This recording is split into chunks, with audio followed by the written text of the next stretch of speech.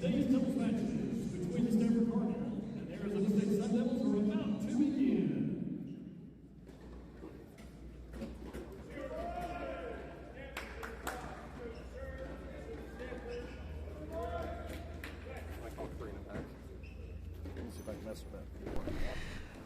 Welcome in, everybody. It's day one of the 2026 ITA National Indoors on the men's side. I'm your host, Chris Halioris. We will be kicking things off here. Our 9 a.m. local time central match. It's your 4 seed, the Stanford Cardinal, squaring off against the 5 seed Arizona State.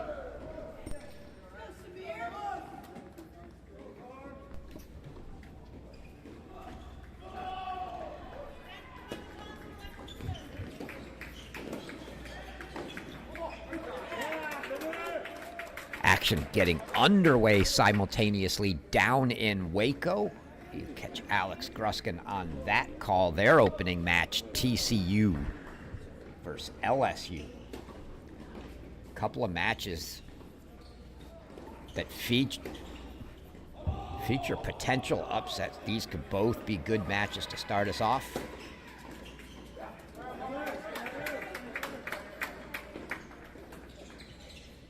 It's an all-lefty duo here on the Cardinal side, as you got Alex Chang serving Alex Rosegi at the net.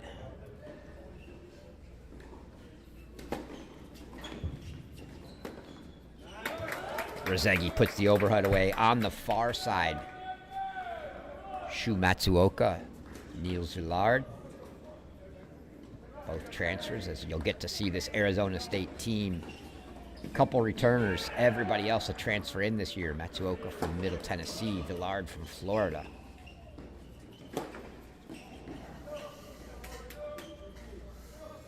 Chang went after a little three-quarter low overhead there. I'm gonna turn you down even more just for the match stuff. You boss. This is so soft.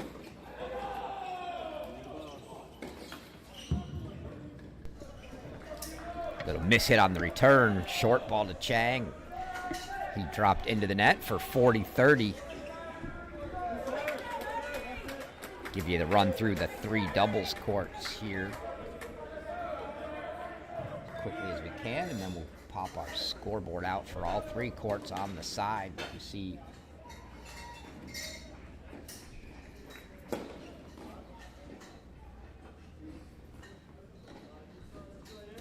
the scores across the stadium here.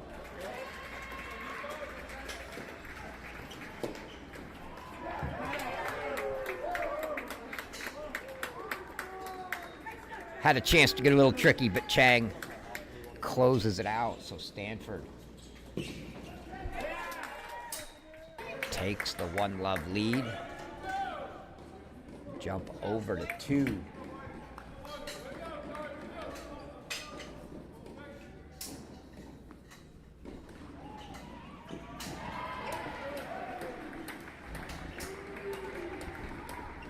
Got an early deuce deciding point. You see Samir Banerjee with the brace on the left wrist. Some questions as to whether he'd be playing.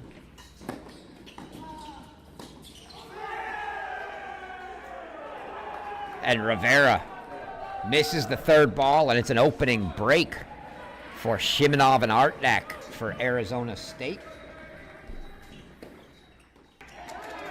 Go down to 3. Looks like it was a deuce point.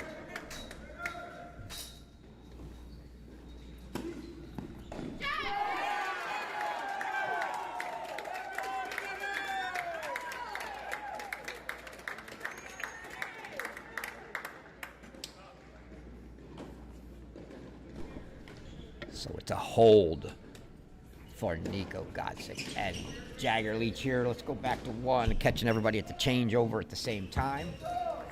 We'll get a chance to cycle through after this game.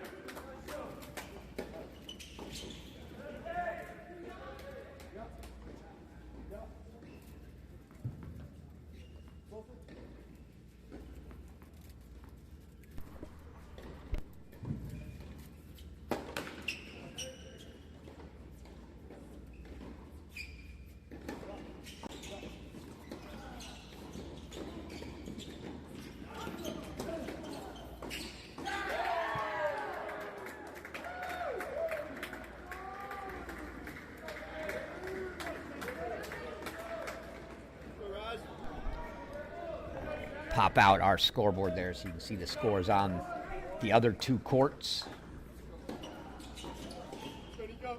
May give you a periodic look at the scores down at Waco as well.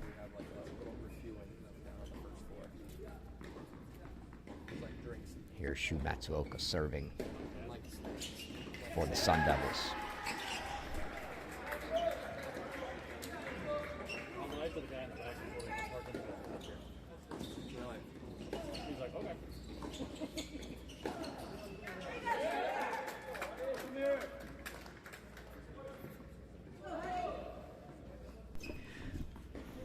Much of the Stanford faithful right in front of our broadcast position here. You might hear the occasional yell from that group.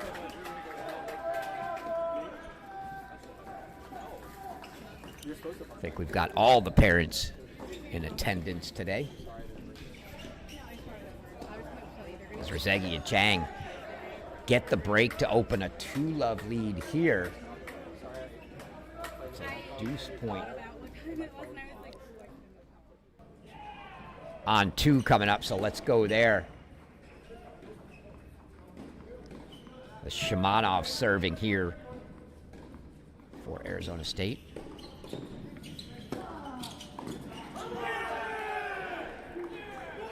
Shimanov gets the hold on serve down the tee. Shimanov very familiar with the surroundings here. He transferred in from SMU.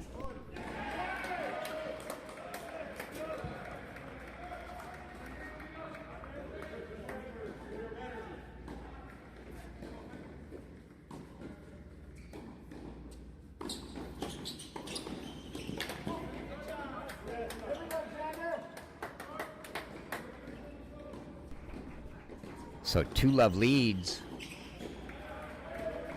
on 1 and 2.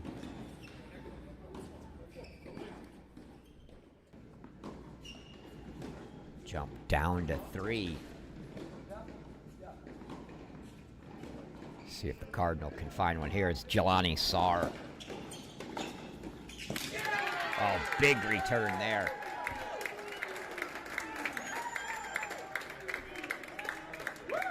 From Jagger Leach.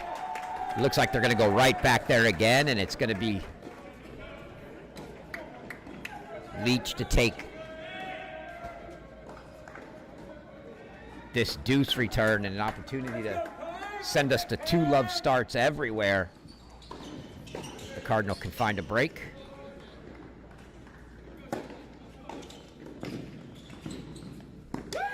And they do. Godsick. The cross-court forehand for a winner.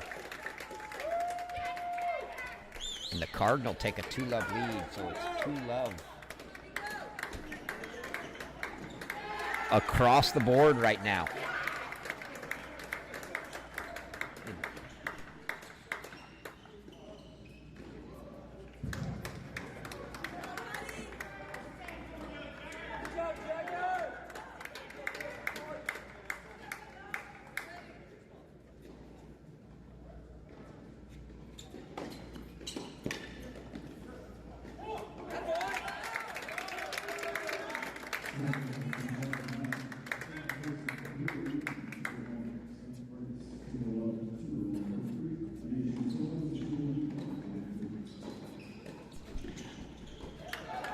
Cardinal now 3-love on 1. You can see that right to the right of our court.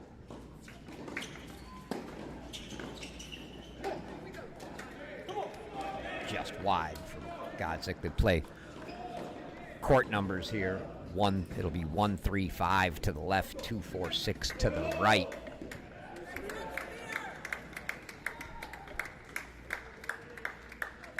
Playing doubles on courts 1, 2, and 3. So 3 here, court 1, 2 on right.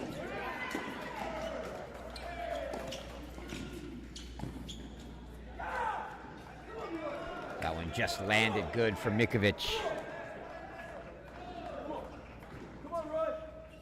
As Arizona State looking to get back.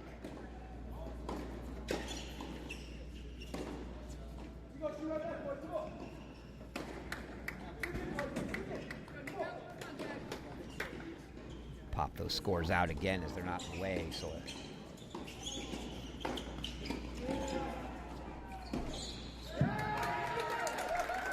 3-love on 1, 2-love on 3 for the Cardinal. Good start in doubles. And here you see Coach Dominic Catrone for the Sun Devils. His days with Matt Hill go back to the USF days where Catrone was a player.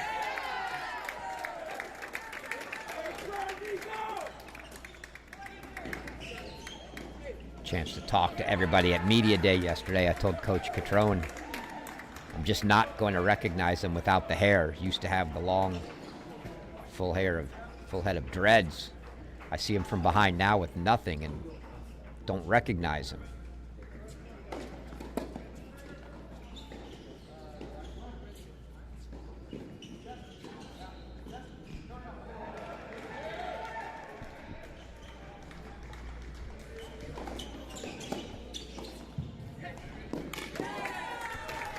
That volley put away by Jagger Leach.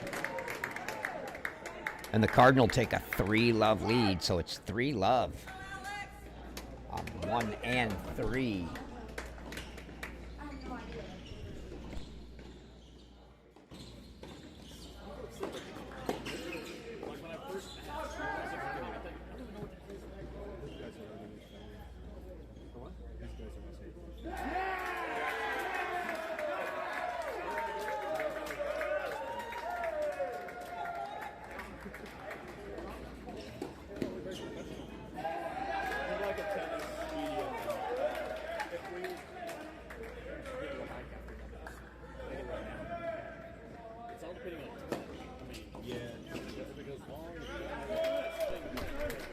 So the Cardinal just rolling here. 4-love now on 1. Still 3-love on 3. Single break on 3. So that's probably where the Sun Devils going to have to put their focus right now. And it'll be interesting to see if the tactics change at all with regards to playing Samir Banerjee in singles. See him playing doubles, it's just a wrist, so not a movement thing. Also have Nico Godsick coming back from injury, who's been playing doubles, not singles, but I think we'll see him in some singles action this weekend.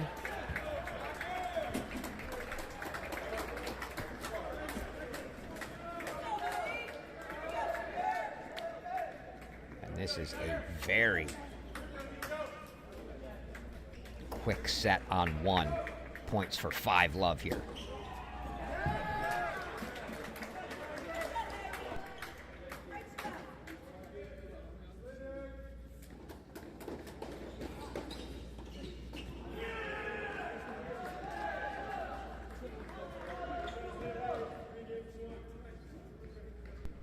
So 5-love here.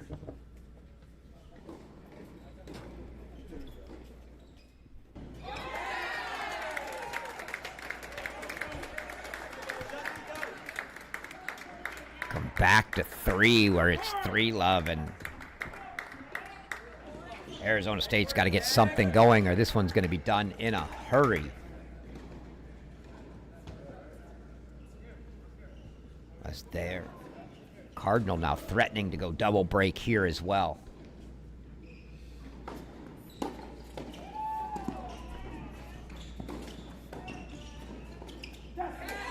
Cardinal make Jelani Saar pay for not putting the volley away. And now, love 40, 4 break points for a 4-love lead. These feel like de facto doubles points coming here.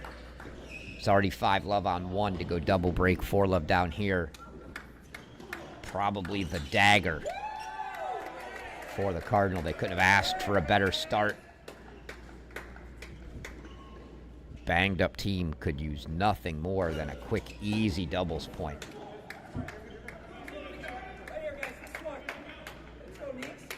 Mentioned Godsick coming back from an injury. Banerjee with the left wrist in a brace. Kyle Chang not even here this weekend, hasn't played yet for the Cardinal in the dual match season. Jelani Saar does put that one away that time, so 40-30 and some 30-40, excuse me, some must points for the Sun Devils.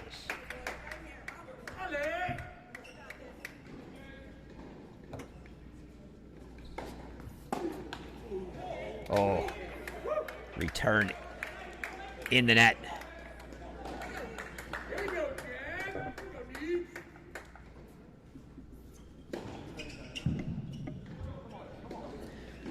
So big deuce point to see if the Sun Devils can climb out of that love 40, keep this one within reach at a single break.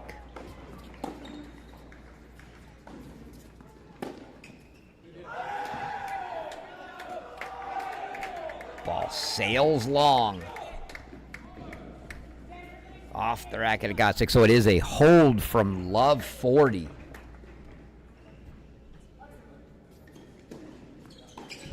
We'll go down to court 2, the lone bright spot early for the Sun Devils. It's Shimanov and Artnock. A 3-1 break lead here for the Sun Devils on Samir Banerjee and Hudson Rivera. Rivera serving.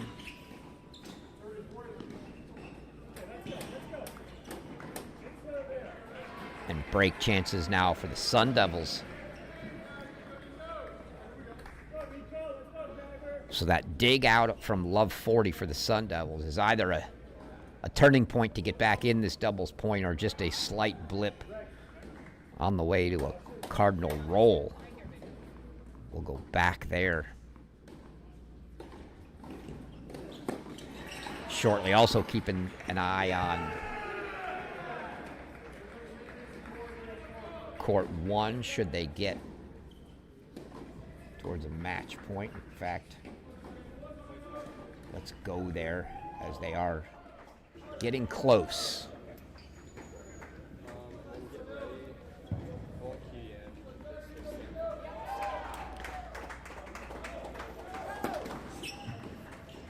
Couple game points for Matsuoka, but only 2 points away from the set for the Cardinal.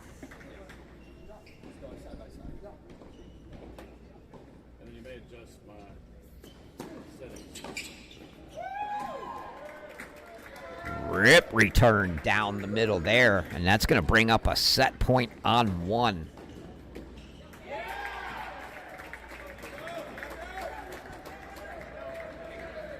For the lefty Alex duo here for Stanford, Chang and Racquets. Set point.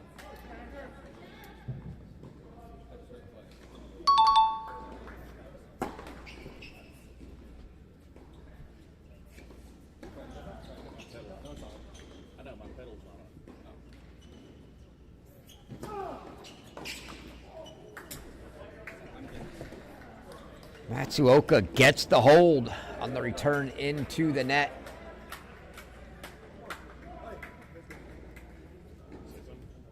So a hold here. We'll stick with it. As Racquets is going to serve for the set now for Stanford.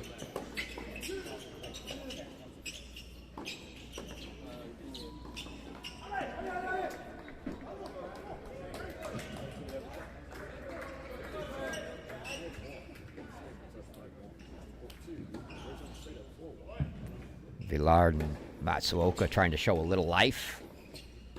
Now 4-1 Arizona State, you can see on 3. 4-1 Stanford, on 2. 4-1 Stanford on 3.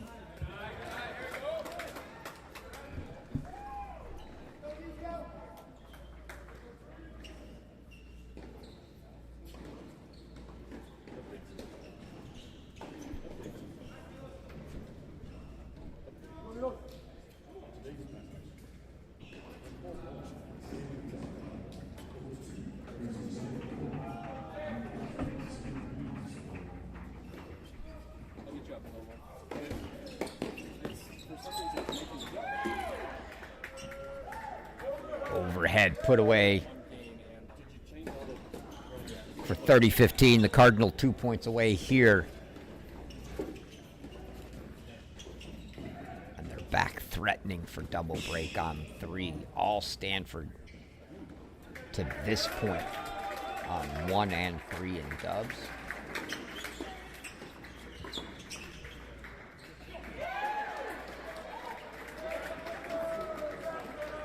That's going to bring up set points again. Set point number 2 here for Stanford. Racquets to serve for this one.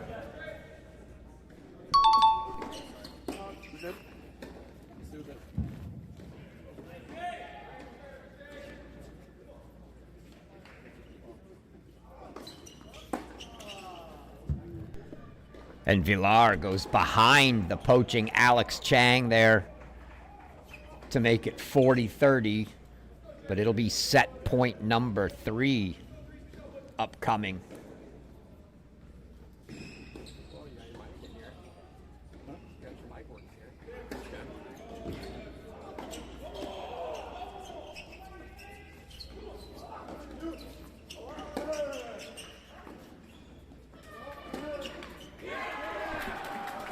Third time's a charm. Alex Rozegi gets it done. Stanford 6-1. 1 set to the good.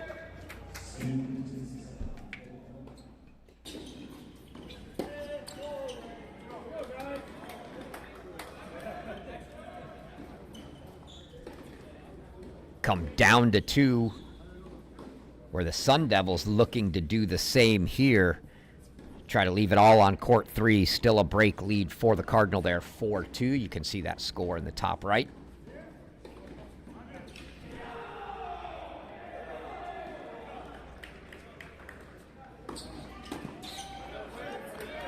It's a good serve from Banerjee. You got to think with that left wrist brace on, the toughest part of this for him has got to be the ball toss. Probably a little awkward feeling tossing the ball with that wrist brace on.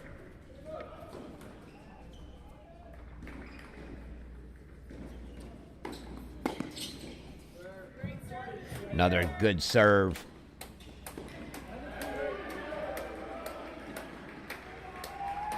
T with a little pace, just out of the, just in the outstretched reach of Artnock, but sent deep. And another T, ace there. Might have even clipped the tape for Banerjee. That'll make it 5-2, and we'll go down to court 3. See if the duo of Nico Godsick and Jagger Leach can continue to keep that break lead. 2 holds, and it'll be a doubles point for Stanford.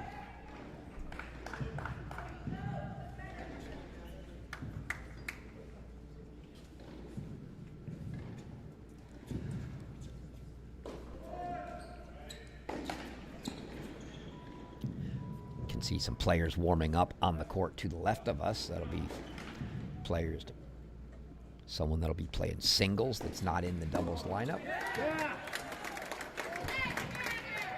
As Mikovic dumps that return low in the bottom of the net.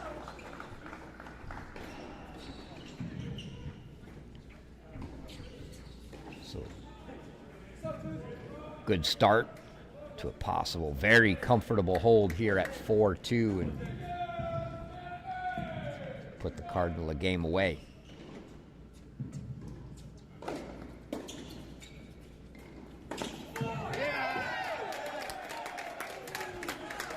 Jagger Leach puts the overhead away, and it's 5-2 Cardinal.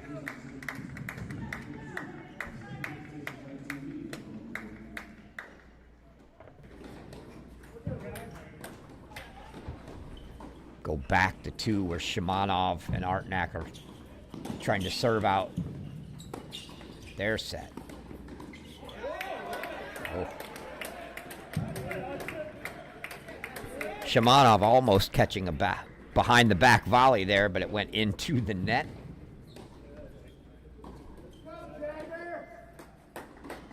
But 30-15 for Artnock here.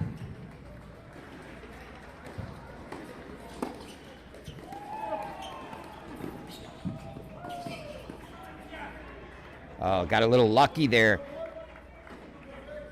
Did Artnock, as he was going at Banerjee, but Hudson Rivera crashed the middle 2, leaving the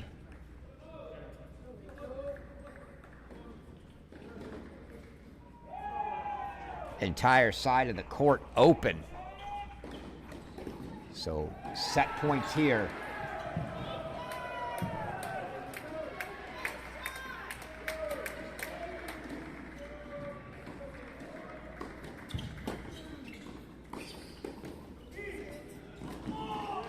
That one goes deep, and Arizona State takes the set on 2, so we go back to 3.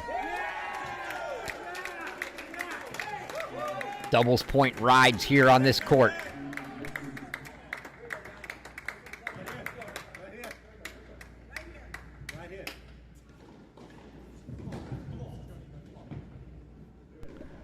Obviously a must hold for Mikovic here. But a love 30 start, serving to Nico Godsick. Godsick return a hair long. 15-30.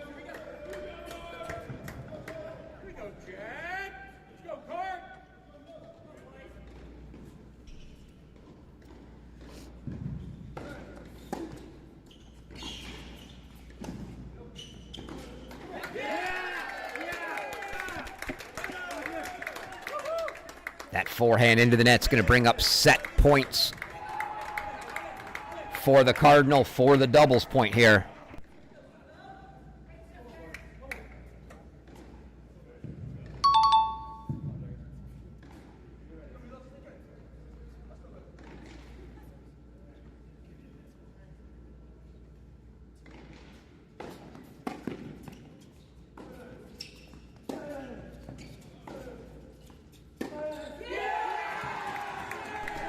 And Nico Godsick goes line for the winner and the set for the Cardinal. Make it 1-0 Stanford. Let's take another look at that pass for the win.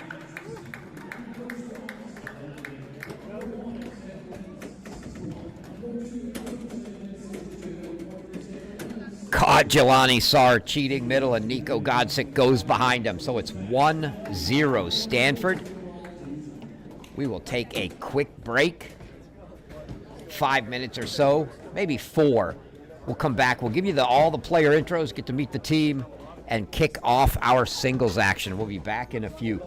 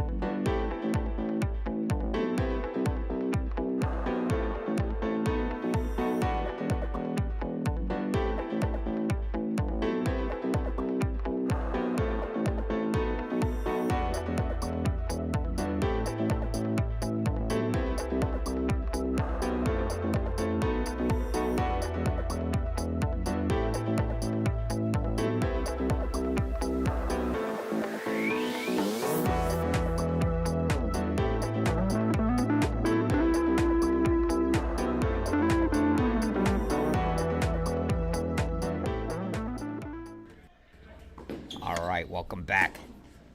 Singles action just getting underway. And you see Samir Banerjee is playing singles. You see the brace on the left wrist. Presumably meaning you're going to see all slice backhands from the senior from New Jersey for the Cardinal.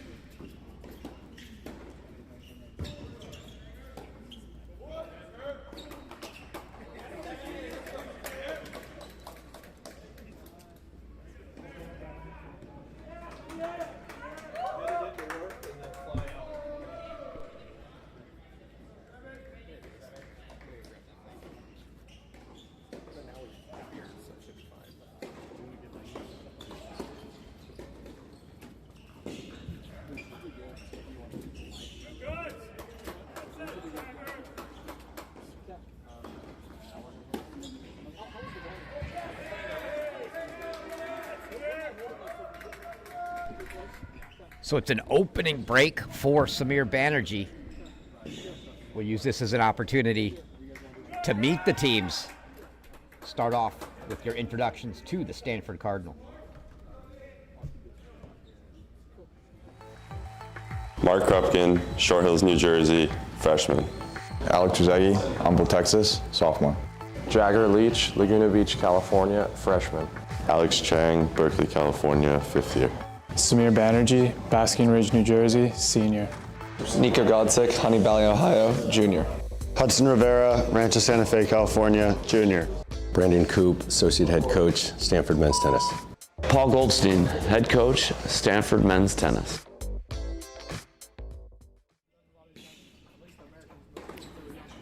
That is your Stanford Cardinal. Let's take a quick introduction to the Arizona State Sun Devils. Christoph Minarik, Slovakia, 5th year. Mathis Bondaz, France, 5th year. Nils Vidal, France, sophomore. Milos Mikovic, Serbia, sophomore. Shimatsuoka, Tokyo, Japan, senior. Jelani Sar, Baltimore, Maryland, junior, ASU. Ofek Shimanov, Ramle, Israel, sophomore. Roy Ginat, Kfar Saba, Israel, senior. David Fox, assistant men's coach, Arizona State University. Dominic Catrone, associate head coach, Arizona State men's tennis. Matt Hill, Arizona State men's tennis head coach.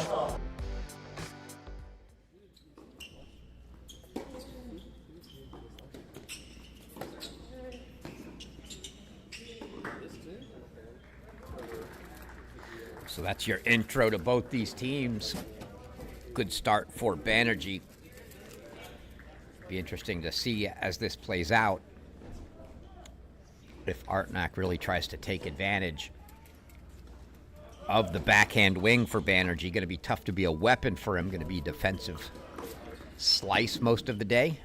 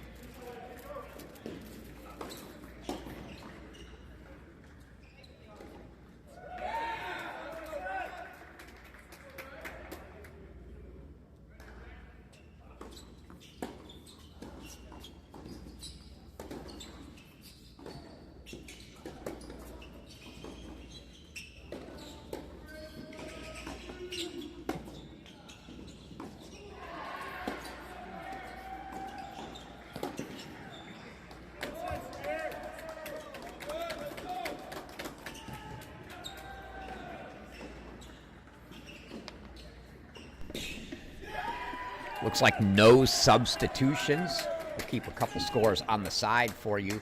Here on one, Samir Banerjee, Bor Artnak got 2, 3, and 4. For the moment on the side.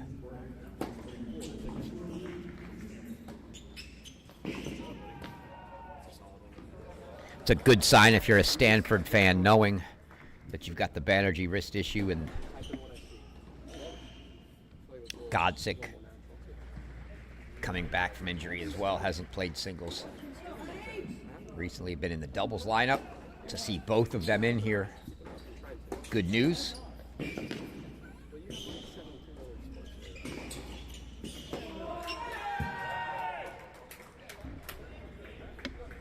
Artnak missing that overhead long in an early love 2 deficit.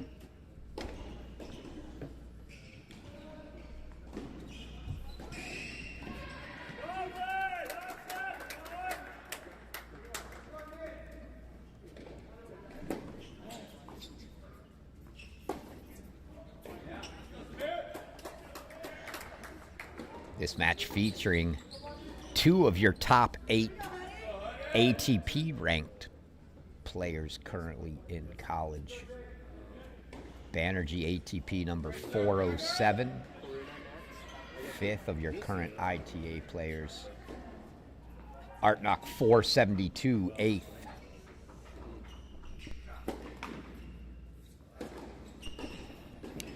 Really 4th and 7th now as one of those players, Antoine Guibadeau, just in the last week decided to leave Kentucky and turn pro.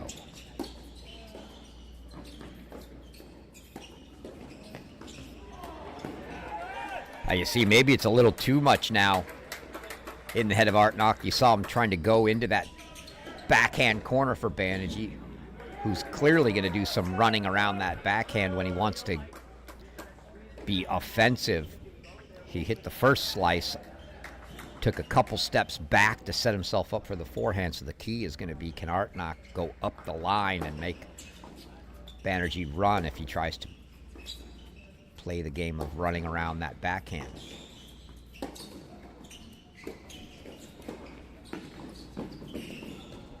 And there he kind of caught him cheating. Probably going to be the story of the day. Banerjee going to have to cheat a little into that backhand corner if he wants to hit forehands.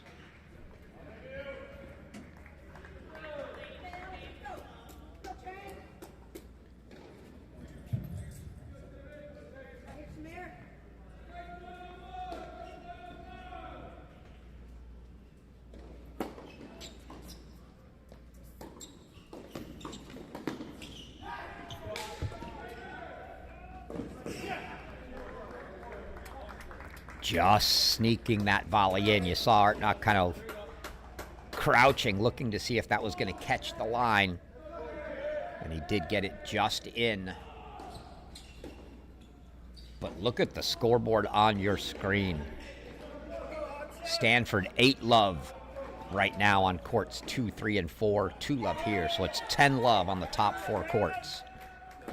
They could not have scripted a better start if you were a Stanford fan. There's a deuce hold, Arizona State on the board. Let's go ahead and move down to court 2.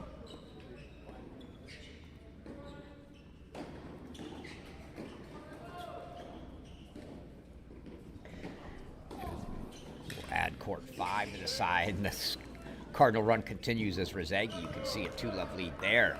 So all Stanford early.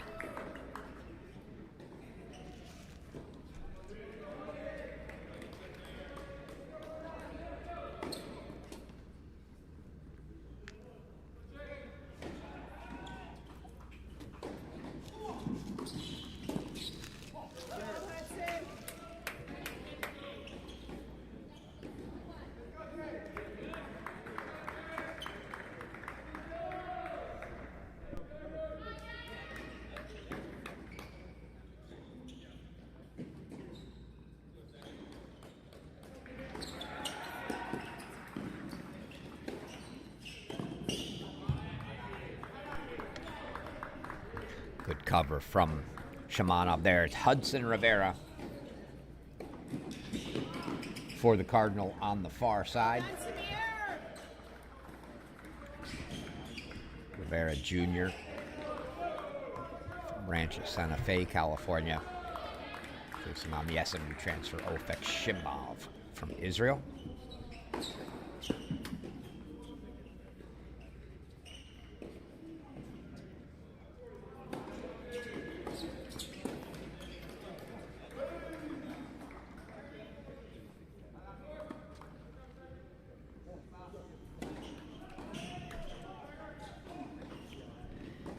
Arizona State showed particularly well at the media day yesterday. We always look for the teams that come in loose, and you can tell they've gelled as a team, and boy, did they win on both counts.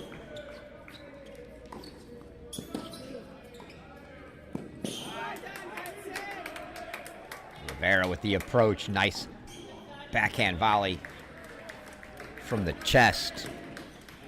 Away to the line.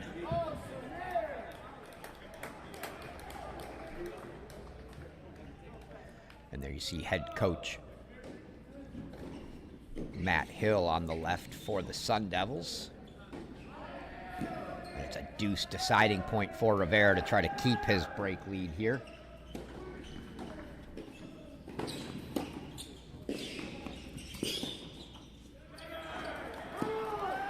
And it's a break back for Shimanov. Shimmy is the guys call. 2-1. Go down and check in on court 3.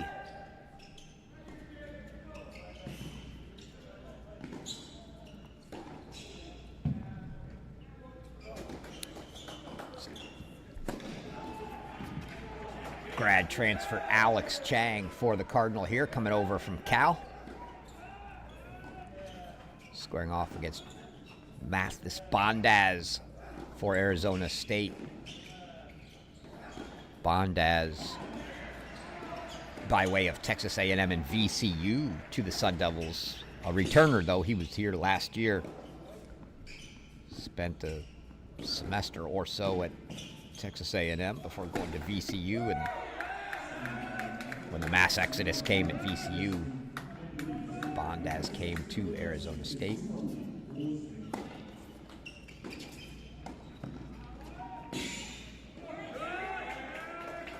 And Chang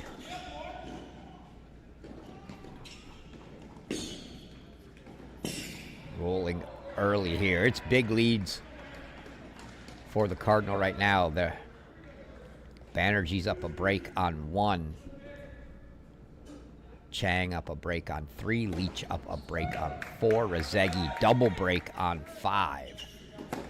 So 4 courts with break leads for the Cardinal right now.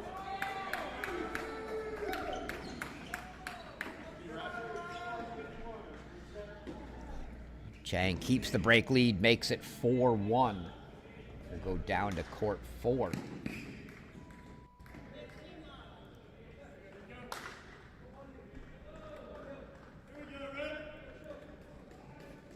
It's Jagger Leach and Shu Matsuoka in a changeover, so see if we've got action on 5, and we'll come back to 4. Ah, change over there too. We do have action on 6, so let's go there.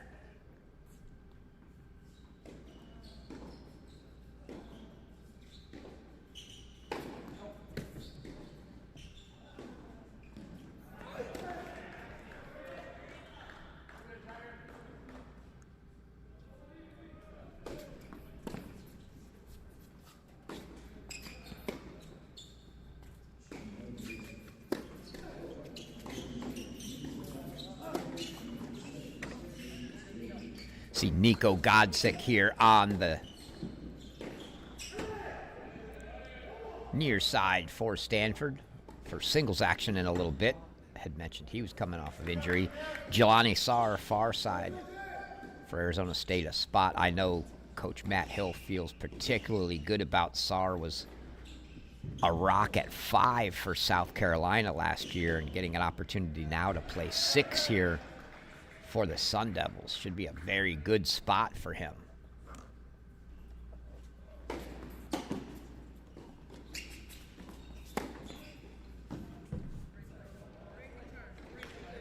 Called just out. A reminder, we do have the electronic line calling system in play here, provided by Play Replay. Each player gets 3 challenges per set. Use them or lose them. They do not carry over. If you challenge and your challenge is successful, you keep the challenge. If it is unsuccessful, you lose it and you're down 1. But you've got 3 to burn each set. Overrules from the electronic line calling. First one's a warning. Everyone after that subsequently is a point.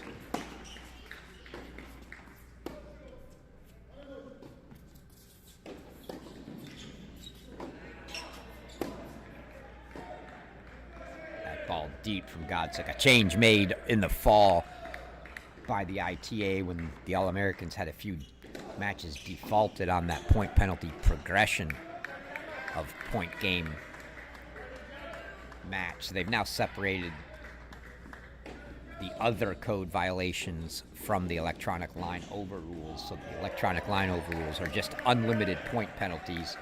Granted, if you do it too often, maybe a sportsmanship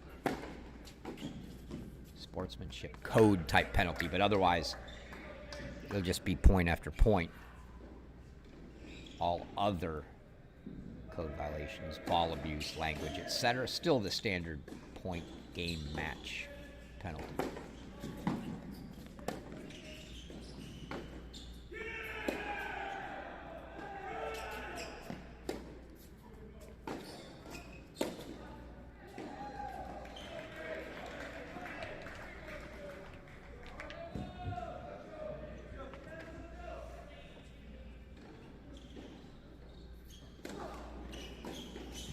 Courts 1 and 6 still on serve.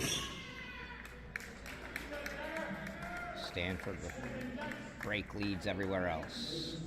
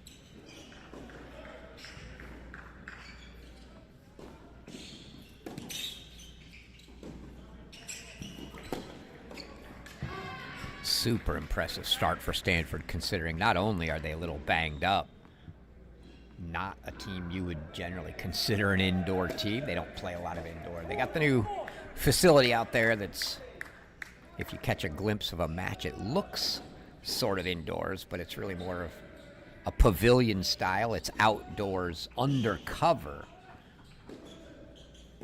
So great to keep you out of the sun. Couldn't play a match, though, if it was raining, as the ends would still get moisture coming in. But an absolutely gorgeous facility out there where they tore down Toby a couple years ago and rebuilt.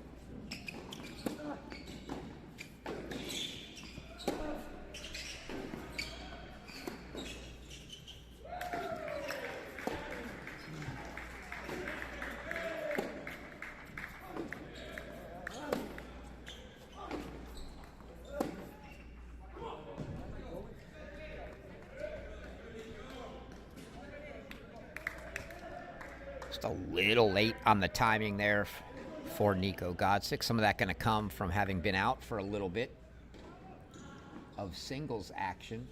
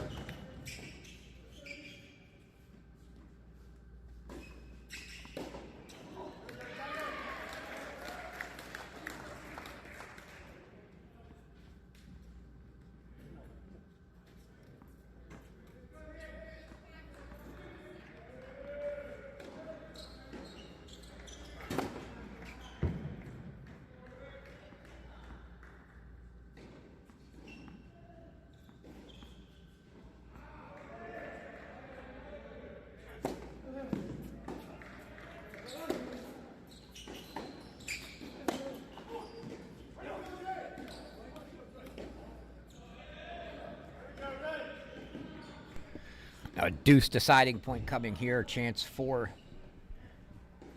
Jelani Sarr to get the first break lead on the board for the Sun Devils.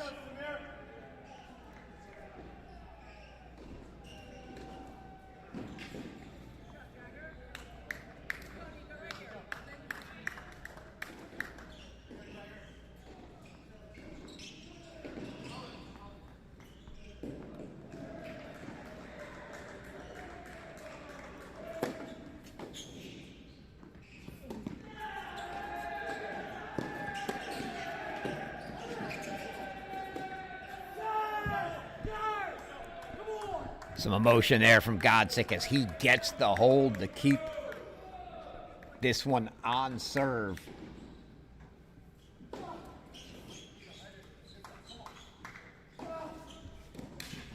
Godsick yet to play a dual match this year for the Cardinal.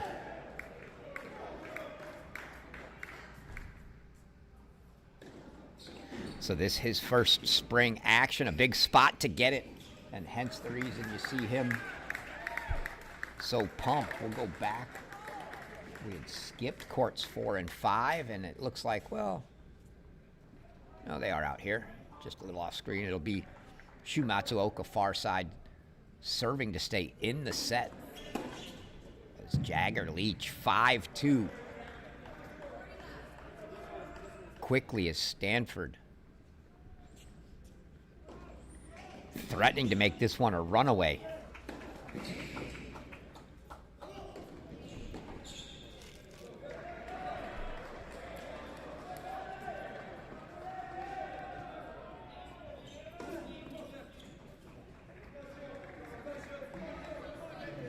Leach lets that one go. Looked like it.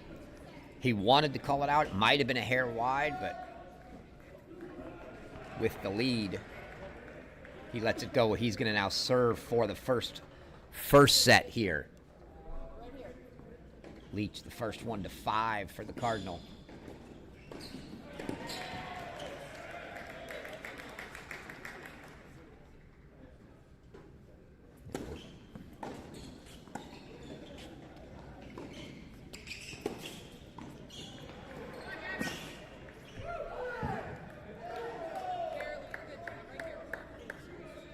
Try to keep 3 scores up there for you right now. The ones furthest along outside of the court we're on.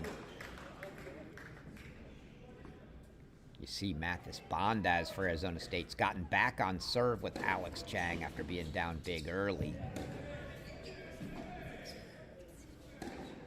Banerjee Artnock still on serve. Rivera maintaining his break lead.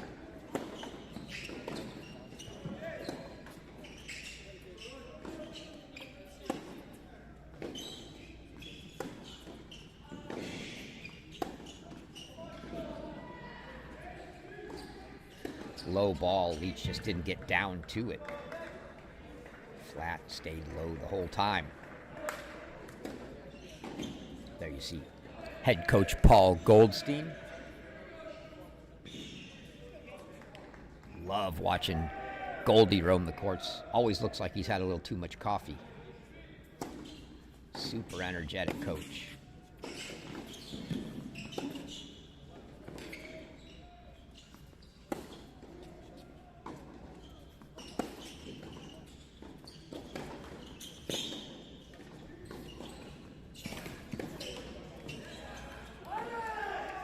Just wide for Leach. There you see Jagger Leach going to challenge. So this is the challenge system in play. Watch the official in the chair here. Confirms that the ball is out. So when the player's challenged, the officials have a tablet that they go to. They get a review of where that ball was, highlights for them which zone the ball landed in this case in the court or wide, and it showed wide.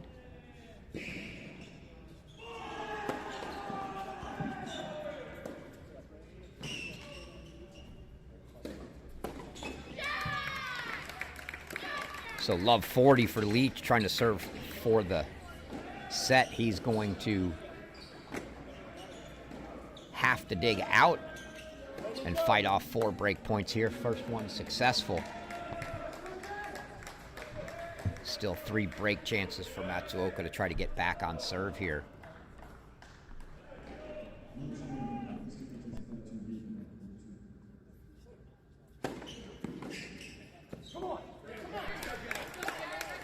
Break point number 2 fought off for Jagger Leach. Now 30-40.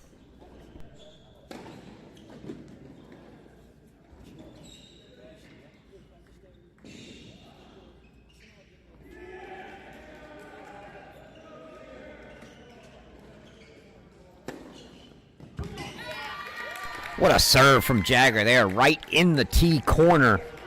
And from love 40, it's deuce set point.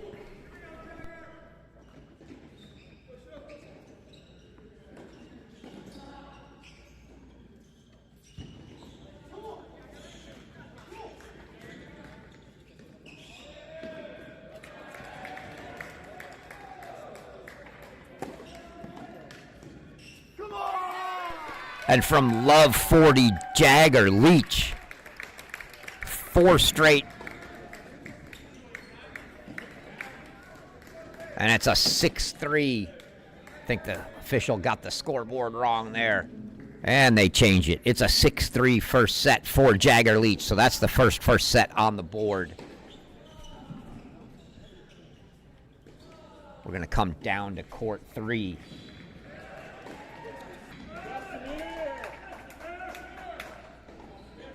As Alex Chang serving for the second first set for the Cardinal here.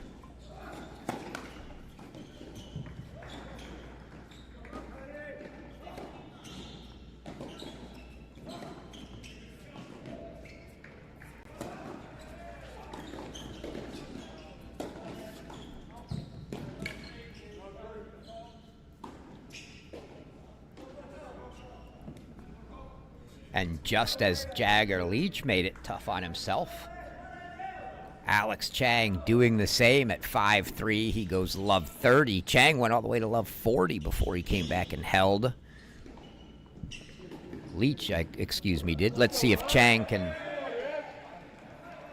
keep it from getting that far.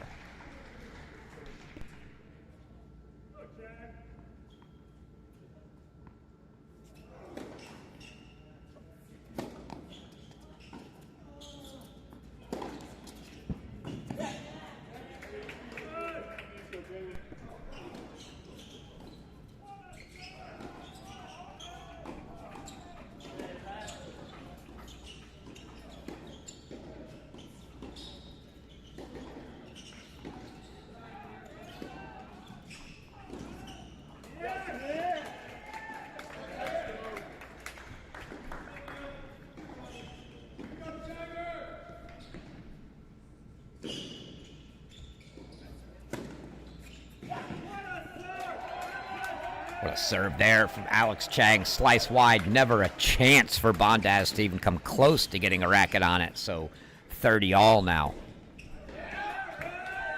Can the Cardinal fight Out of 2, Hudson Rivera creeping up on a set on court 2.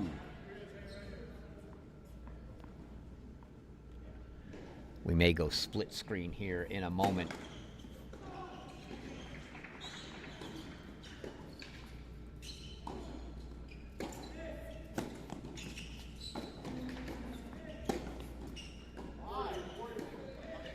.30-40 break points here. Let's go ahead and go to that split.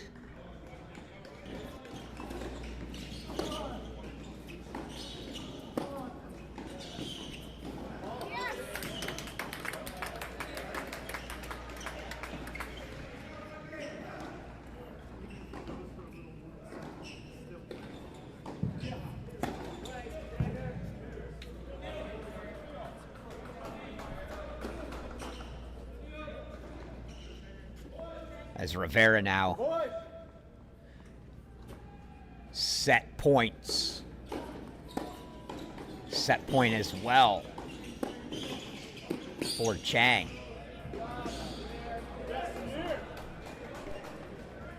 Go, Samir. Let's go, Hud.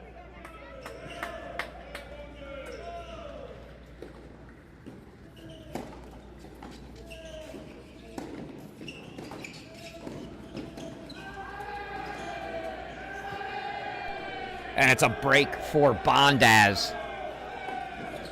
So Bondaz gets it back on serve, fighting off the set point, but still set point for Rivera. And there's a set for Hudson Rivera. So Rivera makes it 2 first sets.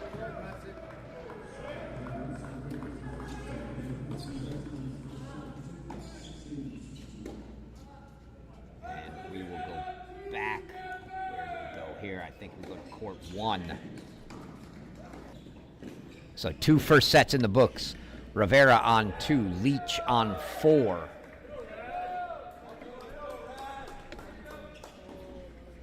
Everyone else on serve. So Arizona State was down breaks everywhere, it felt like, early, as slightly weathered that storm for a little comeback to get 4 of these courts on serve.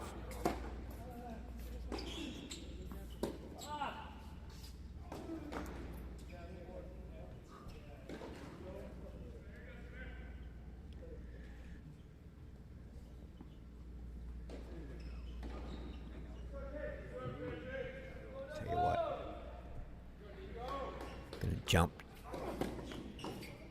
down to 5 as it's a big 3-all deuce point here.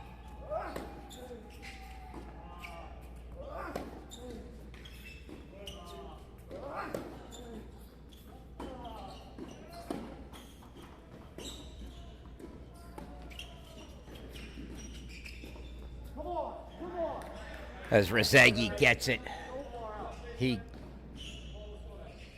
gets the hold. That ball looked very, very... Oh, my. Looked deep. You heard Rosegi say so far out, but challenged by Villard and overruled. So the electronic line calling system. Rosegi can't understand it. I thought it looked very deep as well. Rosegi not fond of that electronic line call, so it's a break for Niels Villard.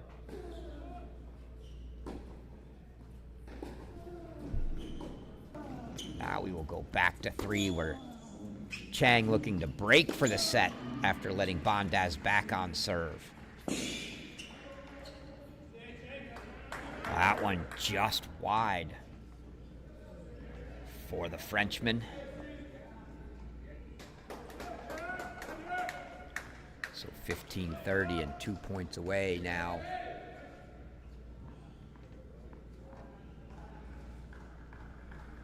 For Chang, that match between Rosegi and Villard. If somehow this match ends up 3-all, feels almost certain that that would be the court it was left up to. They are going to grind a long one.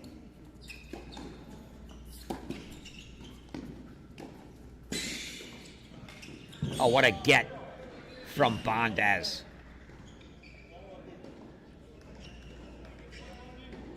Mathis Bondaz is an absolute dog. just cannot get rid of him. He will play like that for 3 hours, chasing everything down, getting every ball. Such a fighter. So fun to watch him compete.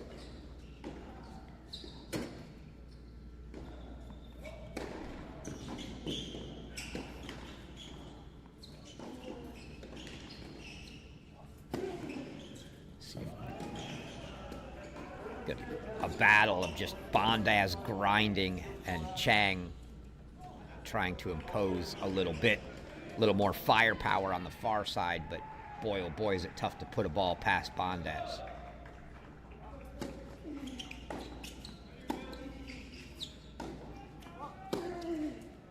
Those are too short. Chang gets in on the next one. Puts the overhead away. It's going to bring up a couple more set points now. A couple set points.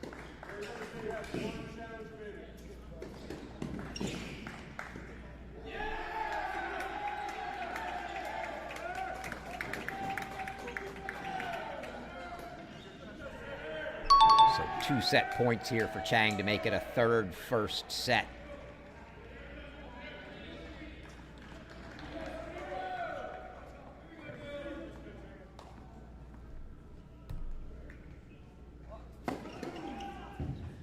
Ace from Mathis Bondaz definitely caught Chang guessing the other way. You saw he didn't even make a move out, was not looking for that. He was looking tee into his backhand.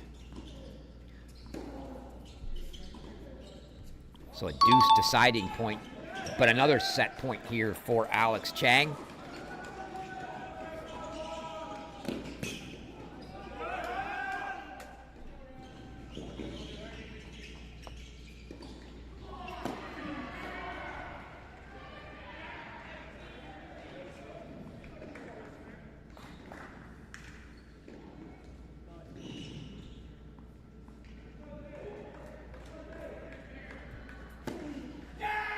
It's a double fault well long from Bondaz, and that's 3 first sets now for the Cardinal. We go back to 1, so now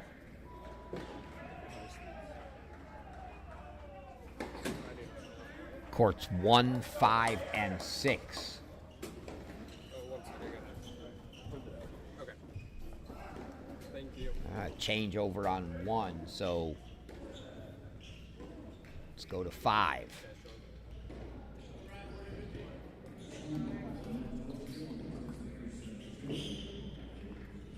Three first sets remaining. 1 on screen, scores from the other 2 in your top right. Down in Waco, it was TCU taking the doubles point for a 1-0 lead there. They got victories on 2 and 3 as LSU took court 1.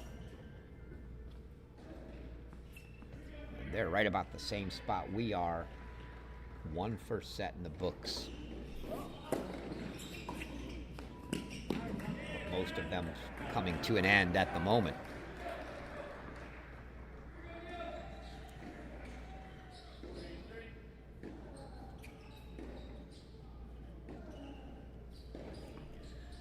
So a couple game points here for Villar to keep his break lead.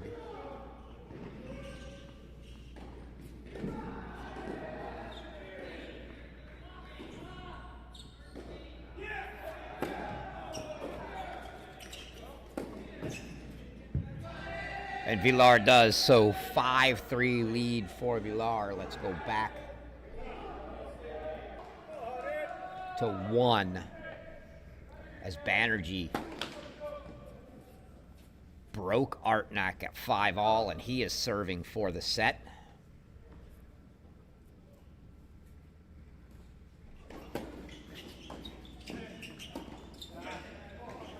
That's a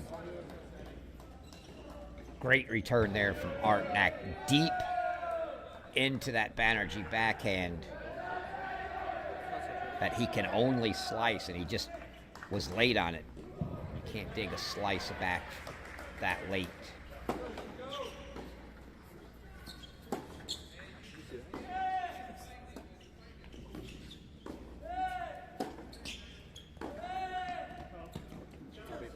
Just wide. I think we're going to see a challenge here from Artnak.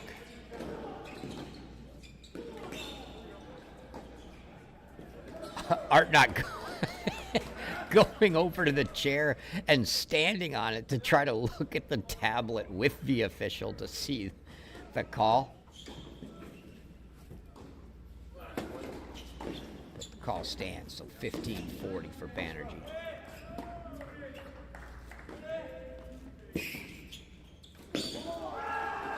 And it's a break back for Bor Artnak. It's going to be a tiebreaker on 1.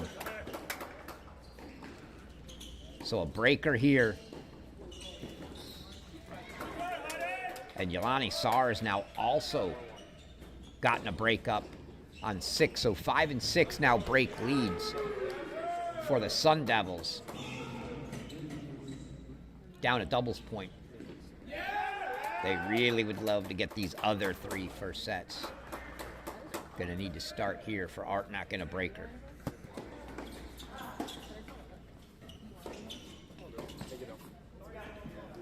First point to Artnak. Just sort of feel like the game plan for Artnak's got to be to not get overly aggressive into the backhand corner of Banerjee, but push him there, make him run around the forehand, and then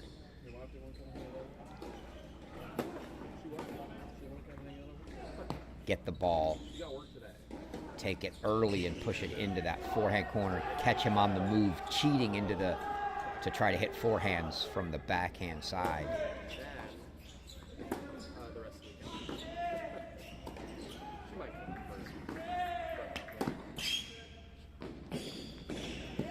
That was a ball too early. Good movement from Banerjee.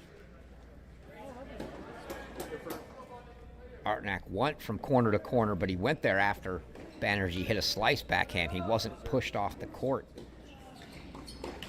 I'd like to see him continue that cross court until Banerjee runs around the forehand over there and then switch it up to that, up the line.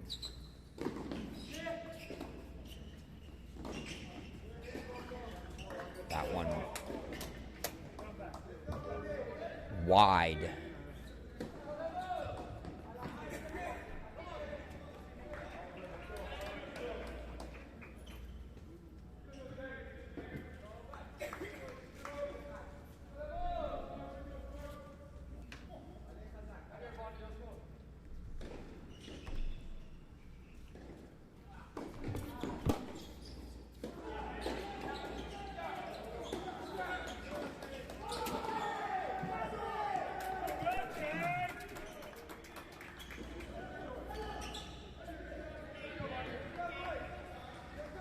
Villar gonna serve for the set on 5 at 5-4. Jelani Saar serving for the set 5-4 at 6. We stick here with the breaker unless I see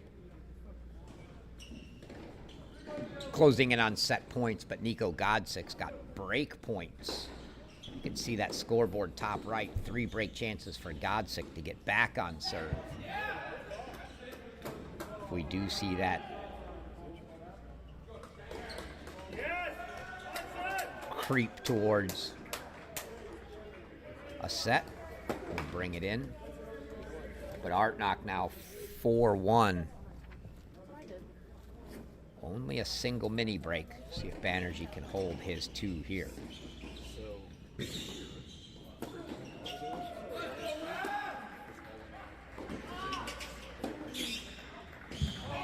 What a forehand from Samir Banerjee.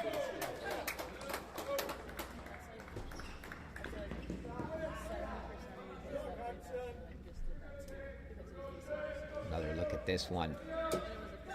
It's just a dangerous, take a wounded man that can only go for the winners off the forehand wing and give him one there, playing with fire, because he's probably going to take his shot knowing he can't go for the winners off the backhand. So 4-2 here. Let's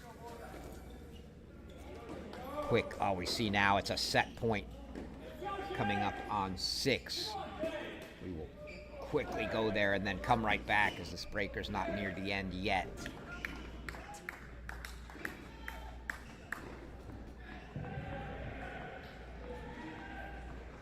Deciding point, set point for Jelani Sar.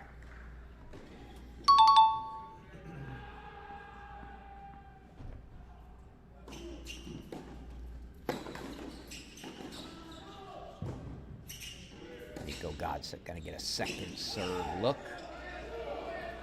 You see Alex Rezegi, love 30 on Villar, trying to serve it out as well. So Stanford not going away easy. Last couple here.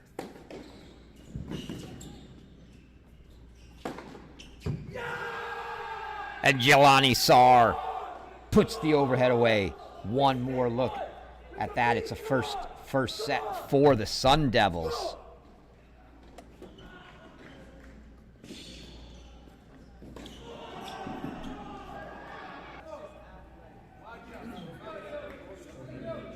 We get back to court 1 now.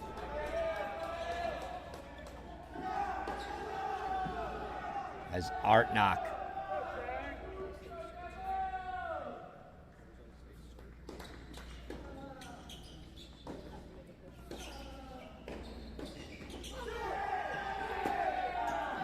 .5-3 lead here.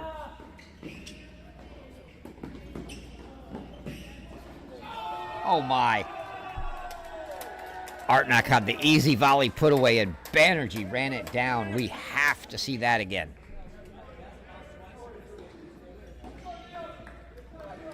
Backhand volley put away, and Banerjee says, I think that's going to bounce high enough I can get there, and he does for the cross-court winner. So 5-4 now. You see 30 all for Villar trying to serve it out. If it goes 40-30, and it does not. Rezegi with a couple break chances to get back on serve. These are your final 2 first sets.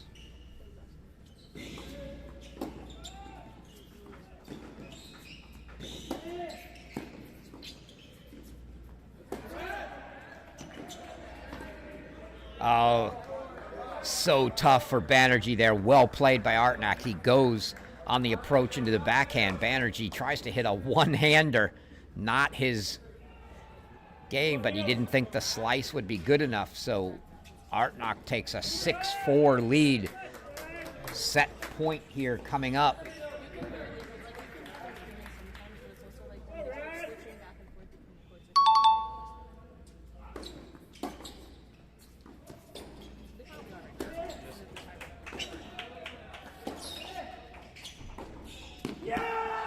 And that's deep, and it's a first set for Bor Artnock, so 2 first sets.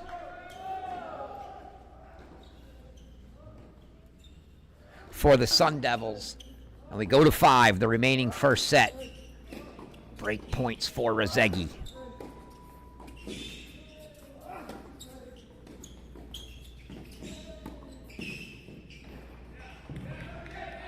And that little push. Forehand off the low ball from the Villar slice. Floats long on Rezegi. And it's a deuce deciding point, set point. This to make it 3 first sets each, which seems like a mountain of a comeback in first set action for Arizona State as they were down big everywhere early. So 1 final set point here for the Sun Devils.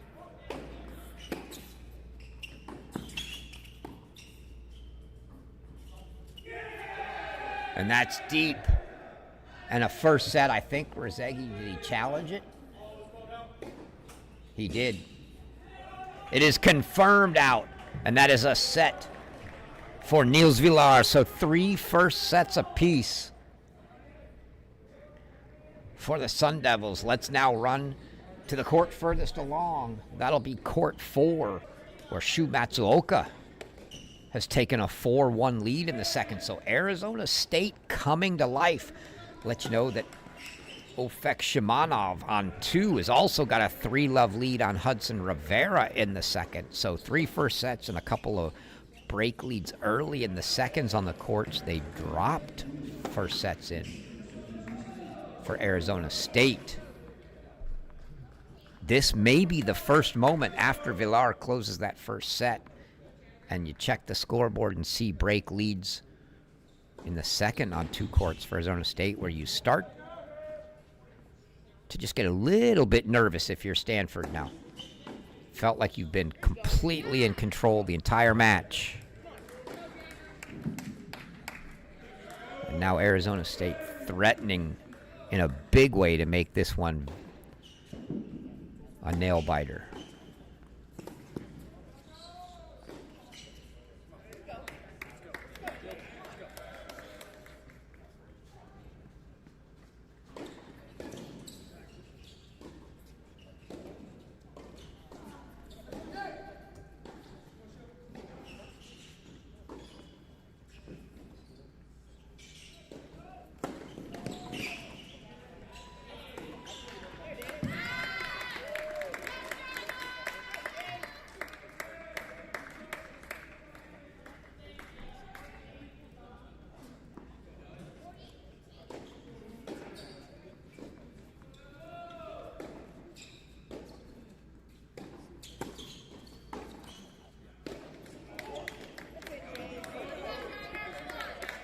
It's a hold for Jagger Leach.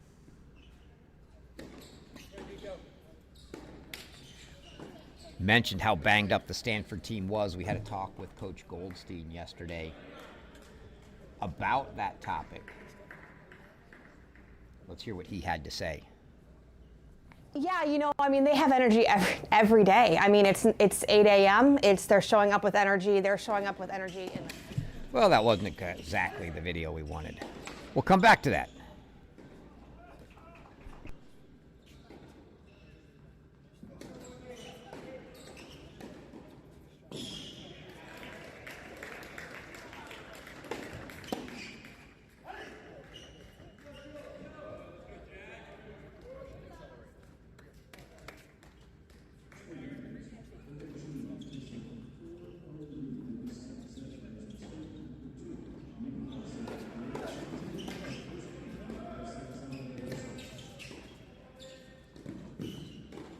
I'll get that squared away. We'll see this point, and then I'll let you hear what Coach Goldstein had to say. All right, one more time. Here's Coach Goldstein. Yeah, I mean, the game, I'd say sport, you know, if I take it even broader context, has gotten so much more physical. And our sport, tennis, is no different. And I think every team out there, every individual, every professional tennis player is dealing with managing your body in the wake of playing the game at the most physical and violent it's ever been played. And so we're no different than others, and our goal is to be, you know, continuously improving throughout the course of the year. So we're playing our best tennis at the end of the year. This is an awesome opportunity sort of in the middle of the year to measure ourselves against the best in the country. You got the best teams in the country here playing in a really physical and electric environment. And so we've got, like you said, we've got some guys sort of who haven't been playing too much in the lineup, who have worked their butts off to get themselves healthy to be able to play here. And so we're looking forward to seeing some of those guys play. But it's, I think, you know, what, as a spectator, what you can expect to see across the board is an extremely intense, electric, high energy, physical style of play. That was Coach Goldstein talking about the fact that he had a banged-up team and guys like Nico Godsick, who hadn't played a singles match in dual match play yet this year. And obviously you saw Banerjee banged up.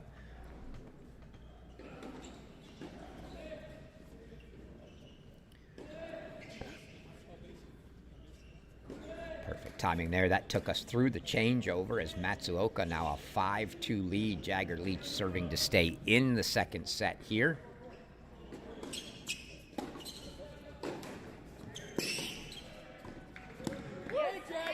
Mentioned TCU took the doubles point. I'll give you a quick look here at the scores at our other site. That's where they stand down in Waco, you can see 3 first sets for the Horned Frogs, 2 for LSU, and 1 still going.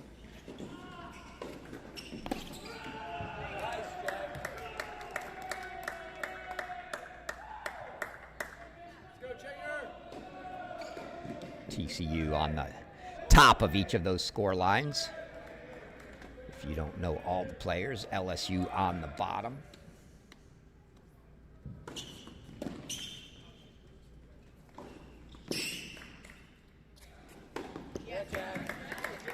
As Leach looking to make quick work of this one and take one more shot at a break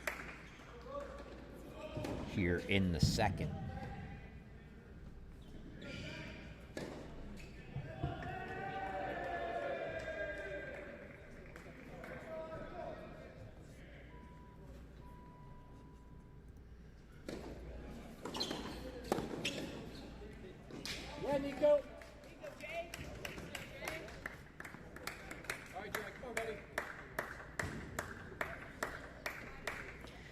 And it's a hold for Leach. Matsuoka going to serve for the second set now. This and court 2.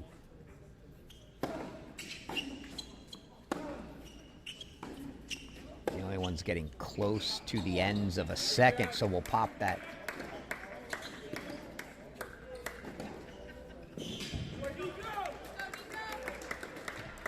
Court 2 score up.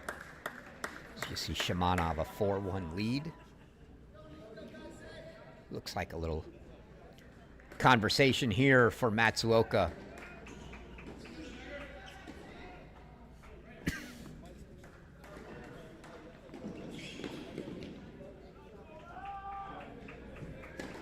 Little debate with the chair that he's not going to win, especially after the points already been put on the scoreboard. So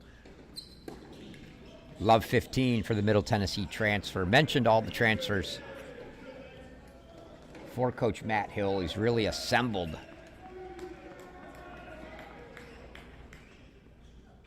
quite a team.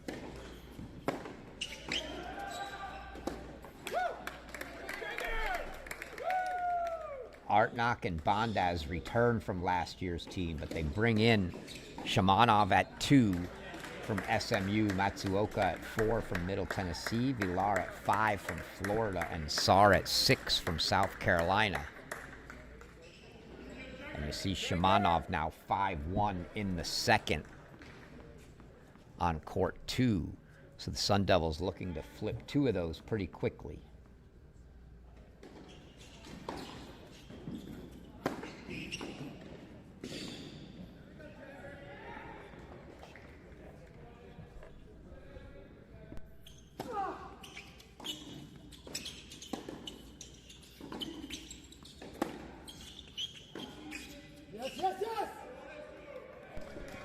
There you see Matsuoka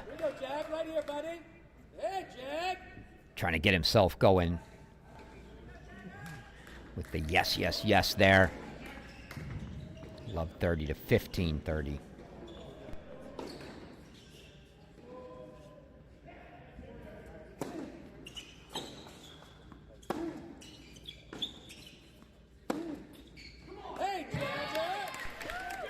But that forehand sails long, and now Jagger Leach has got 3 break chances to get this one back on serve here.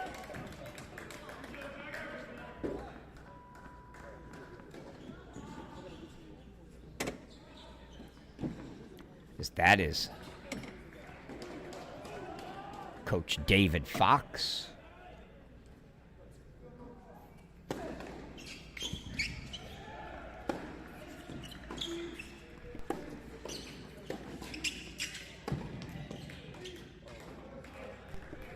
Almost a crazy good jumping return of the overhead by Jagger Leach there. Got a racket on it, but couldn't direct it back into the court. So Matsuoka gets it to 30-40.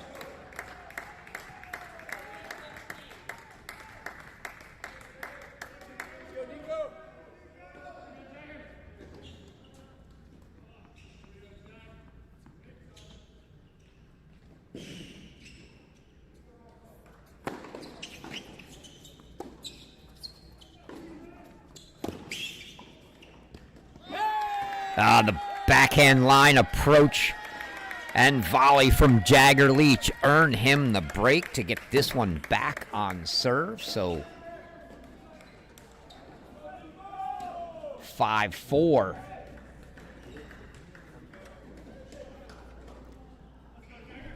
So we'll go down to court 2.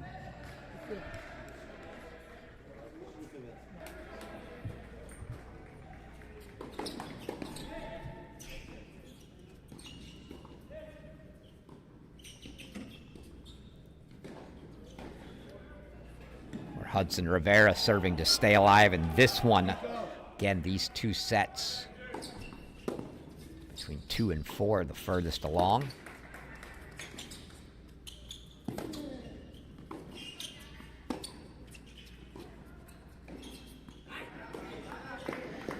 That one floats long, and now it's going to be a deuce deciding point, set point, break point for Ofek Shimanov. Shimanov,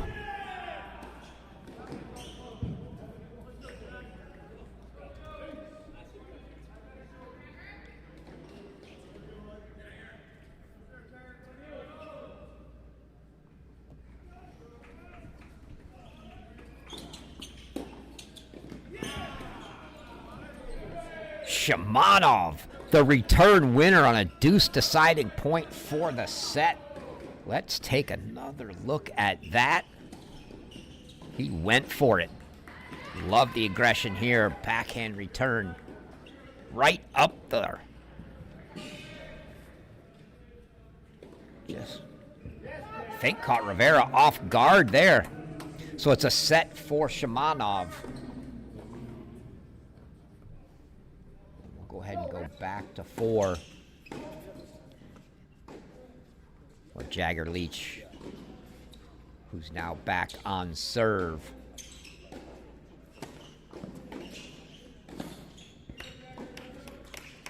Now 40 love here.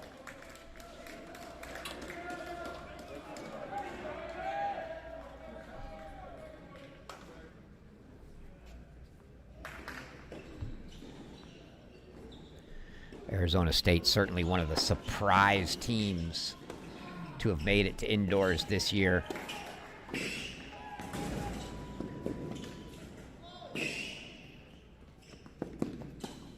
What a point. What a point. Both guys everywhere, but Jagger Leach outlasts. He holds for 5 all. I mentioned Arizona State, kind of a surprise team. Couple big wins at San Diego, one kickoff weekend, and then they immediately played San Diego again in the next match.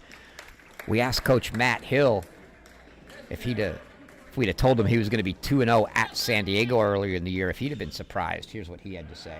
Yeah, absolutely. I mean, Keck does an unbelievable job at the program. The courts there are super, super slow. Their team always competes really, really well, and they're very close. I think they do a great job with being organized with their players and their games and how they structure everything. Their doubles is honestly probably the best doubles I've seen in a really long time. So, yeah, I mean, we knew that it would be tough, and so I think anytime you can get a win there and move on, and it's not easy to do. You've seen some great teams already come into San Diego and not be able to do that. And I think, you know, the first time we played them, after we lost the doubles point, we didn't drop a set in singles once we moved into that, other than Boer's court with Oliver, you know, where, you know, he wasn't in great form that day. But yeah, so we've been super impressed with them and happy with the start of the season. But at the end of the day, no one's going to care about the start of the season in 6 months from now. So we're trying to keep our heads down and stay focused. We have a lot of things to get better at, and that's been the focus. So.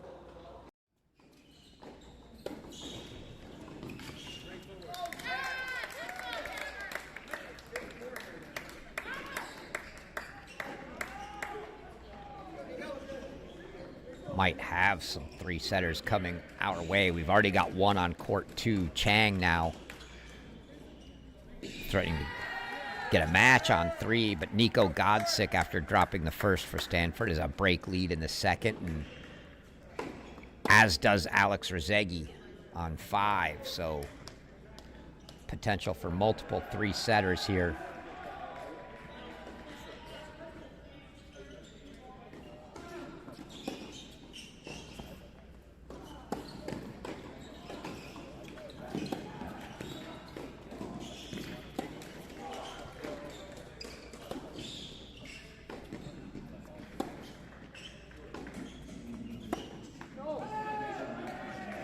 Yeah, Jagger Leach not liking that redirection of the backhand. Line was good, just the trajectory was not. Never got up. And so Matsuoka's got game points now for 6-5. Feels like a critical spot for Arizona State here, as Chang's 2 games away, being up a break for making it a 2-0 lead. Wouldn't want to let this one get it to 3 if Chang were to hold. So Matsuoka certainly trying to send this to a third as he takes a 6-5 lead. And they head to the chairs. We'll go down to the aforementioned Alex Chang. As you see, he's got a 6-4, 4-2 lead.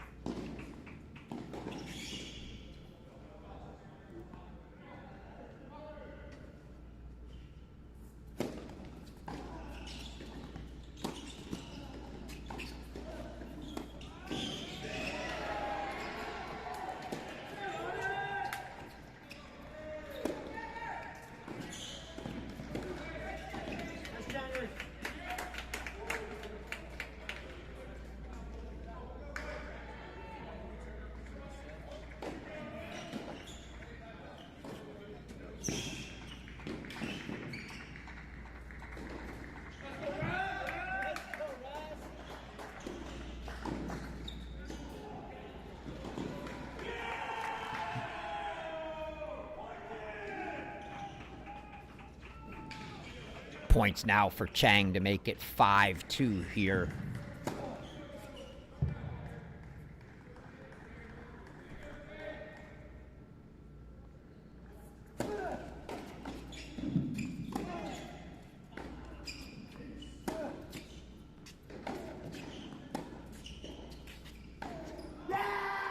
That sails long. Chang makes it 5-2. We go quickly back down to 4. as Jagger Leach is trying to force a second set tie break. Leach and Chang could make this a 3-0 Stanford lead.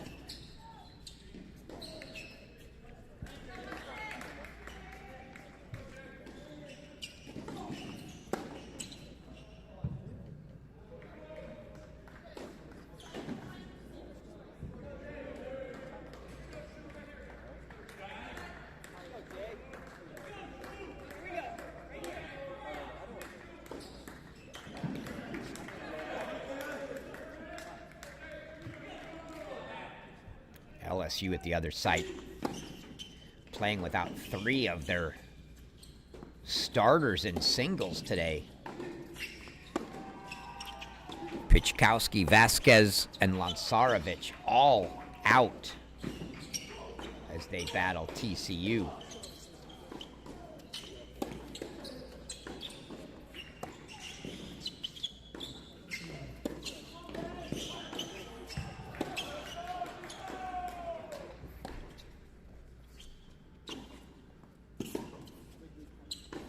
They split for sets, 3 apiece there. And Leach gets the hold, so it's going to be a tie break on 4 for the match. So courts 3 and 4.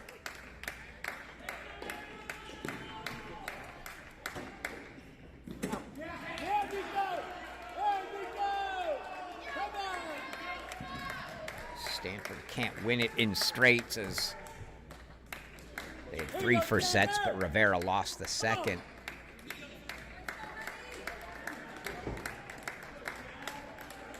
So they head to a breaker here, Alex Chang. Looking to break for the match. On 3, if he can't do that, he'll have an opportunity to serve for it.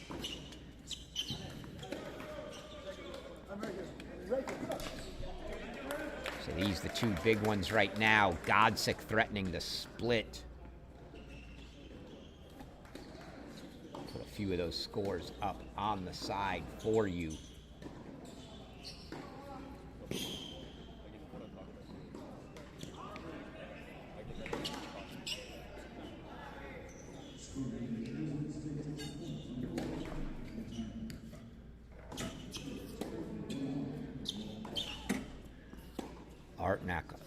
Artnak a 7-6-4-1 lead on Banerjee. Looking like that could be the first point for the Sun Devils. Hudson Rivera. 2-love lead on 2. We'll throw that up there for you as well as that. If Chang and Leach can close, Rivera would be the odds-on 4th point at the moment. What a return from Matsuoka.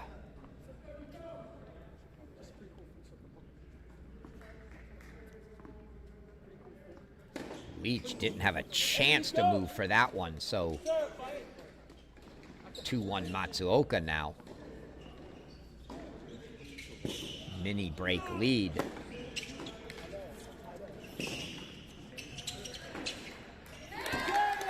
Backhand pass by Jagger Leach. Says, what did you say about a mini break lead? Take another look at that.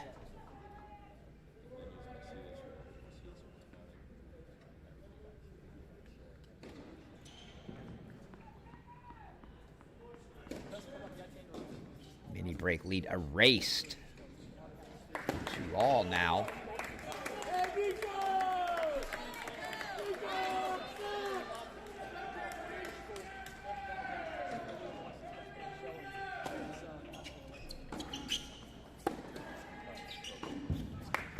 See Alex Chang now 2 points away. Jagger Leach, another backhand winner for 3-2. He gets both of Matsuoka's service points. Takes the mini break lead away and then goes up one of his own.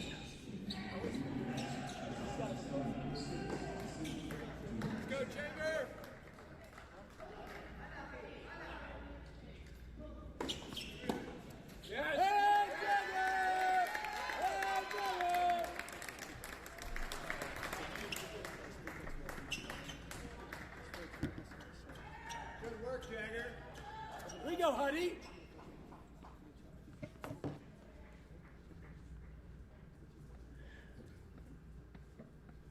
So the change over here, Alex Chang, I can't tell. There's a big discussion. I can't tell if he's got match points here.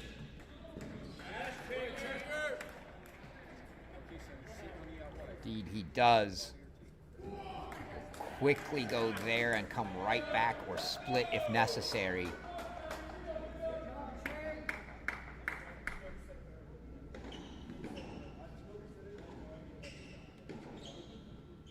Mathis Bonda is not happy about a call. Goes over to our head referee. Anthony Montero has a word with him, but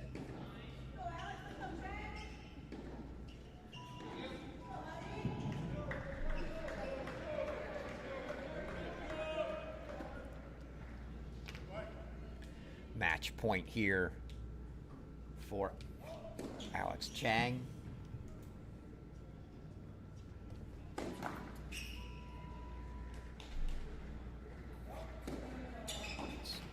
4-3, Jagger Leach and the breaker. I'll go split if they get close, but we don't want to miss a match point here.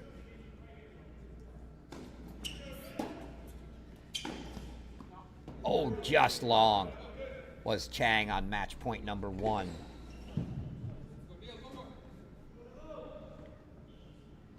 But he had 4 of them, so here comes number 2.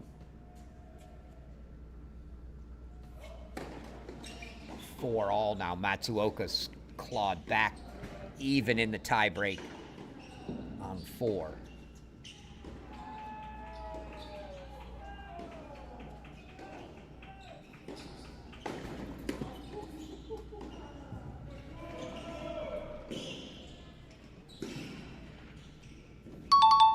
Second serve on match point number 2 here for Chang.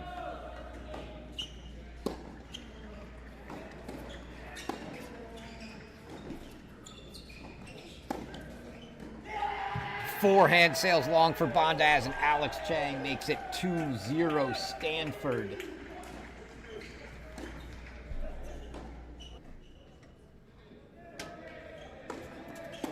Back to 4 at 4-all. And Matsuoka pulls the forehand wide. Jagger Leach takes a 5-4 lead. So the Cardinal now 2 points away here on court 4 from making it a 3-0 lead.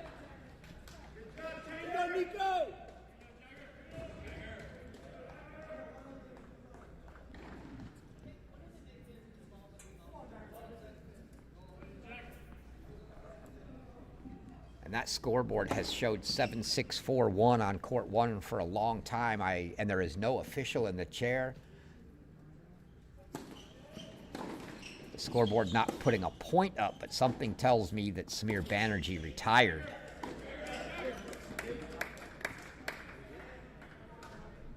Matsuoka makes it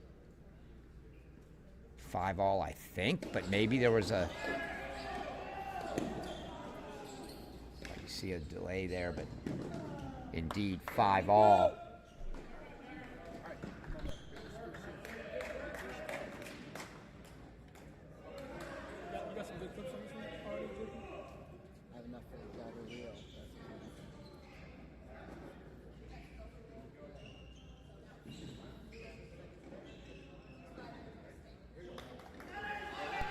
Gonna get a clarification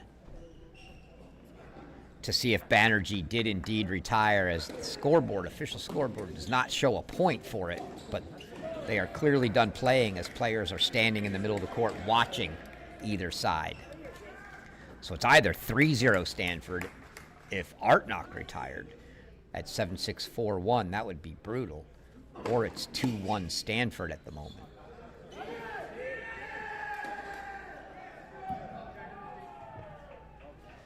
Leach calling that serve out on set point here for Matsuoka. Matsuoka not fond of it. But it is a set point for Shu Matsuoka.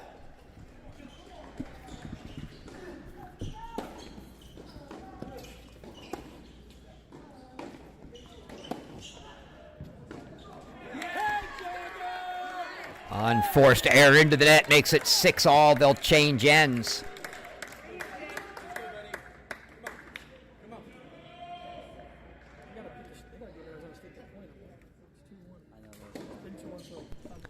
We do have confirmation Samir Banerjee did retire on court 1, so now officially 2-1 Stanford.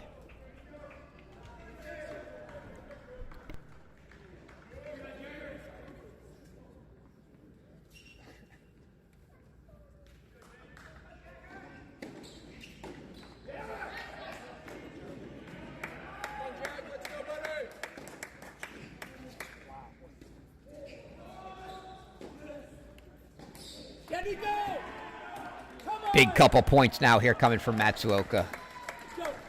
Got to find a set here or they go down 3-1, and Hudson Rivera is already up 3-1 in the third on 2.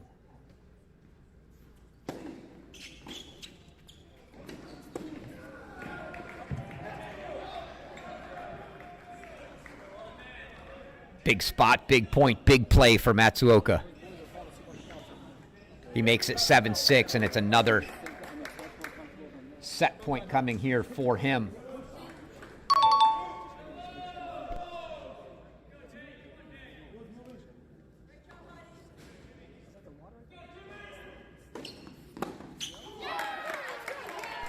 And the next ball into the net from Matsuoka makes it 7-all.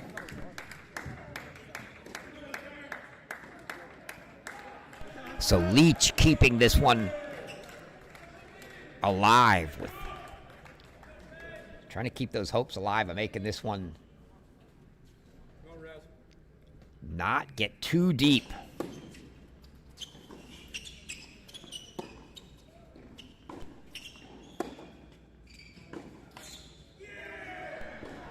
But back and forth they trade points. And it was Matsuoka's turn here, so 8-7. But this one now, another set point for Matsuoka, and this on his serve. You see Alex Rosegui on 5 is a game away from splitting there. They're already in a third on 2.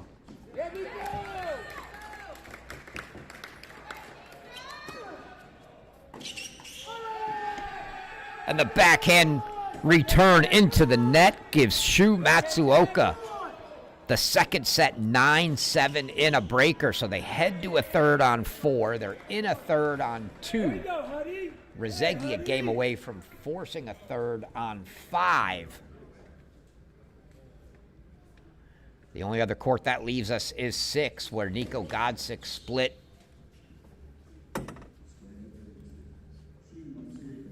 Had that there, and actually we will go down. Let's go back to 2 now.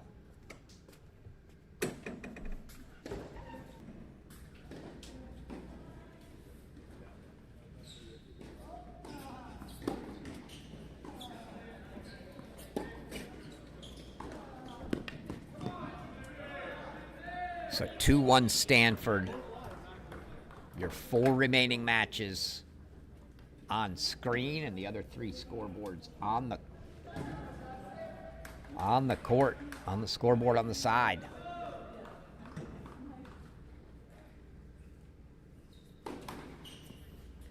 There's Ofek Shimanov serving to keep this to a single break deficit right now for him in the third.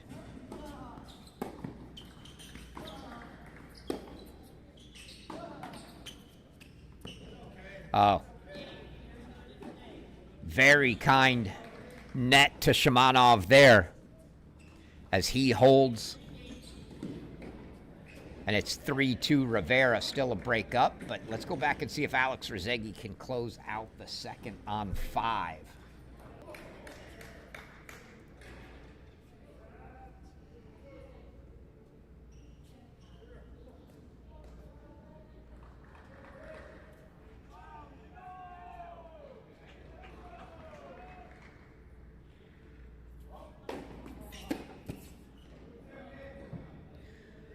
So 3 setters already, and Rosegui trying to make it 4.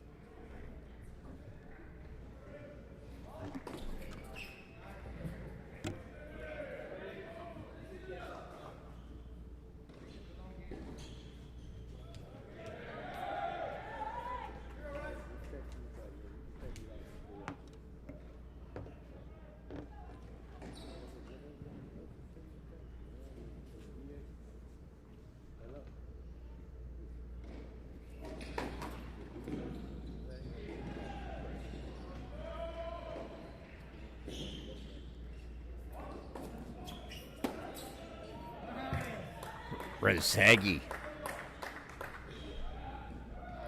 Return winner. Villar not even making a move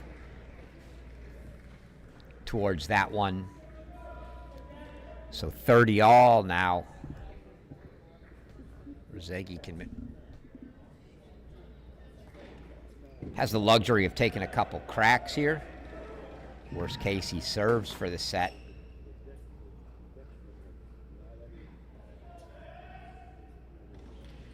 You see on the screen now, Godsick up a break, Rivera up a break in the third. So Stanford still well in control, but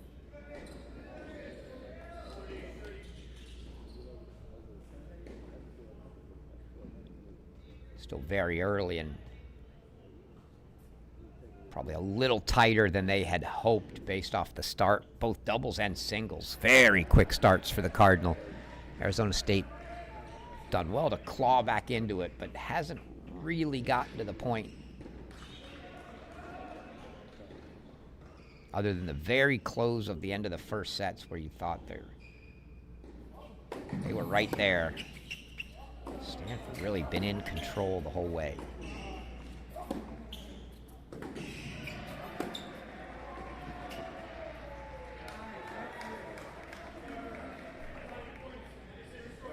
Rosegi makes it deuce. Deciding point, break point chance here to take the second set.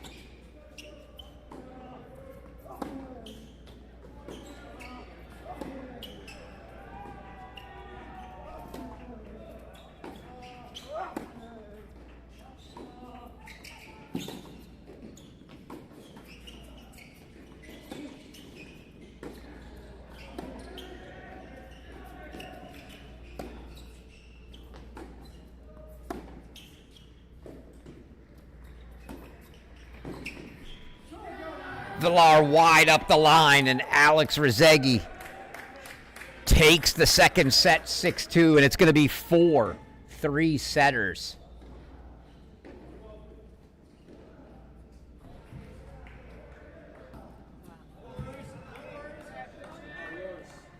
We go back to court 2,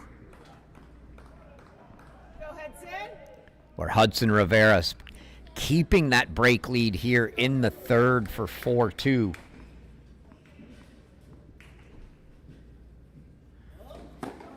The race for that next point is a big one because it's either going to be a 3-1 Stanford lead, putting them on the door, or 2-all in a match. Oh, what a return from Hudson Rivera there. 30-15 for Shimanov.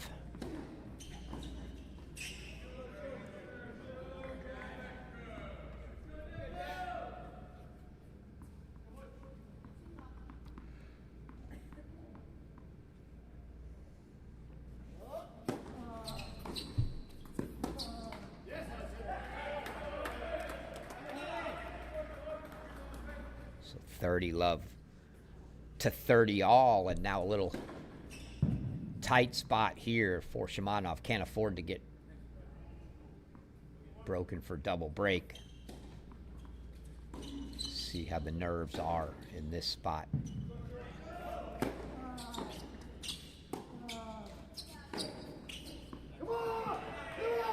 A little bit of a gift there from Rivera as he just pushed the backhand long. Didn't make Shimanov hit more than one ball.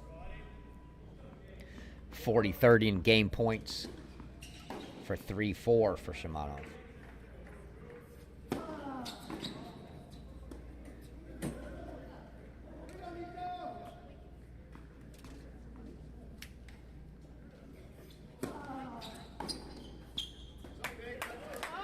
Shimanov stares down at the line and can't believe that one caught it, and it's going to be a deuce deciding point.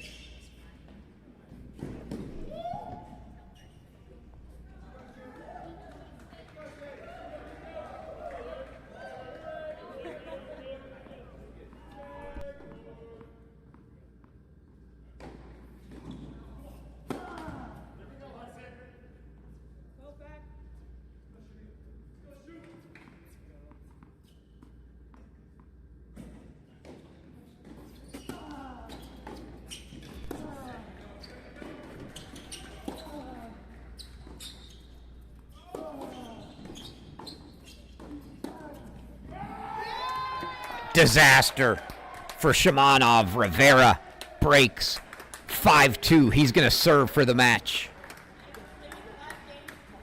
In the meantime, we'll go back to Nico Godsick on 6.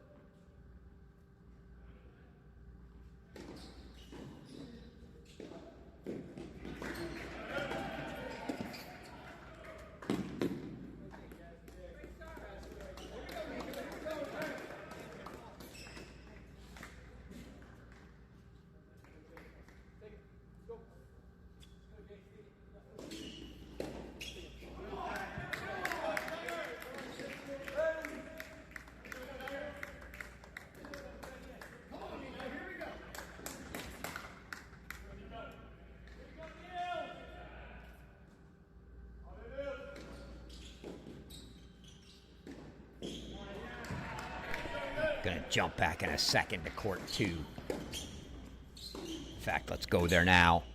Game points there.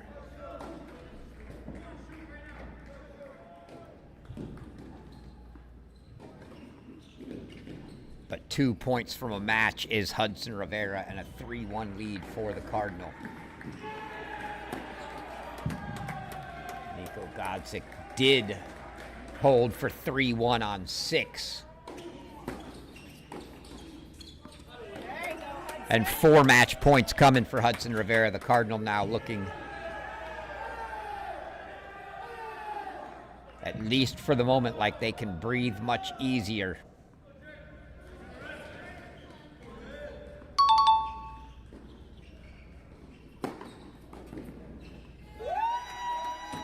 And that's a match for Hudson Rivera on 2. He makes it 3-1 Cardinal. Take another look at that one.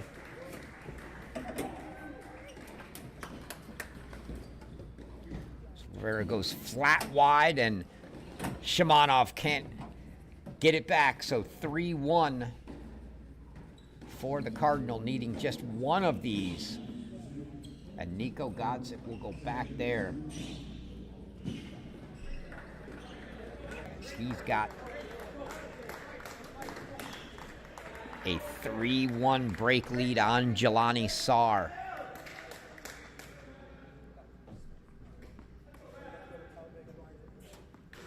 Matsuoka break lead on 4 for Arizona State. On serve on 5. So this certainly the clearest path to the 4th point for Stanford.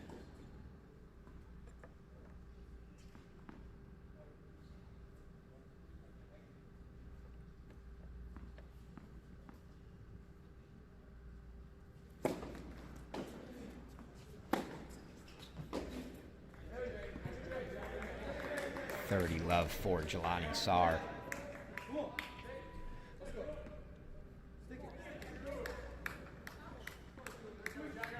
Arizona State faithful certainly would love to see a comfortable hold and then take a shot at a break. Get this one back on serve as quick as you can. Make Stanford feel a little bit of pressure. It's an ace. Looked like an ace tee. Yep. Thought for a moment there that Godsick might have called it out. So 40 love.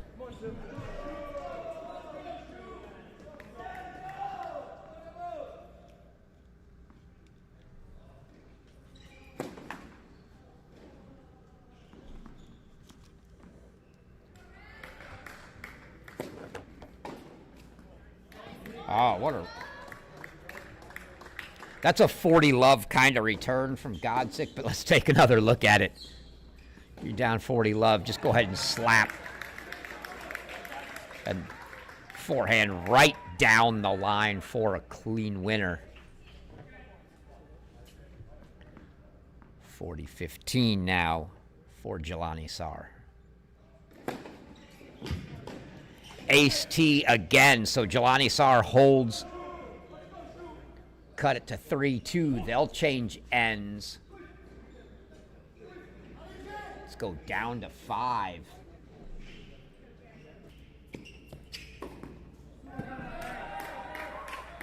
Where Alex Rezegi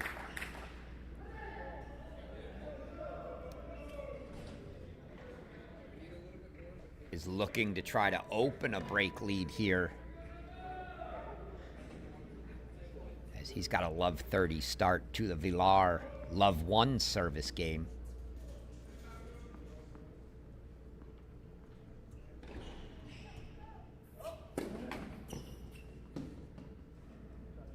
It's the let court ace for Villard.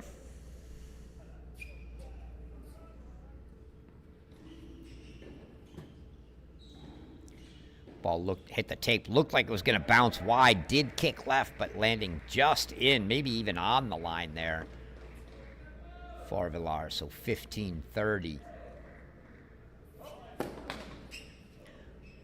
Villar's former team, the Florida Gators from last year, will be our night match tonight. 6:30 p.m. Central scheduled start for Florida versus Mississippi State. Coming up after this one was a noon scheduled start time. Depending on how quickly this ends, that may or may not make it on time. It's going to be Ohio State, your top seed, facing the home SMU Mustangs. Probably take at least a good 30 minutes between matches. So if this one finishes in the next 13 minutes, probably on time for a noon Central Time start. If not, probably going to get going a hair late. And Villar offers a double fault and break points for Rezegi. Costly double fault at 30 all there.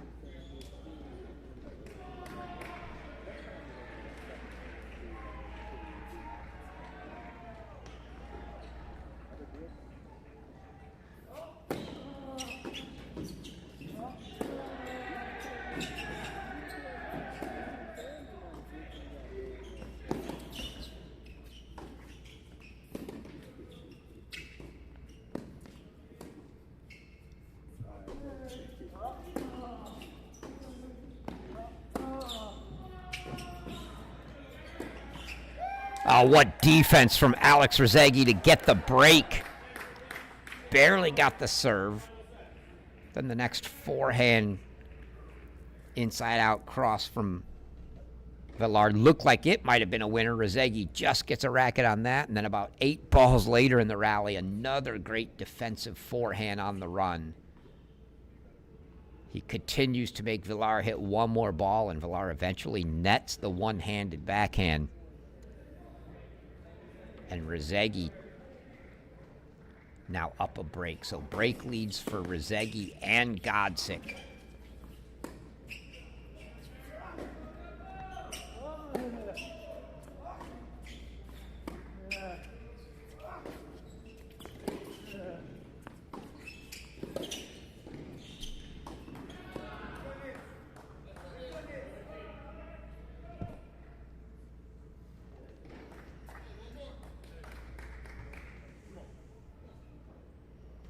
Oh, and you saw the score on the top right just flip. Shu Matsuoka just went up double break for Arizona State on 4. But the Sun Devils need all 3 remaining matches. And they're down breaks on 5 and 6.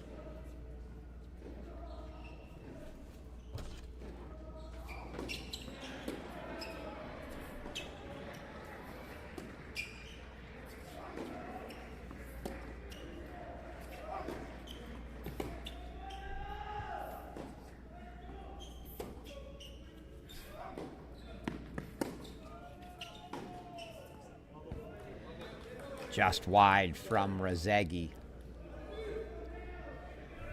But let's go down to 6.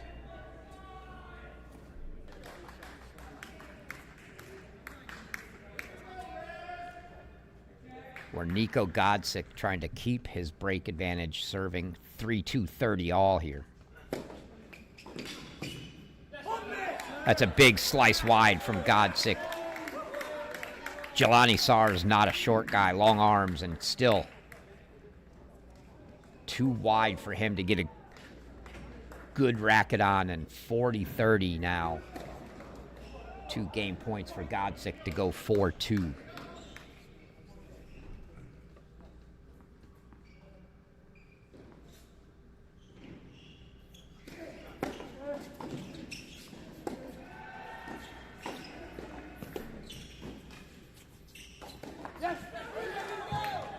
And he does go 4-2. So Nico Godsick, wouldn't it be something if Godsick, playing in his first dual match in singles this year, could be the guy to provide the clinch for the Cardinal?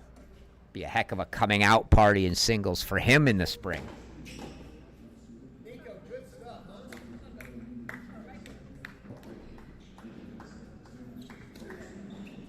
Can hear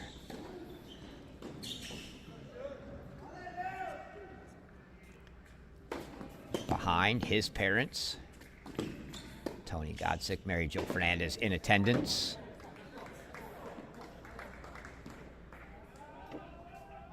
As were John Leach and Lindsay Davenport, Jagger Leach's parents, as were all the Stanford parents. Big crowd here for the Cardinal today.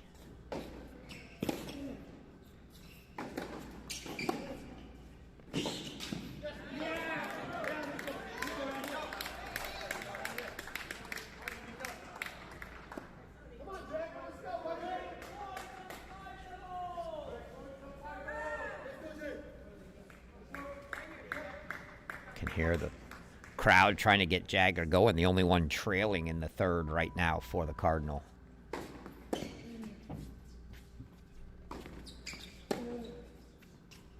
Come on.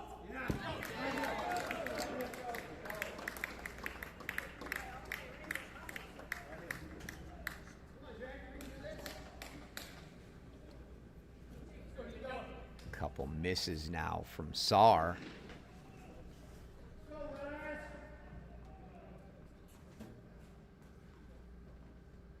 Pretty sure that scoreboard, yep, they're correcting it. It's wrong. I think it's 15-30 here.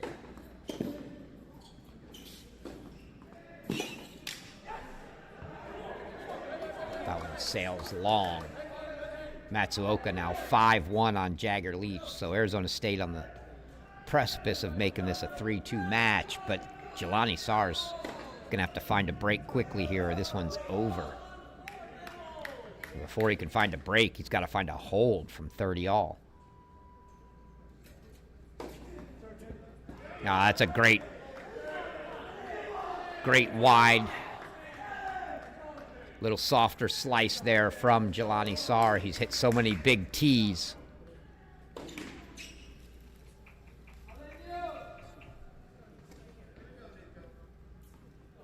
That he definitely caught Nico Godsick off guard there. Game points now for Sar.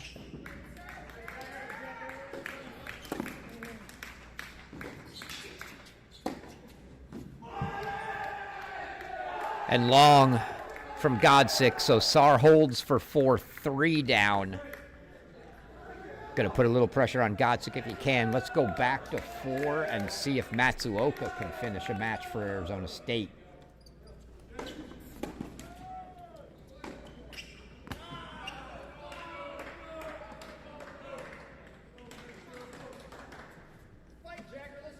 Jagger Leach looked so good early and then had his chances in the second.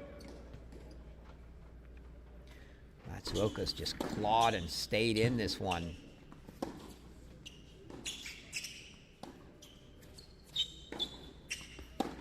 Once they got to the third, he just took control. Let's go, Rez.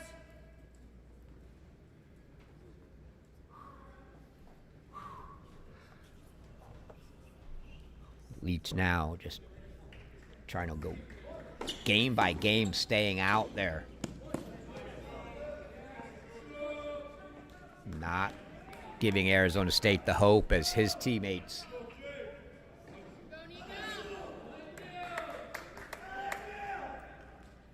both had break leads, but Villar got the break back on 5.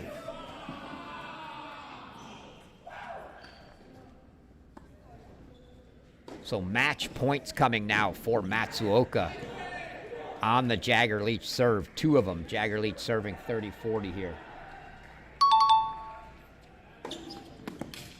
Oh, that's a big serve from Leach down the tee. Didn't have to play a point after that serve, so first match point fought off, but match point number 2 coming.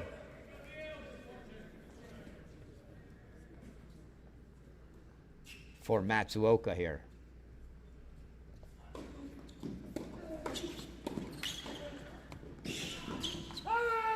Backhand into the net, and Shu Matsuoka. 6-1 in the third for Arizona State. Cuts the lead to 3-2.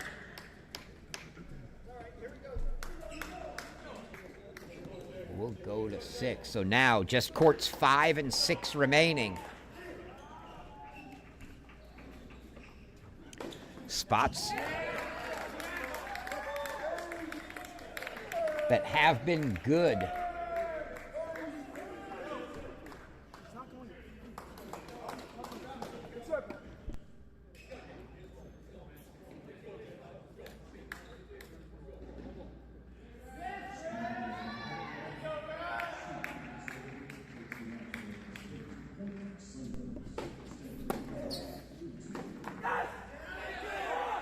Jelani Sarr fighting, trying to get back here, but wanted to go to 5, actually. I'm going to do that. Let's jump down to 5 as Rezegi has 4 break points to go right back up a break here in the third.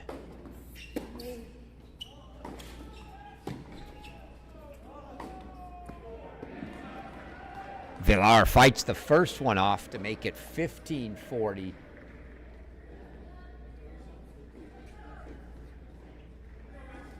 Nico Godsick just held for 5-3. So now the Cardinal just a game away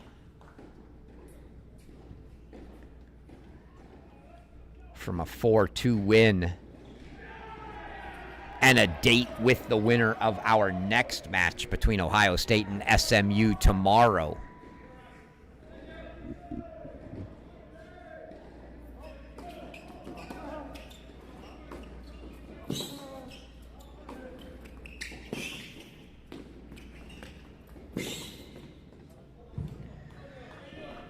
Deep, so Villar gets it to 30-40. We'll see the end of this game and then go down to the Jelani Sarr service game.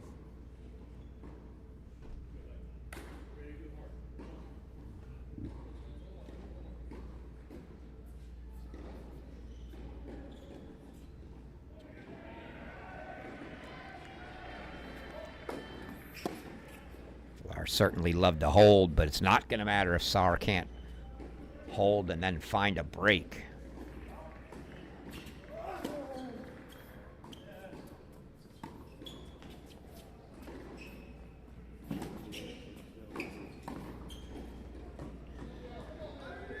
That one just deep. All right, deciding point. See this point and we'll quickly move to court 6 there as Nico Godsick. 15 all, trying to close things out for Stanford.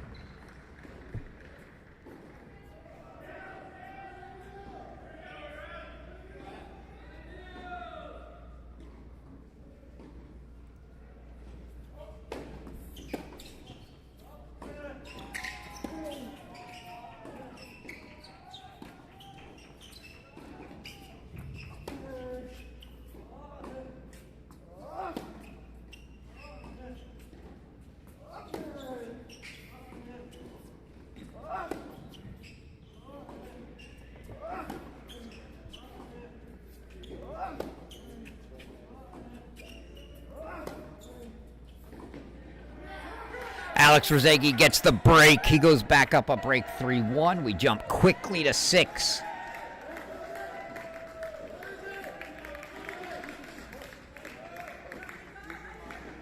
The play site says 30-15. The scoreboard in the background says 15-30. Not sure which one's right. See if we catch an audible from the official after this point.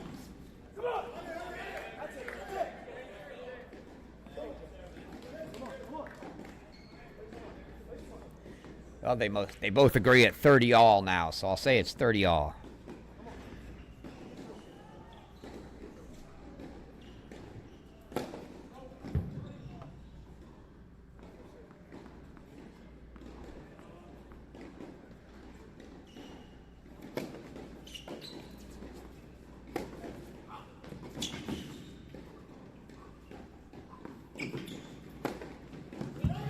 It's a good approach from Saar, a good defensive lob from Godsick.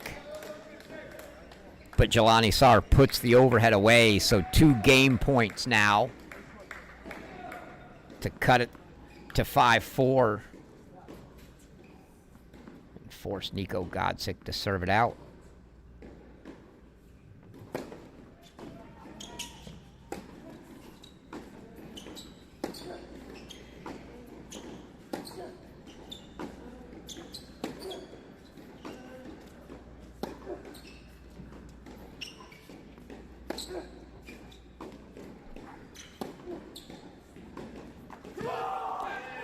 Jelani Saar gets a hold, and so 5-4 Nico Godsick. He's going to serve for the match and the duel, but while they go to their changeover, we'll swing back down to 5.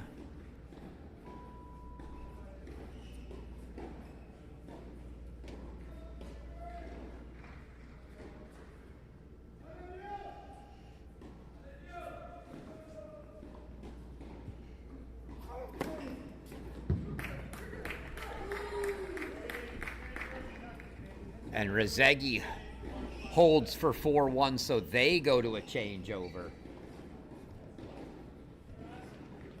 So we'll go ahead back to 6 and wait for them to come out of the chairs.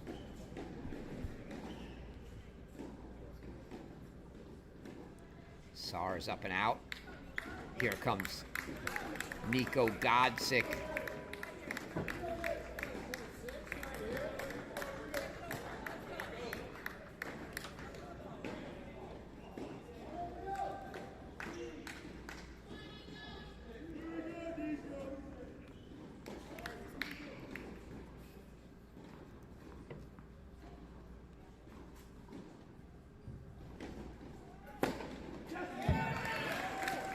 Ace to start the 5-4 service game. Can the junior from Hunting Valley, Ohio, finish things off here for Stanford? He's got a good start.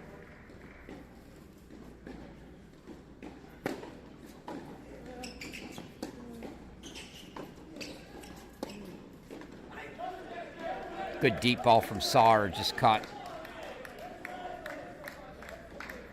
Godsick a little out of position, backpedaling as quick as he could, but just couldn't get back for the backhand slice.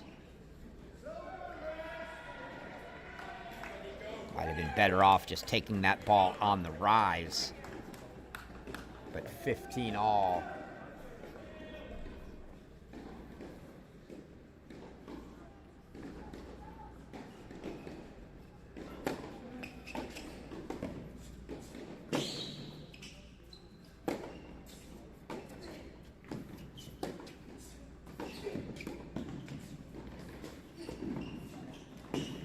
Oh no. Hopefully he's okay. Godsick goes down there. Leaving Saar an open court for the pass. Looks like he's okay. But Jelani Saar now has 15-30 and a little bit of a look. Godsick certainly wants to finish it here, but the Stanford faithful know they've also got a 4-1 lead. The other end of the stadium on court 5.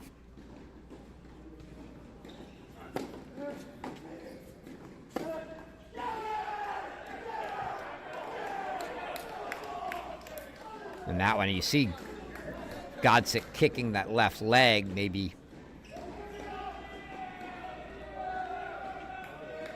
aggravated the injury that he's coming off of.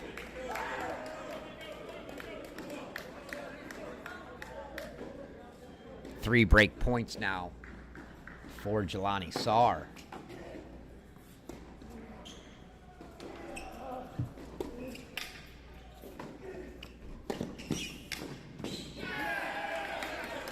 Saar misses the volley. Now it's 2 break points as Godsick creeps close to a match.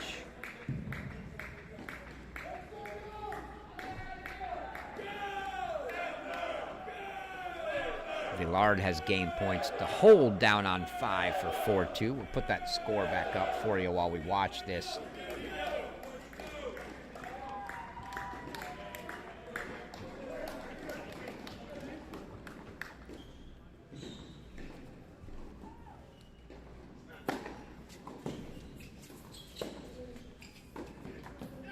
Oh, and Saar nets another backhand, and Rezegui's come from 15-40 to deuce. It's now match point for the match.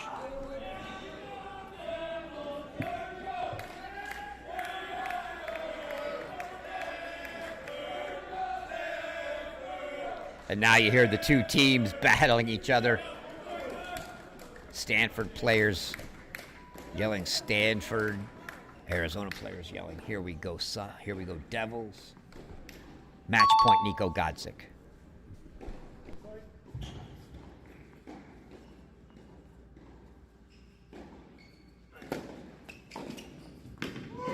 Oh, what a pass. Jelani Saar back against the wall, match point. One more look at that.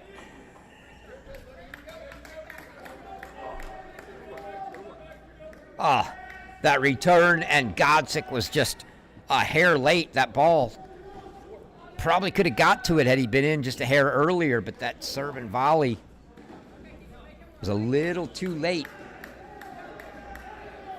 And so now we'll go down to 5, where Alex Rezegui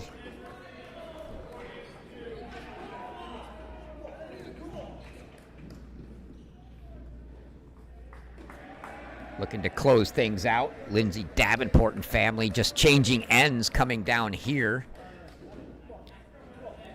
to get behind Alex Rezegui.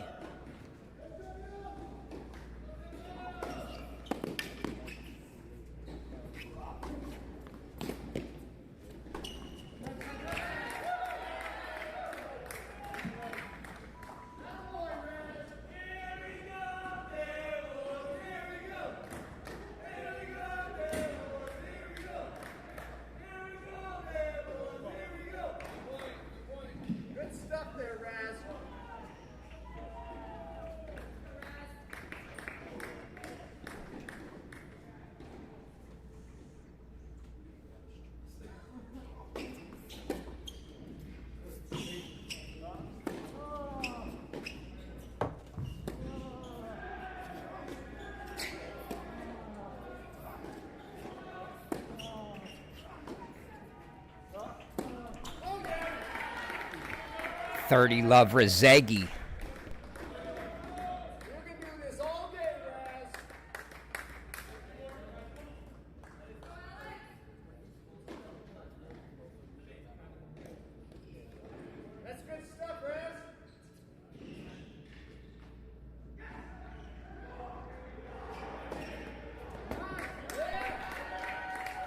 Nice sliced tee there from Rezegi for 40 love. Good stuff, Raz. 4 game points to go 5-2 here now, as Godsick just needs to stay alive just in case, but Rezegi looks in control. Villar backhand goes wide, so it's 5-2 Rezegi. They'll change ends. Let's go back down to 6 as they're in a changeover as well. So nothing to see at the moment as they change ends.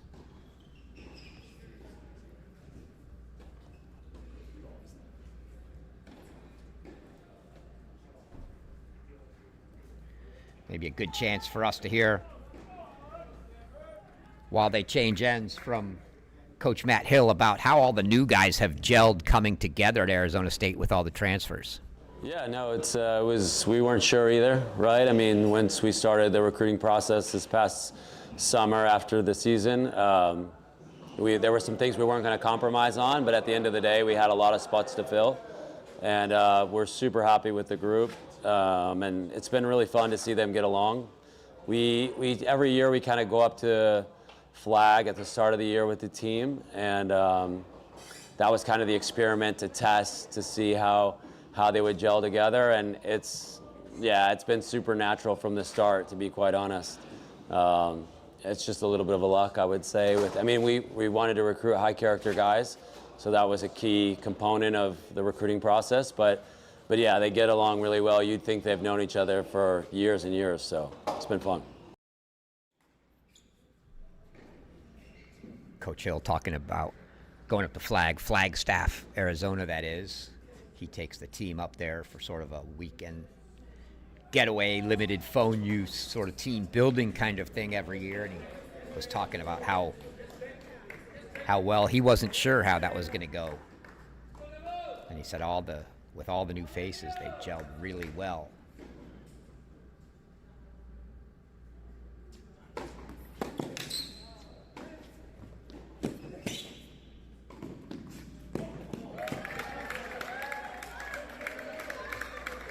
Let's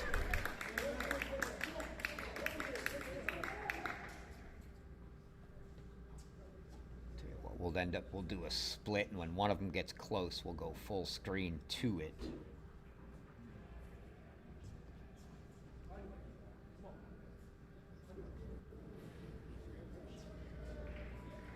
But Rezegi looking to break for a match. Saar doing the same for Arizona State, but it's Rezegi's that would be for the duel.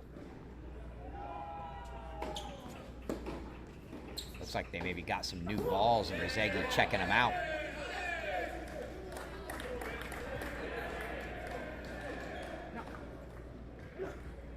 Villar serving at 15 love.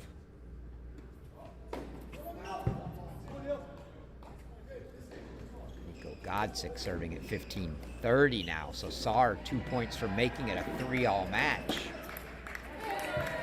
Hoping teammate Nico Godsick can close this one out.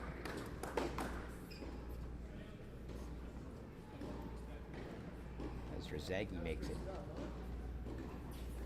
15-all.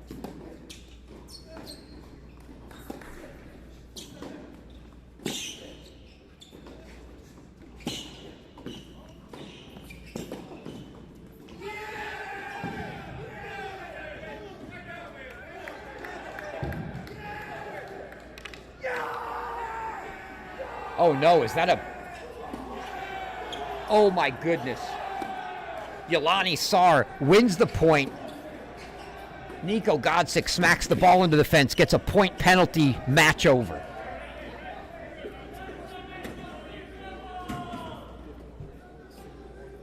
Unbelievable.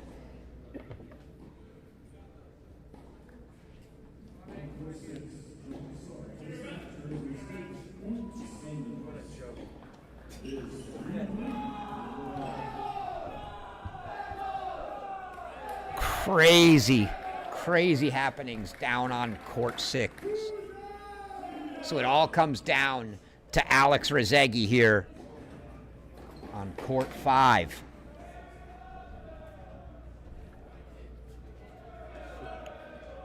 A point penalty for hitting the ball into the tarp on the side of the court for Nico Godsick.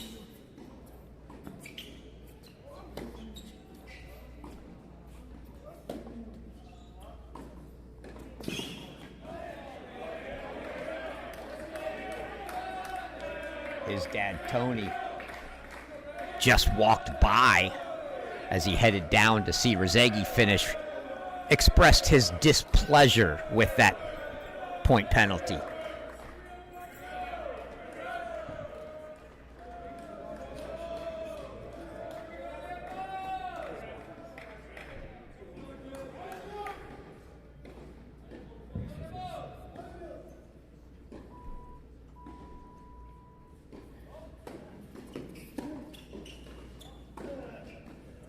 Looks like TCU finished off LSU 4-1 down in Waco, so the Horned Frogs through to the quarters.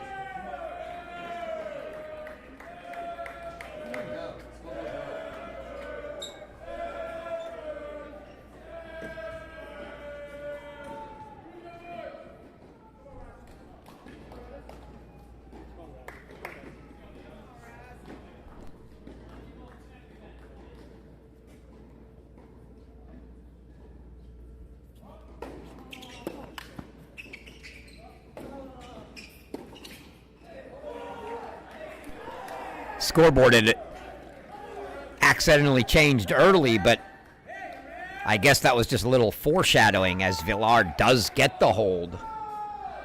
So 5-3, and Rezegi now, with his break lead, gets an opportunity to serve this one out.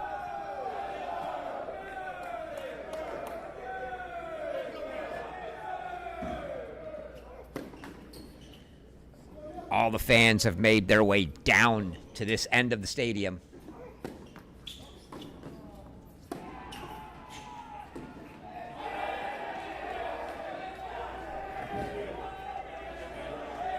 As Villar gets the first point on Rezegi's service game for Love 15.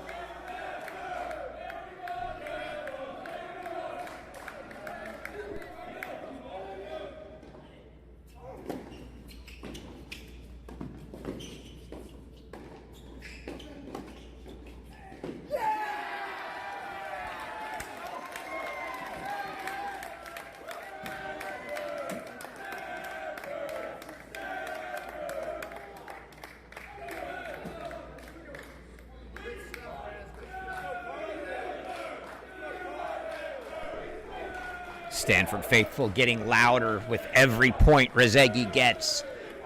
15 all now.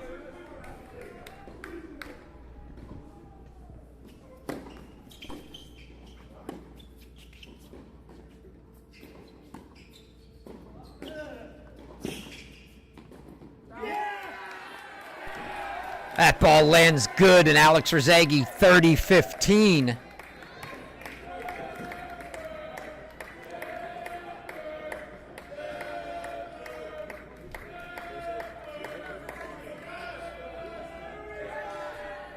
Points away from a match for Rezegi.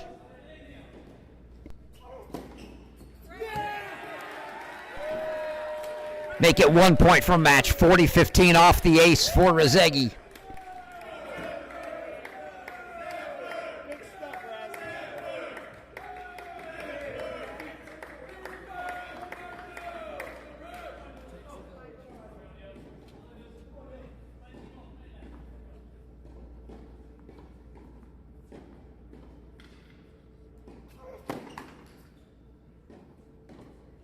Second serve look here for Villar.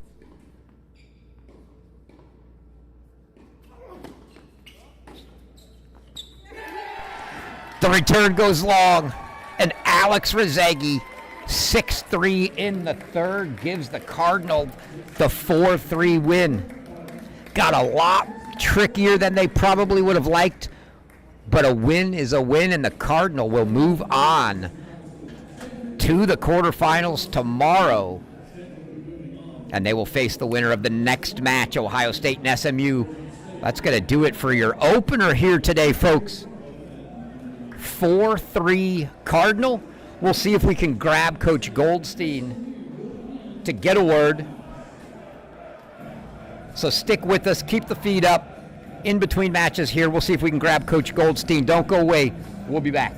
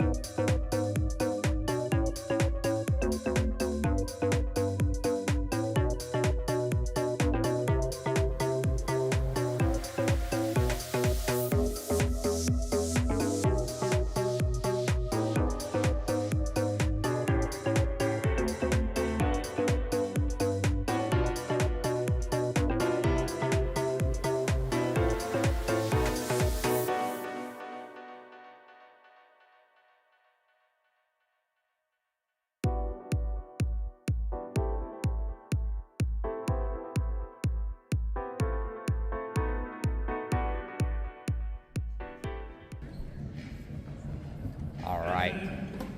Let's start the SMU Mustangs. On court 3, Jerry Martin, Chris Aurora. On court 2, Georgia, and Venus Dale. And on court 1, Alex Goldstein and Trevor Biden. The Mustangs are led by head coach Trent Chang.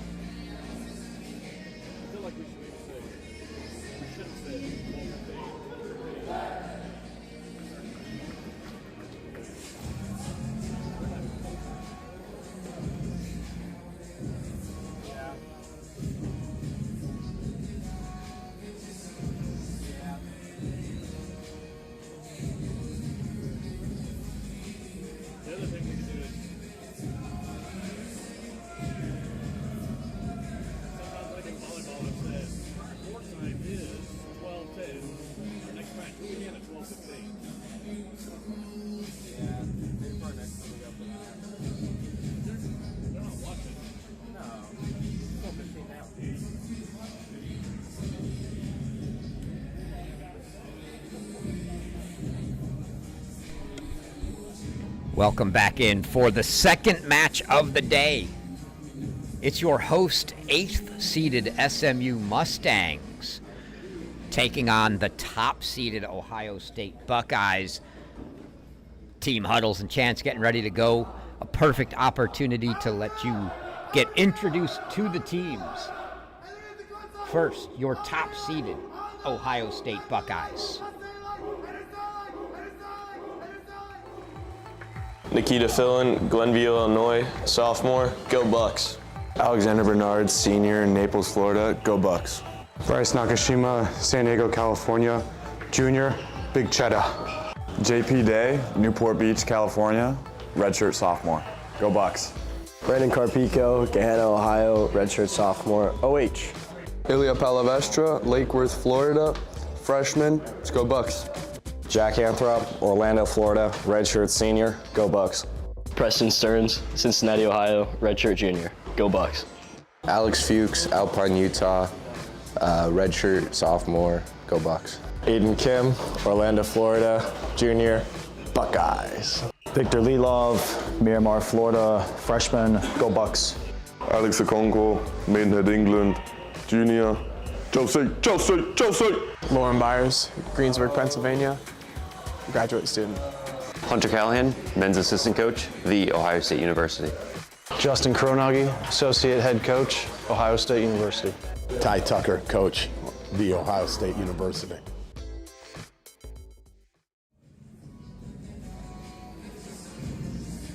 That is your Ohio State Buckeyes. Now let's meet your host team this week, the SMU Mustangs. Trevor Svida, San Diego, California, junior. Pete Castillo, Carrollton, Texas, senior. Alex Finkelstein, Rainham, Massachusetts, grad student. Noah McDonald, Charlotte, North Carolina, sophomore. Alex Stafford, San Diego, California, grad student. Matthew Faraci, Richmond, Virginia, freshman. Jerry Barton, Dallas, Texas, senior. Mithra Barot, Frisco, Texas, junior. Chris Aurora, Irvine, California, junior. Georgi Georgiev, Bulgaria, sophomore. Kent Hunter, assistant coach, SMU. Benjamin Johnson, associate head coach, SMU. Grant Chen, men's tennis head coach, SMU.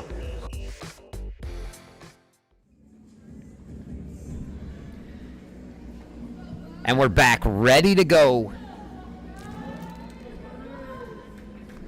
with doubles action here. Court 1 in the middle, 2 to your right, 3 to your left.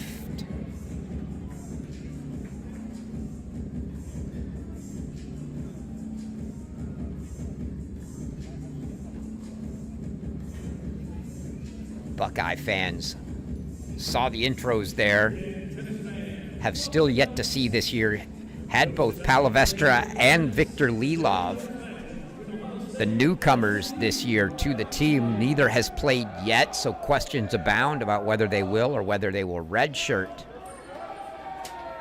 Neither listed for the event, although both here, so we're not going to see them this weekend.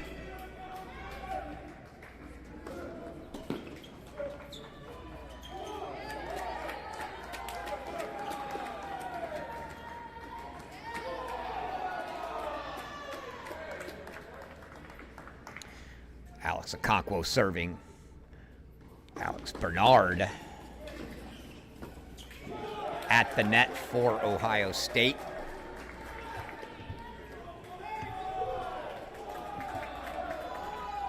Alex Finkelstein, Trevor Svida on the near side for the Mustangs. Svida got to feel out of place. Everybody else is an Alex on this court. And we've got the play site scores up. We'll take the other scoreboard away.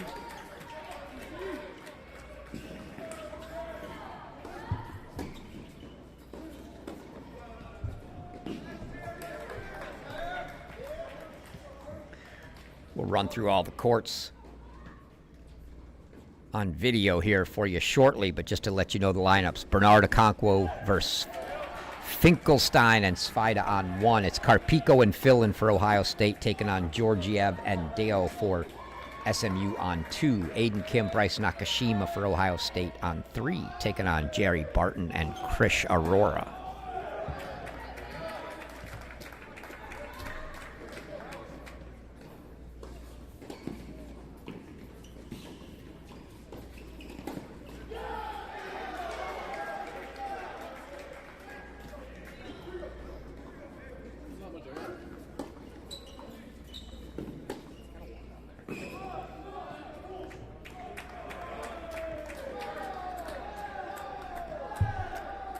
It's a hold for the Buckeyes.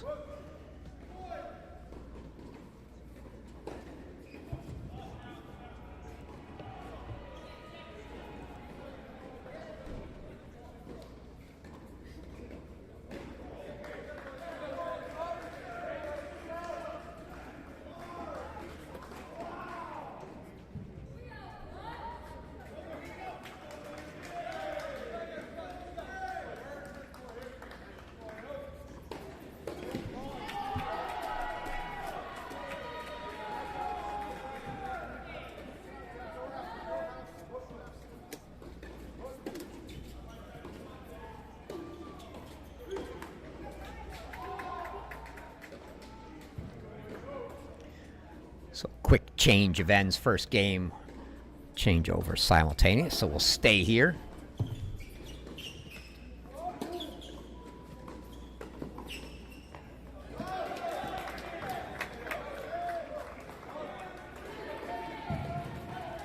Tall task for the Mustangs here, tall task for anyone taking on Ohio State in doubles. You've got your NCAA finalists in doubles, Brandon Carpico and Nikita Fillin in the 2 spot, with Okonkwo and Bernard here.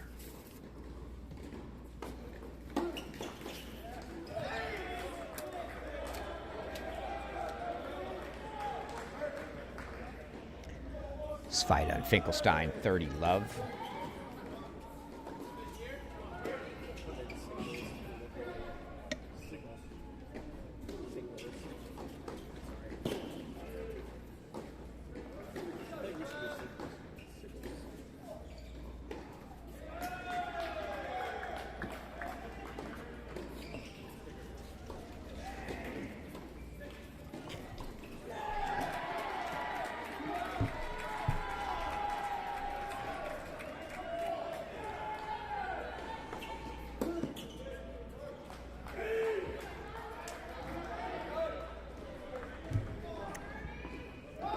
Throw the other 2 courts scores up for you there.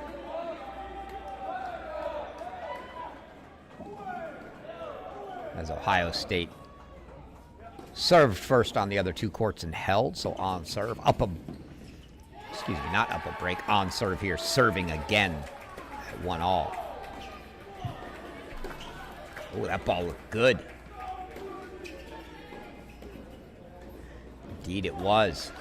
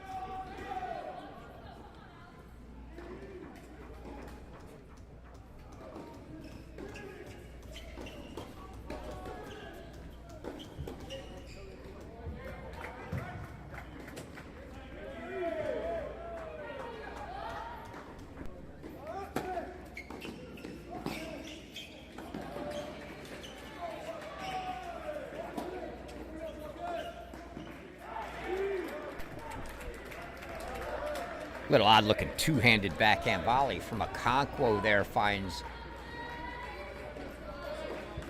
the net, and some break chances coming for Finkelstein and Svida.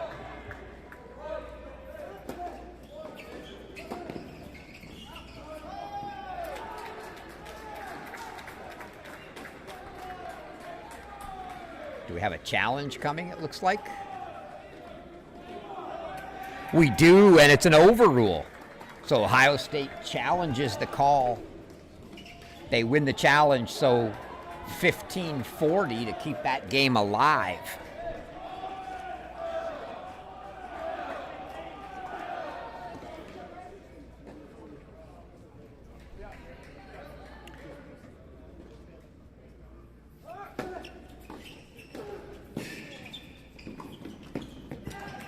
But that was just 1 point delayed as Finkelstein puts the volley away and SMU gets the break. They take a 2-1 lead. We'll go over to 2.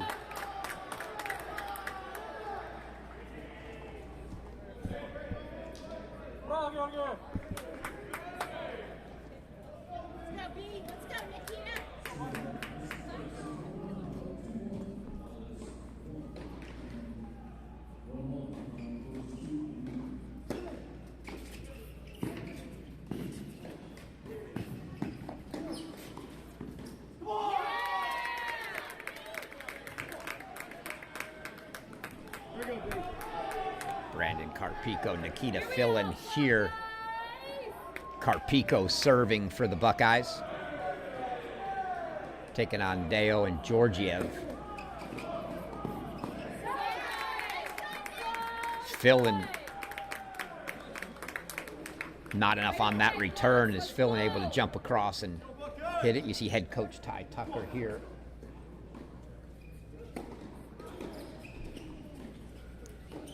Between courts, as is our head referee Anthony Montero there. His feet on the doubles alley of that next court over, right next to Coach Tucker now. Fillin went for the jump overhead there, a little out of reach.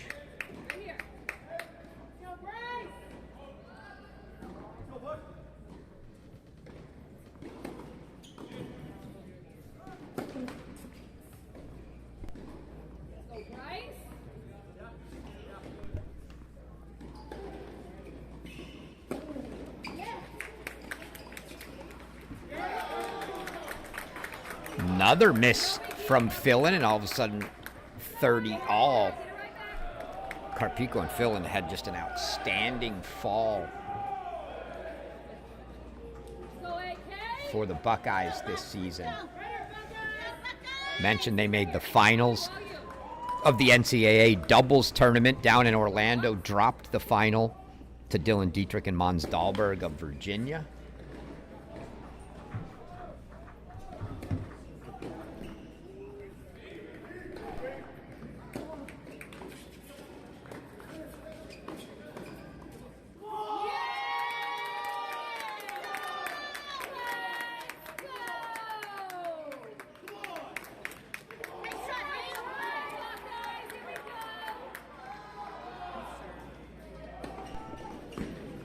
Carpico and Philin only lost 3 doubles matches all fall. One of those to teammates Bernard Nkonkwo, won that NCAA final to Dahlberg and Dietrich, the other two in Chauspe and Ardilla of Princeton.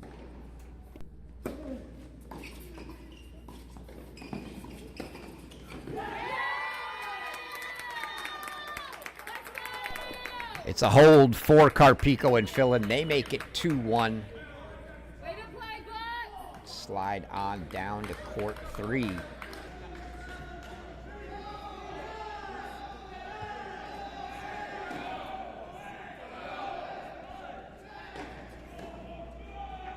Where it's Krish Aurora here serving, teamed up with Jerry Barton at the net for the Mustangs.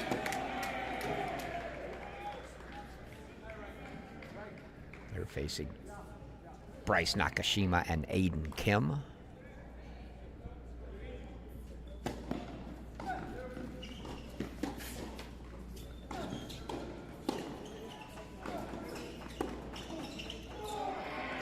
Wow, what a tough, awkward looking get there from Aurora. Underhand, inside-out screwball swing on that. I think it just, much as it caught me off guard, it caught Aiden Kim off guard. Didn't know what to do with it when it came over. Dropped it in the net.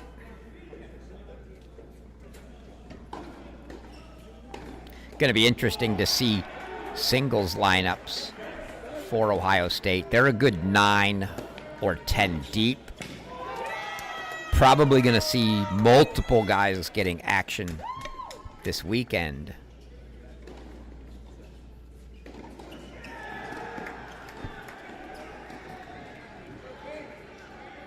So do they go with what they submitted today and pull tomorrow, pull today and play what they submitted tomorrow? All to be seen. We should probably know in a good 30 minutes. SMU still a breakup on 1.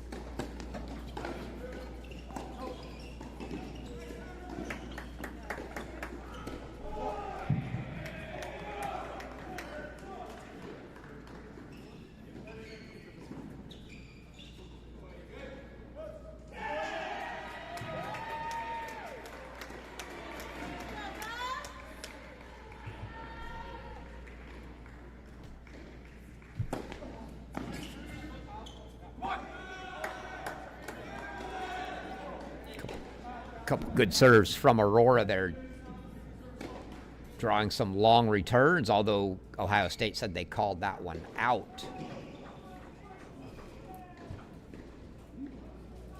I think Aurora's argument was they didn't see the out call and that they called it after they hit the return.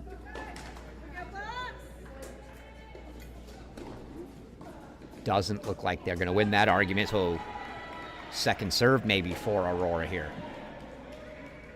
Aurora transferring over from Georgia Tech this year for the Mustangs. Second serve just as effective as the first. Big kick wide. Aiden Kim couldn't get there. Just got a little frame on the ball, and it's 40-15 now for the Mustangs.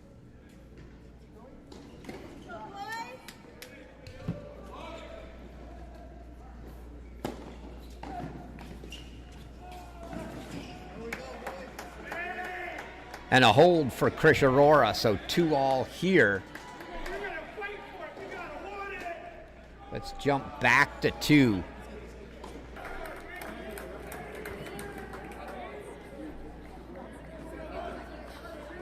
As it's break points for Carpico and Philin of Ohio State here. 3 of them to come on Deo's serve.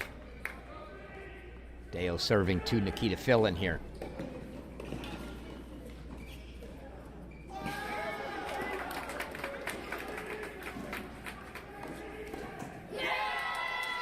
Philin blasts the second serve return right at the net man. Comes back, gets a second chance, goes at Deo, and that one is enough. And the Buckeyes get the break for 3-1. So it's a break lead for Ohio State on 2, a break lead for SMU on 1. So right now, Court 3 setting up to be the decider. I assure you, Coach Ty Tucker coming in the top seed, not taking anyone for granted this year. All you have to do is look back to last year, where they were upset on day 1 by UCF.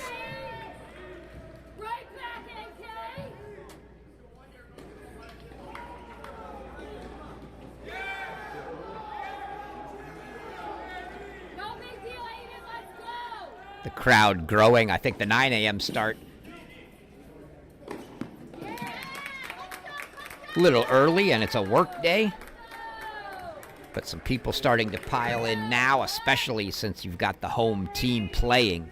I think we're going to see some noise in this one.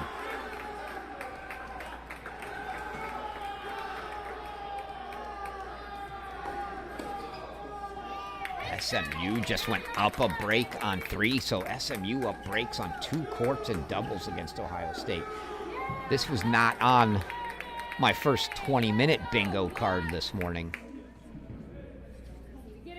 Great start for the home team here.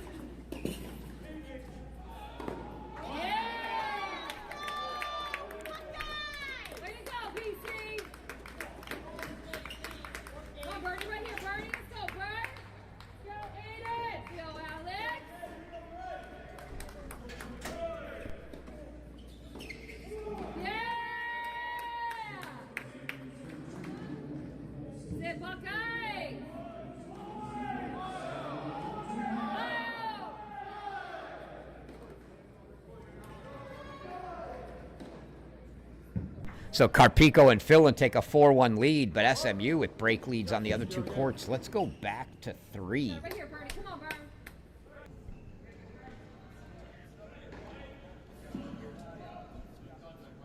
Where Jerry Barton is serving to try to consolidate the break here on Nakashima and Kim.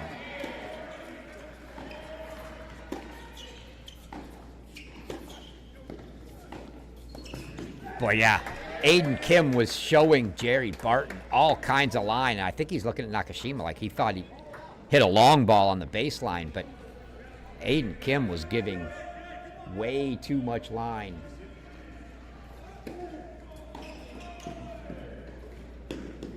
To SMU to not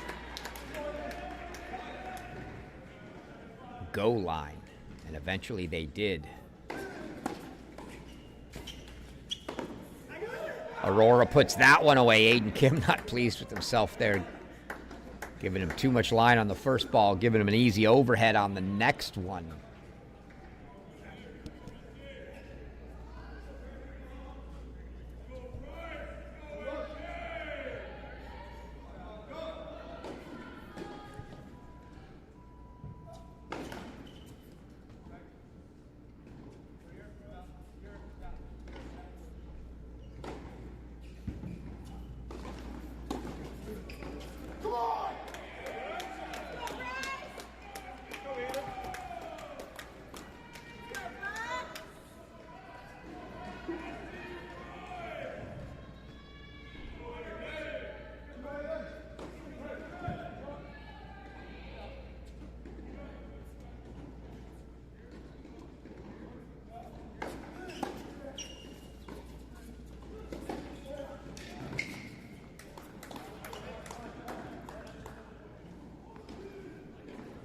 I think we had a let there. Yep, as the ball from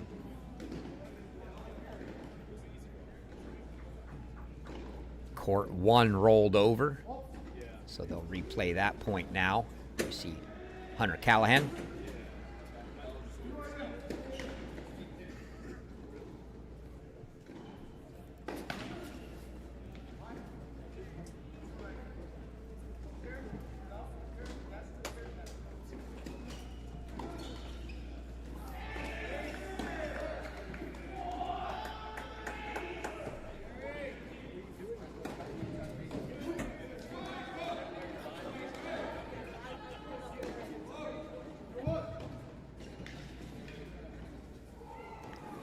Callahan came back to the Buckeyes where he was player back in the early 2000 teens. As a coach 2 years ago.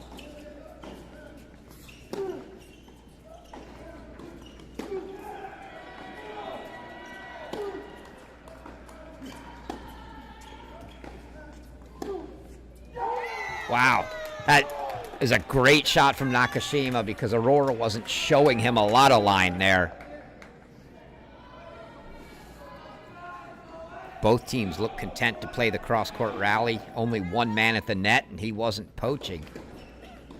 Nakashima decided to mix it up anyway and go up the line. It works out. Still a couple game points for SMU here, though. And Aiden Kim puts the return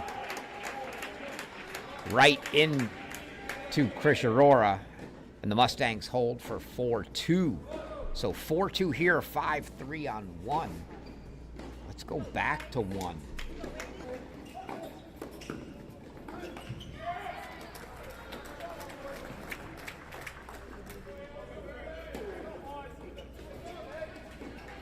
As it's break leads on every court.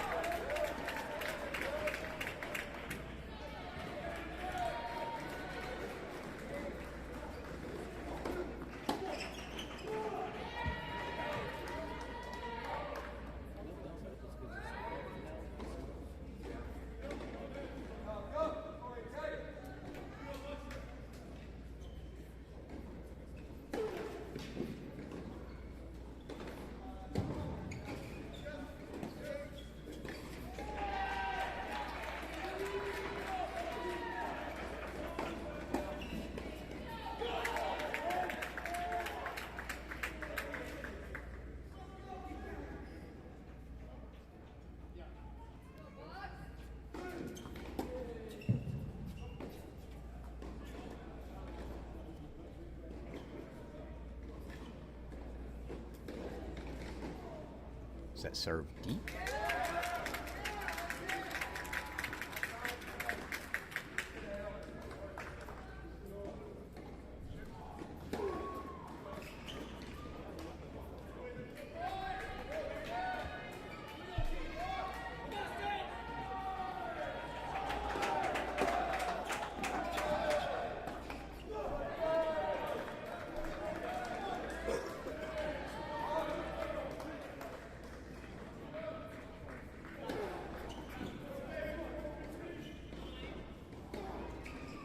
.30-15 here for Okonkwo.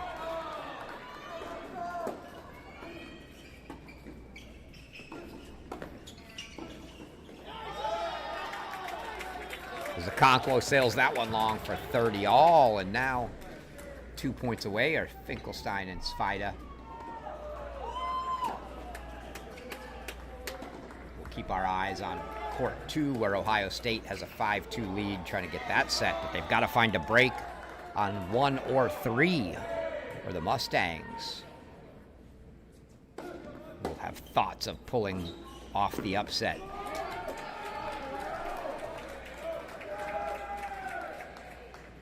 Svida misses that volley into the net.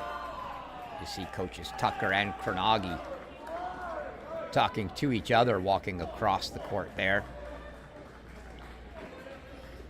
Ty is going to go have a few words with his guys on 3. Okonkwo and Bernard get the hold. We'll jump down. Well, yep. They're on a changeover on 3, so we'll go to 2.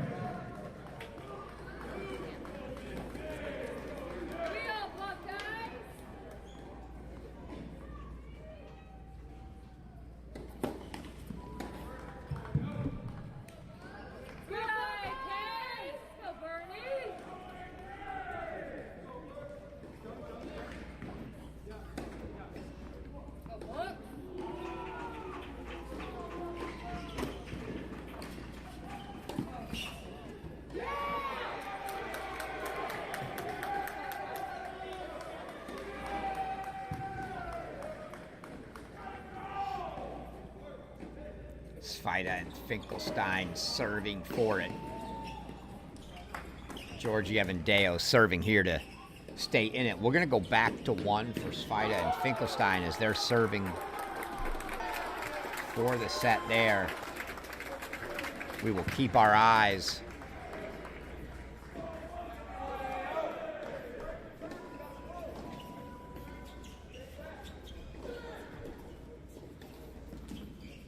on court 2 with Ohio State.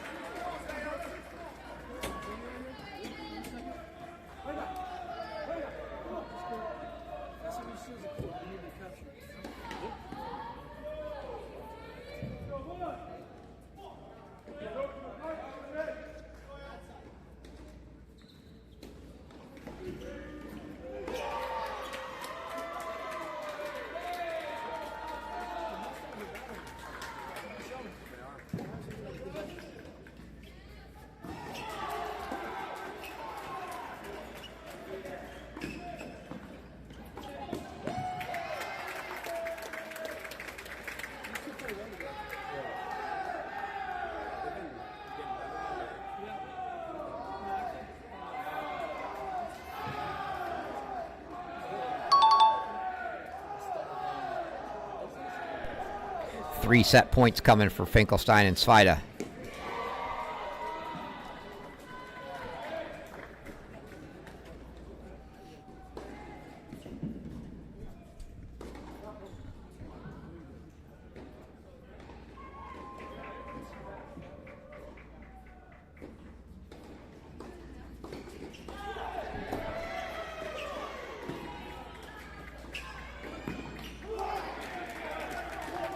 Buckeyes fight the first one off there. They did get back on serve on court 3. So SMU no longer the 2 break leads. It's now break leads for Ohio State on 2 break and match point leads here on 1 for SMU. And Ohio State just took 5-4 lead on 3.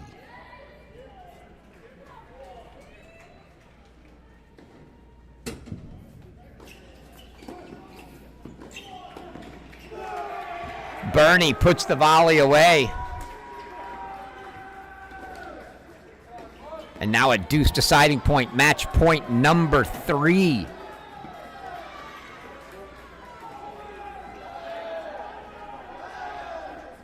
Kranagi, a few words there for Bernard. He's going to take the return from Trevor Svida here.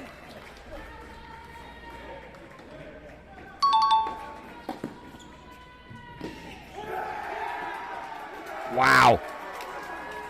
Thought that serve might have been deep. Bernie plays it. Ball lands just inside the baseline, and they get the break. So 5-all there. As we covered that, I think on that set point, yep, simultaneous set points, and Carpico and Fillin take it on 2.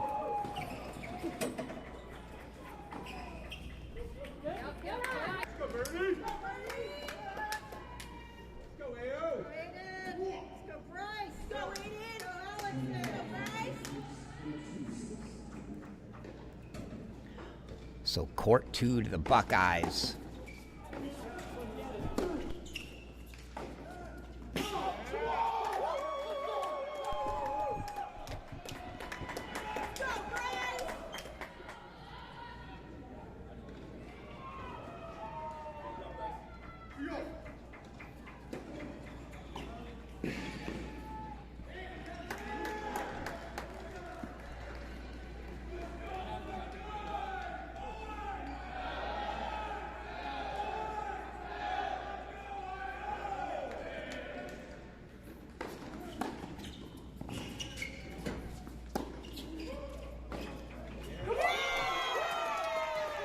And now the Buckeyes making a push here.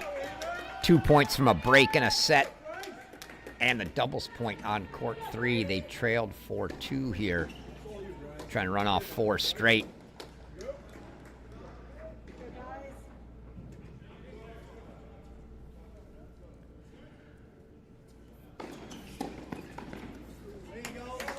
As Nakashima hits the floater over the middle, put away by Aurora.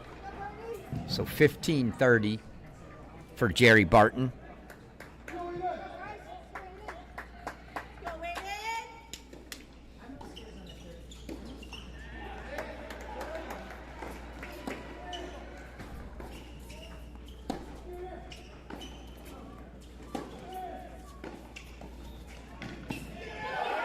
Nakashima with the volley there brings up 3 set points. Match points for the doubles point for the Buckeyes.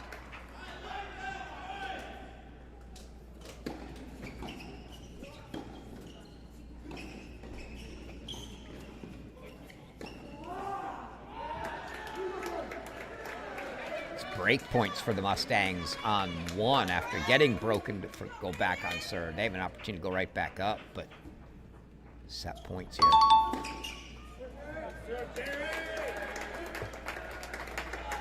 Good heat from Barton on that one. Nakashima couldn't catch up to it, just late. Tough spot right into that hip. So set point number 2 for the Bucks. Another good serve. So Barton, 2 good serves in a row that Buckeyes been unable to catch up to, and no question at all for Ohio State. They don't change positions. They just stay where they are. Aiden Kim says, I will take it. And Aiden Kim will feed it to Chris Aurora to put away 5-all. Let's go back to 1.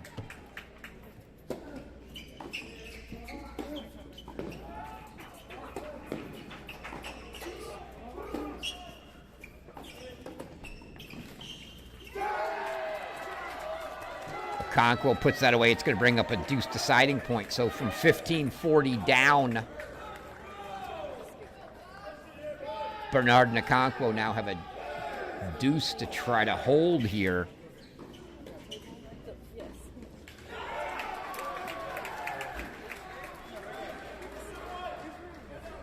So set points for the doubles point fought off by SMU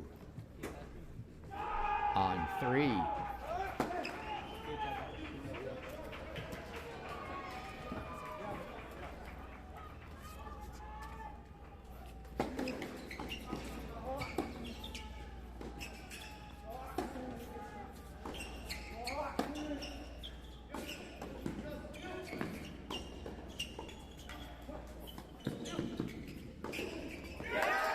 Right down the middle from Trevor Svida. And it's a break for SMU. They're going to serve for it again here on 1. So let's go back to 3.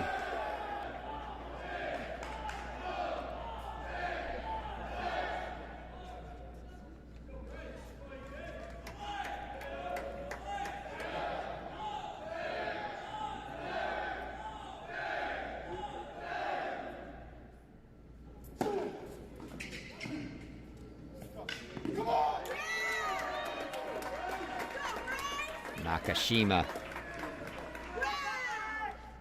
draws the long lob return attempt from SMU for 30-15 here. So Mustang's going to serve for it over on 1.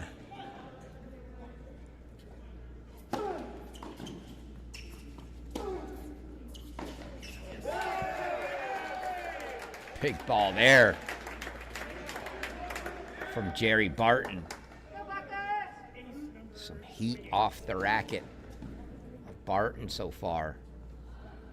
And now 30-all here.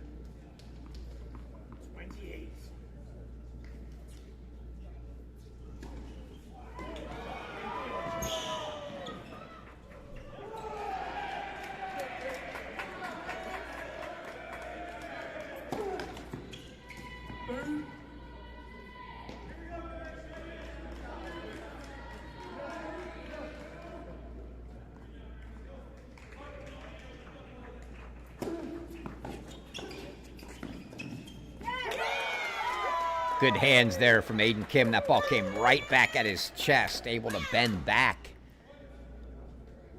to create a little room for the volley there. Put it away. Game points. 4-6-5 here. It's SMU 6-5 serving on 1.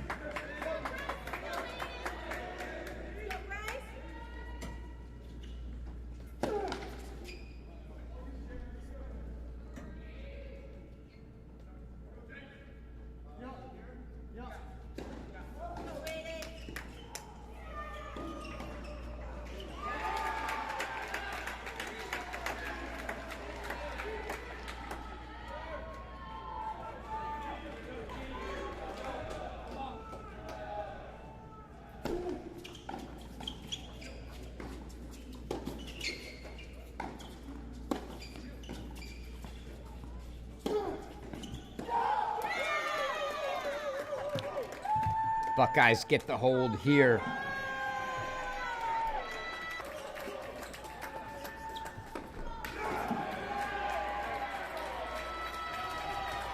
Back to 1. Finkelstein and Svida serving for it. You saw the Bernie overhead there, makes it 30 all.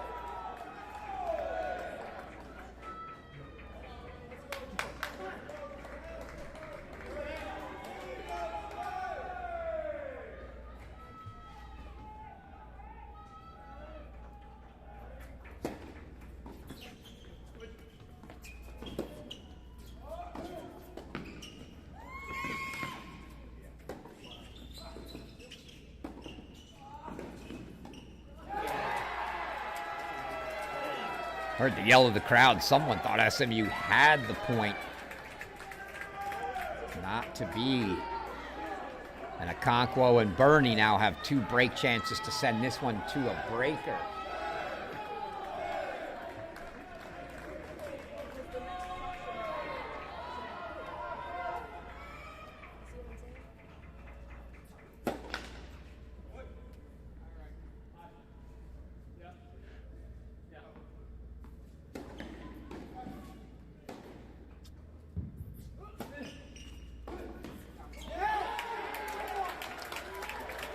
Return sails long on the first one, so it's going to bring up a deuce deciding point here. Set point for the Mustangs. Break point to force a breaker for the Buckeyes.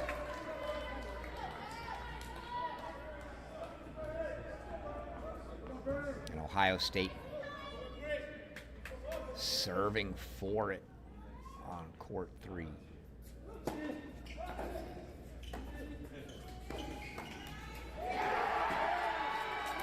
And Okonkwo's forehand right at Finkelstein. Draws the volley, popped in the air and long. And it'll be a breaker on 1. Let's go back to 3. See if the Buckeyes can serve it out.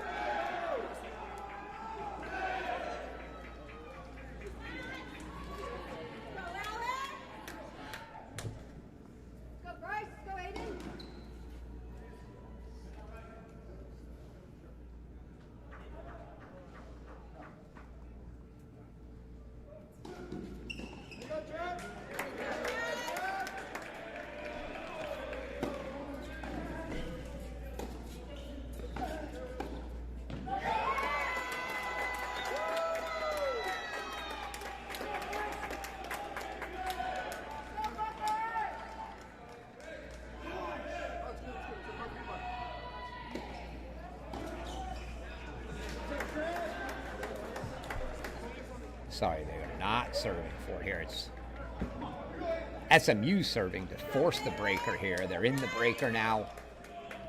Over on 1, 2-0 SMU.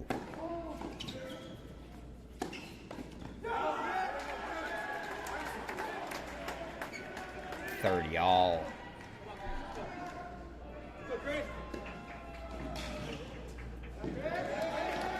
$3-0 SMU now on 1. So if Barton and Aurora can force a breaker, they might be playing for the doubles point if their teammates can finish off the breaker on 1.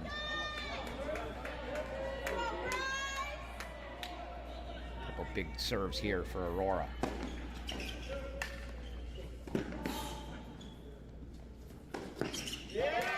Oh, what a return from Nakashima wide. And that sets up a couple break points now.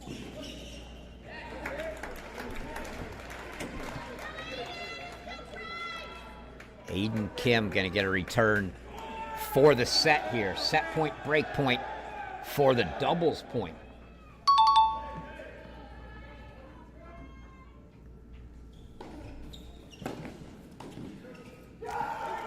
Good serve. Return from Aiden Kim wide. They did this last time and there was no hesitation. Aiden Kim was taking it. It looks like coaches pointed over at Nakashima to take this one. Match point. Deuce deciding point, match point here.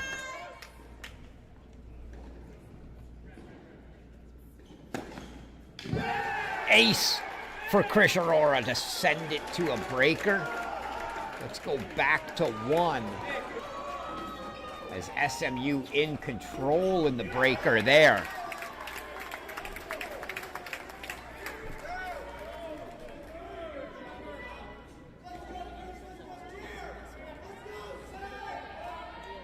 Five-1 change of ends here.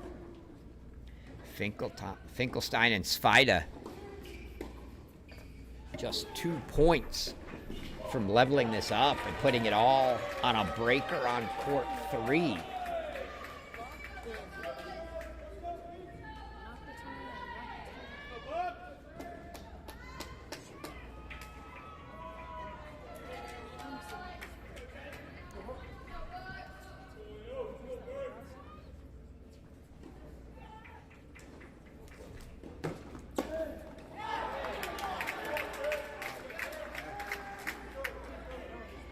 Six, 1, now 5 match points for the Mustangs.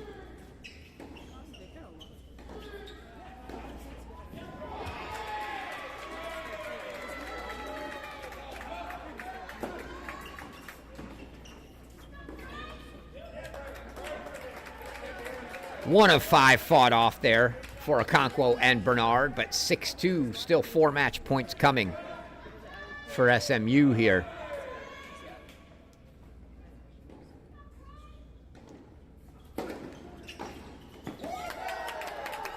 And the return winner from Trevor Svida.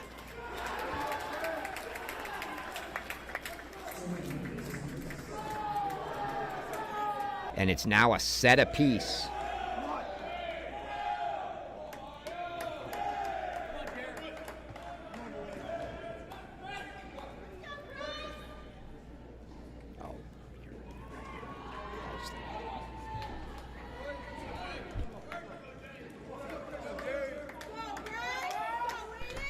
So the doubles point comes down to this court.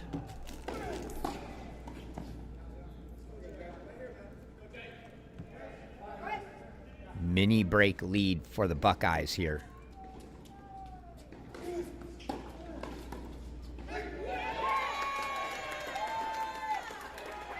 Good volley by Kim. Good reflexes by Aurora to even get a racket on that quickly, but it sails long. So 3-1 lead.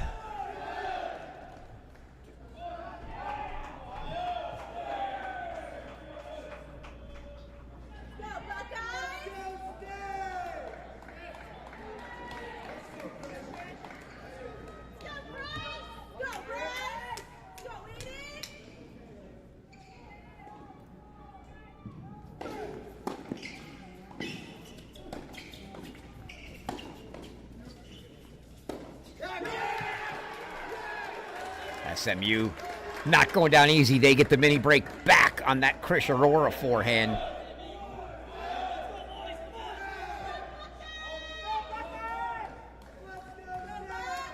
So 3-2 Buckeyes, but back on serve.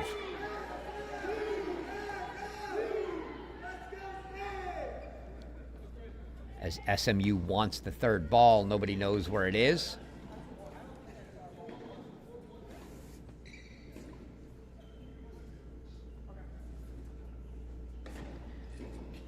chair says, play with 2, boys. And that is what they will do. So Aurora to serve here, 2-3.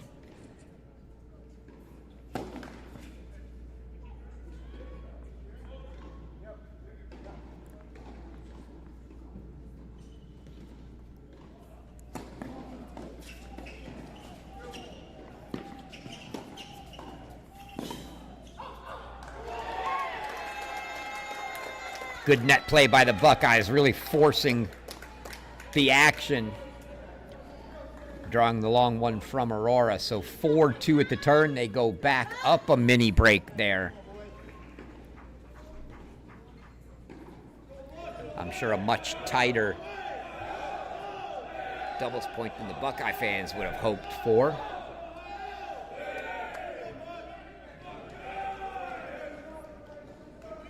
SMU giving them everything they can handle here.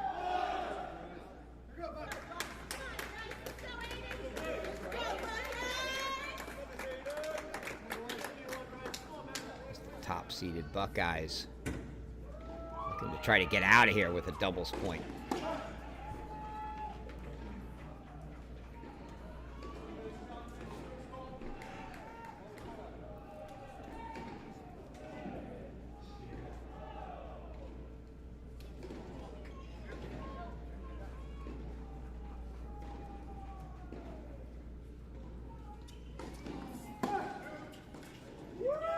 Oh, great return down the middle from Nakashima.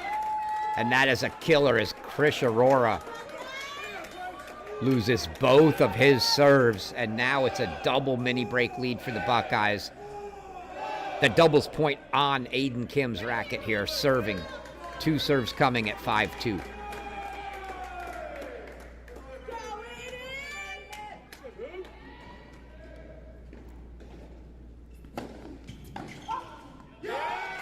Ooh, wow, those are some good eyes by Nakashima because he could have easily hit that one, and it was not that long. But it was long, and that's all that matters as Aiden Kim lets that one go. It's now 4 set points here for the Buckeyes.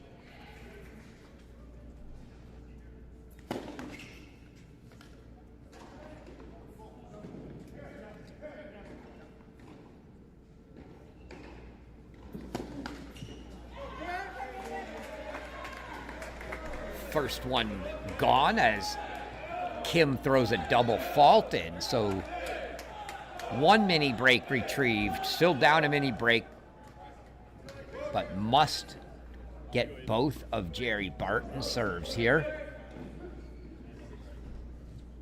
Looks like maybe they found the third ball.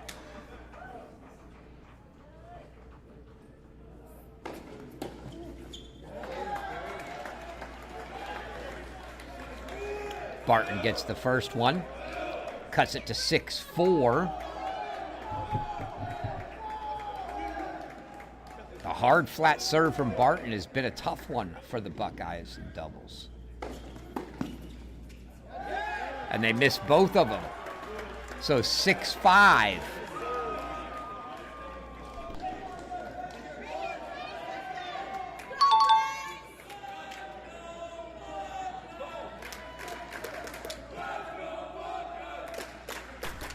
Set point number 4 here for the Bucks, but this one coming on their serve for Nakashima.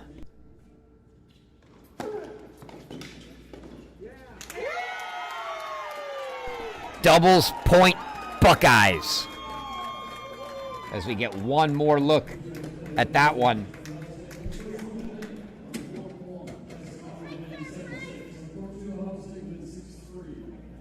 Aiden Kim puts away the doubles point. Ohio State takes the 1-0 lead. And we will have a little transition into doubles, a good chance for us to let you hear some of the thoughts. We talked to Coach Grant Chen of the SMU Mustangs yesterday about what it's like both having to coach and all the responsibility with hosting and organizing things. Let's hear what he had to say. It's a juggle, that's for sure, but an exciting one. It's, I always look at it as champagne problems, but really fun and honored to be able to host the tournament.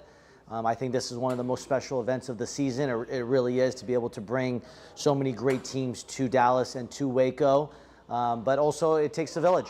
So really leaning on the entire crew, the entire staff, coaches, student managers, operations, stringers, trainers, everyone to operate like we do and to be able to get the guys prepared, whether I'm there or not. That was what Coach Grant Chen had to say about the hectic, and I tell you what, for the couple days that we've been here, he is nonstop everywhere. The step count and the speed of those steps has been admirable from Coach Chen. Also asked him, hey, what's a successful weekend going to look like? Obviously, the home team coming in as a number 8 seed got an uphill battle here. And here's what he had to say about that. We've played 7 matches already. Ironically enough, because of the freeze, the snowstorm that hit a couple weeks ago, we haven't been on the road yet. So to be able to play, continue to play at home, the guys, we've had a great preseason in January and a couple great matches leading up. We've been tested. We played 2 top 10 teams, played a couple other teams, and so I think I enjoy and I'd like to see where we're at. Tomorrow's going to be another great test. I mean, Ohio State, and very well coached. They got a lot of very good players, a lot of respect for what they've done, not just this season, but for the past 25 years. We've had so many great battles with them, and I've been on both sides of a coin with them the last 15 years. So I think it's exciting. It's going to be fun to see where the team can be. Always pleasure to play at home in front of Mustang Nation, so I think that'll be a joy. But look, we've played some very good teams already, come up a little short, and we're ready for a good one tomorrow. So there were some thoughts from Grant Chen there.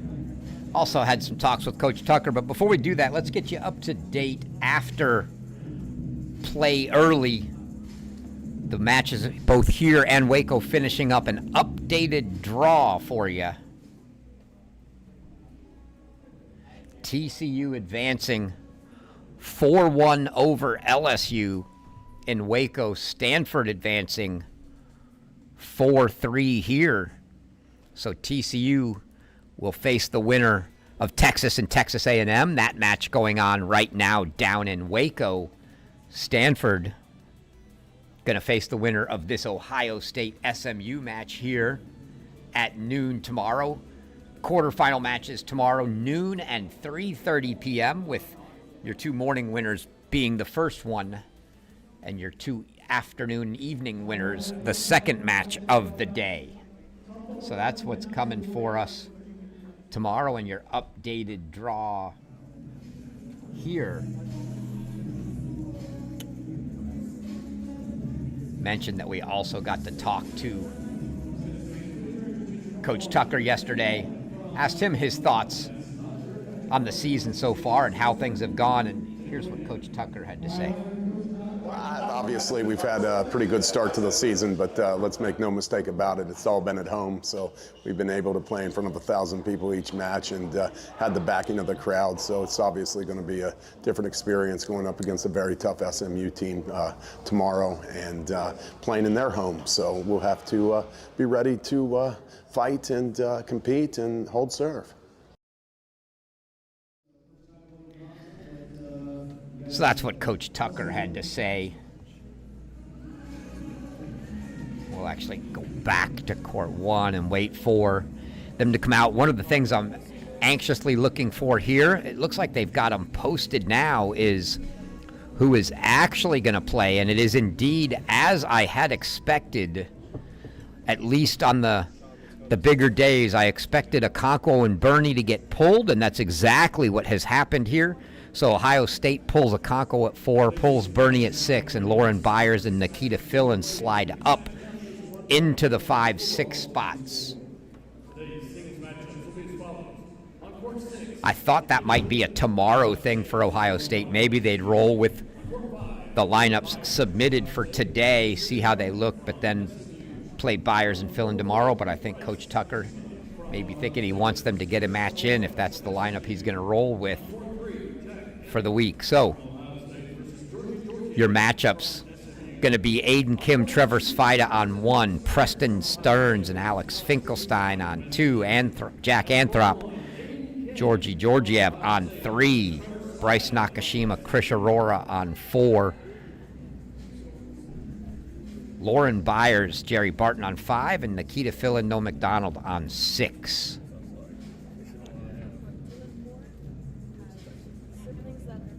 See head coach Anthony Montero there.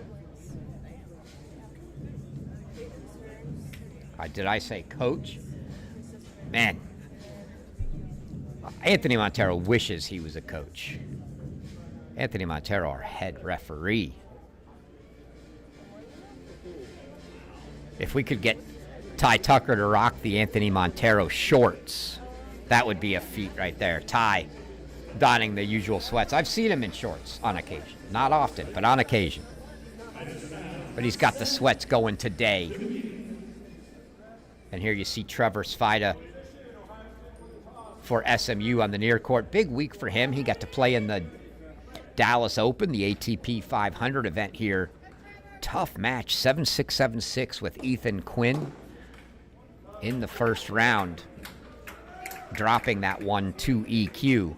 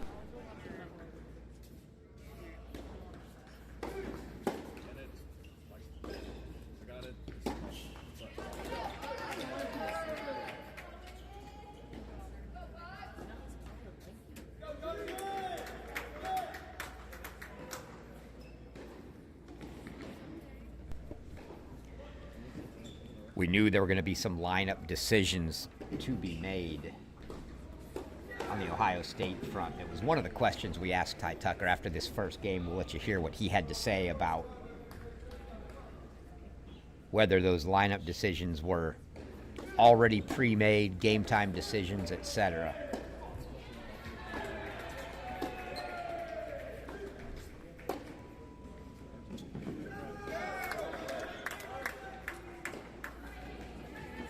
Sfida now break chances.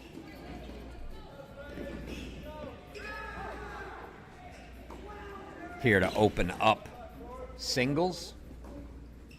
Tough road ahead for SMU. Trying to find 4 singles points. Tough road for anybody on this Ohio State team.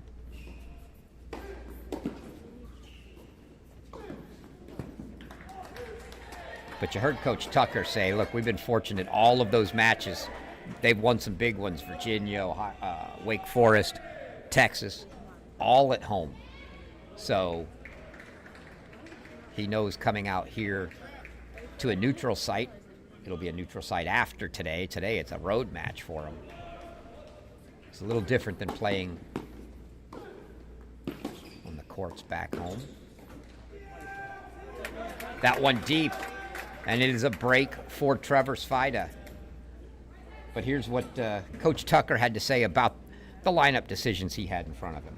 I mean, obviously it's the fun part of the year when you get to look at everybody's lineup and know and try as a coach to figure out, you know, what best suits your team. So obviously we've had lots of discussions about SMU, lots of discussions about the teams that we played. And, you know, we're in the middle of the season and no different than any other coach or any other program. Everybody's dotting the I's and crossing the T's. So we look forward to spending the next 24 hours getting ready for this match. And we know that we're in a tough battle.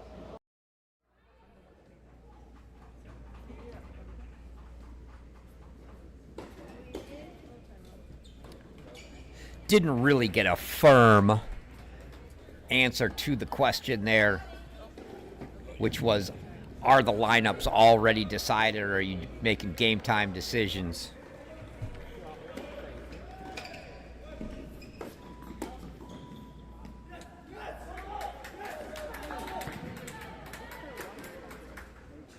But I think in the end, this is kind of what we all saw or thought we would see for a lineup for them, is probably pulling a Conco and Bernie and playing Byers and fill-in, and now maybe Byers and fill-in's future for the weekend depends on how they look today. We'll see.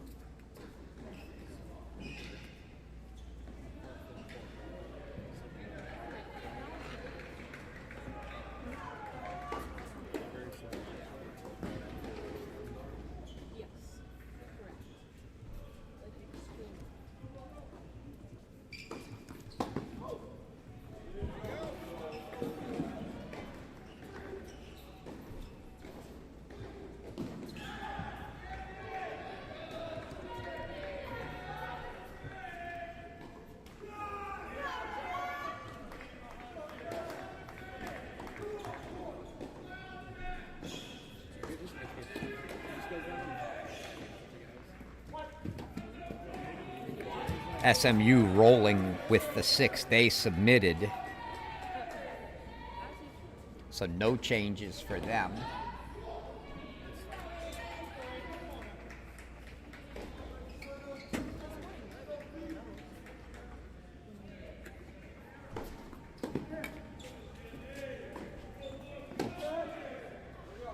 See if we can keep 3 scores up.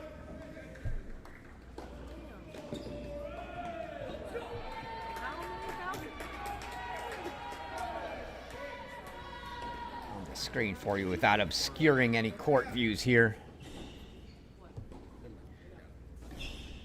As we move later in the sets, we'll try to keep the ones most furthest along in the set, if you will.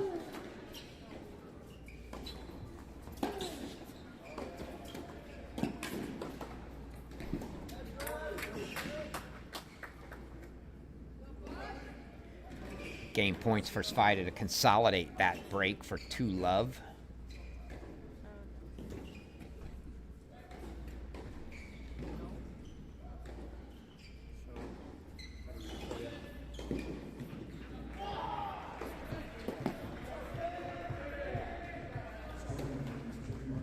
Kim calling the serve out. Svida saying no. Not out, don't care, sending the balls your way. Let's see what the official has to say. Kim says, yeah, it's out. I'm sending the balls back to you. Svida looking at the chair. Looks like the chair's going to agree. It'll be a second serve for Svida.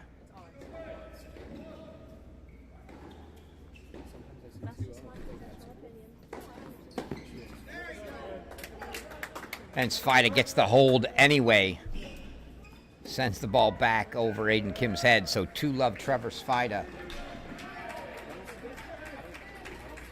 Let's go down to court 2.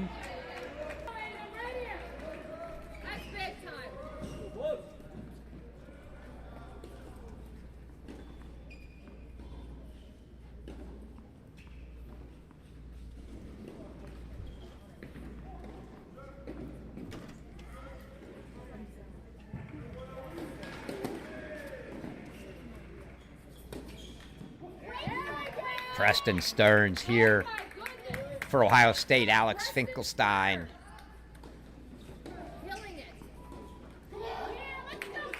for SMU. Preston Stearns, kind of the story of the singles lineup from a year-to-year standpoint, not sort of in and out of the lineup. Last year for this team, saw some action at the bottom of the lineup, other matches not seeing action. Now, this year, a solid 2 and deserving it. It's been a great 2025-2026 season for Preston Stearns. Preston, of course, brother of former Texas Longhorn WTA top 100 player now, Peyton Stearns.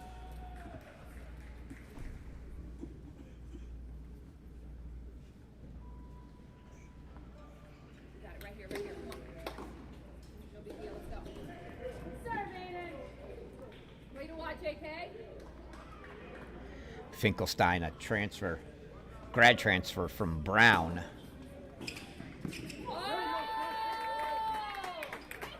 Ivy League. See a lot of those grad transfers out of the Ivy League is once you get your degree there.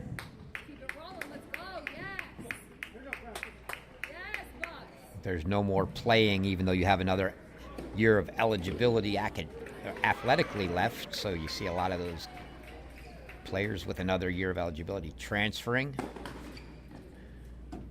Finkelstein doing just that here for a year at SMU.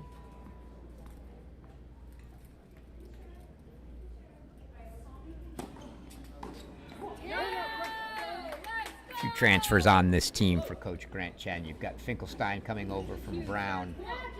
Chris Aurora from Georgia Tech, as mentioned. Jerry Barton came over a few years ago from Furman. V. Castillo from Wake Forest. And Barreau from UT Arlington. So Stearns 2-1 here. We'll go ahead and move down to court 3.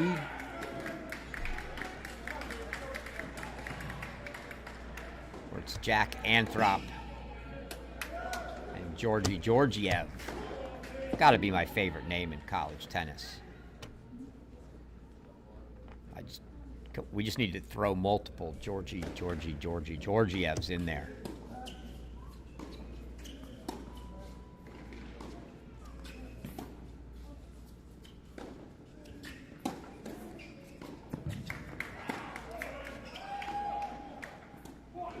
Sat down for a quick chat yesterday during the practice session with Jack Anthrop's mom, who always travels to these to see him from Florida. She's got a ritual enforced by Jack, I think, which I enjoy. It's a great story. She'll come and watch the warm-ups. She'll come to the match and see them warm up on match day, and as soon as it gets to be match time, she's out. She has to go walk, do her laps, find somewhere to walk around the park, but she absolutely cannot watch Jack play, and Jack does not want her watching him play because her reactions as he turns around are, as you would expect, hands on the head, oh my gosh. He says, Mom, you're driving me crazy. You got to go. So she never watches him play.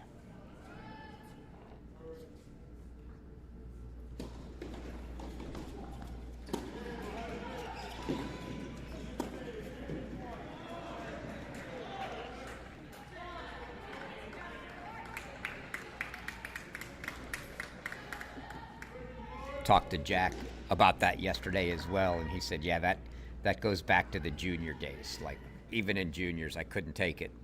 I said, Mom, you gotta go do something. And so that's when she developed the habit of, especially in the junior days when you're playing a lot of parks and whatnot, she would just go walk laps around the park. And now she does it at college campuses.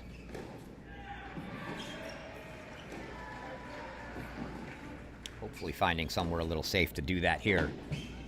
Pretty busy area to be walking around.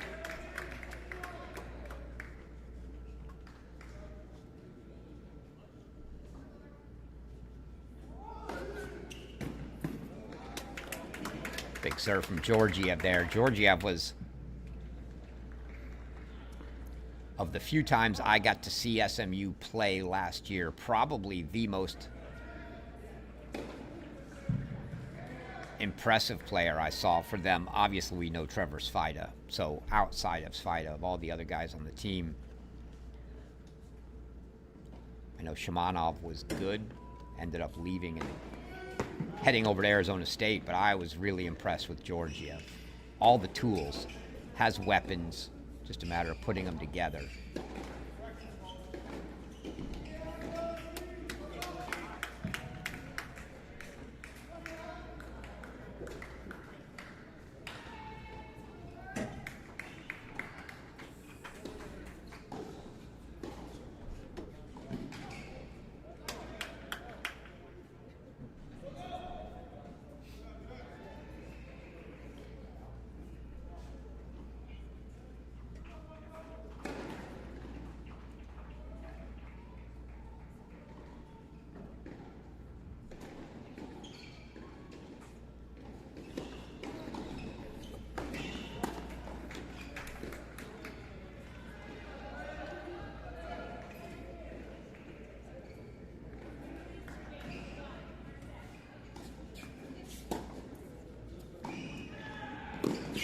That's a great backhand line. Caught Anthrop cheating in that backhand corner.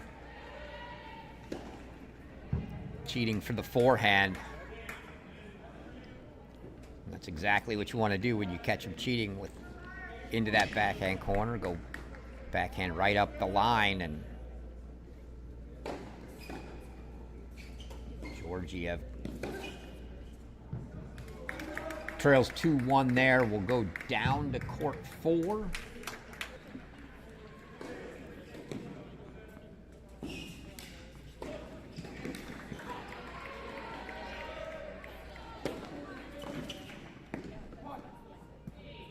Where Bryce Nakashima's opened an early break lead 3-1 on Krish Arora.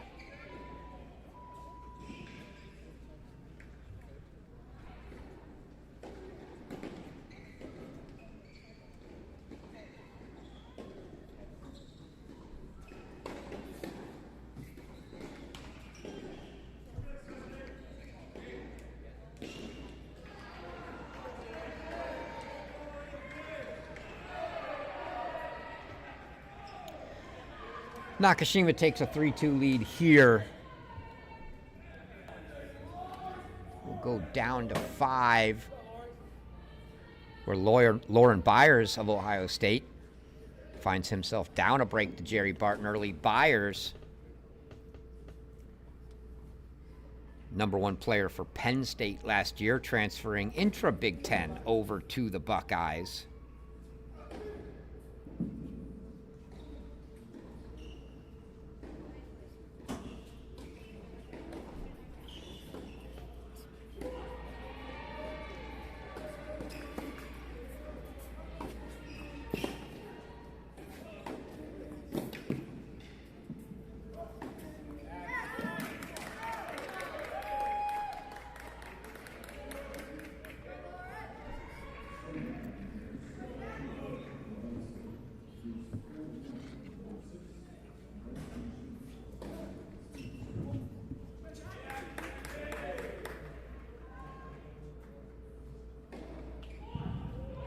It was interesting talking to a lot of these guys this week. Byers was one of them.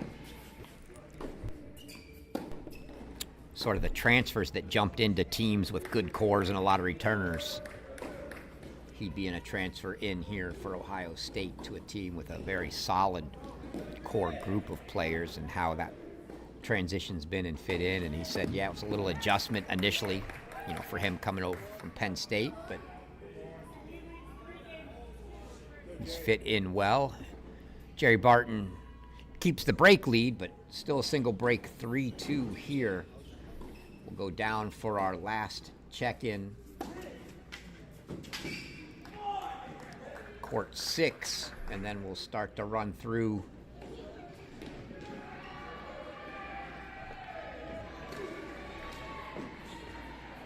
the courts furthest along as Nikita Fillin 4-1 lead on Noah McDonald. This is the luxury. Fillin submitted at 8 for the Buckeyes, so they pull 2, and he's up to 6.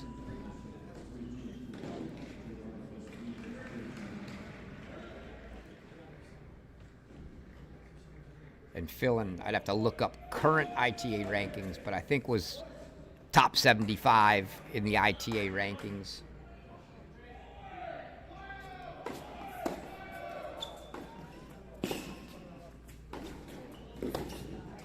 And a guy that you're submitting at 8, just ridiculous depth on this lineup for the Buckeyes.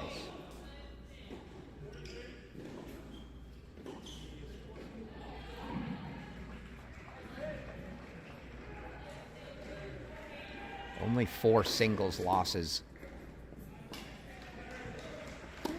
on the season for Philin. See that forehand, and that's including the fall. He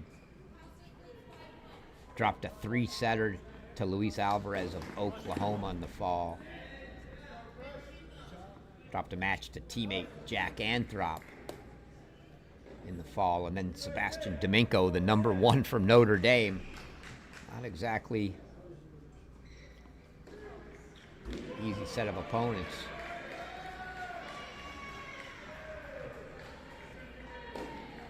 And then Jakob Verba, the number 1 for Arkansas. Those his losses.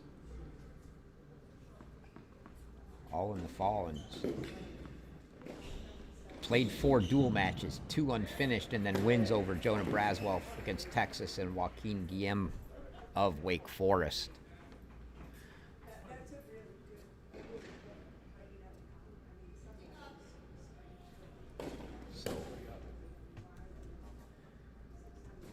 Philin closest to a first set here for the Buckeyes.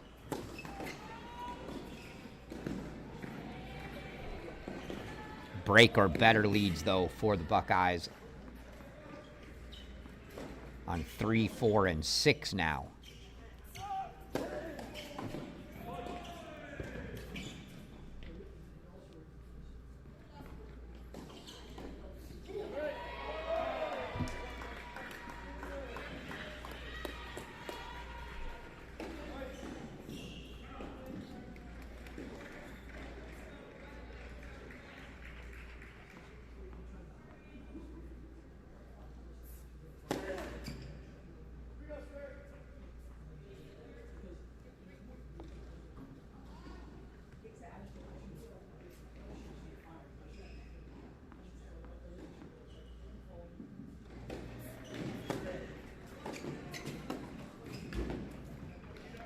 Volley put away by Philin's going to bring up set points. Last week when we were in Chicago for the women's indoors semifinal and final days, we had the coach Mark Bay with us doing sideline and on-court reporting. Hopefully Mark's watching. I know Bay was one of Nikita Philin's junior coaches. Always loves to follow his success, and Nikita Philin grabs a 6-1 first set for the Buckeyes. And we'll go back now to furthest along. Actually, we'll go right back to court 5.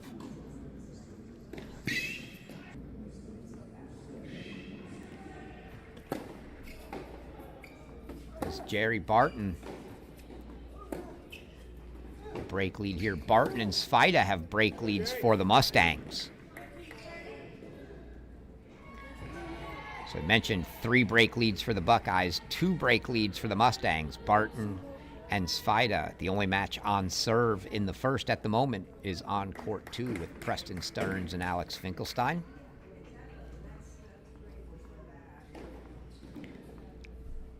Our vantage point from the broadcasting view is directly behind court 3, which is just to the right of this one, but I can see the staring right down at Ty Tucker there. You can see on the right side of the screen chewing. Not sure what his choice is these days. It used to be pen caps. It's big and white. Maybe a big white pen cap, could be a straw, I'm not sure, but he's always chewing on something, and you can see him there.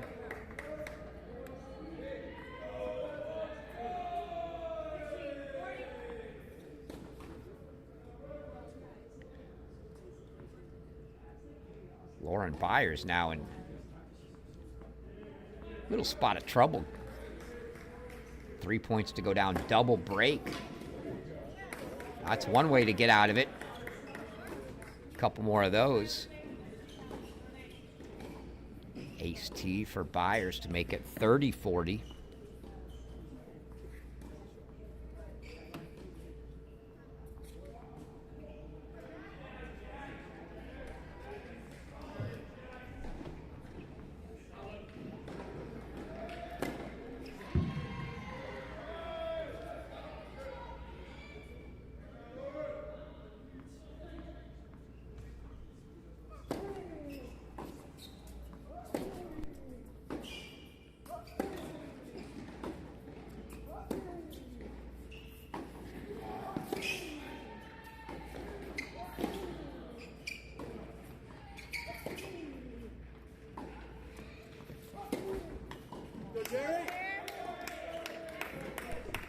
And indeed, Jerry Barton. Surprised there wasn't a little more of a roar there from the SMU faithful, but he opens up a double break 5-2 lead. He's going to serve for the set. Let's go back to 3 here. Jack Anthrop still holding the break lead here at 3-2 against Georgi Georgiev. Georgiev from Bulgaria had the honor this week of teaming up with, finish that in after the point. All right, Georgiev got to team up with fellow Bulgarian Grigor Dimitrov this week to play doubles at the Dallas Open, the ATP 500 event here. Lost a tough one, a third set match tiebreak 10-3 to a couple former college guys, Ben Shelton and Alex Kovacevic.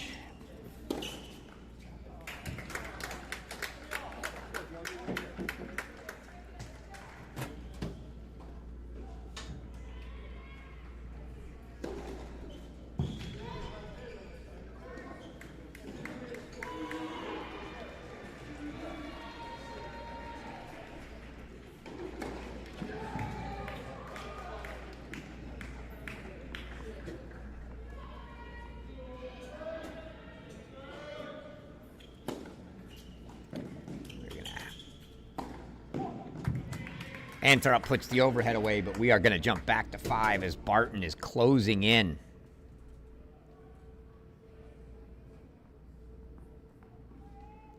Two points away from a set for SMU here.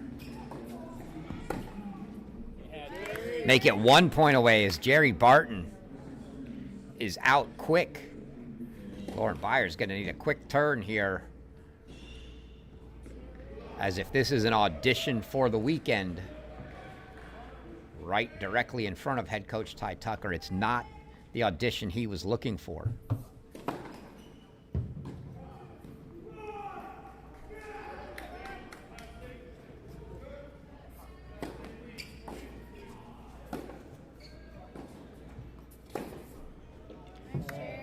Barton with the forehand, all heat, all Barton, 6-2. So the Mustangs on the board with a set, and we're going to jump down to Nakashima and Aurora on court 4.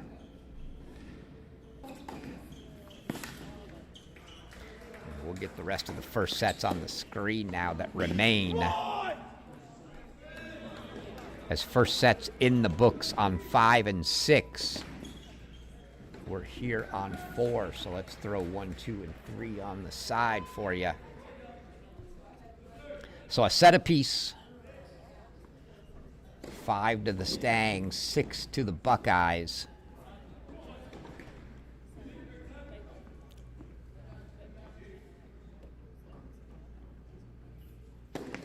Nakashima and Anthrop up breaks for the Buckeyes on 3 and 4. Svida's still up a break for SMU on 1.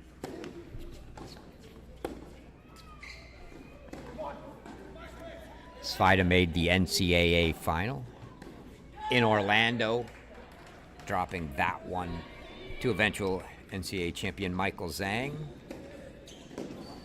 Two-timed now NCAA champion Michael Zhang, who went on and played in the Australian Open.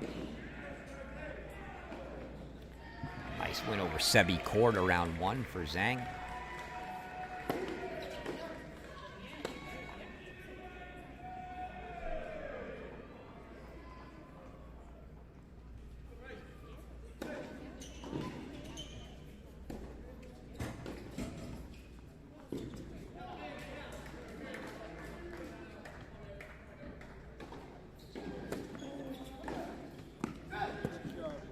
Big return from Bryce Nakashima for 30 all.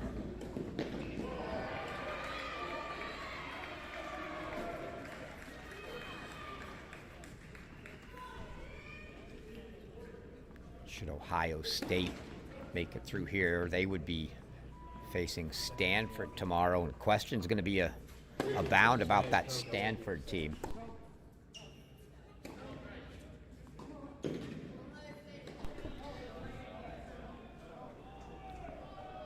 Banerjee retired 7-6, 4-1 down today for Stanford, so playing with that wrist brace on the left wrist, so things not looking great for him there. And Godsick at 6 came in, first match of the year for him, coming off of injury, and didn't look great, but didn't look hurt. So hopefully for the Cardinal, he's able to go. Almost might have to go if no Banerjee. But Aurora gets the hold, going to force Nakashima to serve it out.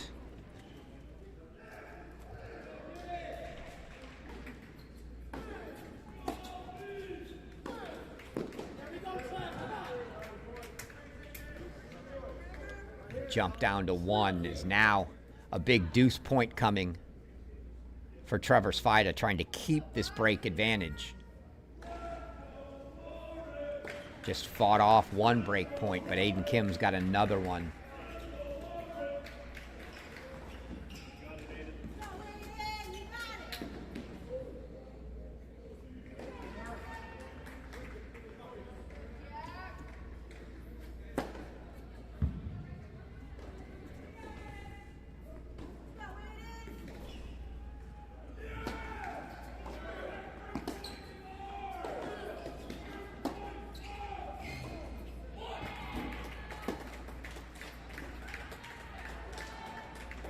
And a ball rolls in from the court next door. We're going to let and replay that one as head coach Grant Chen. Oh, I was going to give him all kinds of accolades for the wheels until he threw the ball. We'll talk about the form on the throw later, Grant.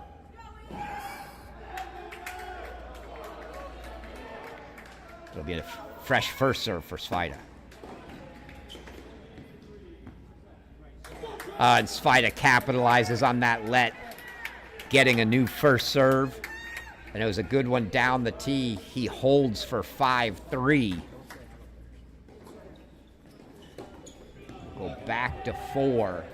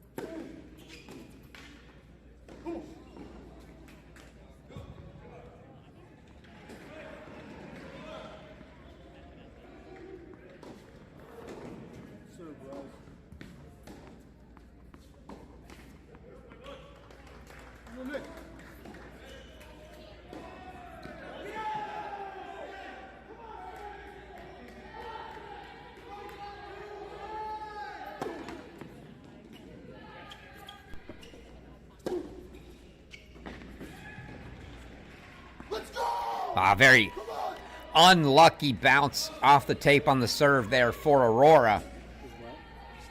Got the return in, but Nakashima put the next one in a spot too tough for Aurora. Nakashima takes a first set 6-4 here.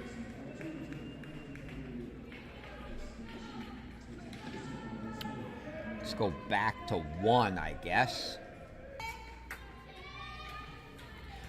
So now 2 sets Buckeyes, 1 set SMU. The 3 that remain here and the 2 on the scoreboard on your right.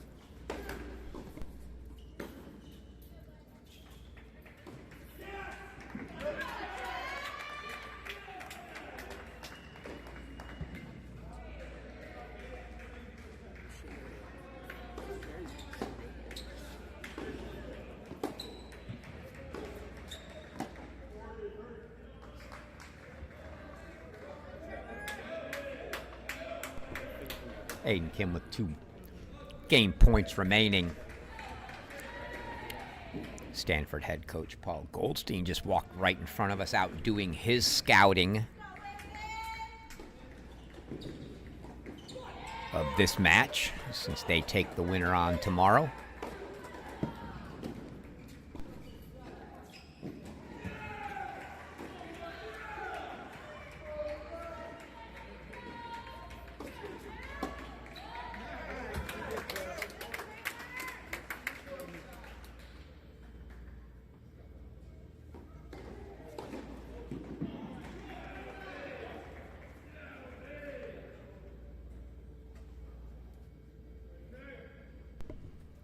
Trevor Svida forces a deuce point here on Aiden Kim's serve, so it's a set point for Svida.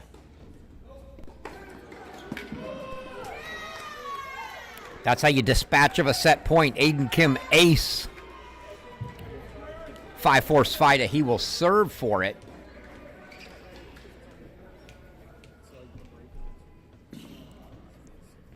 Deciding between, looks like Anthrop's got the Love 30 lead, so we'll go to that one.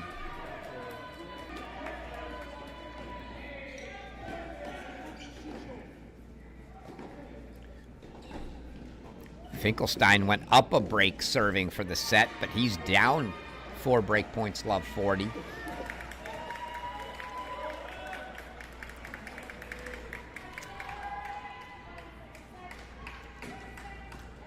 Anthrop, the Love 30 look at Georgiev service game for the set here.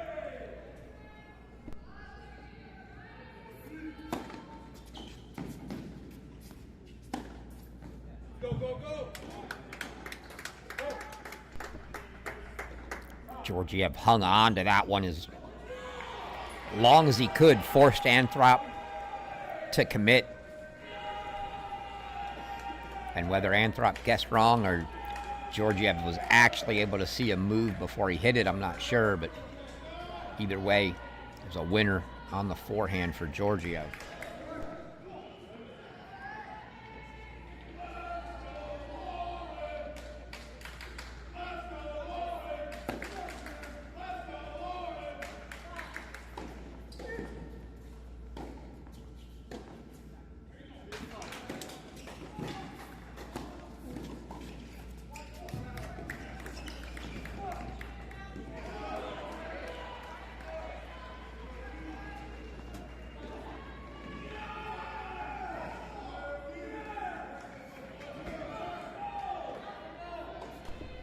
Set points now for Anthrop here. Stern's got the break back, so they're 5-all. Svida serving for it.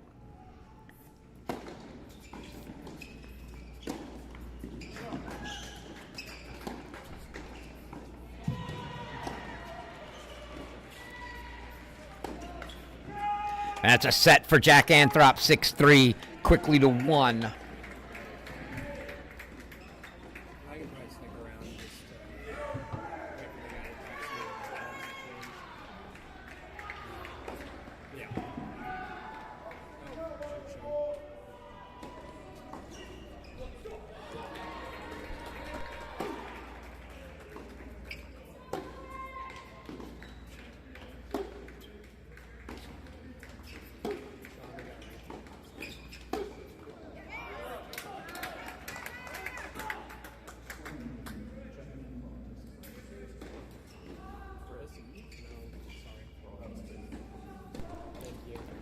So 4 set points coming for Trevor Sfida here to make it 2 first sets for SMU.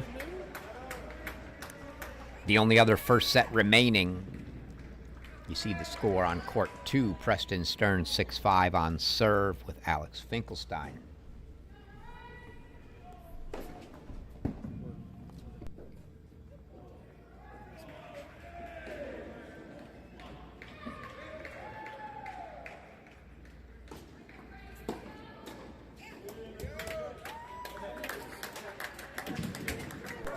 The errant forehand gives Trevor Sfida the first set.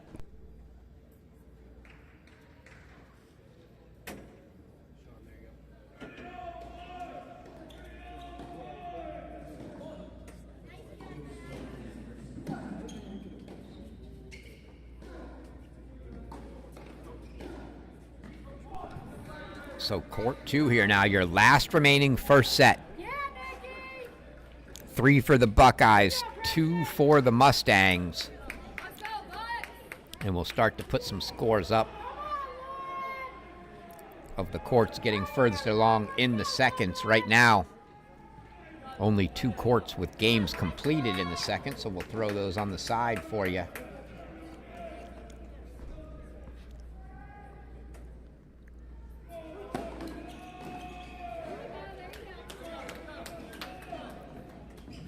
Finkelstein clips the tape with the serve that goes in, and he throws the hands up in apology.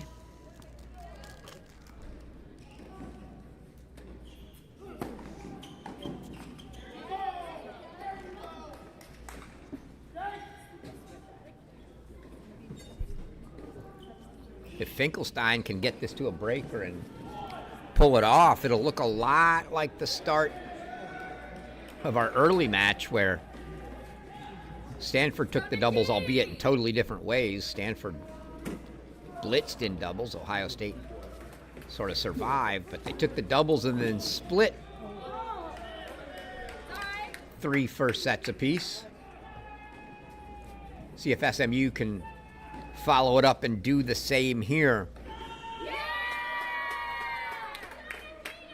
So you see Nikita Fillin now up a break, setting a break for Ohio State on 6.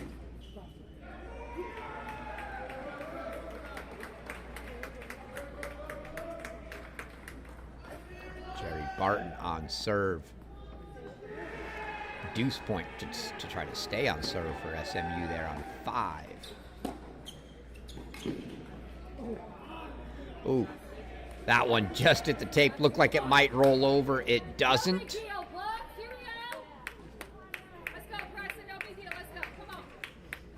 And it's going to be a breaker on 2 for the 6th and final first set.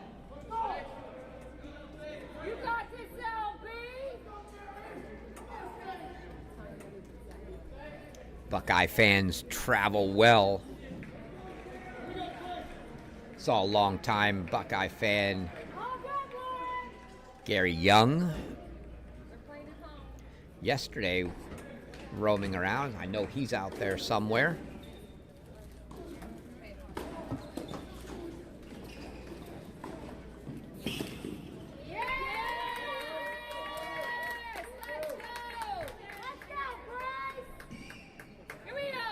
Preston Stearns grabs the first point of the breaker here.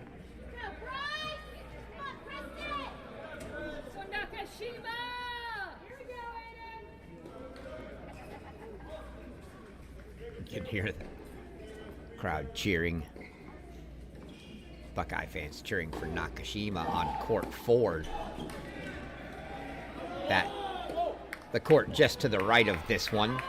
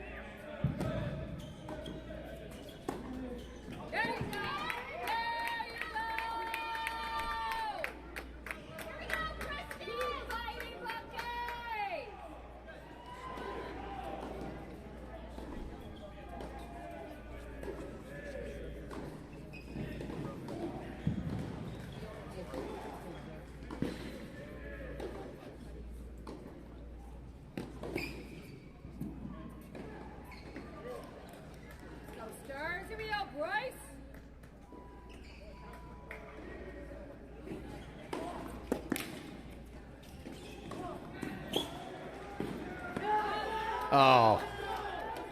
Point played so well by Preston Stearns until he missed the volley. Put himself in a great spot there. Just missed on the execution. See head coach Grant Chen covering his mouth up as he talks to Finkelstein there. That ball deep. Not sure who he thinks is maybe standing back behind here doing the lip reading. Looks like the NFL coach is on the sidelines making sure the cameras don't get to read what you're saying.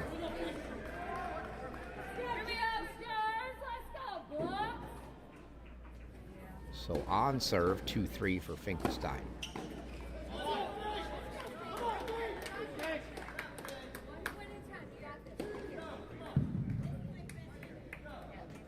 Go Stearns, get it right back. Here we go. 3-all at the turn. Big set here for Coach Grant Chen and his SMU Mustangs. A 3-all split of first sets sort of keeps you feeling like you're in there. You just need to flip one at a minimum. Obviously, the prospects of grabbing 3 straight set wins against Ohio State, not good, but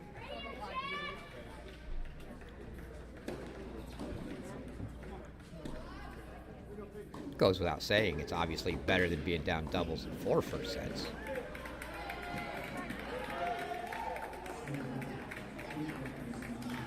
Let's go right here, Stearns. Come on, Stearns.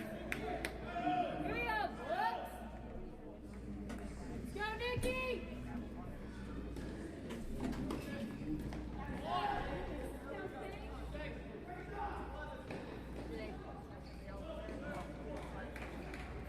All right, right here, let's go.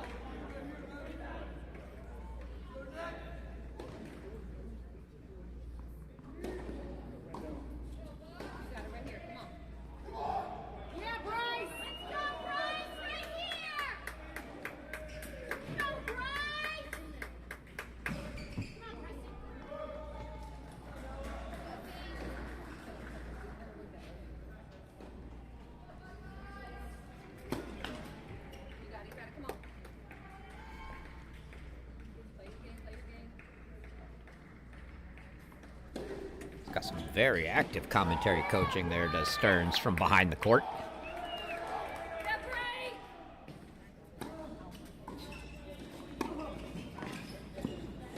Oh, Finkelstein. Beautiful.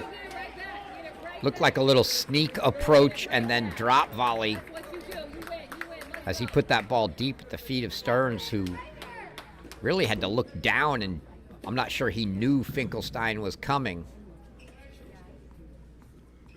Floated over the middle that Finkelstein just dropped over. Little drop volley for a winner. Now 5-3 mini break lead for Finkelstein and SMU.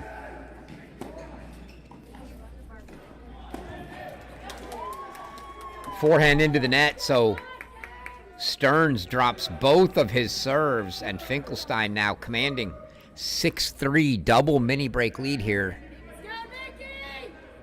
Set points with 2 serves coming for Finkelstein.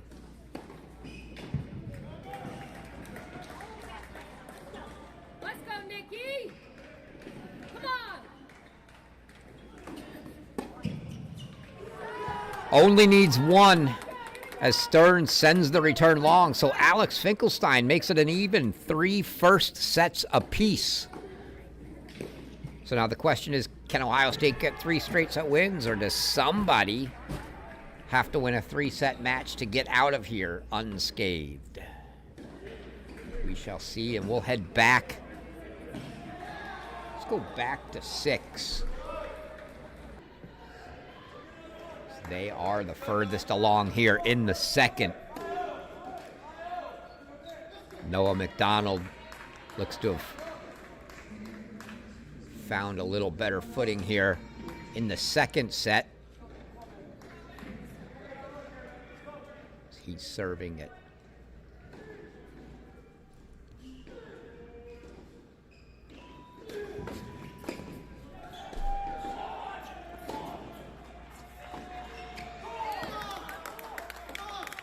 Maybe that's why. Hit backhand lines like that, you're going to get back in a set.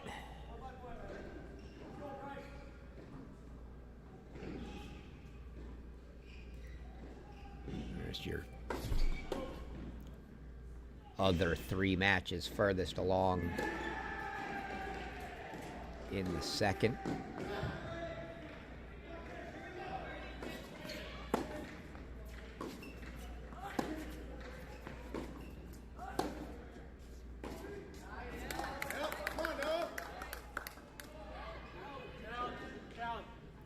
What do you mean too late? Coach tells me to challenge. Challenge. Nikita Fillon trying to challenge.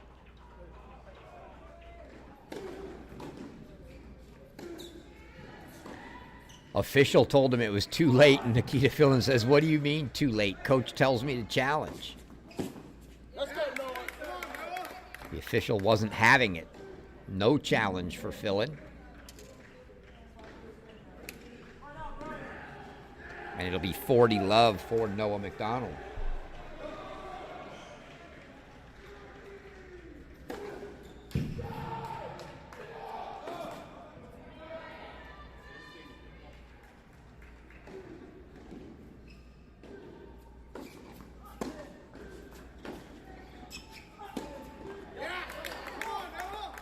Had our share of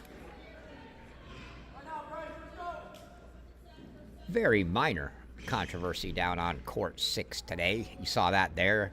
It was the point penalty against Nico Godsick for the match in our last match. And we will take this one back to 4.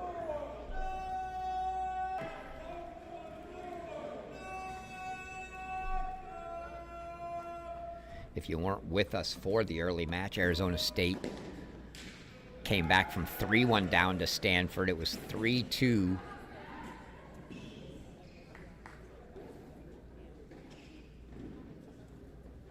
And don't know the exact score, but Jelani Sarr was on 30, so whether it was 30-15, 30 love, 30 all, I don't exactly remember, but with Jelani Sarr sitting on 30, he gets a point. Godsick turns and smacks the ball into the sidewall tarp. Not overly hard, I would say, but just sort of hit it into the tarp. The official immediately ruled point penalty, and that was the match.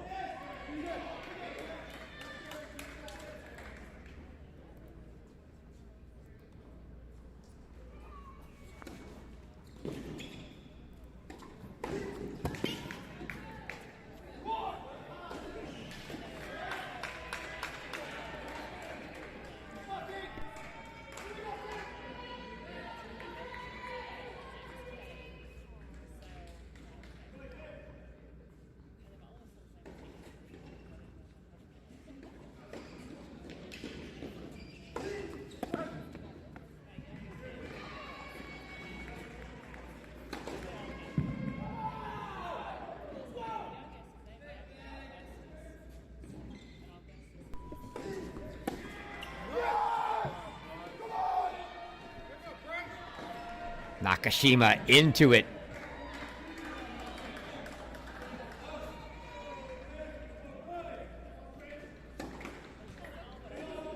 Thirty Love trying to put a stamp on this match right here. If he could go double break, set double break, that's might be all she wrote.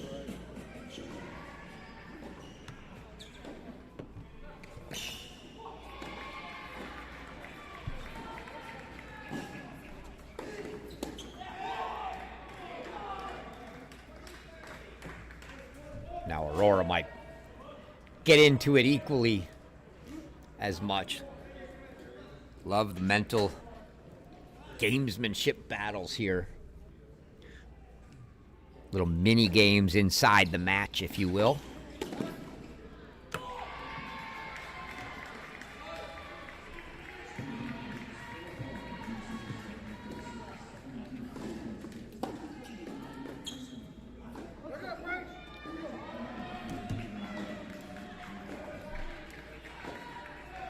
That miss from Aurora is going to bring up a deuce deciding point, and a big one for him here at 1-3 in the second.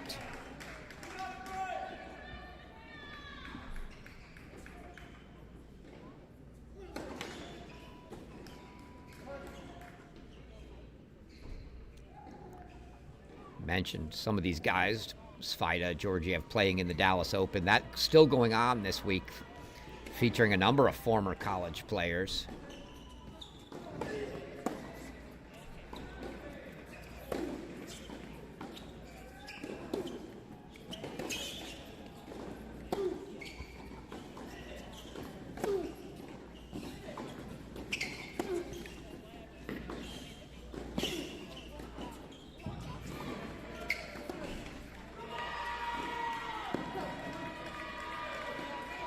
Ball called out. Immediate challenge from Aurora.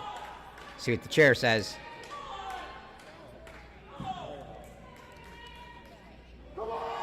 Chair confirms the ball's out.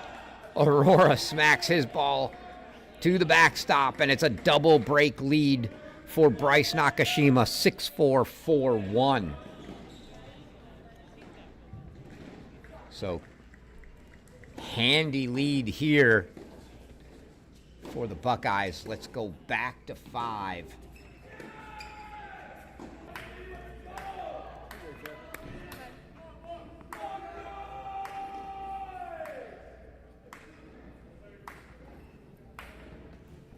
Where Jerry Barton's got a set and break lead.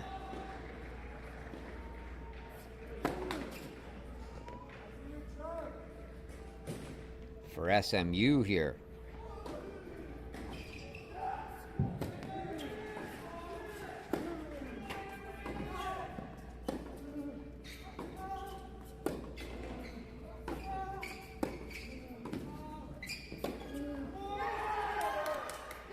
Mentioned all the former college players at the Dallas Open. The big one yesterday that none of us got to see. We would have loved to go had it been the night match, but we had media day yesterday here. Noon match.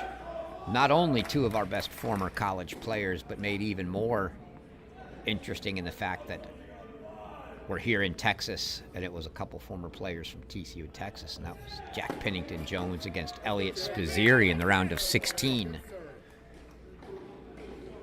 Jack Pennington Jones taking it 7-6 in the third, making his first tour level quarterfinal and at an ATP 500. So great points from a ranking perspective for JPJ.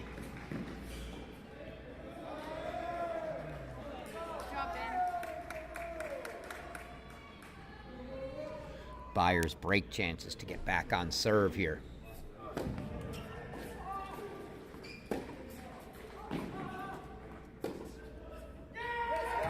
And he does. So Lauren Byers back on serve for all.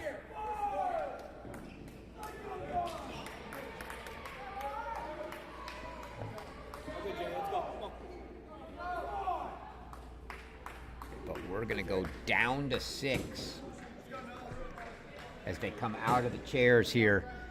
Nikita Fillin's going to serve for the match against Noah McDonald.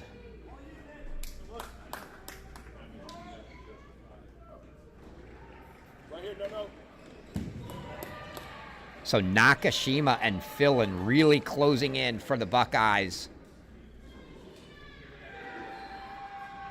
We could be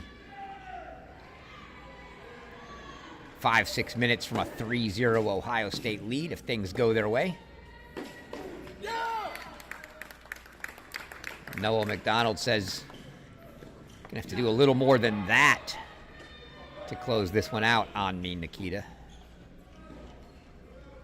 Passes him on the opening point here at the 5-4 game for Love 15.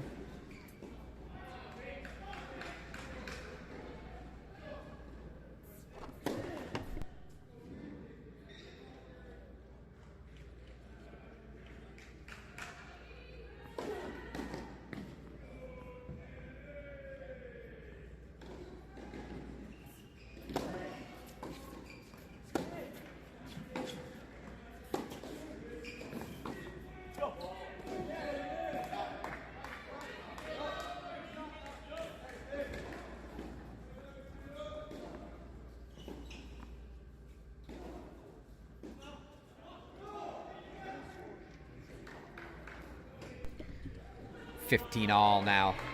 3 points away for Nikita Fillin. Just wide. I like the idea. Sliced T there.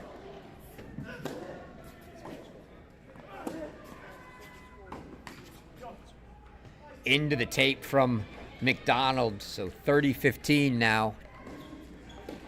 2 points away.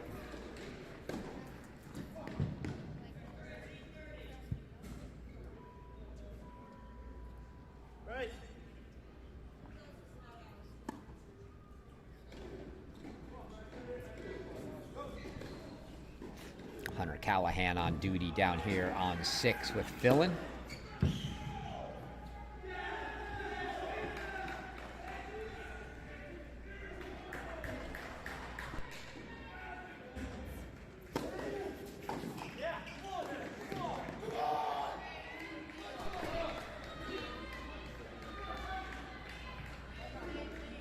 $40-15 match points for Nikita Fillin, and you see Bryce Nakashima 5-1. So I said it. If things went their way, Ohio State was 5 minutes from a 3-0 lead.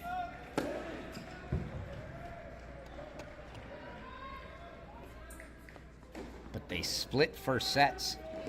So if they get it, the question is, can Jack Anthrop do it in straights, or do they have to win a 3-setter somewhere?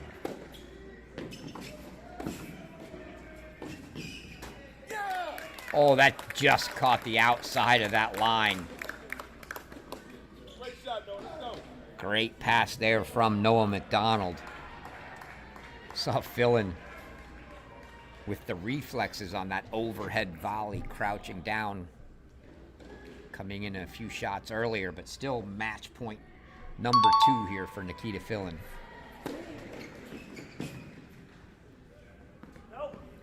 And that's it. Nikita Fillin, 6-1, 6-4, 2-0 Buckeyes.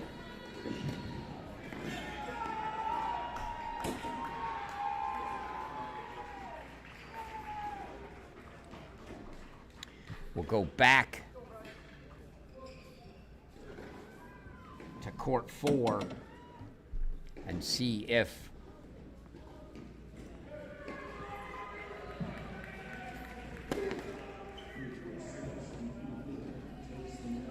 Nakashima can finish one off here. Lauren Byers threatening on 5 to split with Jerry Barton, force a third.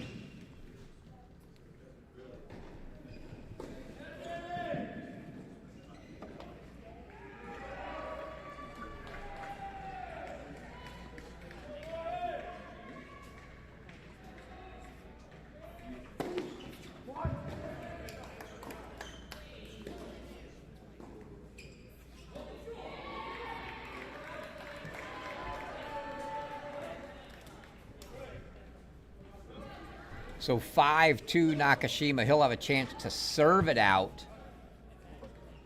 In the meantime, we'll go down to 5 to see if Barton can hold and keep his hopes of a straight set win alive, or if Byers can force a third.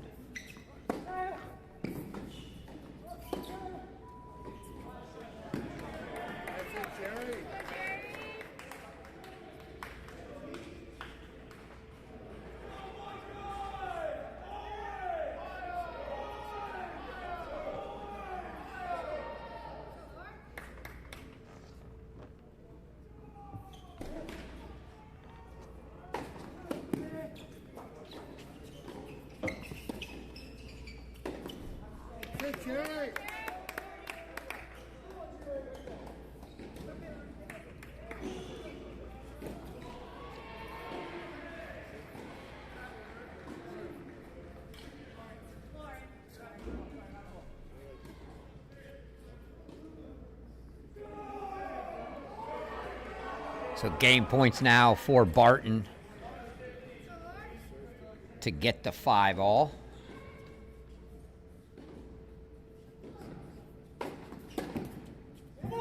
Wow. That is a rocket of a serve, and Byers just blocked it back for a winner. Get a replay of that. Barton looked like he was going to quick serve the next one. Hopefully we don't miss it. It's a deuce deciding point, set point for Byers coming here.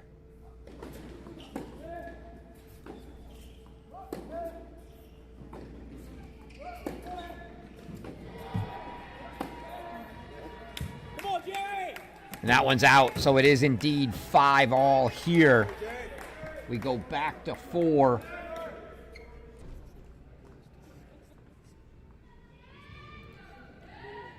As Nakashima's trying to serve the match out and make it 3-0 Ohio State.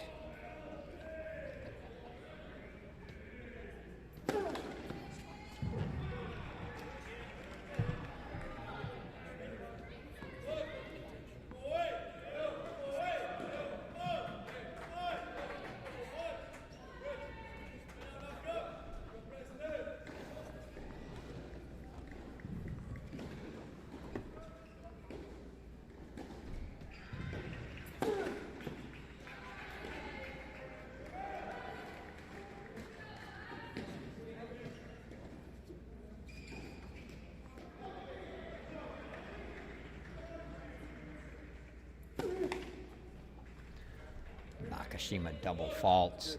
I feel like we just switched away from court 5 where Barton held for 5-all, and it's 30 seconds later, it's 40-love Lauren Byers. So Byers looking to, at a minimum, find a second set breaker.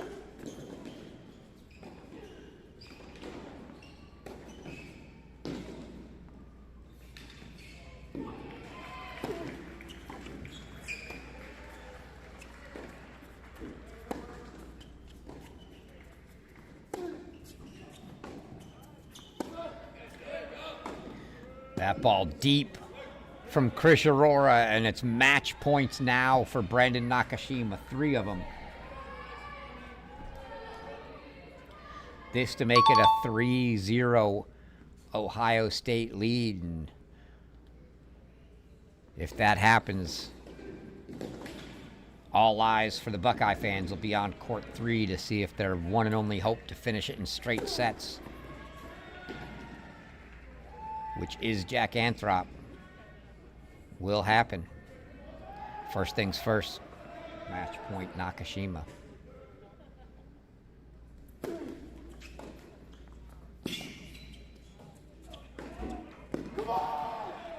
That one's deep, and Bryce Nakashima, knew that was going to happen sooner or later, makes it 3-0 Buckeyes.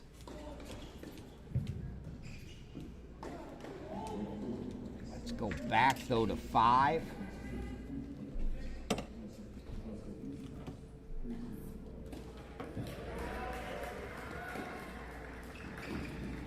(6-5) coming out of the changeover there. Trevor Svida is going to be serving for the match on 1, so I'm actually, if I see them, as soon as I see them out of the chairs, I will switch over there. We'll see if Svida can get a point on the board for the Mustangs. Svida and Barton.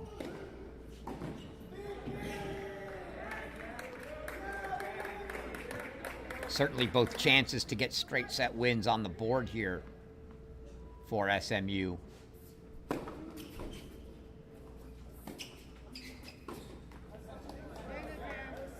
But all eyes be on court 3 to see if Anthrop, in fact, they're going to quickly, very quickly go there before we watch Trevor Sfida attempt to serve out a match on 1.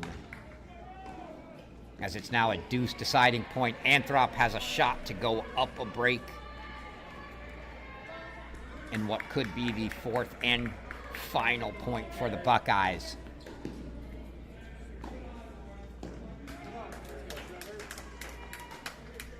This would be a brutal blow for SMU. Need a hold from Georgiev here.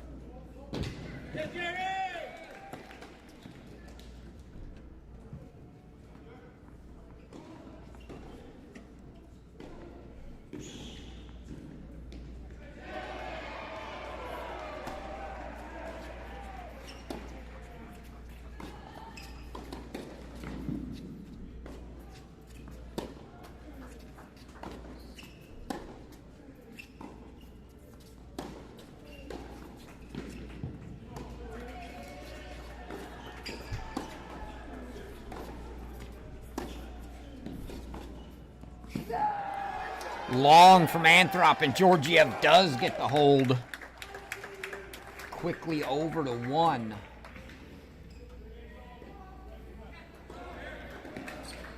$15 here for Trevor Sfida.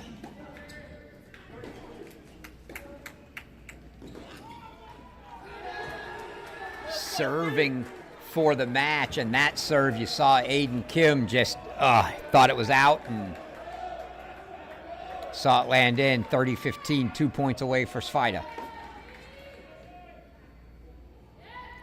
Jerry Barton has forced that tie break, as you see on 5, so he has an opportunity to get a point for SMU as well.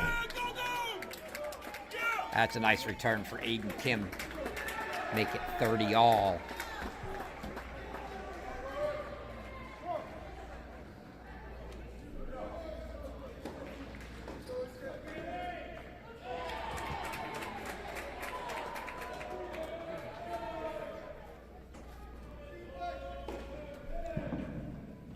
Only 4 matches left, so this one and your other 3 scores on the right.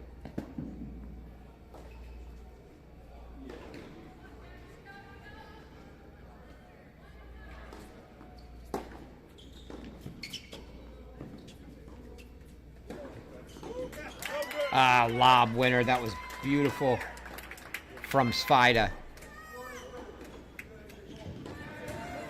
Right there, you see Aiden Kim didn't even try to go after it. He knew he was so close to the net.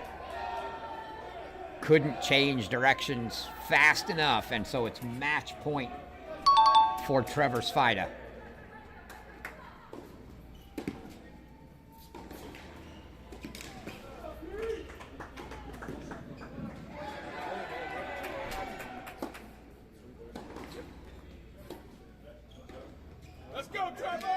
And Kim floats the backhand long. Trevor Sfida gets a point on the board for the Mustangs.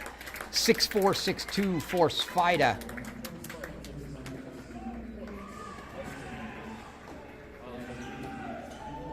Let's go back to 3.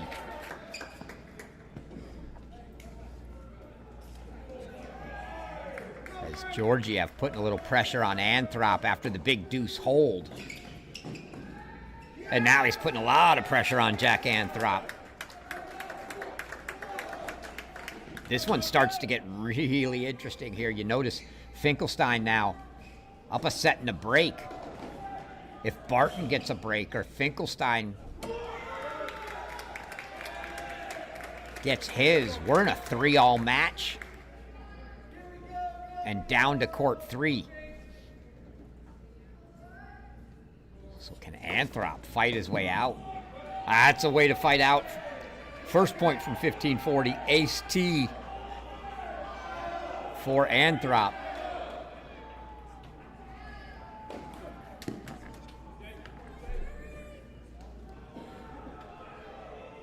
We'll get to the breaker on 5 here as soon as we see the finish of the Anthrop service game. It's wide, and Georgiev breaks for 4-3.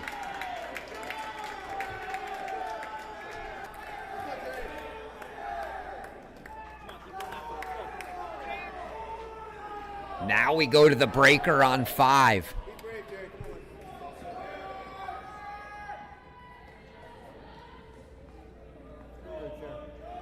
If you're a Buckeye fan, you're starting to think you really need this one. You can't afford to let them get this with Finkelstein. Well, Finkelstein just got broken by Stearns to get back on serve.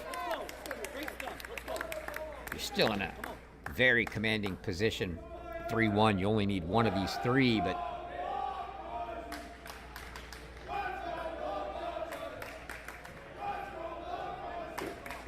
you definitely don't feel great being down sets in 2 of them, and the other, you're now down a break in the second.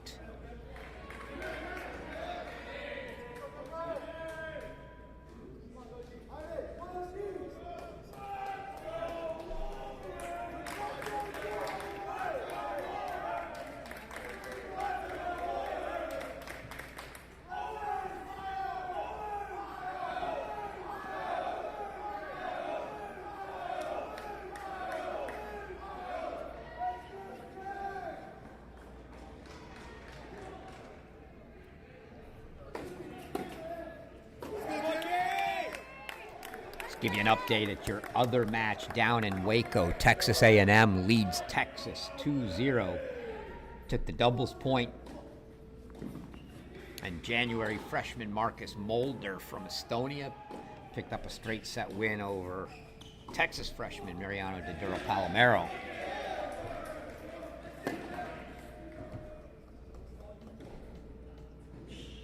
Byers now serving 3-4 on serve here.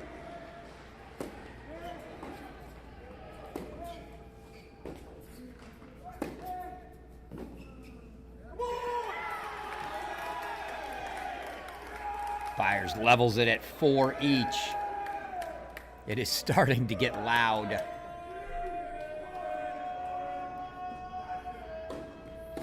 Go, Jerry. Back yourself here. Come on, man. The 4 courts left are pairs that are next to each other. 3 and 5 right next to each other here.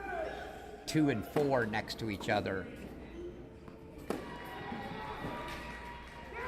court 1 in the middle of the 2 pairs, so great vantage point for both teams. They're all lined up along the service line on court 1 and just turning from side to side to see the action on either 1 and 3 or 2 and 4. Let's go, Jerry. Byers gets his 2 service points, still on serve for Barton now at 4-5.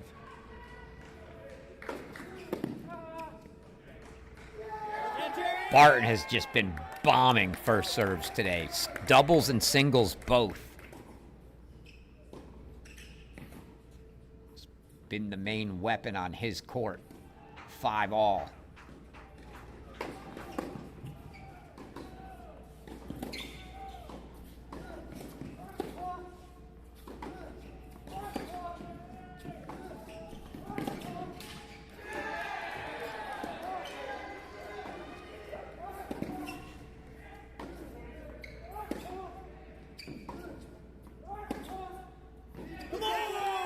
Deep.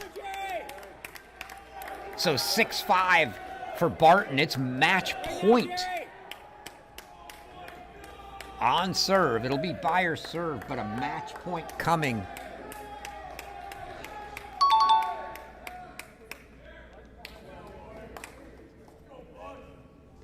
Let's go, Jerry. Come on, man. Go, go.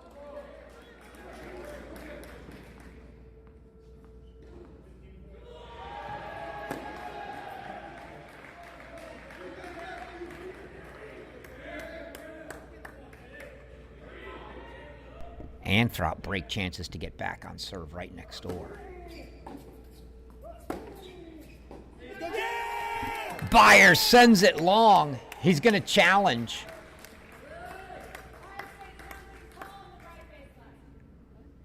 Let's see what happens here. Confirmed out. Match over Jerry Barton, 6-2, 7-6. And the Mustangs pull within 3-2. Let's get back over to court 3 now.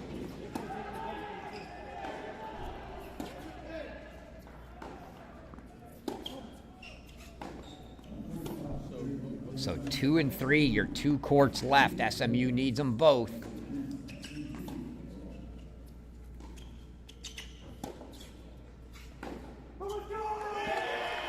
Anthrop gets the break back. 4-all.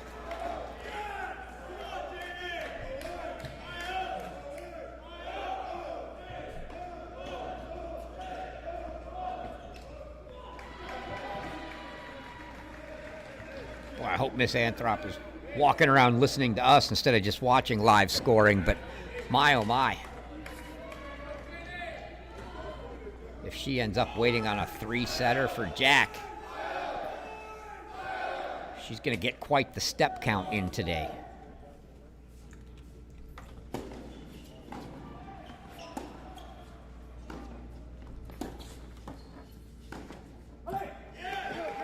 So 4-all here, 3-all on 2, but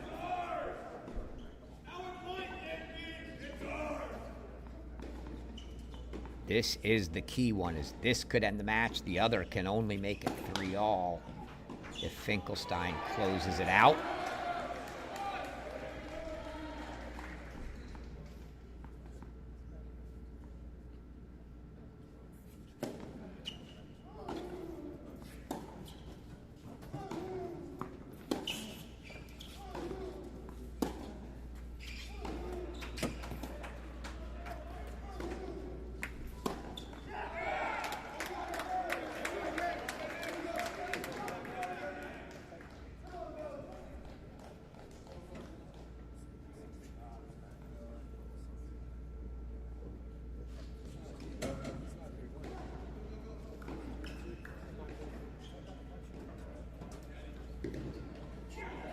I saw Mississippi State play SMU very early in the dual match season. Might have been their first match here on the road. And they pushed them. It was a bunch of 3-setters. Mississippi State ended up winning the match, I think 5-2. And the scoreboard maybe didn't look close, but the match was definitely close. Same kind of effort coming today here from the Mustangs. That one just deep from Georgiev for 30-15 now for Anthrop. Finkelstein and Stern still on serve there.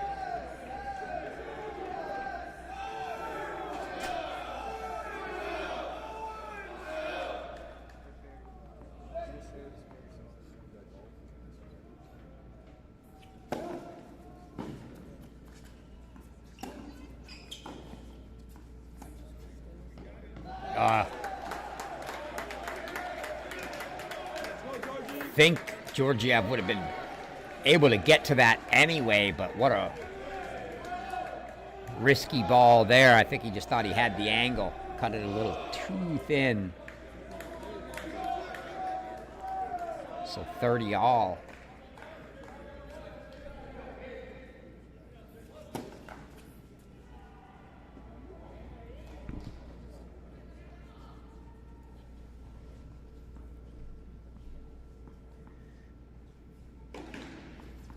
Deuce point coming over on 2. You can see that score.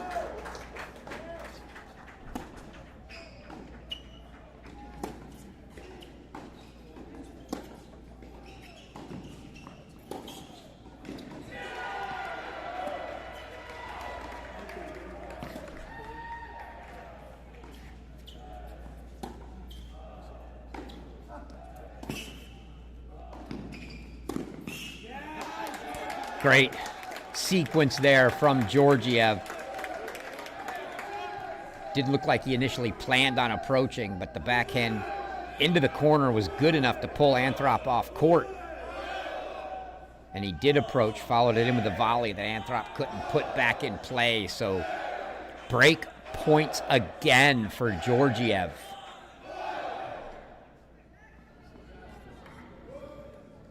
Stearns broke for 4-3.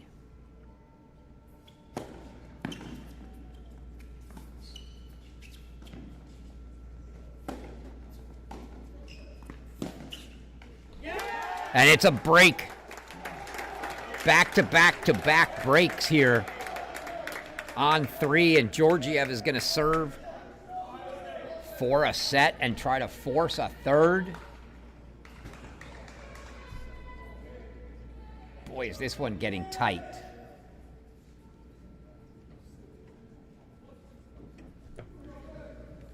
Changeovers on both courts will go over to 2.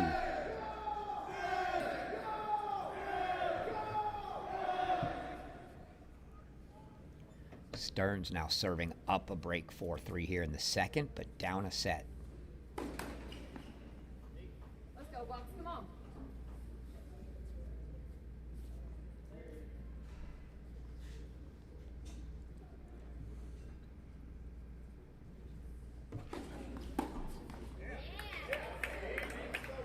Let's go, Preston. Right back.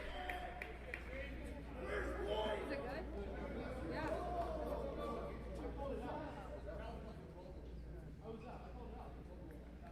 Finkelstein said he called the serve out. Looks like that stands. It'll be love 15 for Stearns.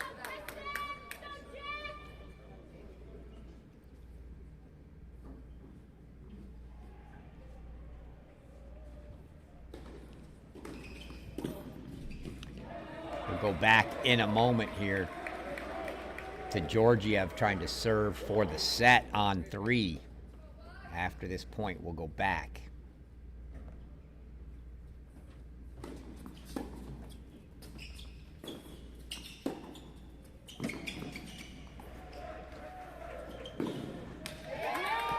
Good wheels from Stearns. Puts that away for 15 all. Let's go back to Georgiev trying to serve a set out and force a third here against Jack Anthrop.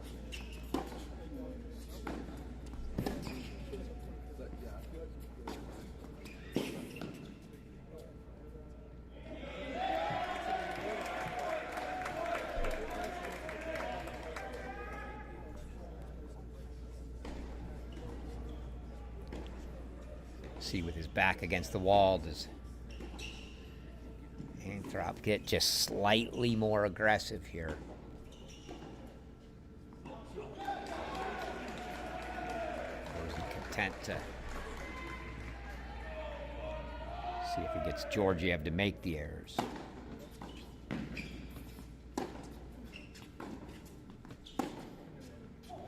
And there's one of those errors off the Georgiev forehand.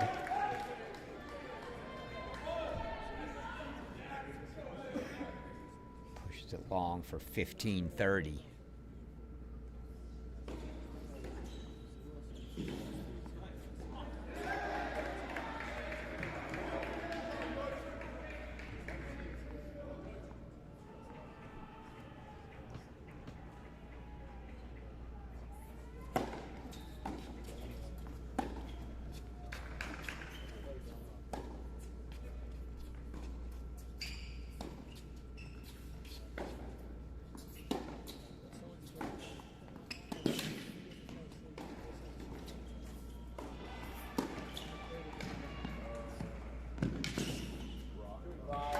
Oh, couple of great volleys there from Anthrop to try to make it 4 straight breaks.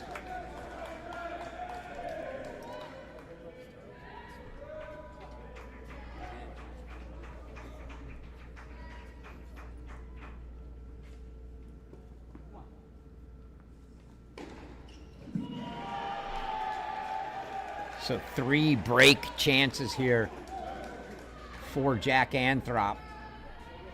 Preston Stearns 5-3. Put that score back up. Oh. Little chip forehand return, trying to sneak it in down the line, and Anthrop looked like he thought He had it. It just didn't have enough air under it. It was angling in, but dropped before it got into the line. Georgiev makes it 30-40.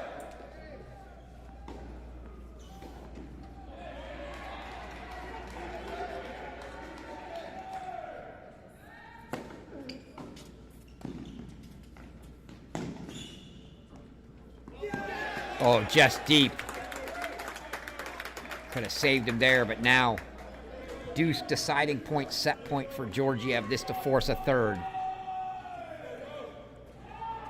Could be going 3 on both of these courts as Stearns is up 5-3. Set point for Georgiev.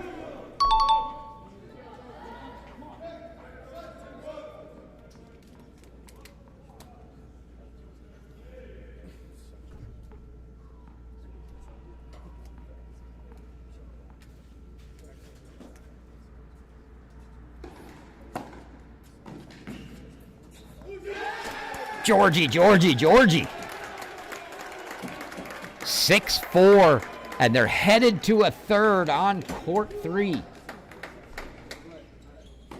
Back over to 2.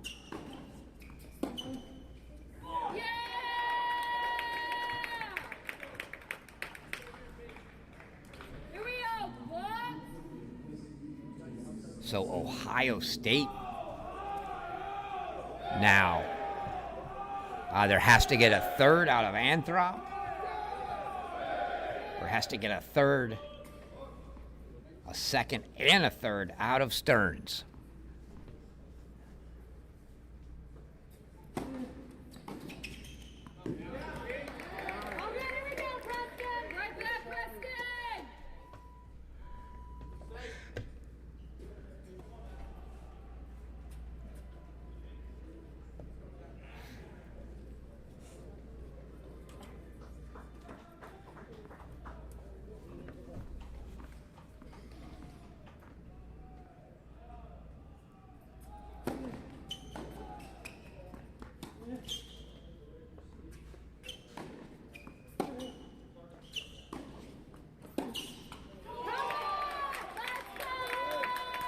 Preston Stearns now has 3 set points to make it 2 3-setters. SMU needs them both.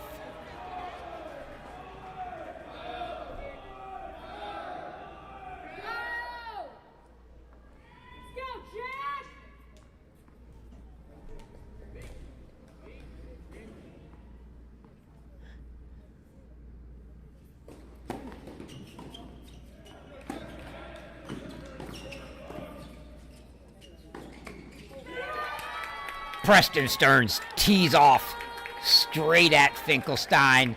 Second set to Stearns. We're going 3 on 2. One more look at him going straight at Alex Finkelstein.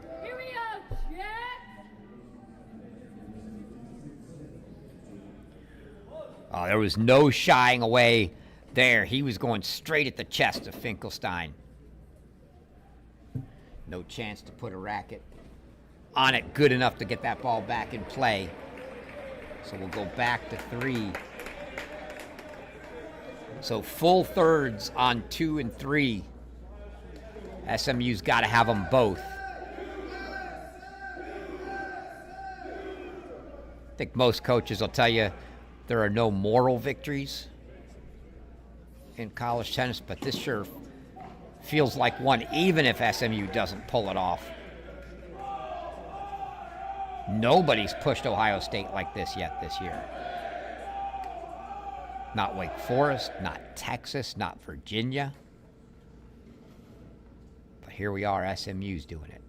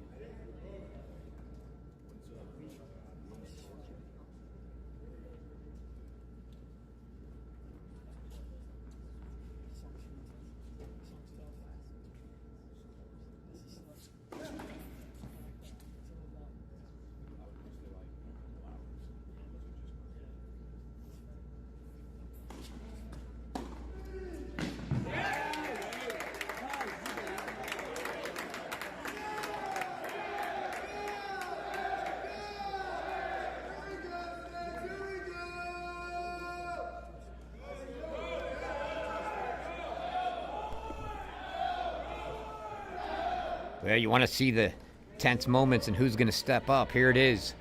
Deuce, first game of the third.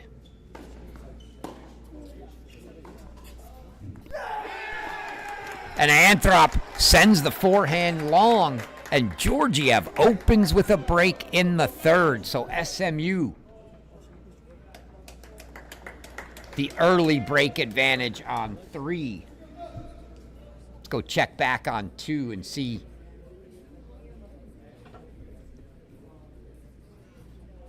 if they're ready to come out of the chairs yet. Looks like both players there. I don't think anybody took their extended restroom break. Just a set break, and indeed, Preston Stearns coming here near side. Alex Finkelstein on the far side. These guys trying to mix us up, both going red and white now, or red and gray in Stearns' case, but it's Stearns in the red hat, just in case you get confused on a quick moment here. Red hat, gray shirt for Stearns, white hat, red shirt for Finkelstein.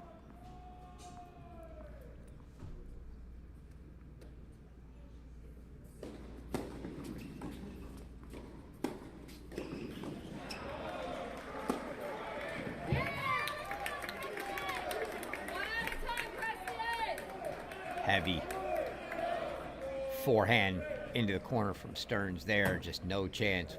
Set that up well. You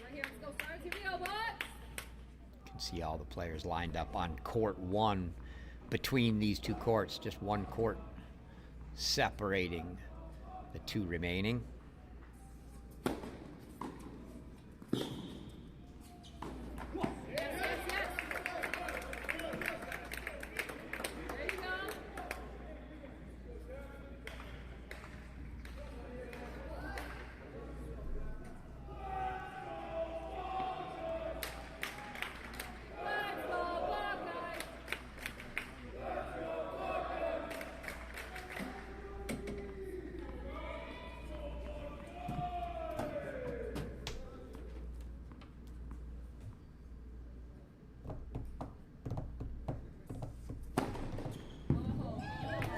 Ace wide for Stearns.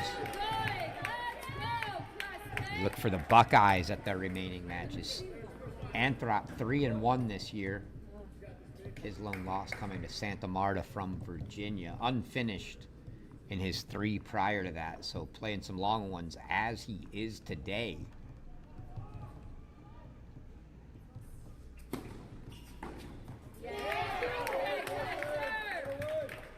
Preston Stearns 3-0 on the dual match season.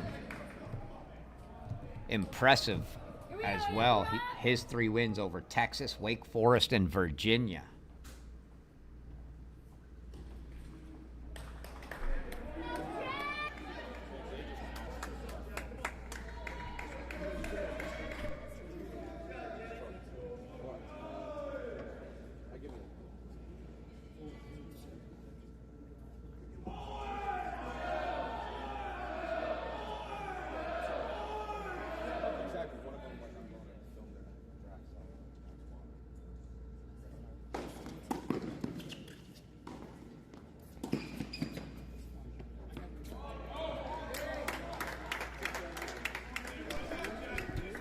This court has just been battle of the breaks.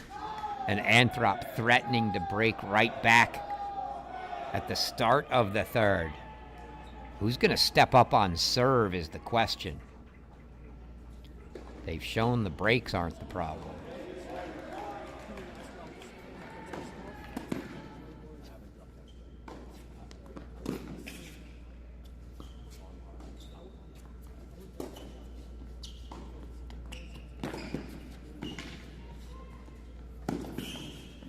Wow, the wheels from Anthrop.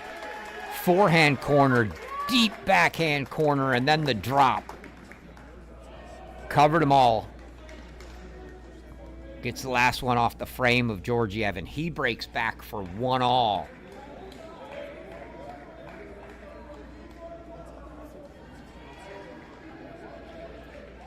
So we're back on serve. Both courts on serve as Finkelstein now serving for SMU on 2. What a match. This was supposed to be the straightforward one, folks.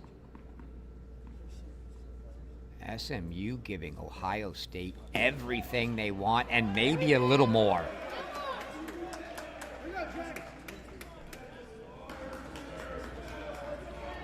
Next match was slated for 3:30 Central. That's 30 minutes from now, so I assure you, unless Georgiev or Finkelstein retire right now, that is not happening. It'll take about 30 minutes to turn them over here. So every minute we play from here is an extra minute to the start time of the next match. Would guess approximately 30 minutes from the finish.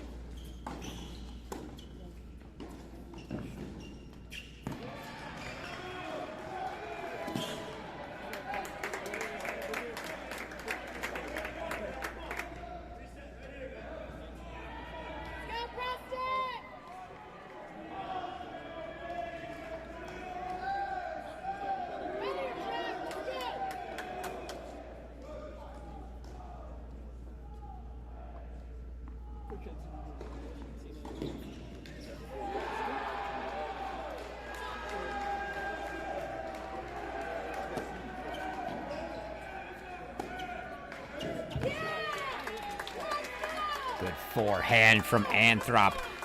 It's actually a little tough from our position here to tell who the yells are coming for. They're coming loud from both sides.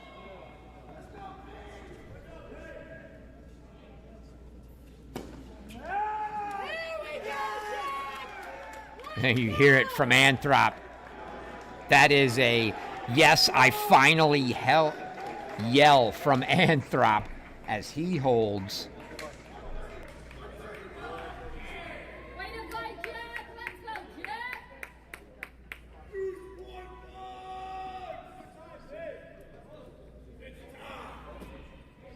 Deuce point here for Finkelstein.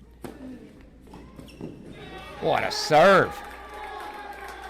Slice tee that Stearns just couldn't get a racket on, and such a good serve into the lefty, having to reach the backhand across the center.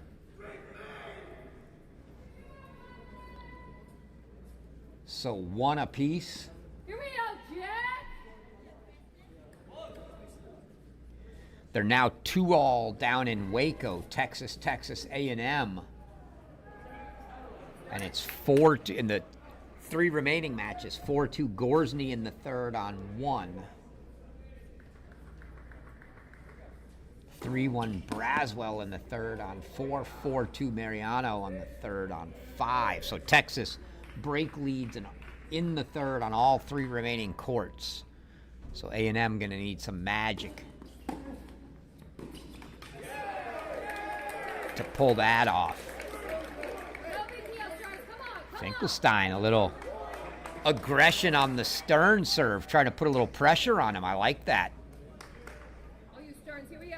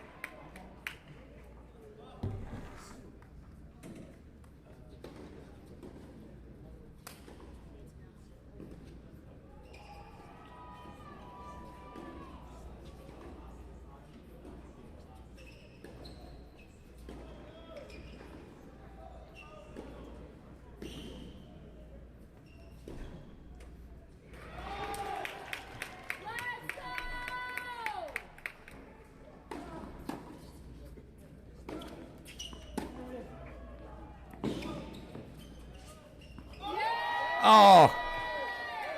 Finkelstein lets it go when it wasn't even close to going out. That was 3-4 feet in. Oh, so reminiscent of the tiebreaker that decided the women's indoors. We're 5-1 in the breaker. Cisse let a floater go that landed in for Dillick. And Dillick came back from 5-0 down in the breaker to win it. Finkelstein, not quite that kind of situation there, but 15-all at Stern service game 1-all in the third. He should have just put that one away.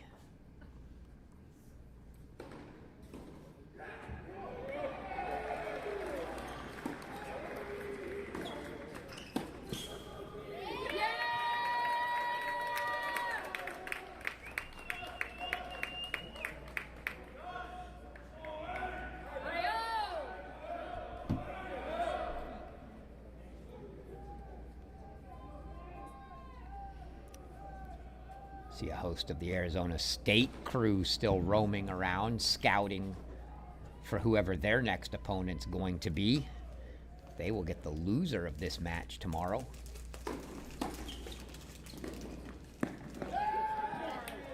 Stearns sails a forehand for 40-30, but still a couple game points.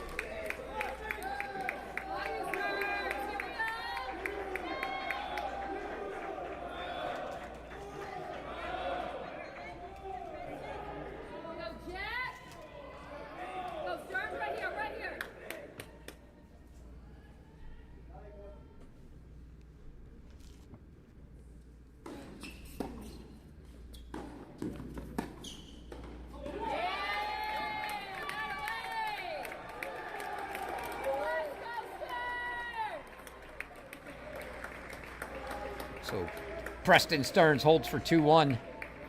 We'll go over to 3, and I don't know what's going on here. 2 holds in a row. It's been a while since we've seen that. Georgiev holds for 2-all, so after opening breaks in the third, we get back-to-back holds.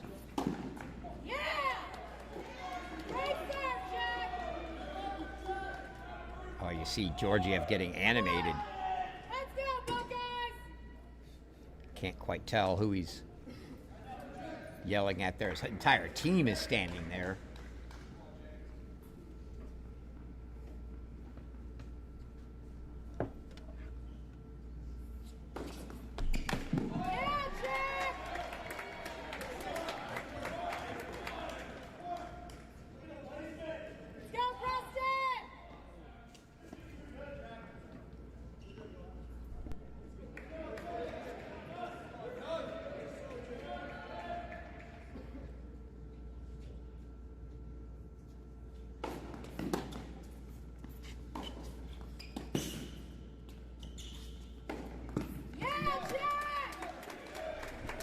Anthrop trying to make it a straightforward hold. What are we doing here?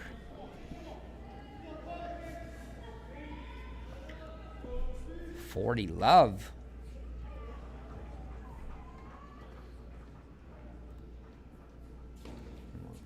Get the right score up on the top right there of the other match for you.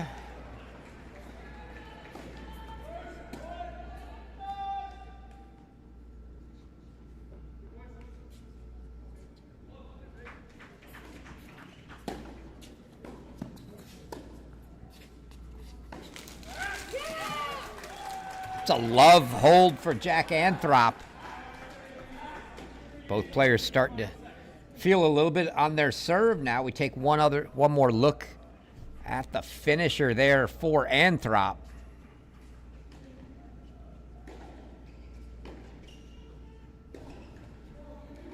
We'll go back down to court 2.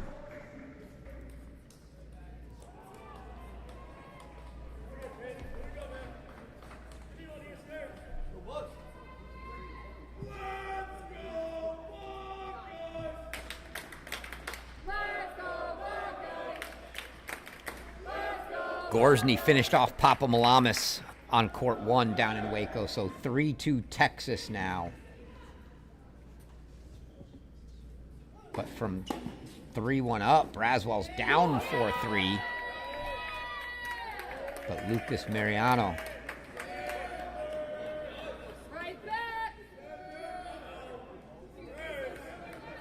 has a 5-3 lead for Texas in the third, serving. So that could finish things there. 2 points away down there. We're 4 games away here, one way or the other. Well, 3 technically for Anthrop, I guess. 4 on this court for Stearns. 4 or 5 for SMU.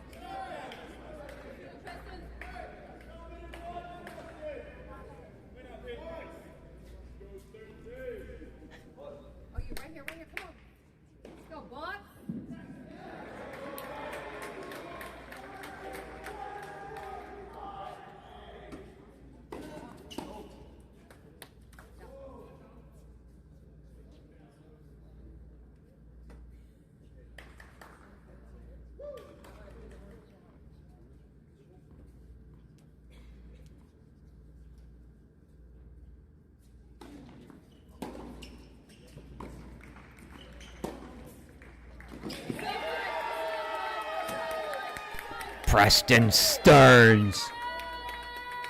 A break lead in the third for the Buckeyes now on court 2.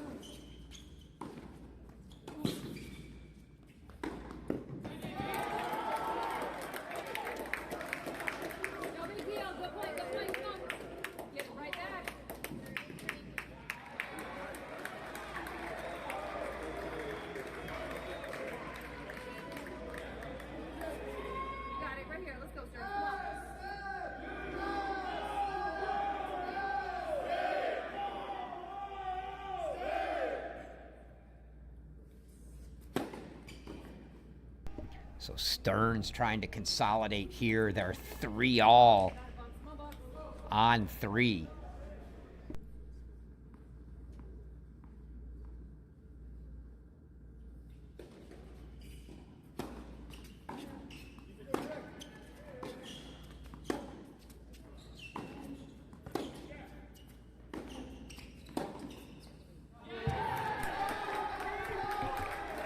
Good idea, just missed wide for Stearns, and now Love 30.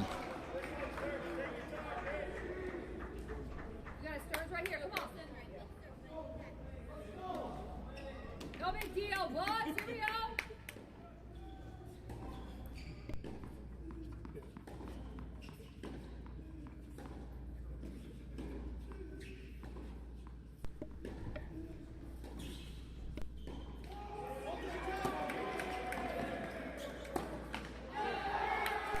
Love 40 as Finkelstein now 4 points to get back on serve. Down in Waco, Texas finishes things off 4-2 over A&M.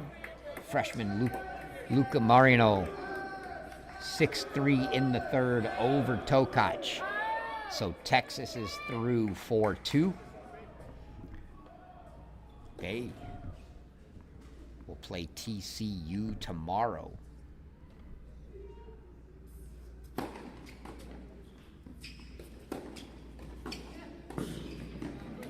Oh, nice.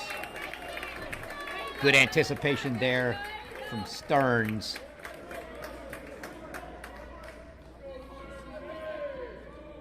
You saw Finkelstein had the line, went there, just a good get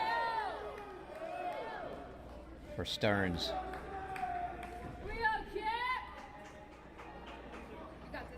Still 15:43 break chances coming.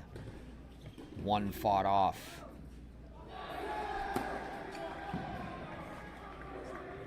From 30 love, Anthrop now 30 all with Georgiev.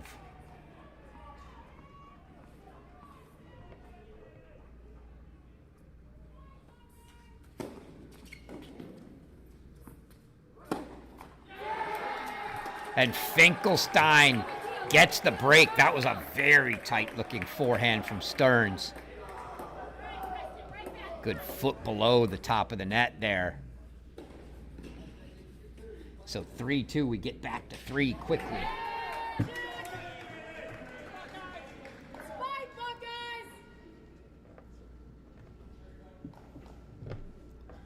30 all, Anthrop has earned himself a couple game points here. Justin Kranagi.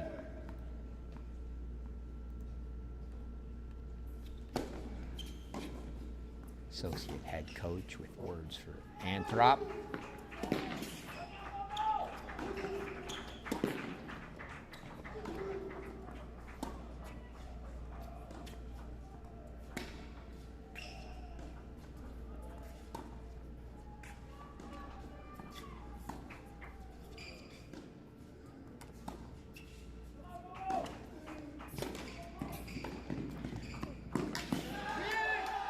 Oh, it was a question of who was going to give in first.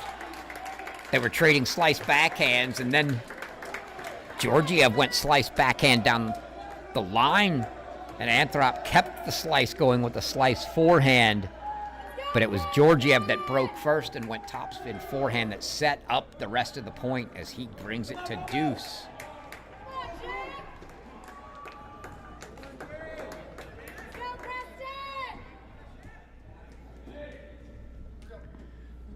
So big deuce deciding point here for Anthrop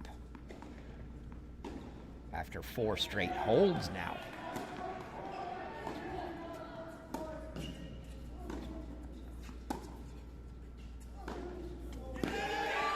Make it 5 straight holds as Georgiev sends it long. So after back-to-back breaks to open the third, 5 holds and Anthrop leads 4-3.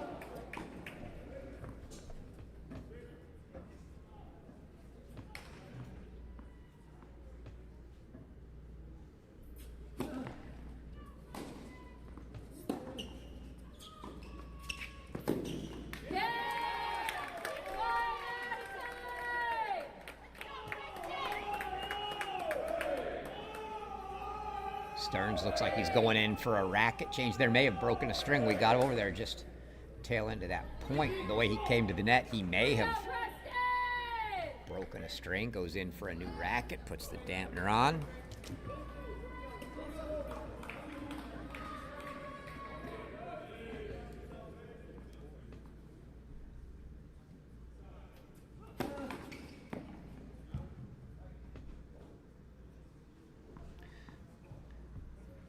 Good reminder from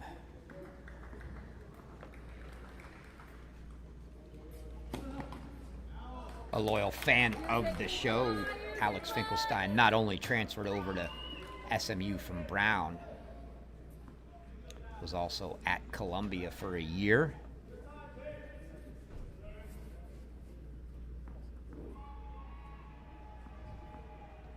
Got hurt in the fall.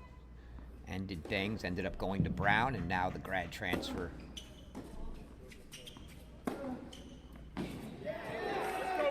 Here to SMU.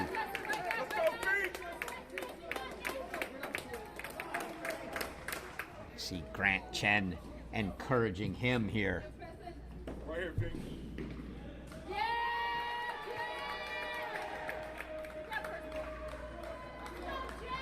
Gotta feel like it's a little extra scoreboard pressure on SMU. They're on serve on both courts, but Ohio State serving from ahead both. You get the lead, and it's SMU that's got to serve. Look at Grant Chen.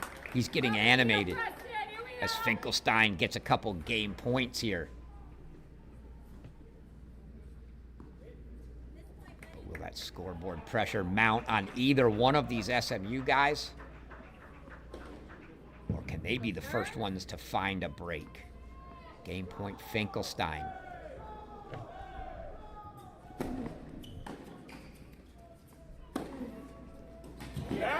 That's a beautiful inside-out forehand from Finkelstein for the game. He makes it 3-all. Jump back over to 3.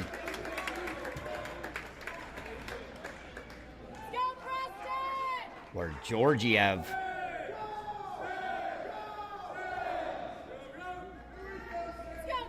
sophomore from Bulgaria serving here at 3-4.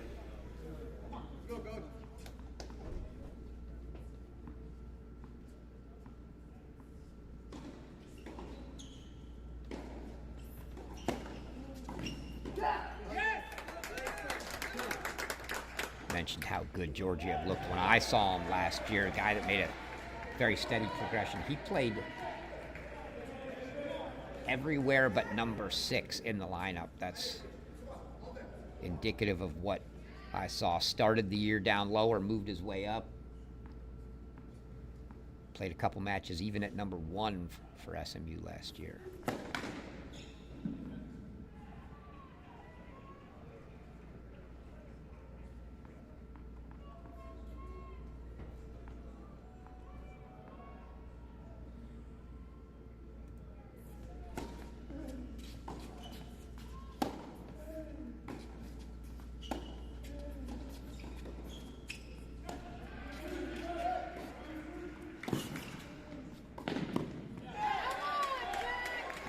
Makes it 30-all. I mean, there's no question if you're Ohio State, this is a guy you want out there.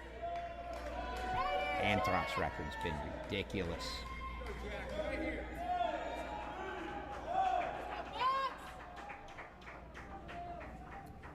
Senior from Orlando, Florida is Anthrop.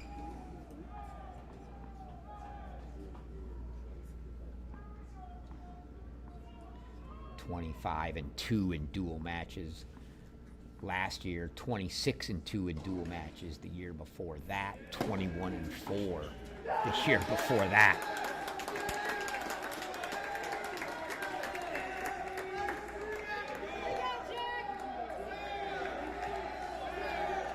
Georgiev says, I'm not impressed.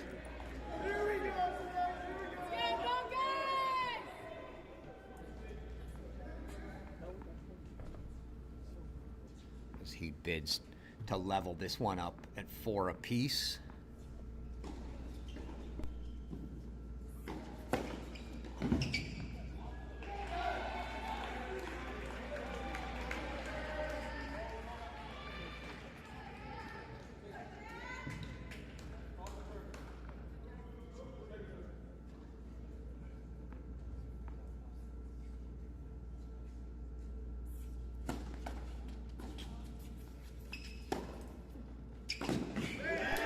Great forehand. Serve caught Anthrop a little off because of the hitting the net, but Georgiev attacked the short ball into the corner as he should. Unreturned from Anthrop. So 4-all here. We go back over to 2.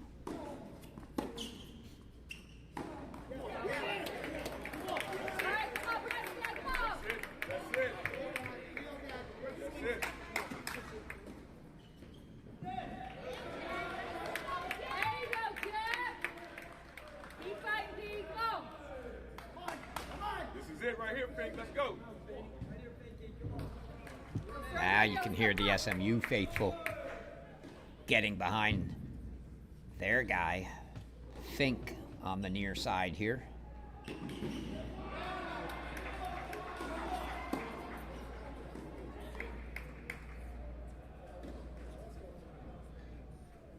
serve deep, so it's going to be a second serve at 40-30 for Stearns here. 3-all in the third. Again, 2 matches left. SMU needs them both.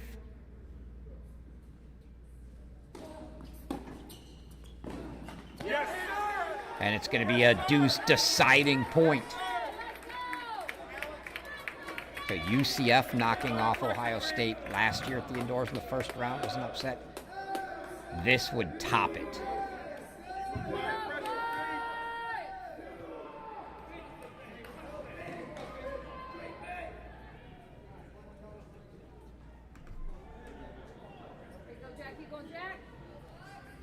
Anthrop, in a blink of an eye, I hadn't even looked up, has already held. 5-4 Anthrop. Deuce point here.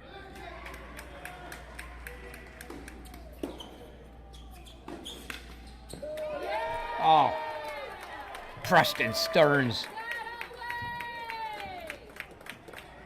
The shape on the forehand going behind Finkelstein. Another look at that one.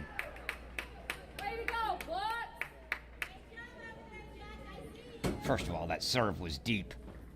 Finkelstein didn't call it. Stearns about as deep as the one before that was called out. Nonetheless, 4-3 there. We go back to court 3. Changeovers on both courts.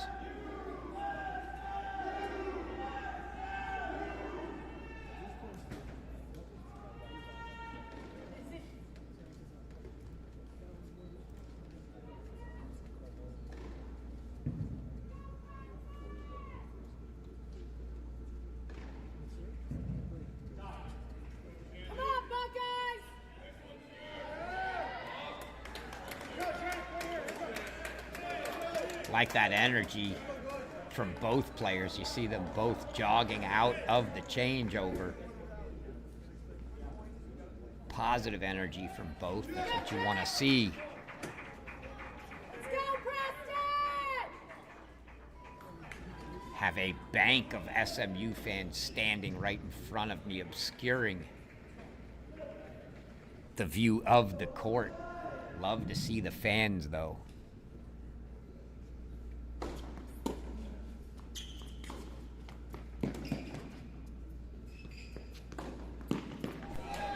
Oh. Love the play from Georgiev to not let that bounce. Surely as he was backpedaling, he had to be wondering if that ball was in or out, and he could have let it bounce. But if he did, then it was just going to be a forehand to put the ball back in play. He takes the overhead and puts it away. Takes a little courage at 4-5 in the third of a match like this.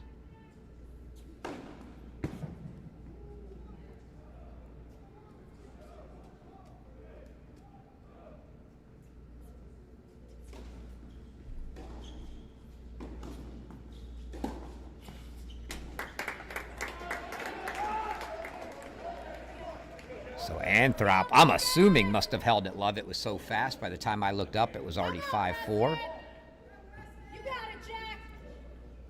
Now digging a hole just as quick on the Georgiev service game as it's 30 love for Georgiev.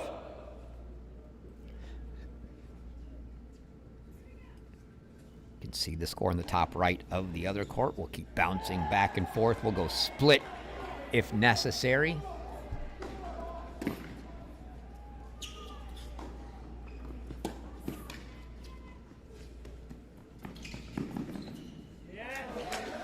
Anthrop gets there, but pushes it wide. 40 love Georgiev. Here we go.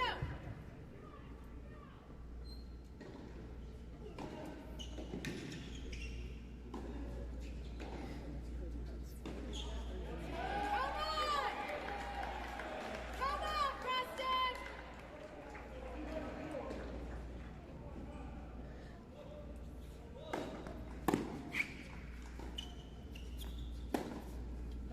Anthrop forehand for a winner, but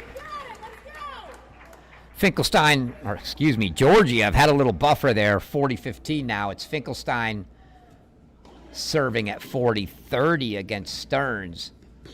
Avoided for the moment facing a break point there. If we see one, we'll switch over.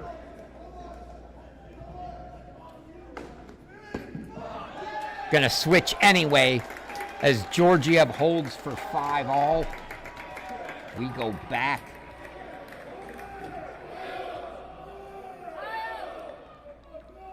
To court 2. Finkelstein's got game point.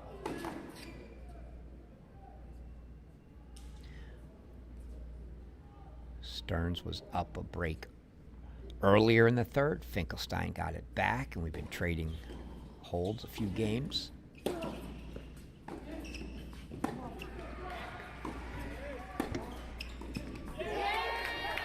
Volley in the net brings up a deuce point. This is a big one for Finkelstein.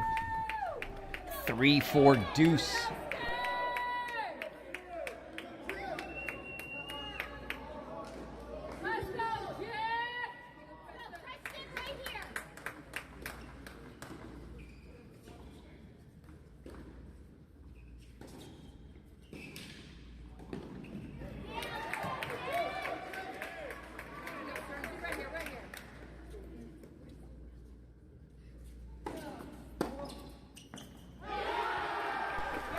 Long, and you can see Grant Chen. Double-fisted jump from Grant Chen, and it's 4-all here. It's 5-all on the other court. SMU couldn't have scripted this any better. Put them in a spot with a chance. That's all you can ask for is a chance. And Anthrop, 40 love here on 3.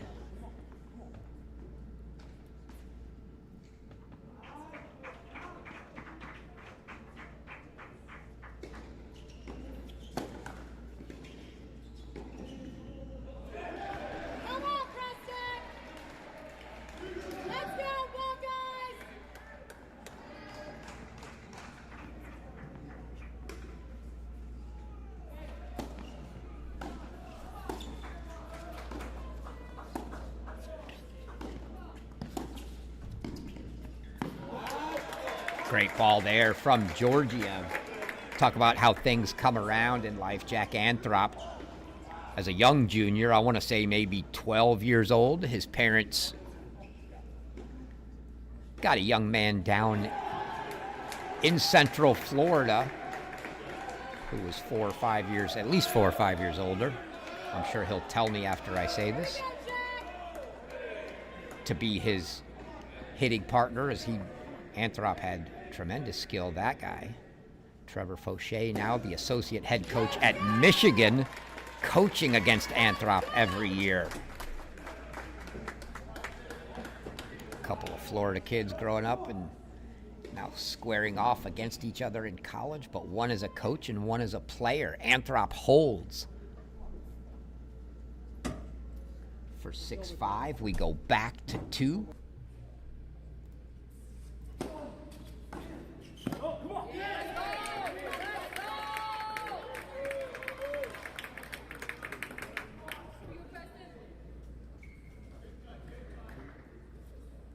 Anthrop, known especially at home, but he's done it on the road or in the neutral site matches too, for his, I'll just call them eccentric celebrations.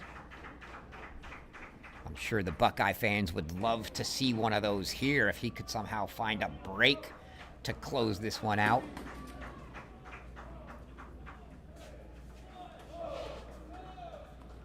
The score in the top right will go split or switch if needed, if they get close, but Stearns serving 30-15 here. 30-all.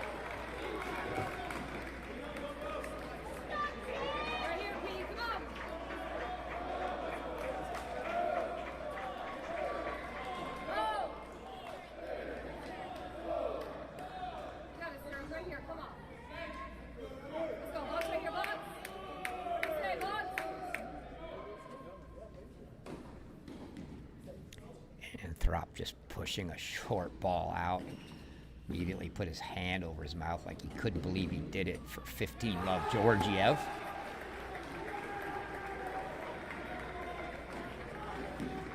If SMU pulls this off, I can't even imagine the celebration we're going to see from Coach Grant Chen and the team. Grant might just pile on the team pile-up that will surely ensue.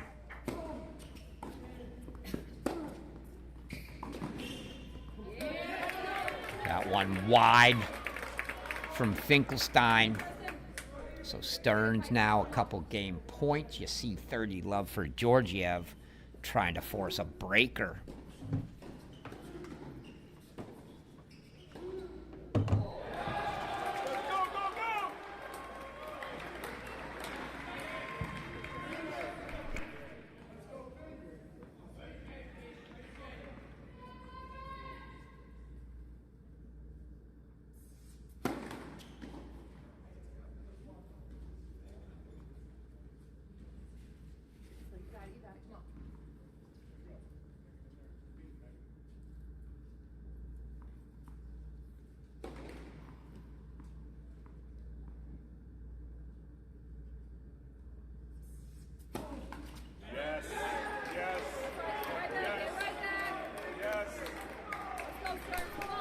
Oh boy. 40-30 double fault from Preston Stearns brings up a deuce deciding point here at 4-all. I think we're going to hear it from the crowd no matter who gets this one.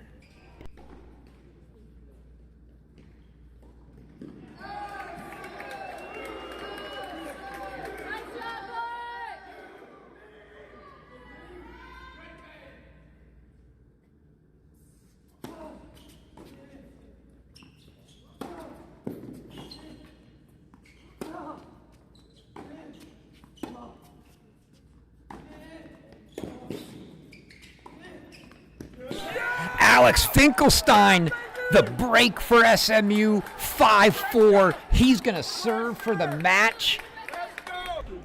And we go to 3.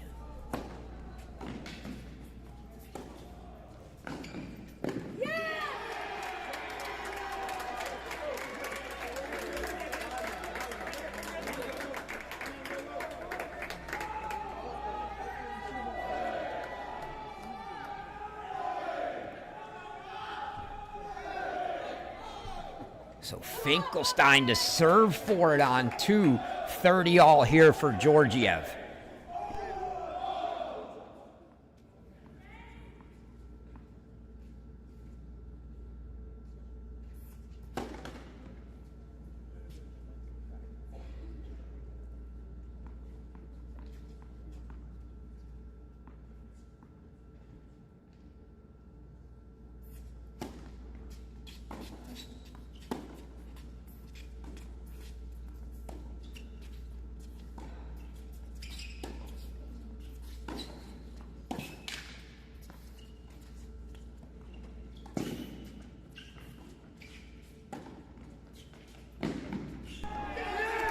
Oh, Anthrop just did not get anything on that lob.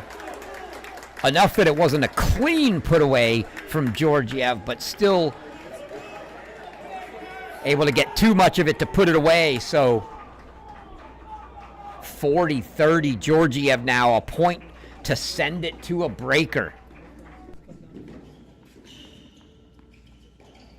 We'll see this point and then quickly get back to the 5-4 game of Finkelstein, should Georgiev hold.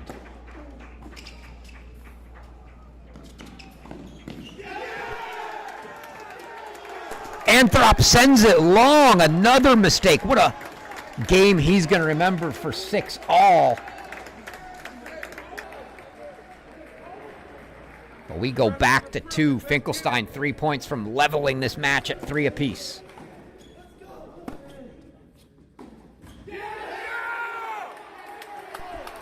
SMU can smell it. They can feel it in the air. 2 points away for Finkelstein, just starting a breaker.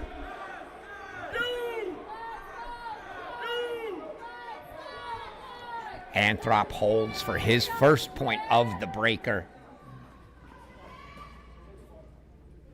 none of it matters if Finkelstein, well, if he doesn't serve it out here, they're still playing. 40 love, 4 match points for Finkelstein.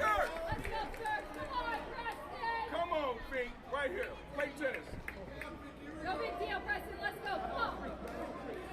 Watching the reactions of the fans standing in front of me right now is crazy. 40 love Finkelstein, match point.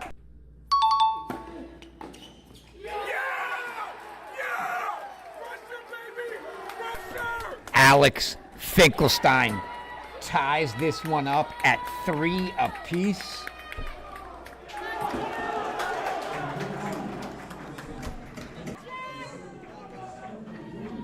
No more need for the scoreboard on the top. The match rides on this court. 3-all, Jack Anthrop, Georgiev. Georgiev serving at love 2. And Anthrop sends the return long. For 2-1, but a mini break lead for Anthrop.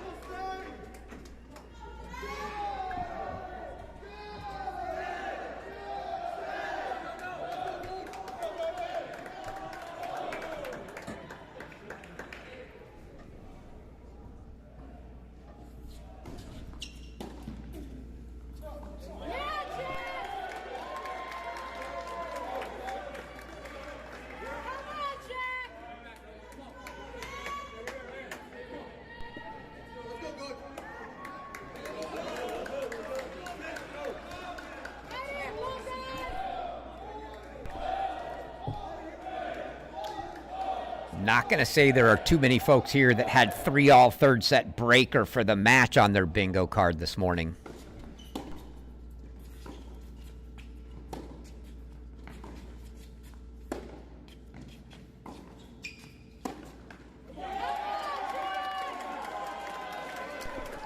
Four, 1, Anthrop. Just a single mini break, though.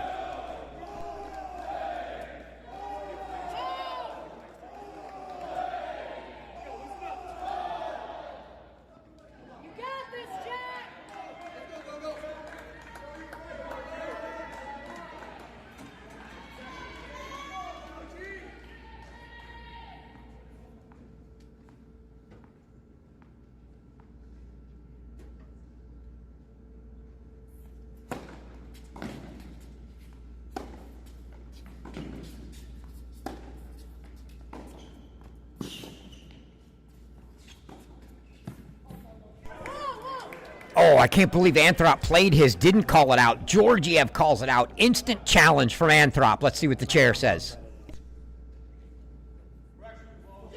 Overruled! So Anthrop plays it, Georgiev doesn't, and he gets overruled by the electronic line calling. 5-1 Anthrop at the turn.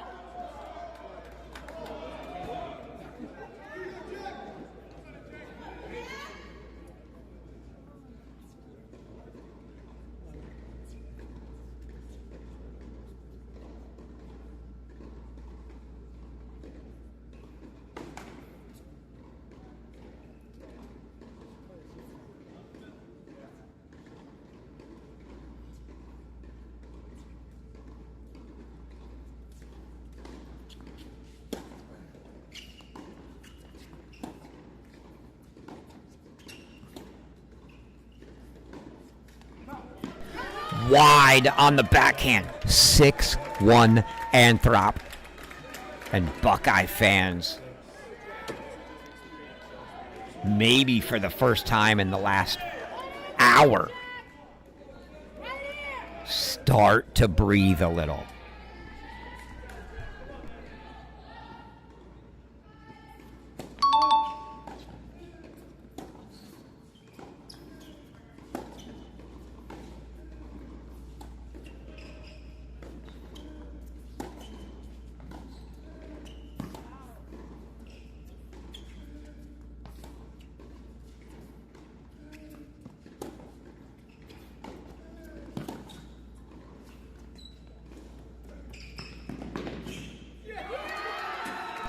Oh my goodness! Anthrop with the clincher on the volley. What a match. Jack Anthrop 7-1 in the breaker. And the Buckeyes take it 4-3. Not the way they drew it up, but they'll take it nonetheless. Nothing like testing the metal. And Anthrop gets the Buckeyes out of this one, so it's going to be Ohio State versus Stanford tomorrow at noon for our first quarterfinal. Again, the Buckeyes survive. It'll probably be 30 minutes or so. We'll put it up on the screen as soon as we have a start time, but we're going to do our best to get someone, hopefully Jack Anthrop, our clincher, to come up for an interview here. Sending intern Owen down to see if he can make that happen right now. Look for that in between matches. Otherwise, probably about 30 minutes, and we'll give you a time for that as soon as we have it. Again, Ohio State 4-3 over SMU. Stay tuned. We'll be back shortly.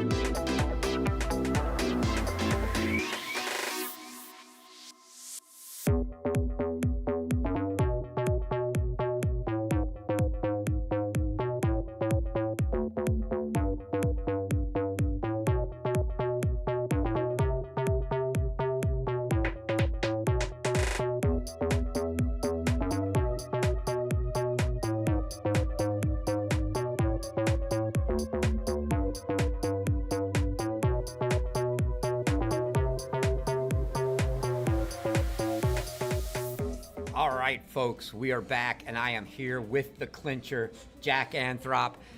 I'm not going to say, first of all, that you gave us, heart issues, but I had talked to both you and your mom before this, and the first person I saw in the hallway after the match was over with a huge hug was your mom. And I said, I'm pulling Jack up, and she's right through the window, and you're looking at her, and she said, tell him he's going to give me problems. Like, is this my payback for being a terrible mom? Walk me through it. Well, first off, I want to say that, SMU played a great match. That was a war from 1 through 6 and the doubles. I had That match, I think I was 6-3, 3-2, and had some chances there and couldn't get them. And then, a couple more chances, I think, in a couple games, maybe 4-3 game, and I get broken at 4-all and break back to 5-all, and then I played some not so great points, and then we find ourselves in a war. I go down 1 break in the third, and then break back, and then it's just quick games all the way until the tie break. So I think that, I definitely gave Ty and Crow a heart attack, too. I'm apologetic for it, but, I came through in the end. So, just looking to move forward and, just get better from this. You got it done in the end, but we go back to, at the time, certainly not that I would have expected it, but how little did I know that doubles point was going to be so critical. And right down here on 3, they were down 4-2. I switched courts. The next thing I look back, it's like, I think they ran off 12 straight points to go up 5-4. Yeah. And that was huge for those guys. And obviously you're getting to watch every bit of that. What were you thinking through doubles? Yeah, doubles, it's quick. You can't really have too many bad points. It's 1 set to 6 with no ad scoring. Aiden and Bryce, they, down, and then, I think 10 points. They won 10 straight points from 4-2 down or something like that and found themselves up 5-4. And one single started about, 15 minutes to half an hour into that singles. You realized how crucial that doubles point was, because we were down on 1 and 6, and Stearns was in a war at 2 singles. Bryce and Nikita were fine pretty much the whole duration of their match, and then my match looked like I was in control, and then it took a turn. That's what I was going to ask you, is how much, obviously, since and can recap that for me, you obviously do some scoreboard watching during the match, and you knew that you kind of had 2 of them, and you only got 3 first sets. So if it was going to happen, if it was going to be a straightforward one, it was going to be you. And then when you go 3, now you're in a war. In theory, it was looking like that, but scoreboard watching, not a good habit. I definitely do. I definitely have a little bit of that. I've had it since I was a kid, believe it or not, when I first started playing tournaments. It's not a great habit, but it's hard to break, I will say. But just happy that we survived and we're moving forward. So. That's what matters. You're on to the quarterfinals tomorrow. You're going to face Stanford. Did you guys peek in any at the early match for the scouting, or did the coaches, or were you completely out of here? During their doubles, we came out and we were practicing down in the morning, but I didn't really look at a ton of it, but I think we got to focus on what's in front of us first before we start looking forward. You look too much ahead, you get too ahead of yourself, and then we could have been out right there. So there's no reason to look ahead of what's in front of you. Yep. Well, you're through tomorrow. We'll see you at noon taking on the Stanford Cardinal. Congrats, and we'll see you tomorrow, Jack. Thank you. Appreciate it.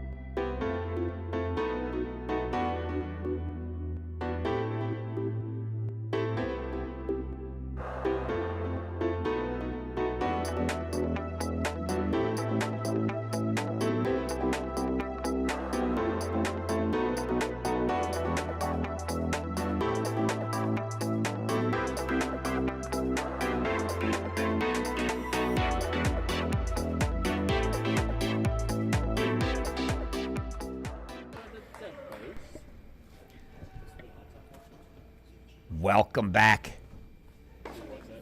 First point of doubles just kicking off here. Virginia and Clemson. Virginia, your 2 seed. Clemson, the 7 seed here. Clemson going to be without one of their top players, Romaine Gales, out with an injury for a bit.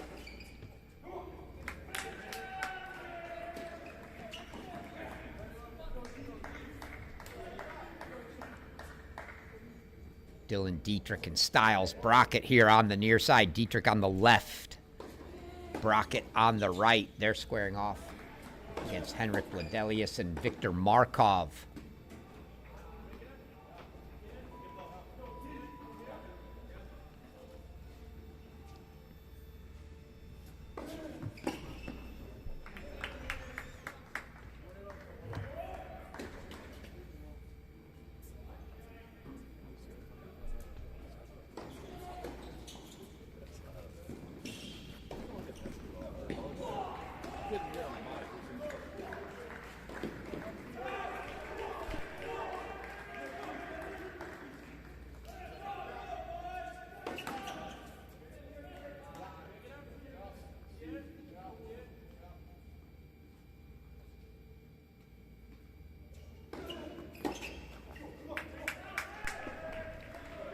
And it's a hold for the Tigers. We'll use this opportunity to let you meet the teams.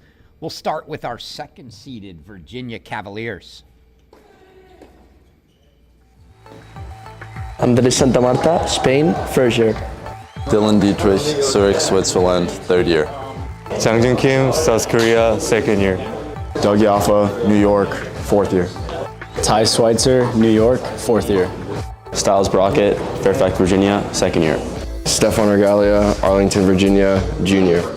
Keegan Rice, Regina, Canada, second year. Måns Dahlberg, Sweden, fourth year. Andres Pedroso, head men's tennis coach at the University of Virginia. That is your second-seeded Virginia Cavaliers. Let's meet your 7th seed Clemson Tigers. Noah Vukadin, Zagreb, Croatia, junior. Eduardo Schirelinier, Venice, Italy, sophomore. Marco Masarovic, junior, Austin, Texas. Matisse Farzam, Norwalk, Connecticut, freshman. Noah Lopez Querubino, Lanzarote, Spain, freshman.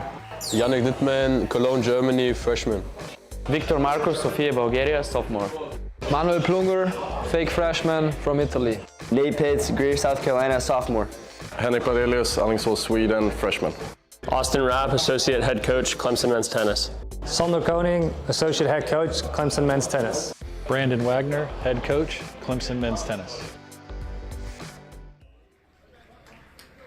All right, you've met both the teams now.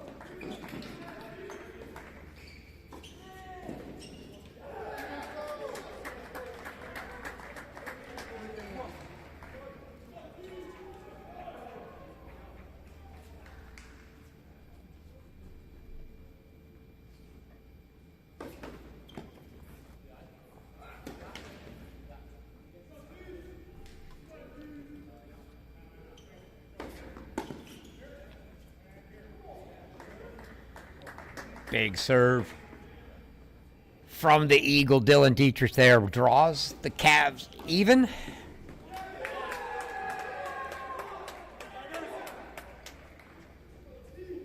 Can see them headed to a changeover on 3. We'll stay here through this, stick this one out through the changeover.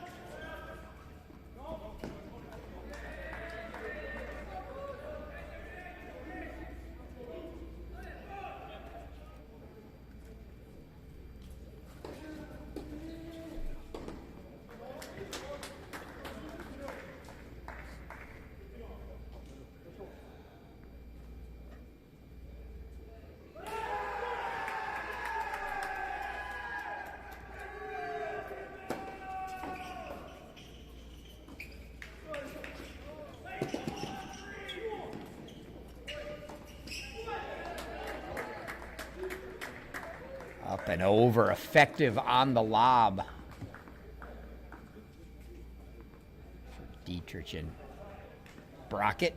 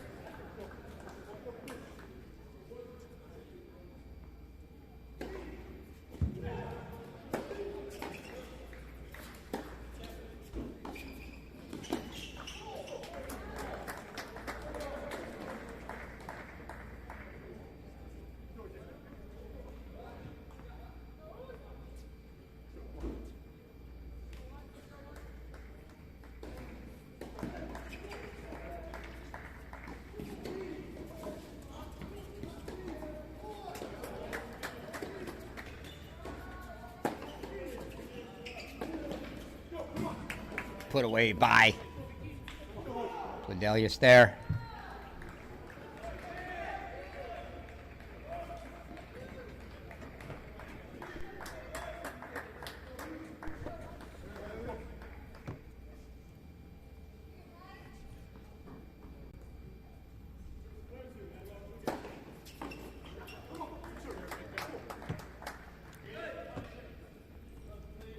And it's a hold for the Tigers, so Clemson 2-1 lead here.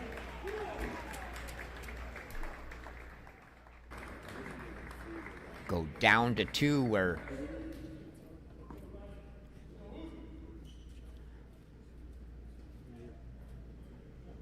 Dahlberg and Kim, a 2-love break lead early.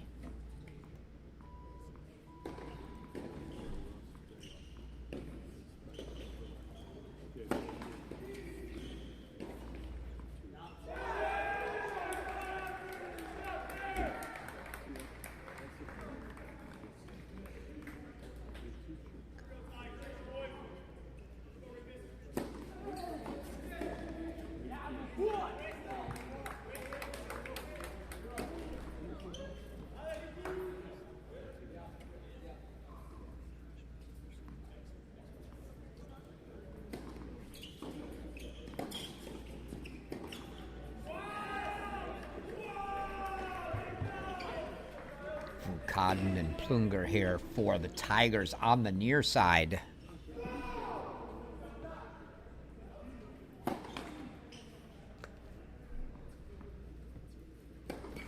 This Clemson team pushed Virginia last year in their ACC battle.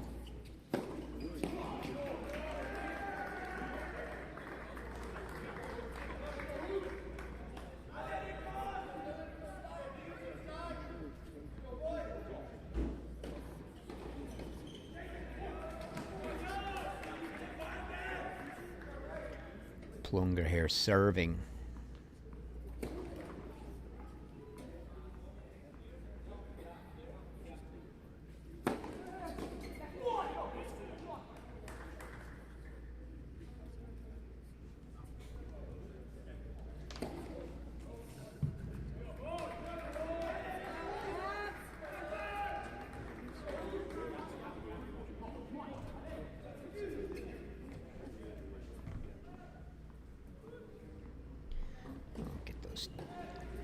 Teams in there instead of individual names. My apologies. Then we'll throw the scoreboards back up for you. Get you a look at all 3 courts, but Clemson holds here. Still trails a break. Go down to court 3 where Clemson has a break lead. Yannick Nittman and Matisse Farzam.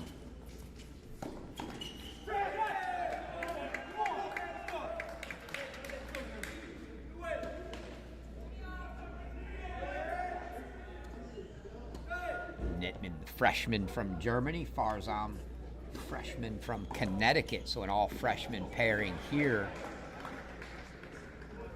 for the Tigers. Taking on freshman Andre Sanamarta for Virginia, and Keegan Rice.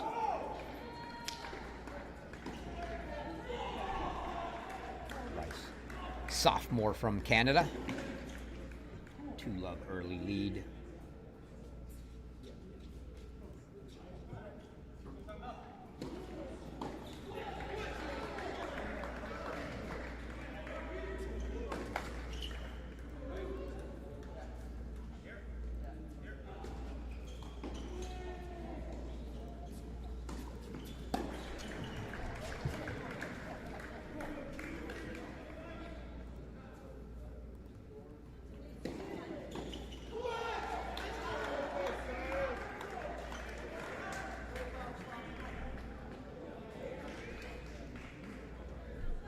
Two 2-1 break lead for Clemson here. Now we'll give you a look at the scores on the other courts. We'll go back to court 1.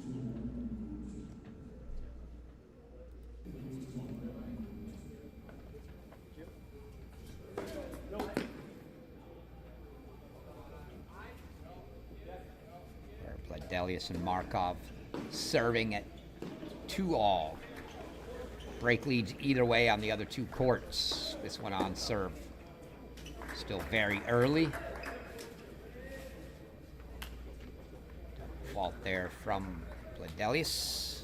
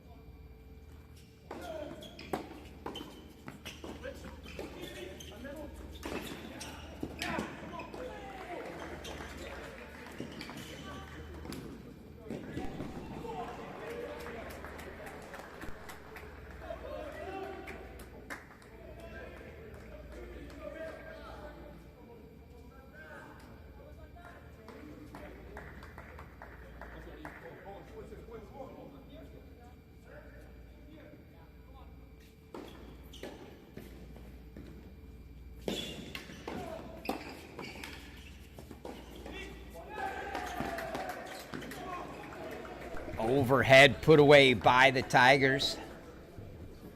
40-15, trying to keep this one on serve. Still break leads on the other two courts.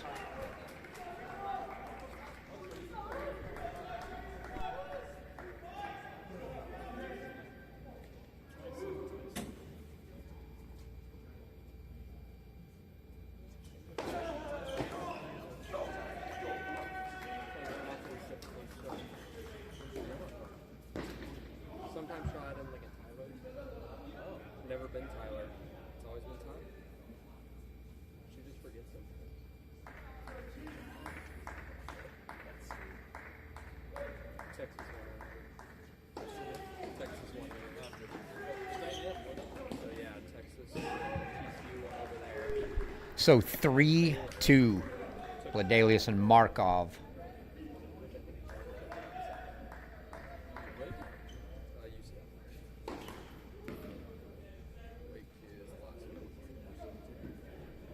It's going to stay, but let's go ahead and switch over.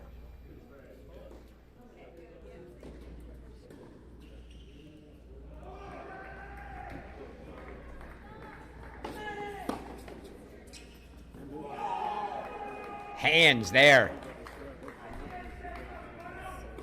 Codden and Plunger get the hold. Still down a break 3-2.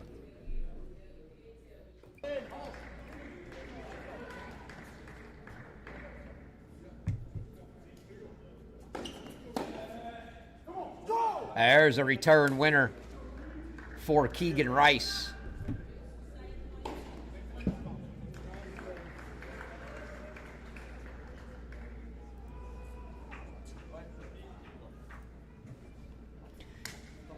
Keegan Rice immediately saying he's going to take it. Santa Marta, the former junior world #1, coming in as a freshman for the Who's this year.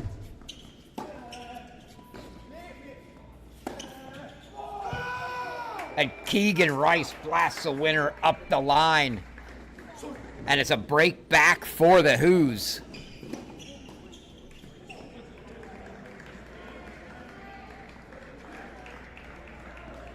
So all square now here.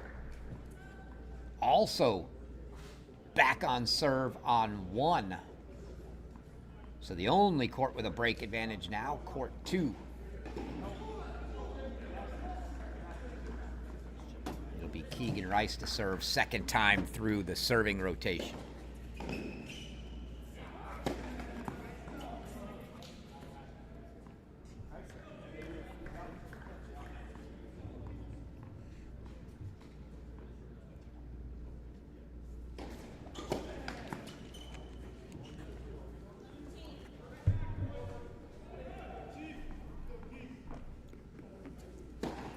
There you see Coach Tret Huey, former player, former ATP doubles player, say former player for Virginia, also.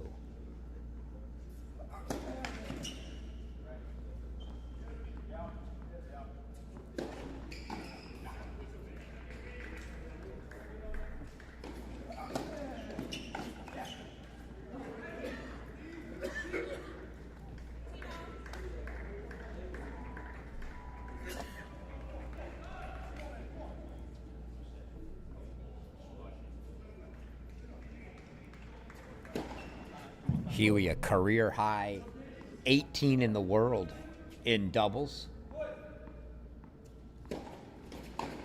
That was 10 years ago in 2016 for him. Keegan Rice had been money with the forehands, gets that one a little long, a little under it. Last 2 passes he had hit, much more direct, a little flatter.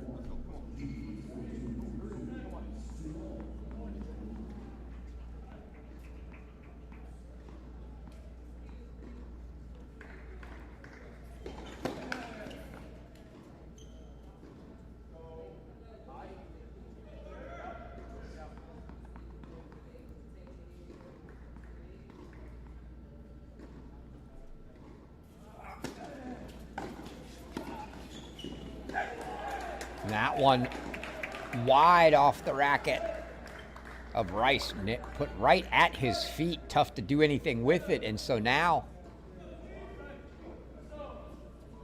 after losing their break lead, Nittman and Farzam have 3 break chances to go right back up a break here on 3.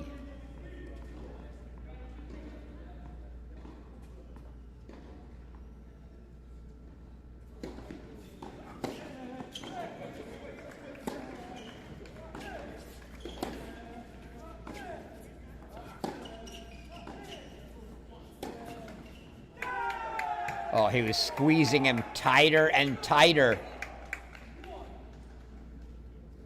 And forced him to go for just a bit too much to keep it in down the line. And it's a break right back for the Tigers. As we go back to 1 with Styles Brockett serving to keep this one on serve. So the only match on serve right now here on court 1.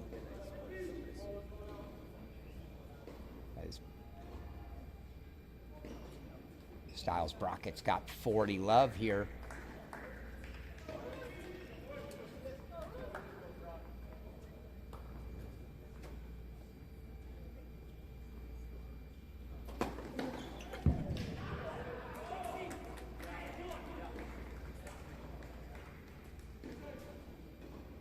Brockett, part of that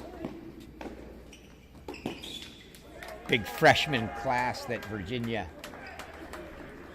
had last year that had included Rafa Hodar, who's now turned pro already, top 150 in the world, I think. I'd have to check that to be certain.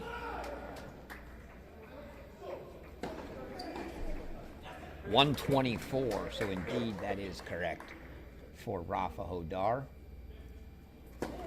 He is now departed.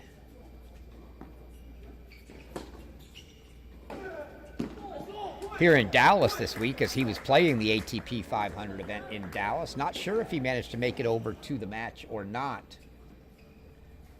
But that freshman class, Styles, Brockett, Roy Horovitz, who's now out for the year for Virginia, Jang-Joon Kim, Tegan Rice, along with Brockett. Quite the freshman class for the Who's.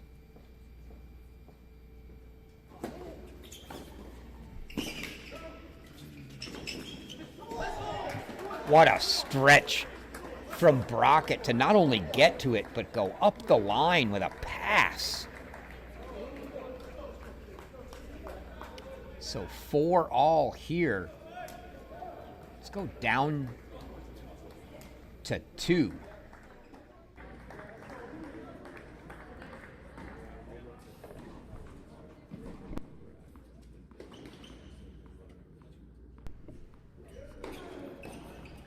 Break points for a 5-2 double break lead for Dahlberg and Kim. Backhand return winner. I believe that was Mons Dahlberg. So 5-2 Dahlberg and Kim, they are going to serve for the set. We'll go back to Nittman and Farzam here.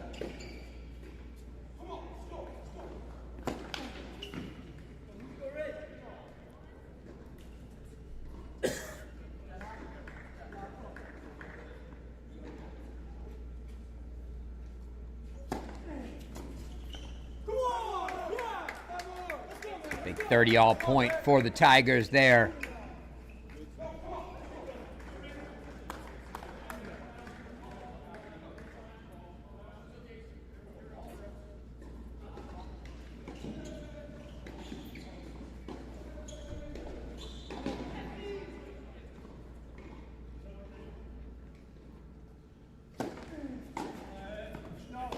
Just deep.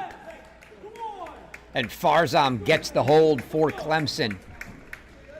So the Tigers keep their break lead here. But we got to go back to 2 as Virginia is serving for the set there.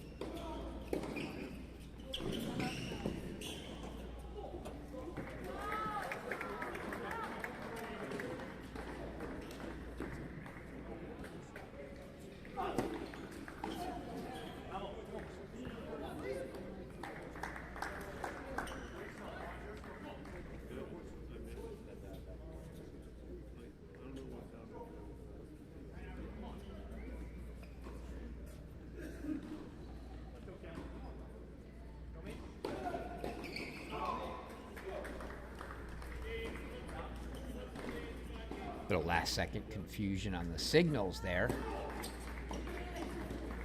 Oh. That ball put right in the wheelhouse for Jang-Joon Kim, and he misses it straight down into the ground.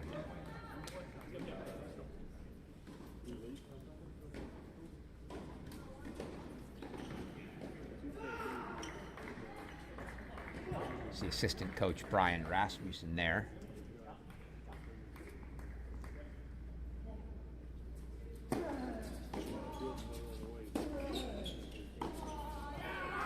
Oh, beautiful pass down the line, and it's a break.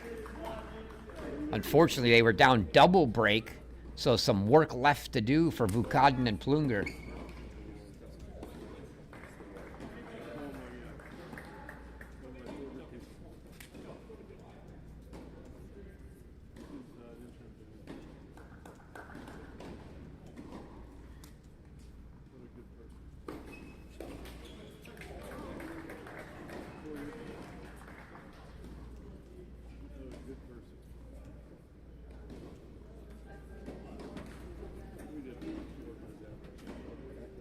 Keep our eyes on one on serve, but you can see Virginia 40 love to try to force 5 all there. Clemson still up a break on 3, so still trending towards court 1 being the decider here. Break lead for Clemson on 3, Virginia on 2.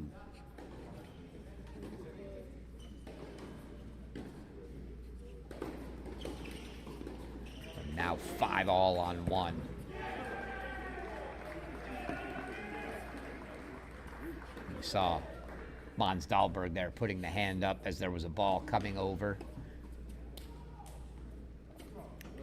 No arguments from the Tigers, though. Get a fresh first serve here.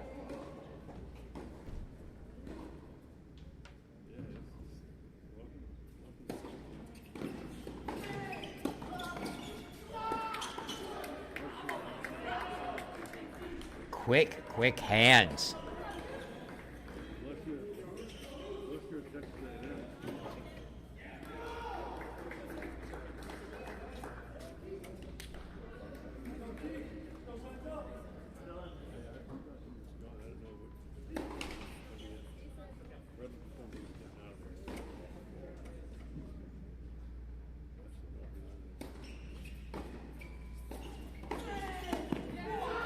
Big serve down the tee for the Tigers, so trying to keep this one alive.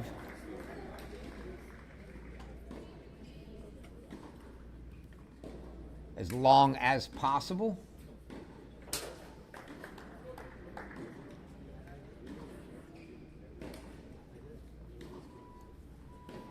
Plunger, a freshman from Italy.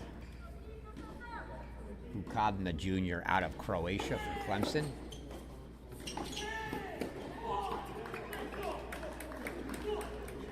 And it's an easy hold at love. We're going to head over to 3.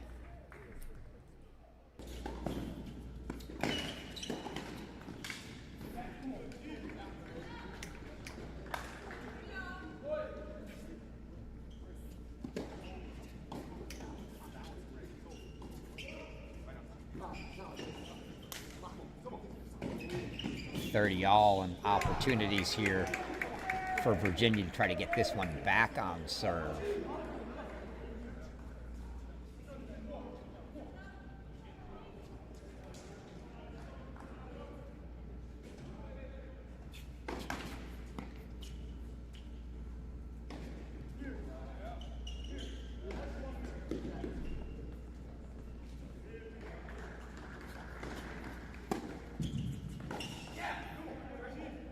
Tried to pass Keegan Rice up the line, but just stood up over that. Never got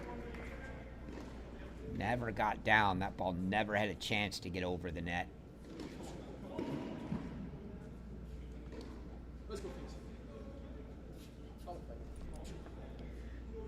Saw a couple of the coaches talking over there for Clemson. Brandon Wagner in his 3rd year now after coming over from Texas as the head coach for Clemson.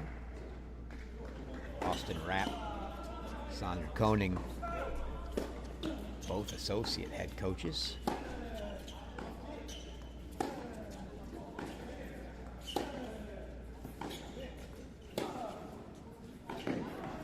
Oh! Almost took Trent Huey's head off, but it's a break for the Who's, and they're back on serve. 4-3 here. We got to go quickly over to 2.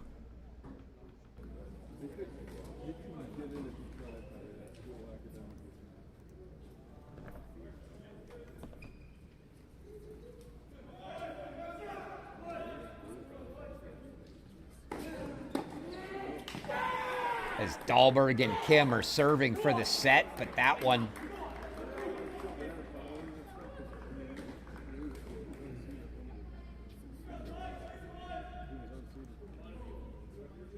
from Vukaden leveled things up at 30 all, and Plunger now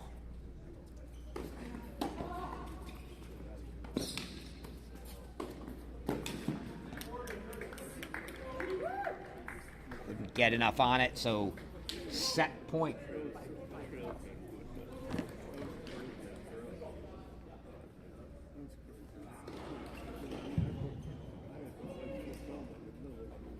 Two set points coming for Mons Dahlberg and Jungjoon Kim.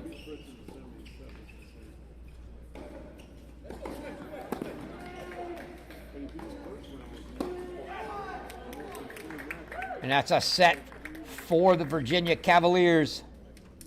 They take court 2, 6-4. We'll go back to court 1.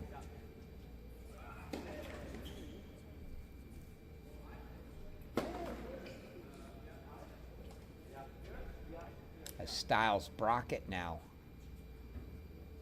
serving to try to force a tiebreaker here, with Clemson leading 6-5.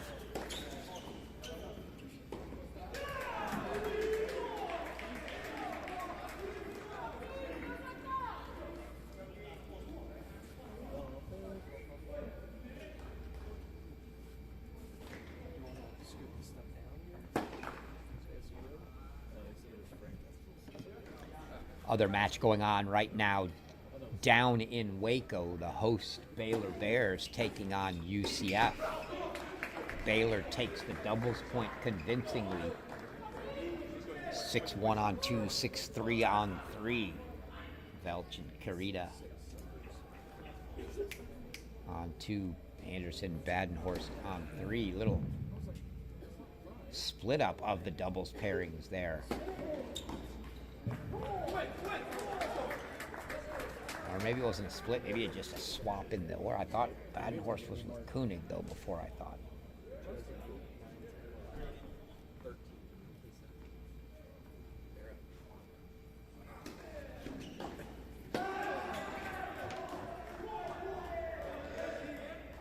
.40-15 here for Styles Brockett to force a tiebreak.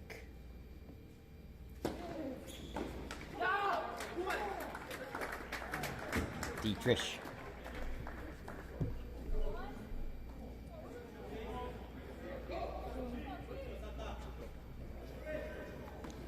letting Brockett know what he thought of that serve. Can you hear me? I hear myself. That's pretty good.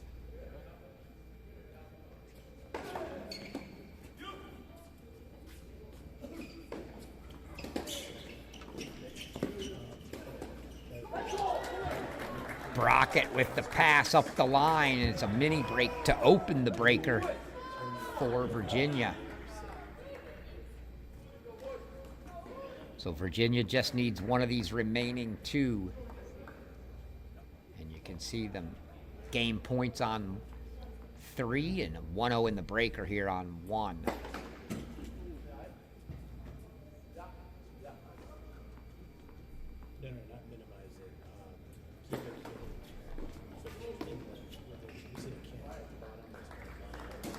Little unlucky there for Clemson as the net cord made it tough on him.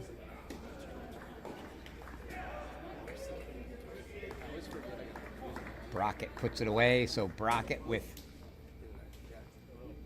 winners on the first 2 points in the breaker.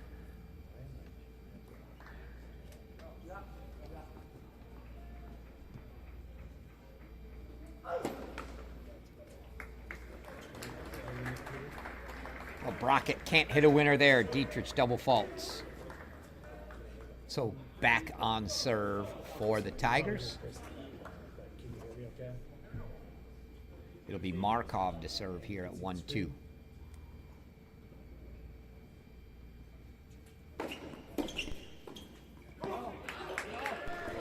Bledelius puts that away for 2 all.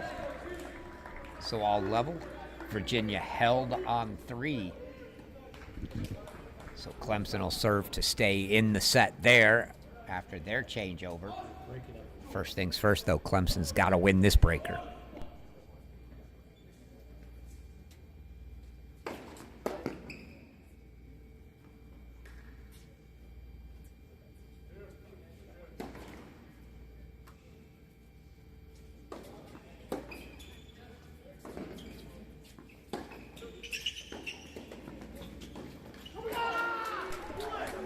Dietrich puts that one away. Set up by a great cross-court forehand from Brockett that didn't really give Clemson anywhere to go. Dietrich puts it away. Mini break lead back to the Who's, 3-2, and a love 30 look at the service game on 3. May have to go split screen here. For the moment, we can just flat out go to 3 while they change ends in the breaker at 3-all. Yeah, it was a bit of a blowout tie break, so the drop. Yeah, very.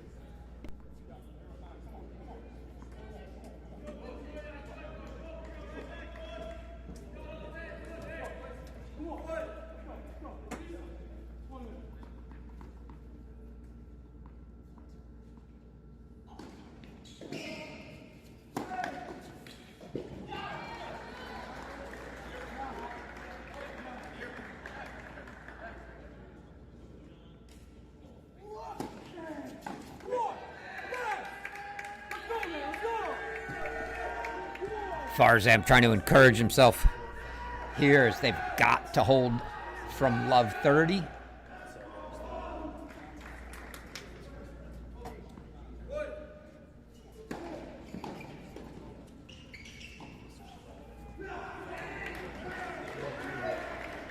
Sandra Coding there.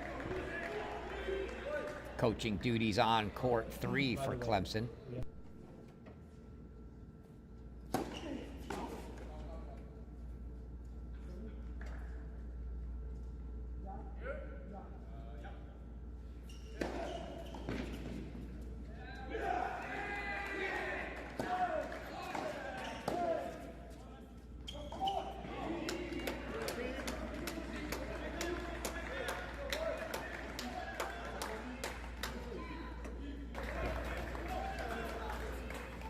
Gonna go to a quick split screen view here.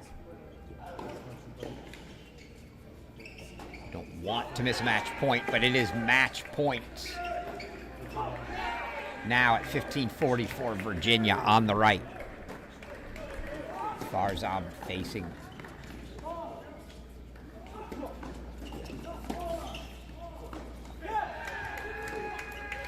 Farzam fights one off.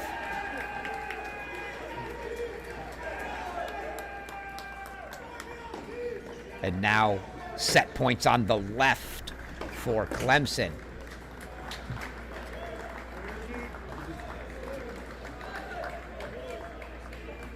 Big serve for Virginia makes it 6-5. 1 set point left for Clemson here. Not going to get a chance in all likelihood if Farzam doesn't get this point. Well, maybe they will.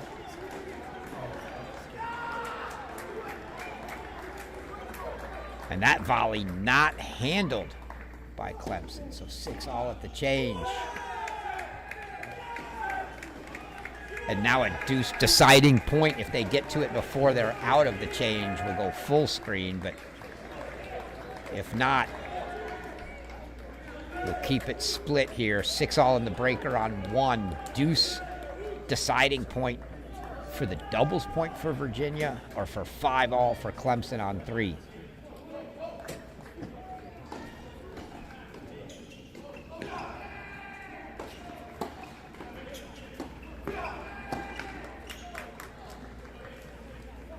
Set point again for Clemson on 1, but second serve for Farzam on 3.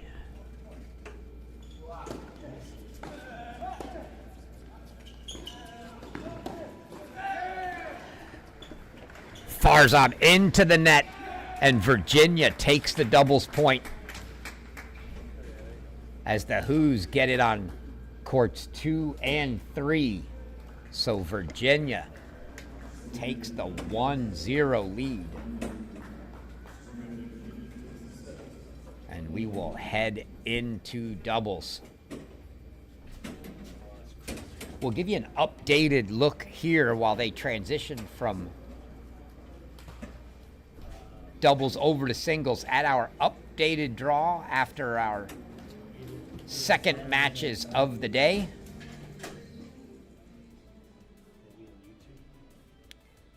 TCU 4-1 this morning in Waco. Texas 4-2 in the noon match. So it'll be TCU versus Texas, an all-Texas matchup down in Waco tomorrow. That they had an all-Texas match with A&M in Texas today.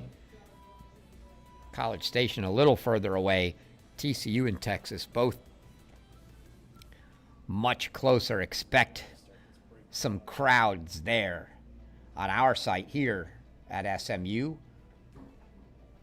It was Stanford 4-3 this morning over Arizona State. Ohio State, the surprise tough match of the day, 4-3 against SMU. So a pair of 4-3s here. It's the tennis gods paying me back for last week, where I had all 4-0, 4-1s at the women's indoors the first 2 days until the final match. Kicking me off with a couple 4-3 matches today. Wouldn't have it any other way.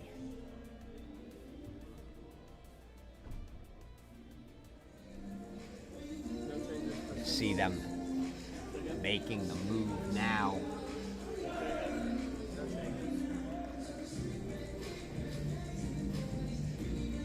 From doubles over to singles gives us a good chance to let you hear what some of these coaches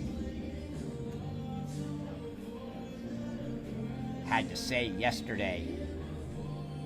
Start off with Virginia coach Andreas Pedroso. Talk to him about coming in healthy, all things being equal for them. Many teams missing players. They know they're out Horovitz for the year, so that doesn't count. Other than that, they're actually coming in pretty healthy. Let's hear what Coach Pedroso had to say about that. In my opinion, I think the reason for our health is that we have the best strength and conditioning specialist in the country, Igdalias Mendez, and he just does an unbelievable job. Thank you, Igda, for everything that you do. And yeah, that's probably the most important part of having a team, is keeping them healthy and being smart with your training. And I hope all these other teams get healthy eventually. But yeah, we're enjoying being healthy and ready to battle. Yeah, Coach Pedroso had lots of wonderful things to say about the strength and conditioning work they do there and things that have helped the rest of the team stay healthy. Again, Horovitz going to be out for the season for them, but everybody else right now healthy, unlike many of these teams, including the team they're facing here today in Clemson, who is missing Romaine Gales, out for a little while. Still not going to be able to make an appearance here this weekend for the Tigers, but we did get to talk to head coach Brandon Wagner and asked him to assess the state of the season and how he saw things. Here's what he had to say. Sure. Lucky to have a bunch of great guys that have bought into the vision and to the culture of what we're doing at Clemson Men's Tennis. Have a great staff, great support staff. So I feel like I have all the things in place for us to be successful. And it's luckily been a nice climb, a steady climb of progression, and we're hoping to continue that this weekend specifically. So excited for the guys. I know, talking to them, obviously they would love to have Romaine Gales healthy and able to go this weekend, but that just wasn't going to be in the cards for them. But we asked them, how they handle that. How do you deal with the missing players? And here's what Coach Wagner had to say. Yeah, sure. So lucky to have really good depth on our squad. You know, and it happens. You know, some of those things are out of our control. So it's a good opportunity for some of the other guys and some of the new guys to get experience and to see what college tennis is like and get playing time. So, but you know, that happens all the way through May in the NCAA tournament. Things come up, so you got to be prepared. And it's maturing our guys to be able to handle when these things come up.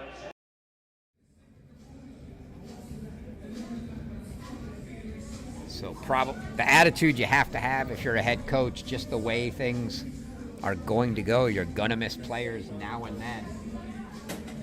And just not much you can do about it. We just finished doubles, though.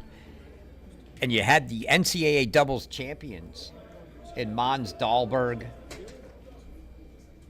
and Dylan Dietrich. And after the TCU match, they split that pairing up.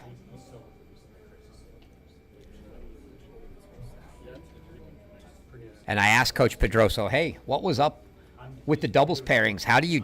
What went into the thought process for changing that up? And here's what Coach Pedroso had to say about splitting up that doubles pairing.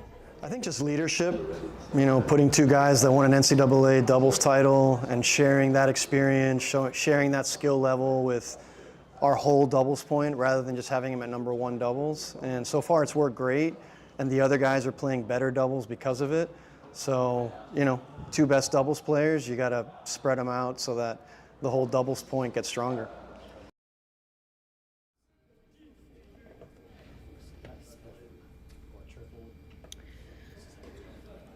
So that's what your coaches had to say when speaking to them on Media Day. We're going to take a quick scan down. Hopefully they get those scoreboards moved over to the singles names for us.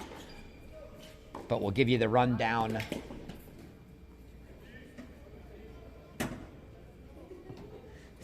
Take a quick look to see if anybody was pulled.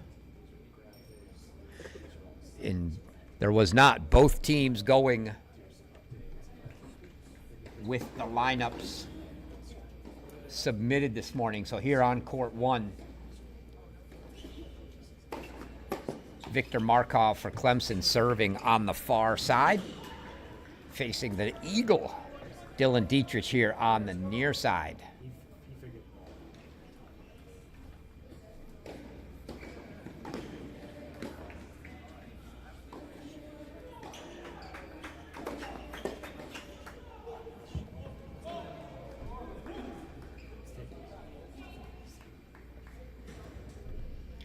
It looks like they're going to get those scoreboards squared away for us, get the names changed. They'll be back up shortly. You can still make out that scoreboard in the background.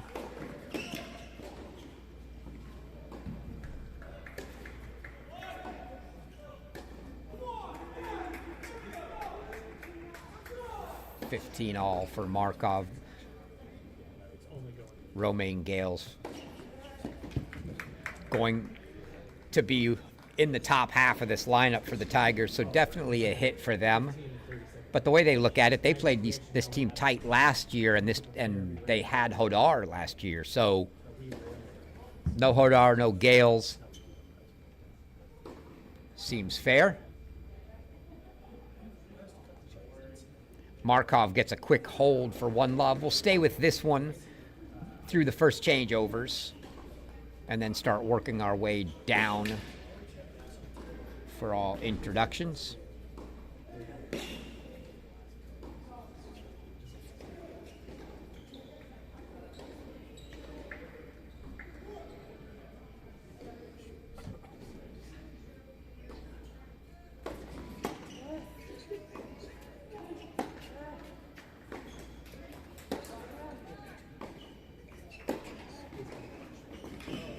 That was a beautiful forehand up the line from Markov. Looked like it might have just caught the line.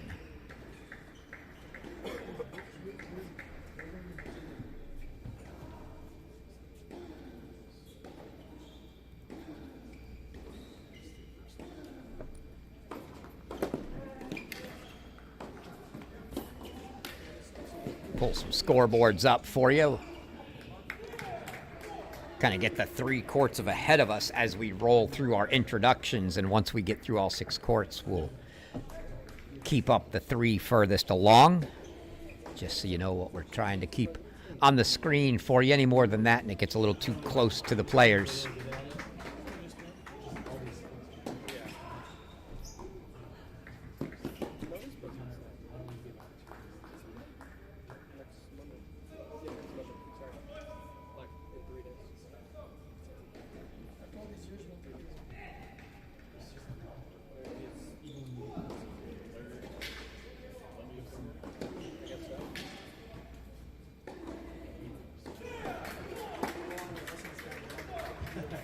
And Markov misses the forehand.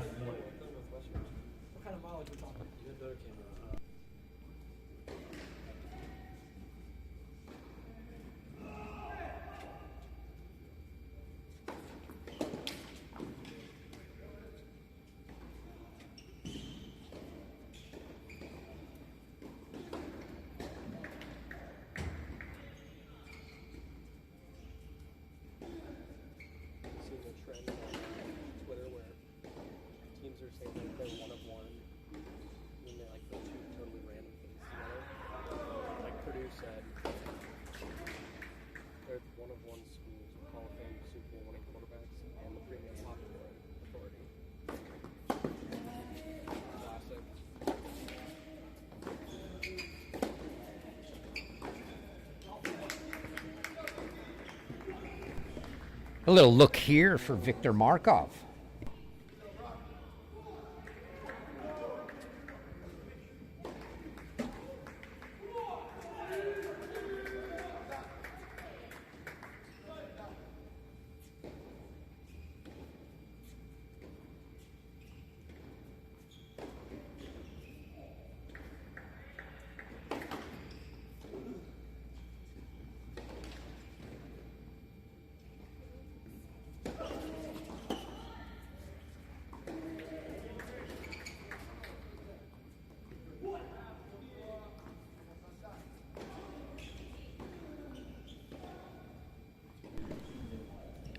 Dietrich gets the hold. Markov had a good look there to start. Couldn't capitalize.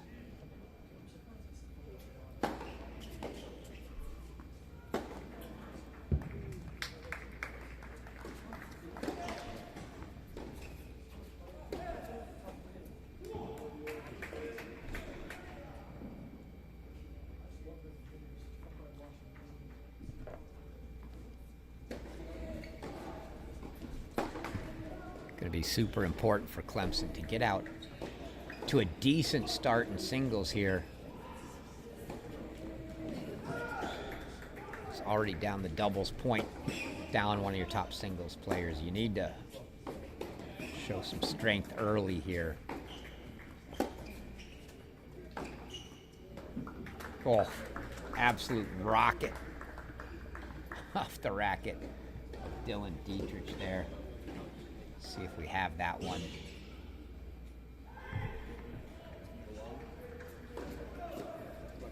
Oh, never had a chance. Markov didn't even move as he saw Dietrich wind up and blast it.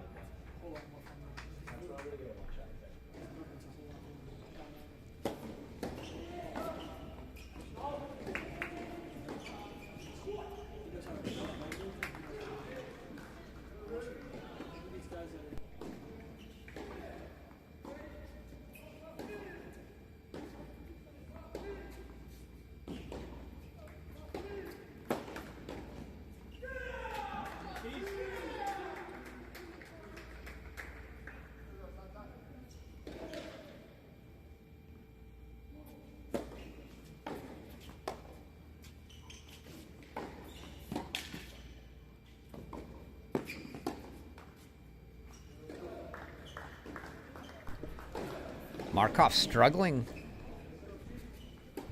on the deep balls when Dietrich moves him. Doesn't seem to be very effective.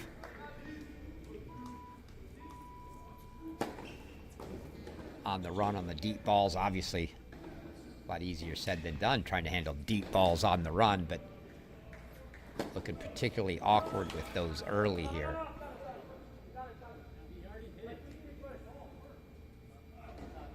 Looks like a challenge coming here from Markov.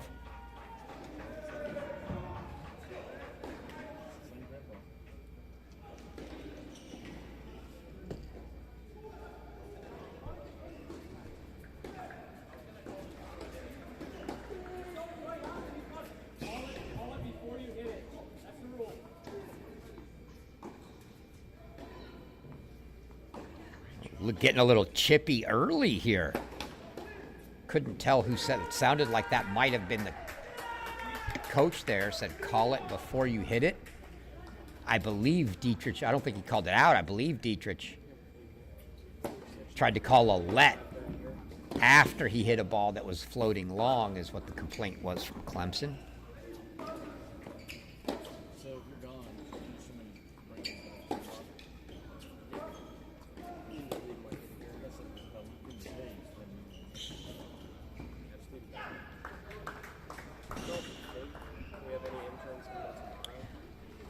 Floats long, so it's going to bring up a deuce deciding point for Markov. So deciding points, back-to-back games here. Dietrich held on his. Let's see if Markov can do the same.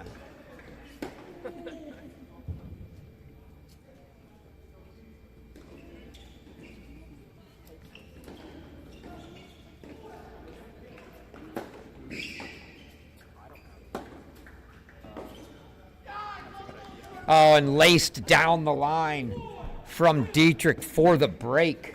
Not sure if we managed to catch that. Let's see if we did.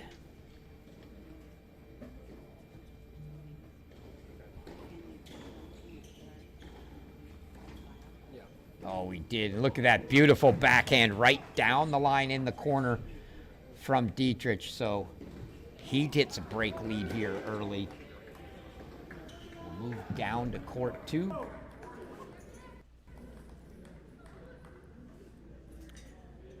Where they're coming out of the chairs.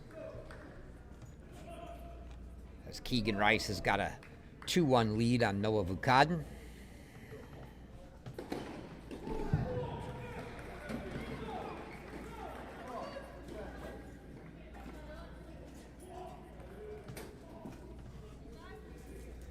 You see Matisse Farzam of Clemson's opened up a 3-love lead on Andres Santamarta.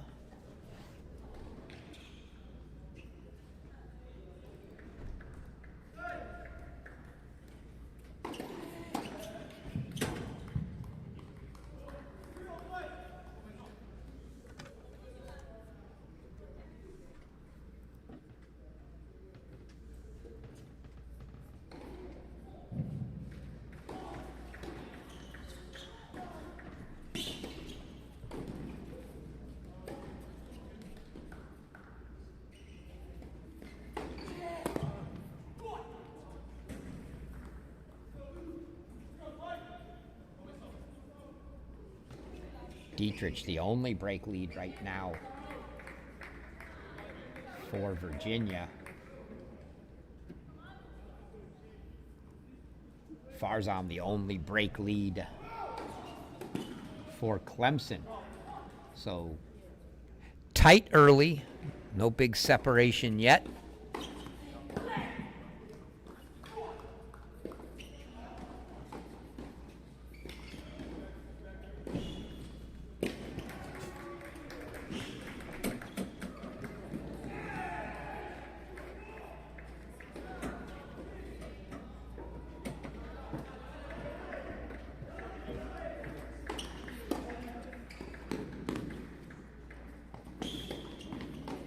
That was a great volley there by Vukaden. Managed to catch the tape and roll over that helped even more as that ball was put in a good spot. Made for an awkward looking volley. Handled well by Vukaden. He gets the hold for 2-all.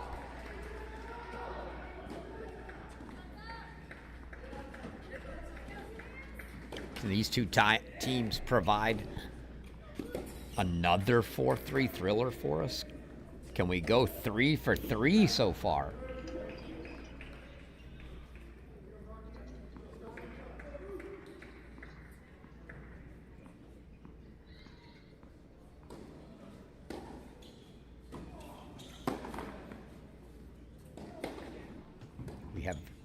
jokingly friendly competitions that we clearly have nothing to do with as to whose site can get done quicker. I clearly look to be losing that battle today.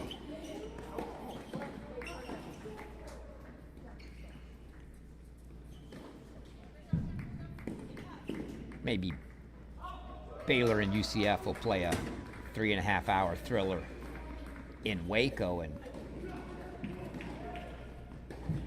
I'll still take a 4-3 match. Just can we get it done in 3 hours, maybe?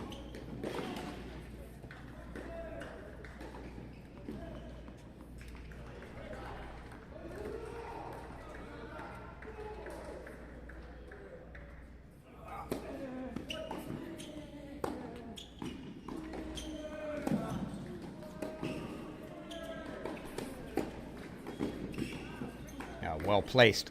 Thought that ball in the forehand corner, or Rice's forehand inside out to the backhand corner of Ukad, might have sailed wide and or long, but it must have been right there.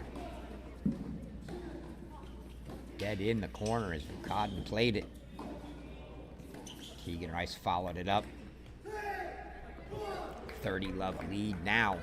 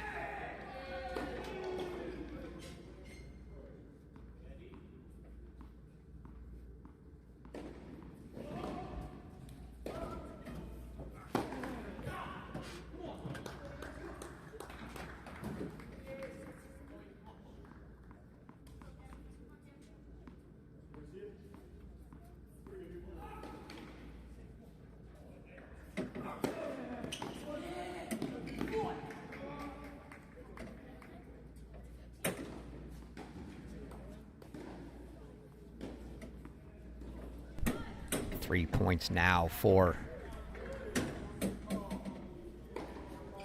Keegan Rice to make this a 3-2 lead for the Virginia sophomore.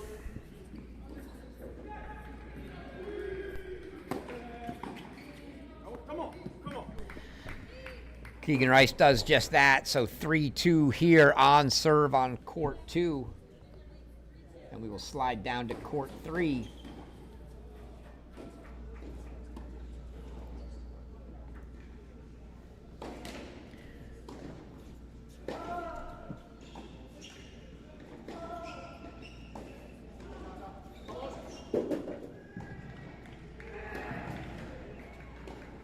It's the all-freshman battle here. Farzam, the freshman from Connecticut for Clemson. Santa Marta, the freshman from Spain for the Who's.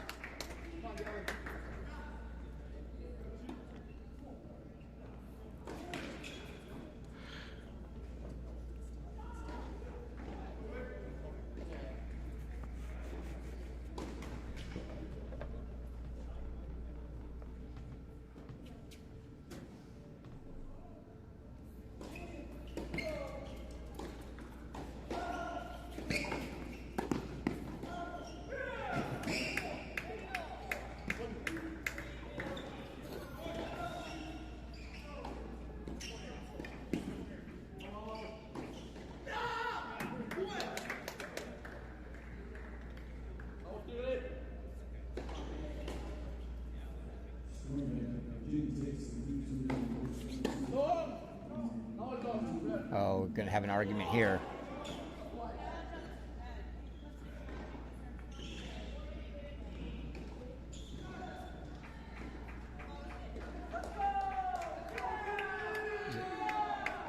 Was there a challenge?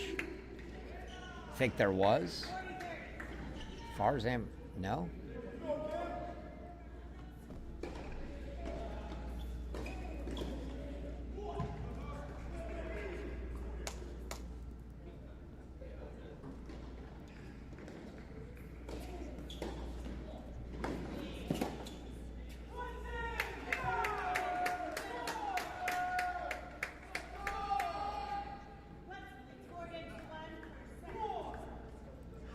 So Matisse Farzem, the freshman, makes it 4-1 here on court 3. We'll move down to court 4.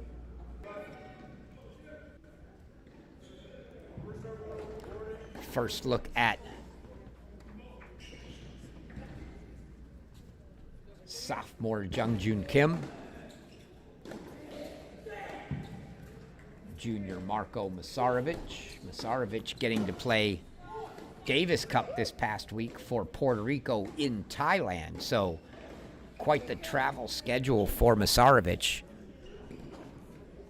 Came from Thailand just a few days back to get back into the States and be ready to get here to Dallas to help his Clemson Tigers this weekend.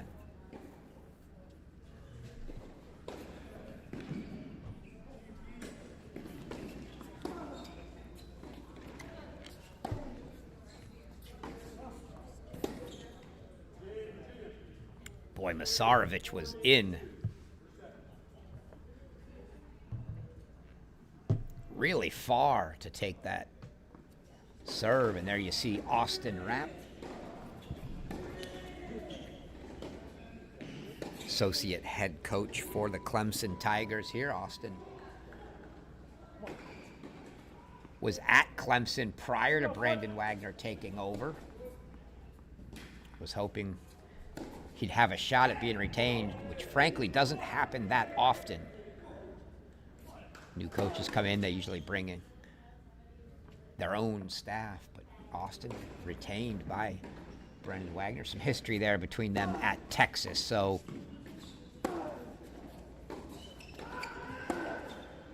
I think Austin might have been the volunteer when Wagner was the assistant at Texas. So he knew him well, and now here, Rapp spent his playing days at UCLA.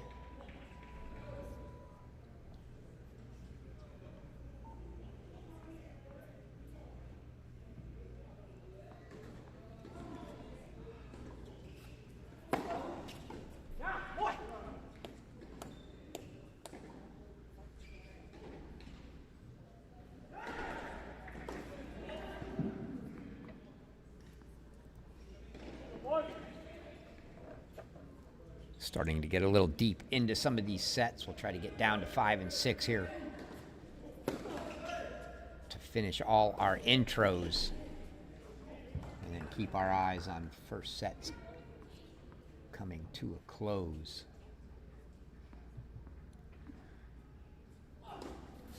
Some 4-2s and 4-3s floating around. Nobody on 5 yet.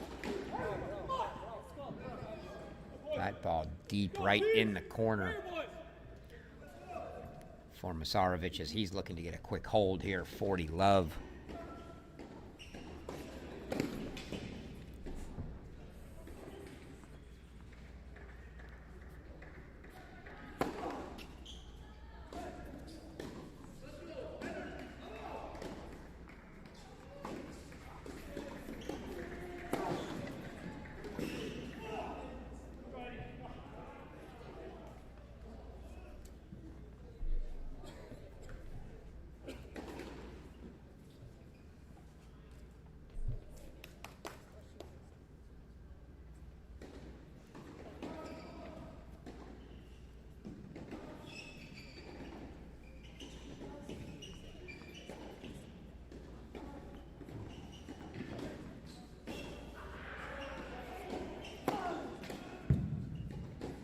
Second serve coming for Masarovic here. Still 40-15.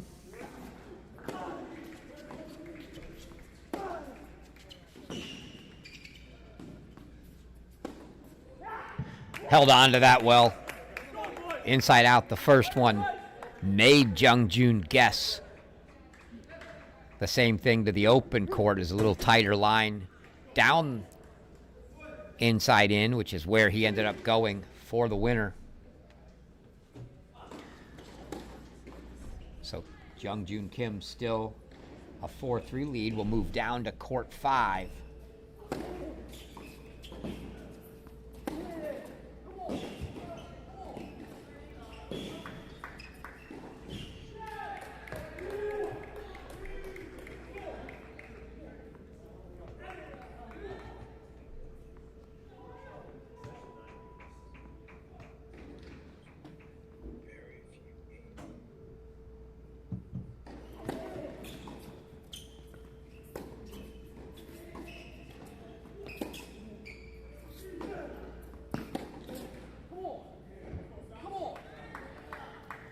That ball landing in for Styles Brockett. He was given the come-ons before that ball even crossed the net. He knew it was good. As Styles Brockett, Henrik Bladelius here.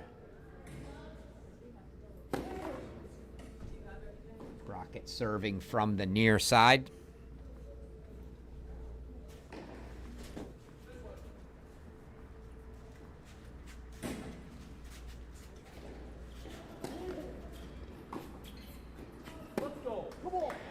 That one deep for Bladelius, and Brockett gets the hold at love for 4-all.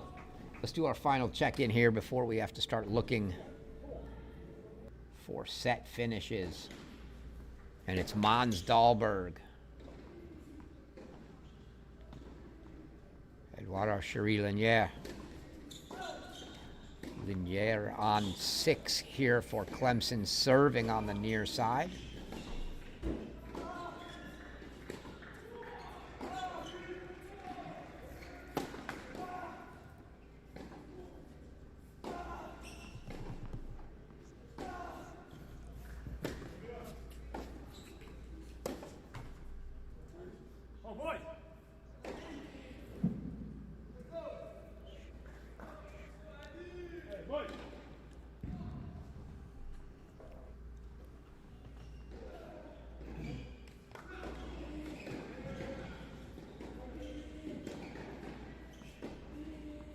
See head coach Andres Pedroso for Virginia standing between courts 4 and 6 here.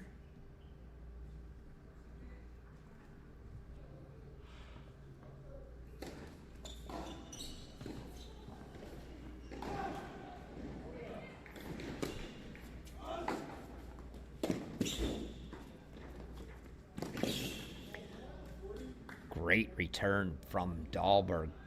Pulling Cherie Linier over to the wall. Almost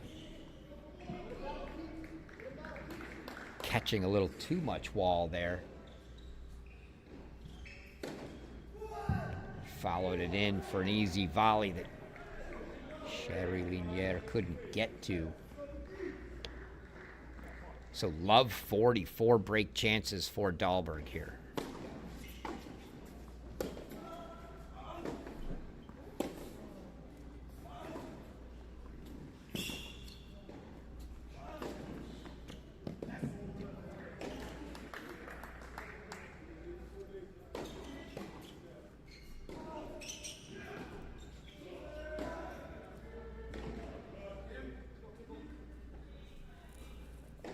See on the scores on the right now.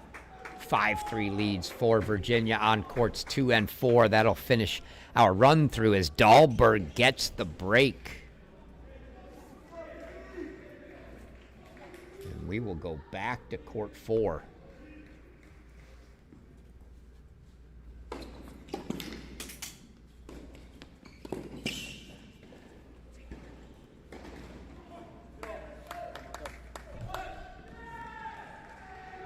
We're going to have sets, a bunch of sets finishing all at the same time here. 4 courts sitting at 5-2, 5-3, or 5-4 right now. Do our best to jump around and bring them all to you.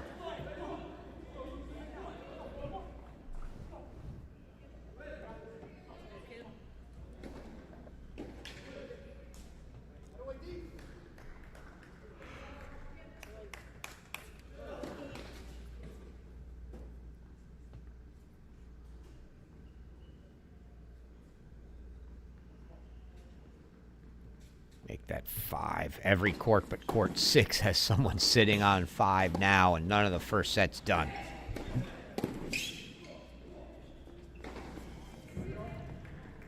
Masarovic tried to go with a little backhand slice drop shot. Fell.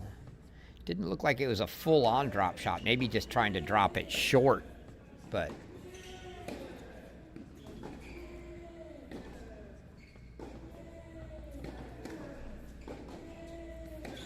too short.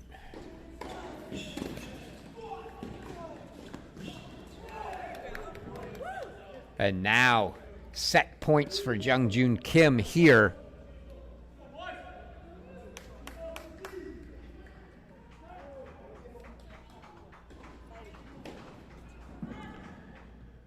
.30-40 for Masarovic serving. Keep our eyes for set points elsewhere if we can.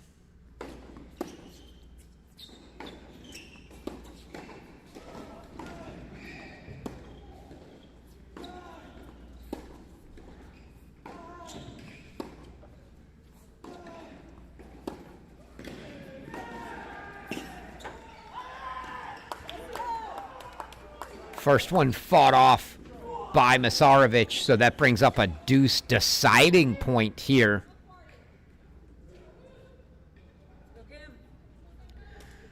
Vukadan 4 break points.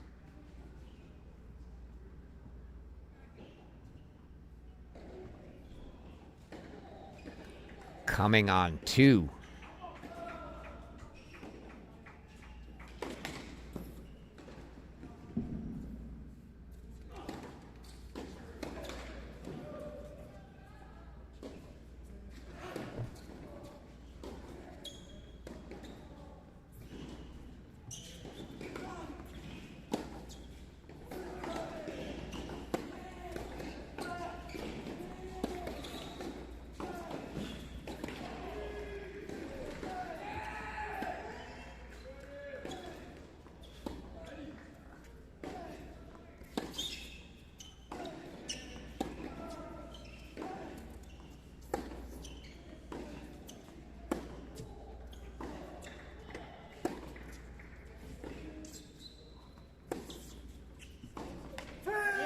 Into the net after a long rally, and Jung-Joon Kim takes the first set on 4 for Virginia. Let's go to 2.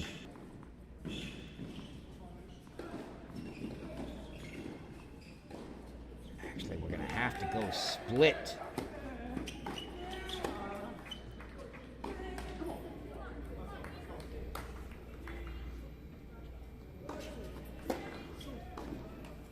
Maybe the scoreboard froze because it shows something else here.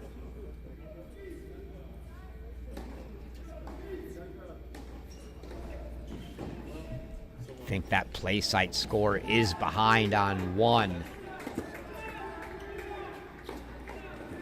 I think Dylan Dietrich had set points there potentially. Indeed, he did. So Dietrich takes the first set 6-3 on court 1.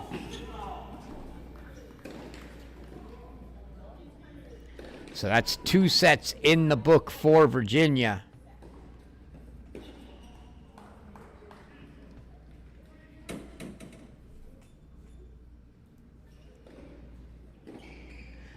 Looks like all the play site scores may have frozen.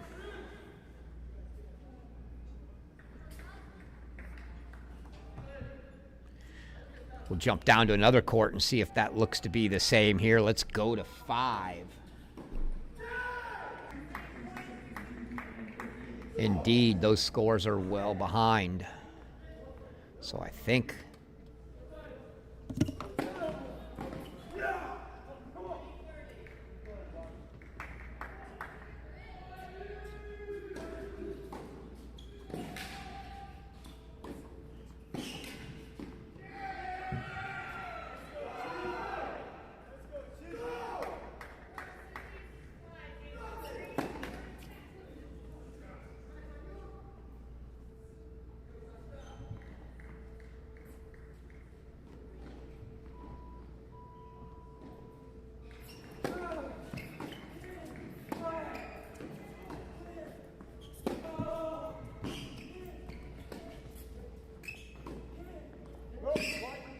just wide for Brockett. So we're going to fly a little blind here for a moment as play site scores have frozen up, but we'll get something on the screen for you here momentarily if we don't get that straightened out. They're going to head to a changeover here with Bledelius now a 6-5 lead. Let's jump back to 3.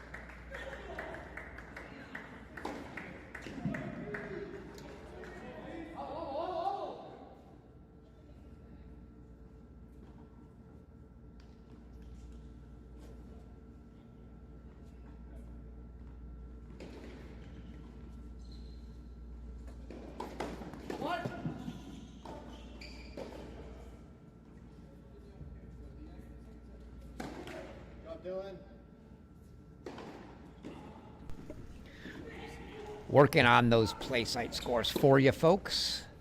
In the meantime, I'm going to put our scores top right for the court we're on.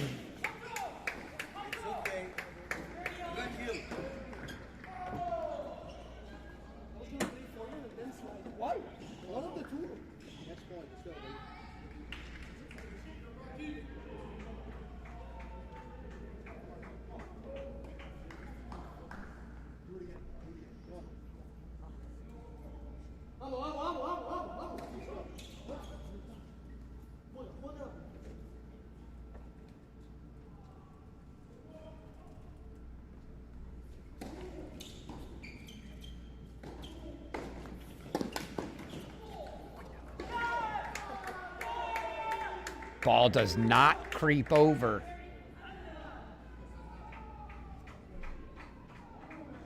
And that's going to bring up set points for Farzam here.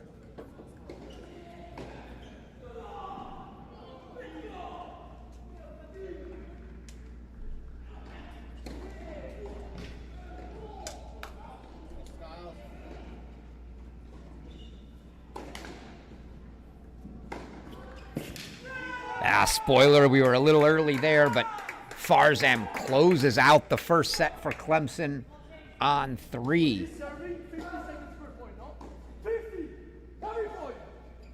Santa Marta yelling at the official that Farzam is taking too long to serve.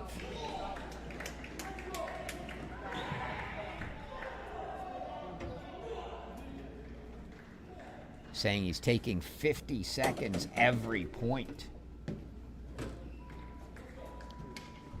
So we're going to look here and see. We've got a breaker on 5, but Dahlberg serving for a set on 6. Let's go there.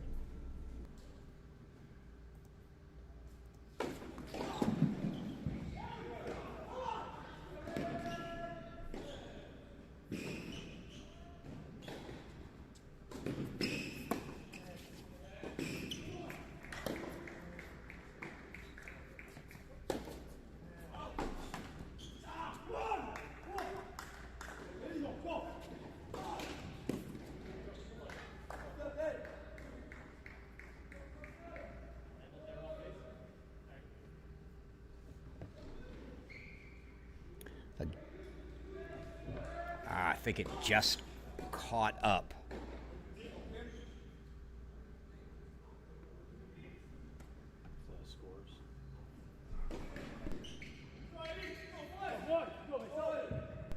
Looks like scoring on play site back.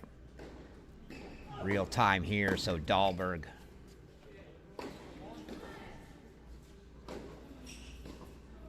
Now set point, so the scoring caught up just in time to see 40-15 here for Mons Dahlberg.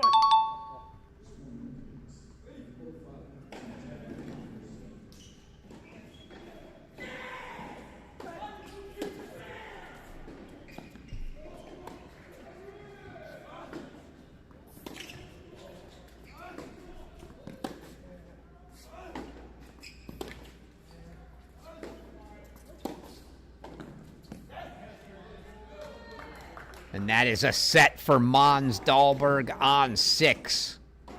Let's go back over to 5.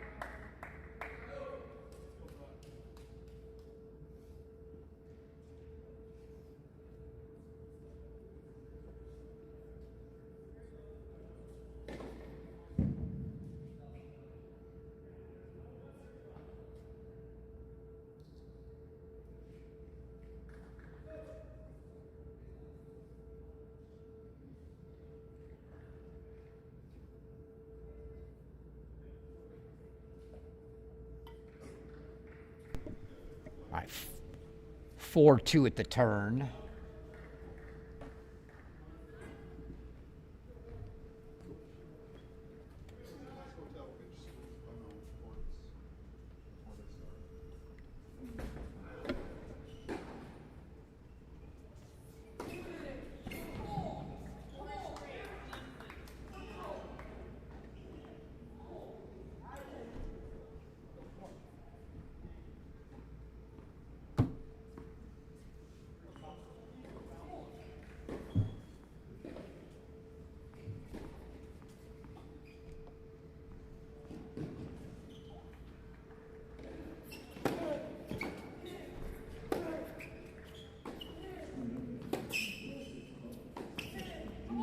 Oh.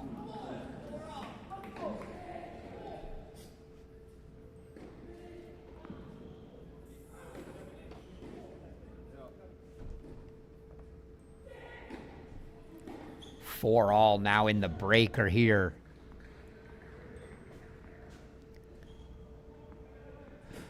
Vukaden on 2, also looking for a set, 6-5.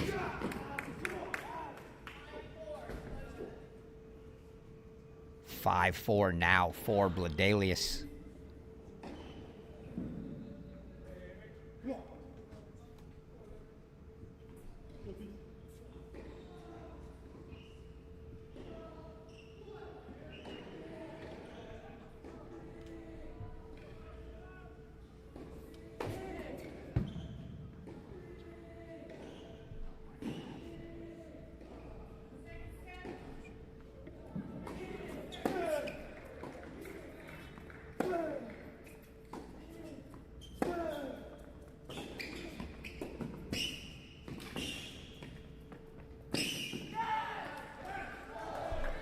Five all now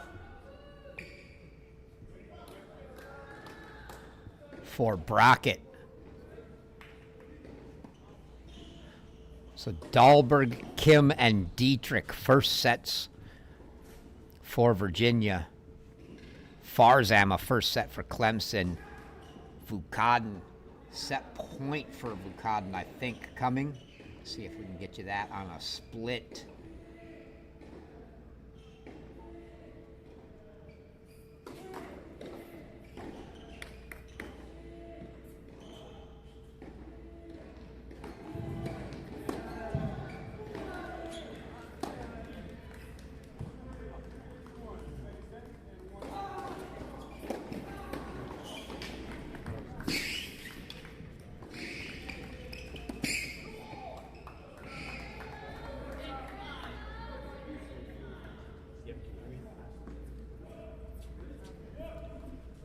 Set points coming for Vukaden.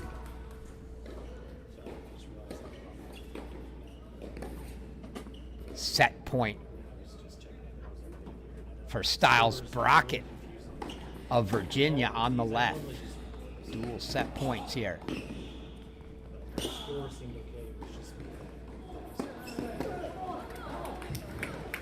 Set point fought off by Keegan Rice. Set point fought off on the right. Bladelius going to try to do the same here on the left. Oh, what a reach. Bladelius on the run, getting that ball down the line just in. He makes it 6-all. Vukaden, 40-30. I'm thinking, let's introduce everybody. And when we get to the end of 6 and watch them in that game.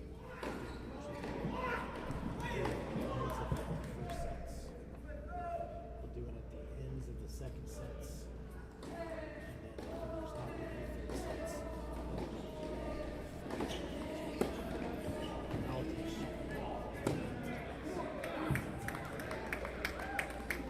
Keegan Rice fights off another set point.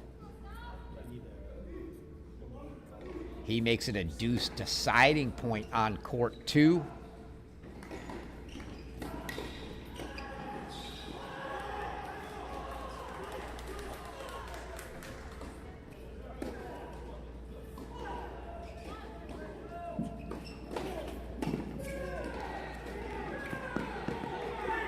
Bladelius got the ball at the feet and didn't move him. Couldn't get out of the way. Sends it deep, and Styles Brockett now has a set point on his serve at 7-6. Set point. Vukaden, the third one on the right. Vukaden gets the set. Styles Brockett gets the set. Simultaneous sets on the left for Virginia, on the right for Clemson. And that's it. That's all the first sets in the books.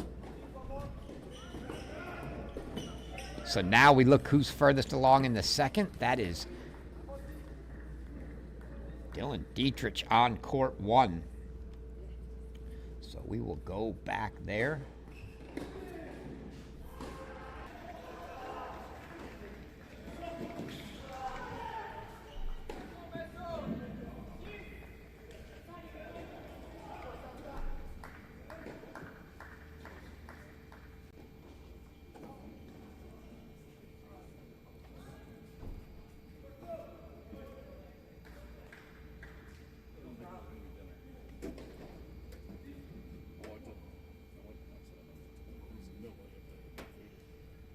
Well, Dietrich in a changeover, so let's go check in then on 4. That's the next furthest along in the second as Jung-Jun Kim, a set and 2-all here.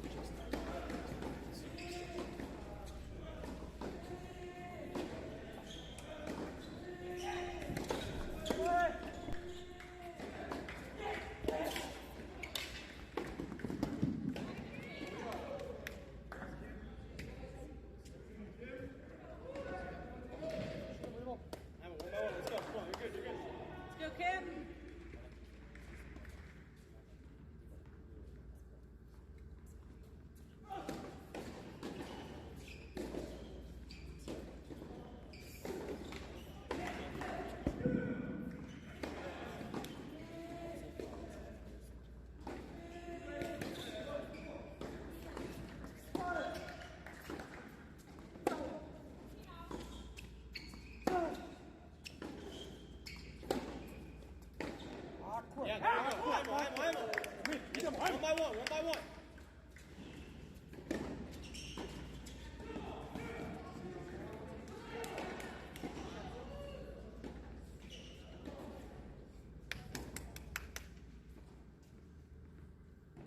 Go, Kim.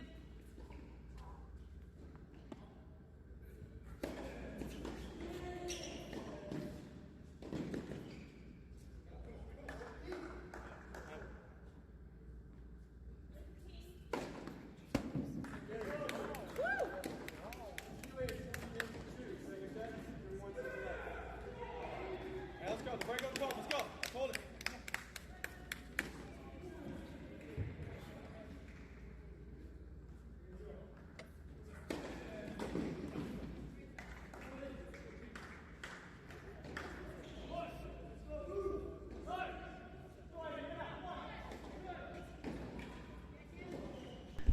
All right, so 3-2 Jung-Joon Kim here. Let's go back to 1.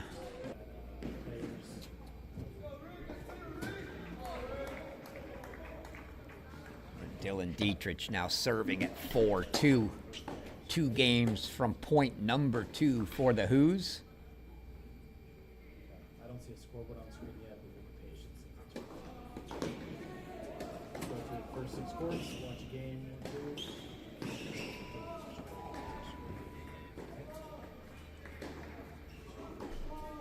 Alright, here we go.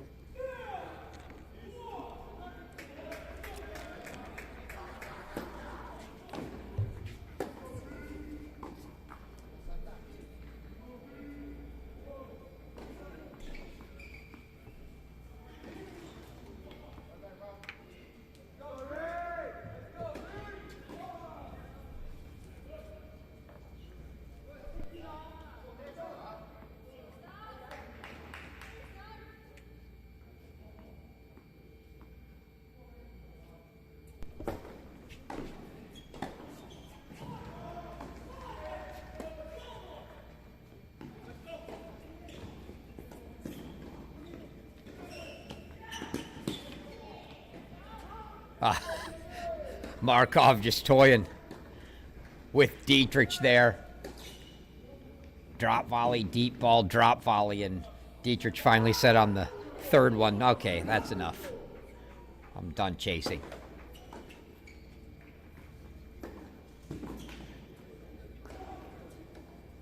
I'll let you have this one and just take the next one. See if I can serve my game out.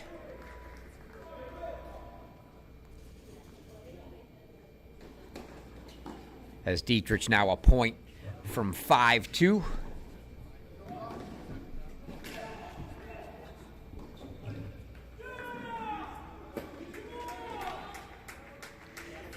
And it is 5-2 Dylan Dietrich. The Who's a game away from point number 2.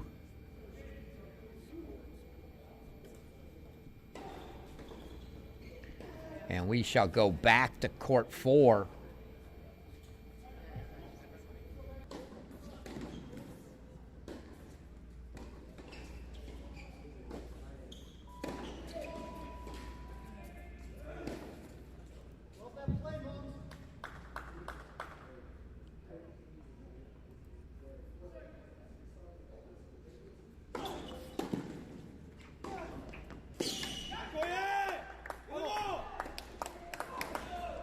Some scores back in on the right of the neck. Match is furthest along in the 2nd. Masarovic game points for 3-all. We'll get back to Dietrich and Markov shortly here.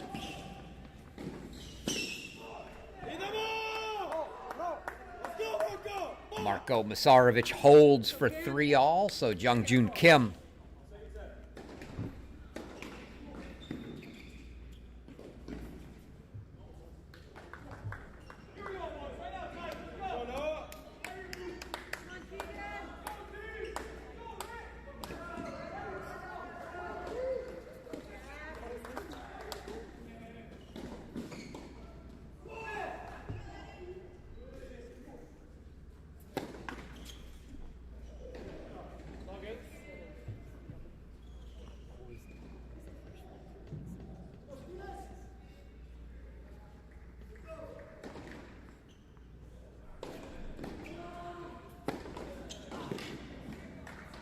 Good serve down the tee from Jung Joon.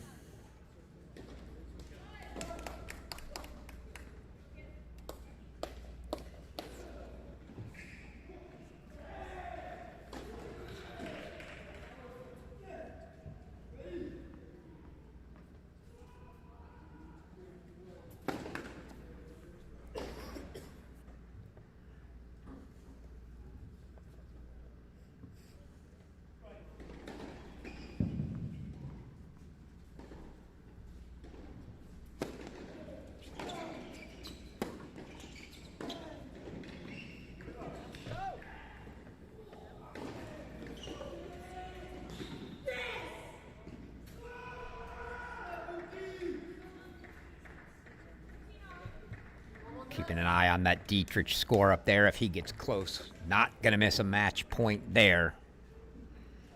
But we'll see if Jung Joon Kim can hold here, and we'll go back to 1. And he does, so Jung Joon holds for 4-3. We'll go back to court 1.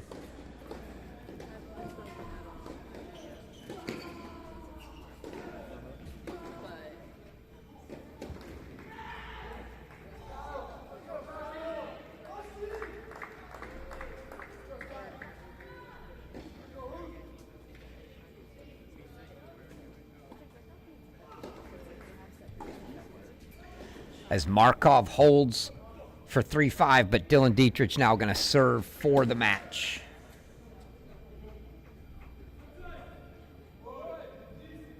See the frustration in Markov. Can't get the return in. You can't give the freebies to Dylan Dietrich.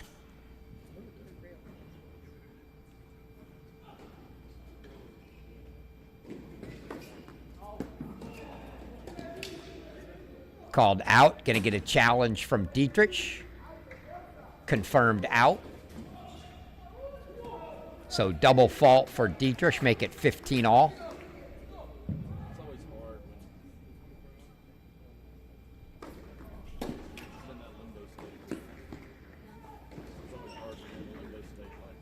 Oh, too long a look by Markov.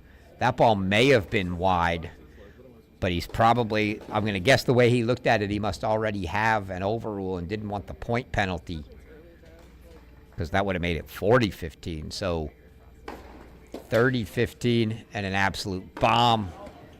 Dietrich does his best Gael Monfils impression. Unfortunately, he's not Gael Monfils, and the ball goes wide. It looked excellent until the ball landed wide. Dietrich, the serve and the jumping overhead. The athleticism was outstanding. The execution just out. He's just hitting serves.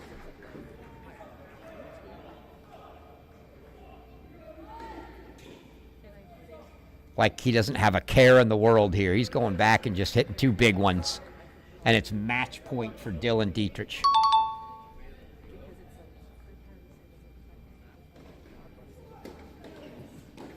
And we're going to see another bomb, I'm sure.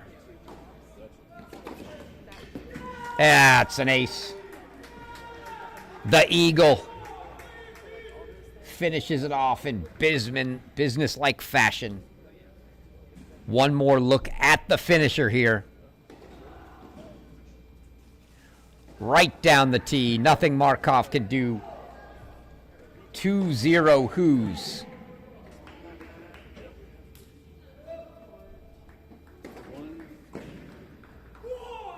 And there are some clear paths for Virginia now.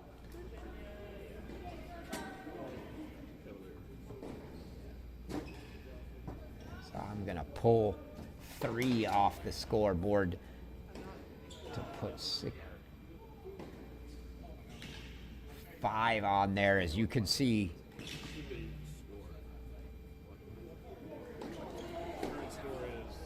we're going to actually go to 6. As Mons Dahlberg now.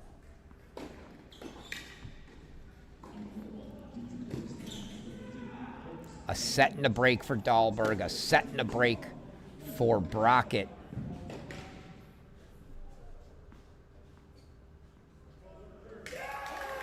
And that's all Virginia needs, is 2 more. Clemson's going to have to get one of those back on serve quickly.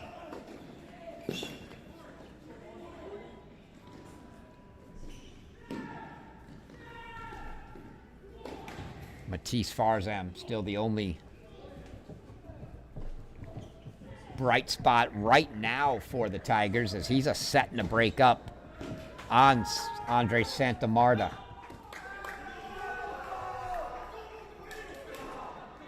Hear a lot of yelling somewhere down the court's not exactly sure where.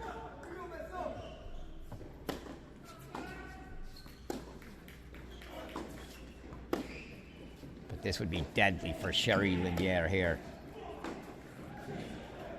It is. It's a double break lead for Mons Dahlberg. 4-1. Double break. Sherry Linier in big trouble. That means Bladelius may have to be the guy to come back. Let's go there.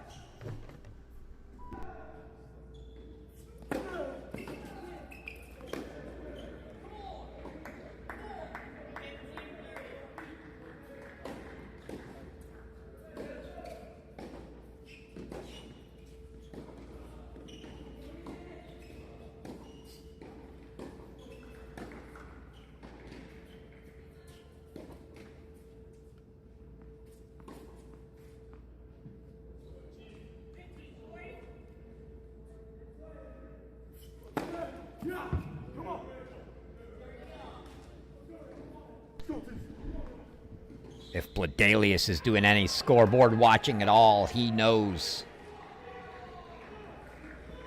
his court right now is critical, as is Masarovic, but Masarovic serving now for the second set to try to earn a split.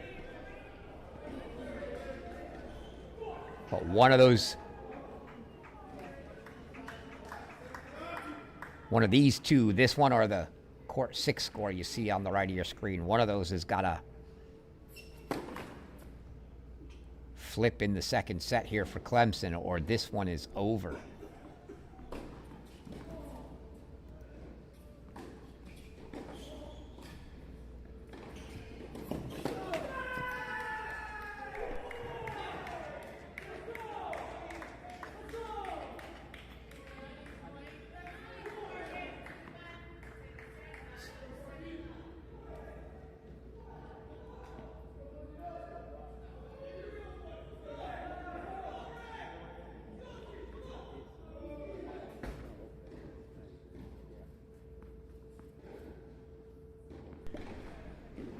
Big deuce deciding point now for Bladelius.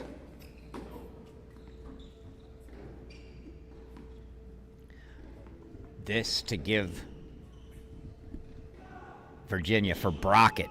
Double break leads on 2 courts.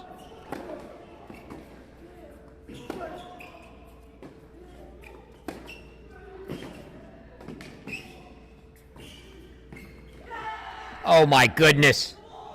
Styles Brockett right on the line. Let's get another look at that one for a double break lead.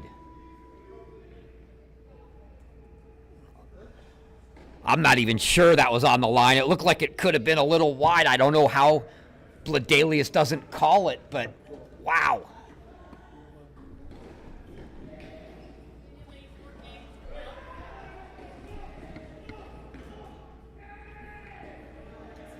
For Love Brockett.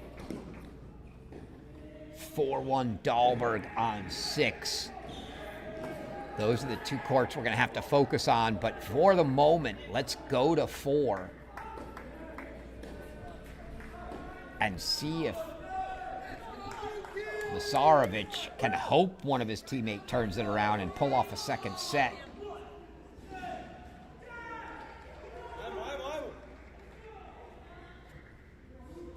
But 5 and 6, the clear path for the Cavaliers right now.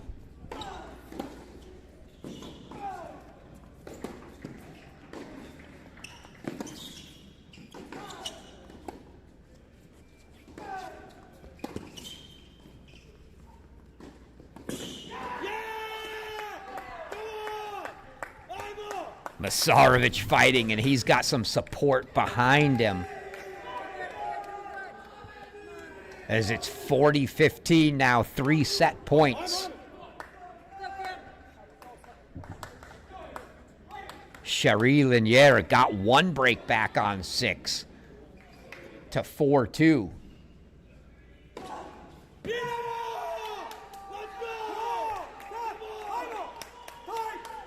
Masarovic, I can hear the crowd behind him. He's a junior from Austin, Texas, but I'm going to assume he must be Serbian, as I heard an Idemo in the background behind the court. As Masarovic splits, and so we'll go down to 6. Idemo is let's go in Serbian.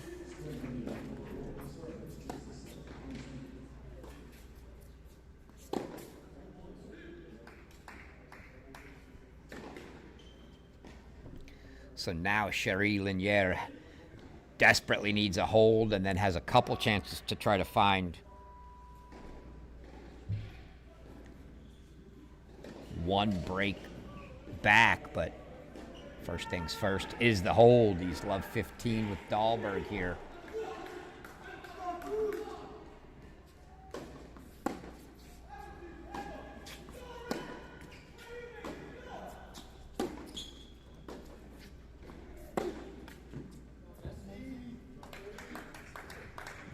Dahlberg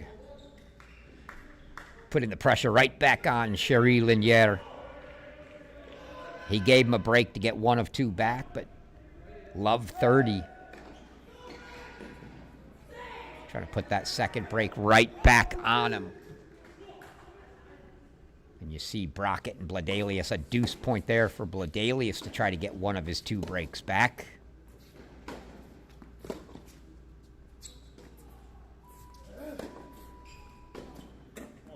Oh, backhand wide. Gonna sting for Cherie Linier as he's now gonna face 4 break points. Dahlberg gets 1 of these 4, and he's gonna serve for the match, and Styles Brockett took the deuce point, and he's up 5 love.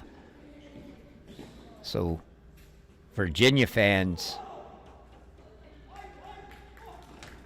see a world where they're done in the next 5 minutes.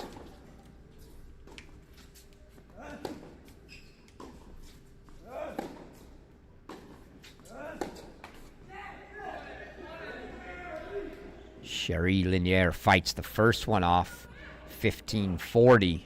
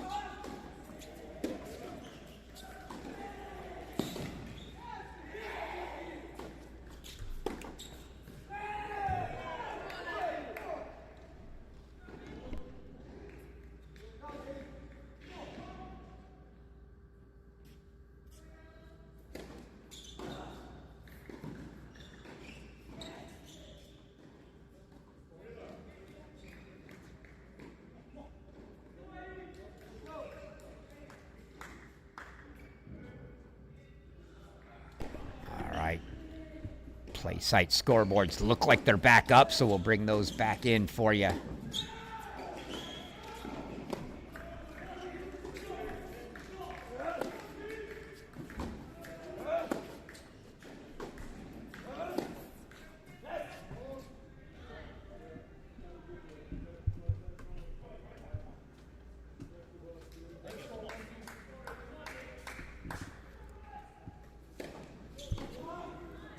Dahlberg takes the 5-2 lead. So we're now a game away on 2 courts for the final 2 points here for Virginia. So let's jump back down. to Styles Brockett on 5.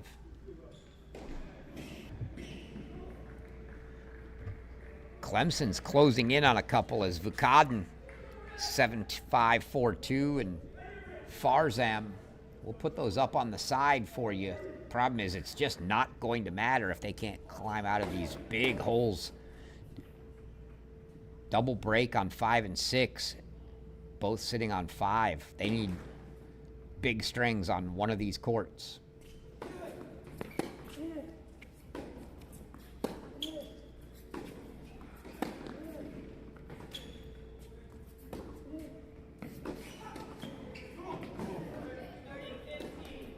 Bladelius gonna need to run a 5 straight. Cherie Linier gonna need a string of 3 straight. In fact, we're gonna have to go split screen here.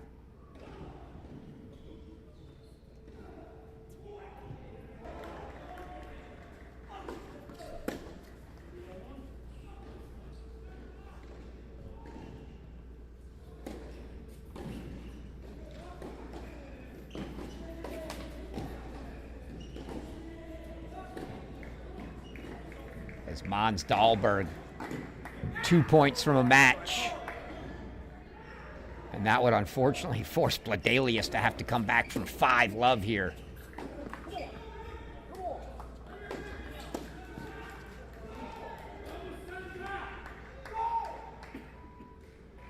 $40-love. Quadruple match point here. I'm going to have to leave it in a split in case you get a quick 2 points on 5 and the match would end. But 40-love for Dahlberg, match points.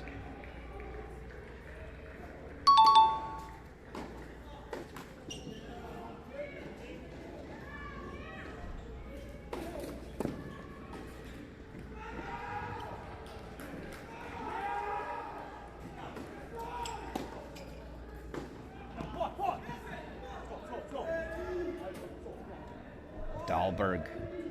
This is the first one, 40-15, but now match point for Brockett. So simultaneous match points for Virginia. They could end the match here with 2 match points at the same time.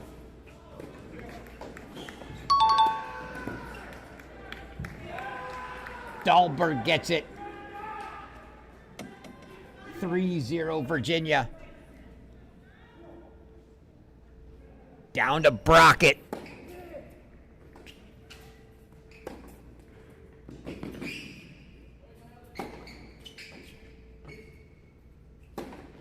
That's all she wrote, folks. Styles Brockett makes it 4-0 Virginia.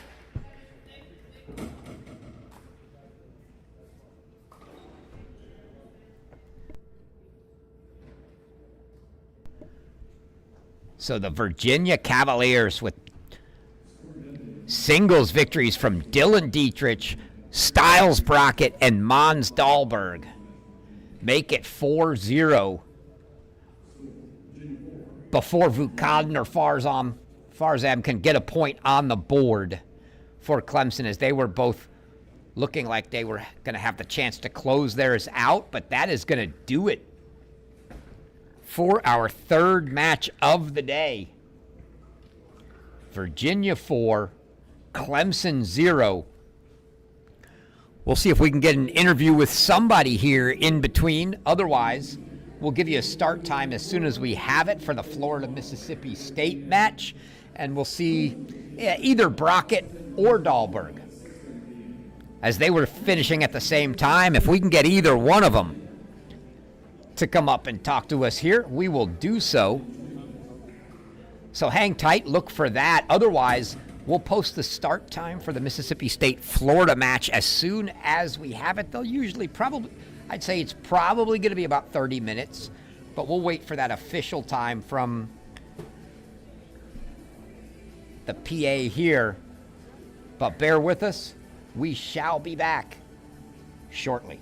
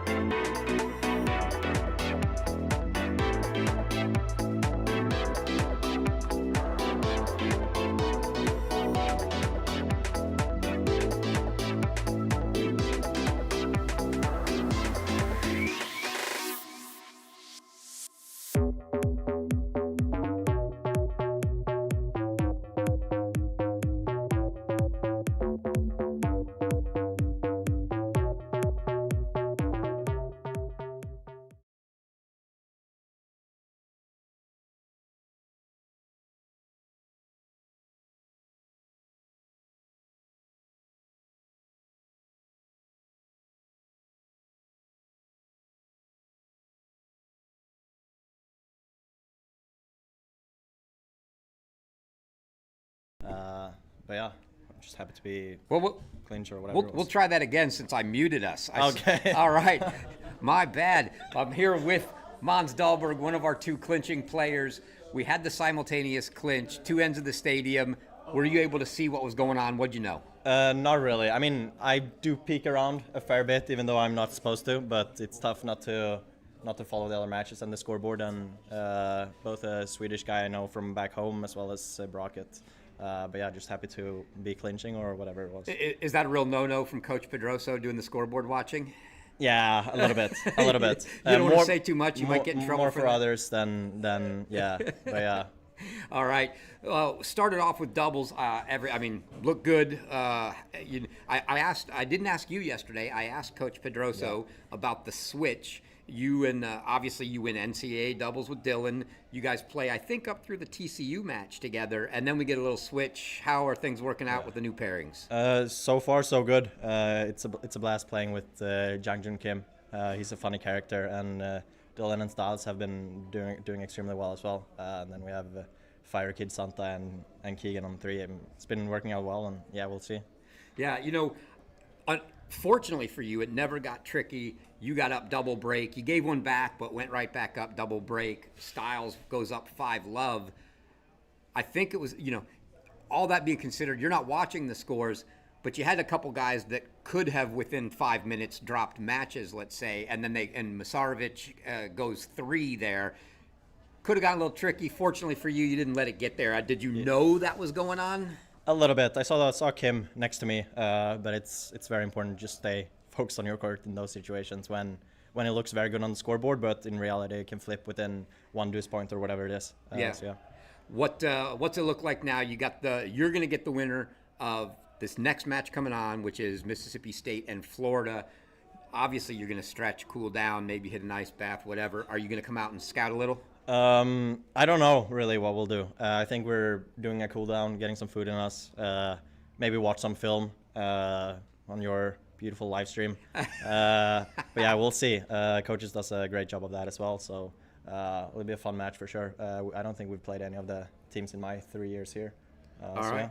Well, congratulations on the win. We will see you guys tomorrow afternoon for the second quarterfinal. Yes, sir. We'll do. Thank you. Thanks. Thanks.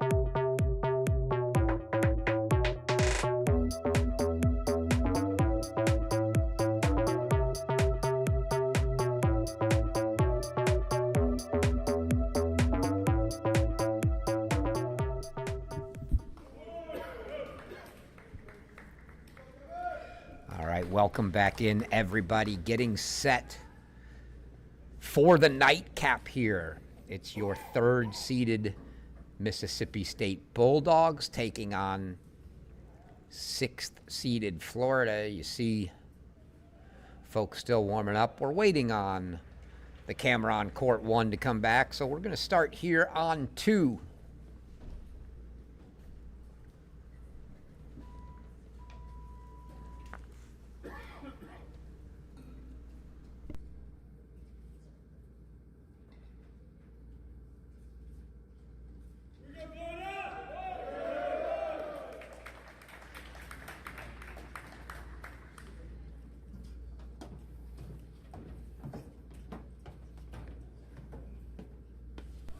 Here on court 2, it's going to be the pairing of that's on 1. On 2, it's going to be Mario Martinez Serrano and Mikhail Novansky for Mississippi State. They'll be taking on Pablo Perez and Aditya Ganesan for Florida. As we're getting set, this is a good chance for us to get to know these teams. Let's start with your third-seeded Mississippi State Bulldogs. Nicolò Baroni, Italy, sophomore. Mario Martinez, Spain, senior. Roberto Ferrer, Memphis, Tennessee, junior. Brian Hernandez Cortez, Palma de Mallorca, Spain, sophomore. Benito Sanchez, Germany, senior. Mikhail Novansky, Slovakia, senior. Rafael Vaxman, French in Paris.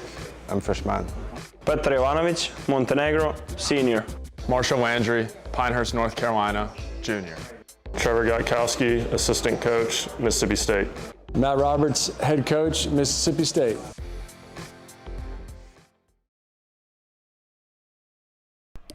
That is your Mississippi State Bulldogs. Let's go ahead and meet your sixth-seeded Florida Gators.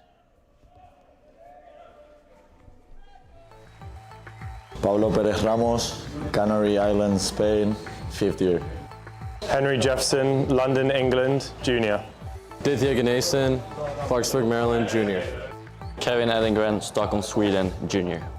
Andreas Timini, Limassol, Cyprus, freshman. Lorenzo Clary, Boca Raton, Florida, senior. Tanapat Nirendorn, Bangkok, Thailand, senior. Francesco Cordova, Guatemala, I'm a sophomore. Roman Sansolia, Richmond, Virginia, freshman. Jeremy Jane, Sydney, Australia, junior. Max Kohler, assistant coach, University of Florida men's tennis. Adam Steinberg, head coach for the Florida Gators men's tennis team.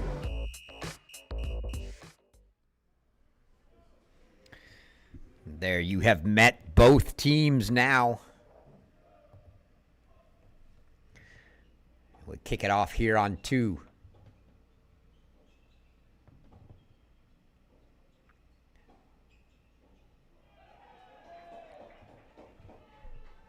It'll be Ganesan along with Pablo Perez. Ganesan serving here. That was Martinez Serrano. Mikhail Novansky, been playing mostly in the 3-double spot. Arguably best hands on the team. Great doubles player. Changing some pairings up as Martinez Serrano usually plays with Nicolò Baroni, who you may have seen walking around. He is in a full arm cast from bicep down to wrist with a broken radius. Luckily, and it's his left arm, luckily for him, he hits a one-hander. So able to, comes off in 5 days, he said. We'll be able to get back quicker without the use of that elbow in the swing.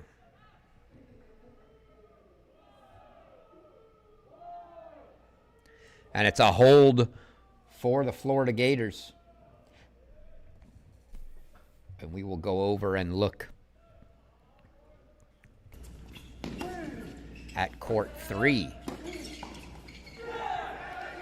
As we come to court 3, I think I realized we had no volume on court 2. I'll double check that when we go back.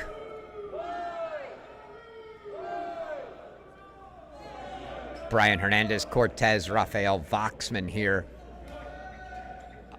on the near side for the Bulldogs. Kevin Edengren, Tanapat Nierendorn. On the far side, Cortez.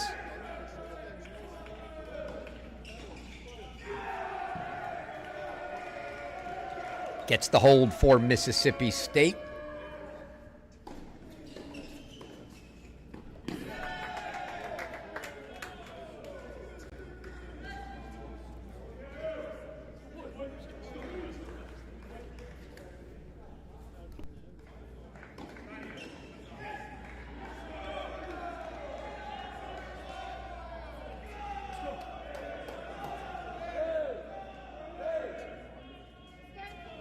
Just getting the cameras going on one, so we'll get to that one shortly. We'll start here with Tanapat Nierendorn. Interesting changeup. Saw this yesterday in the warm-ups. It's been Jefferson and Nierendorn, the one doubles team for Florida. They elect to mix things up. Nierendorn all the way down to 3. Nierendorn, very similar to Mikhail Novansky for Mississippi State in one of the guys with the best hands on the team. And you're going to see if he's in the singles lineup, plays like a doubles player. A lot of chip and charge, a lot of coming to the net for Nierendorn.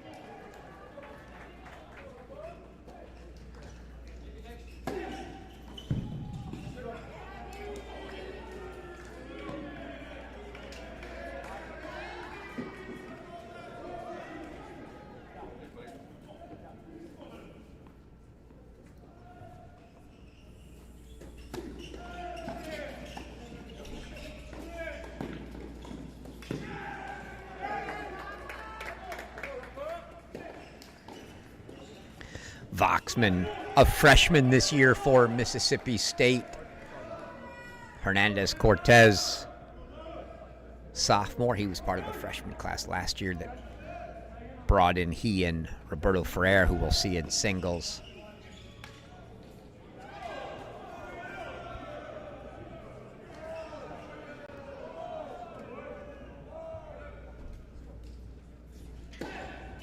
Do have the camera on court 1 available now.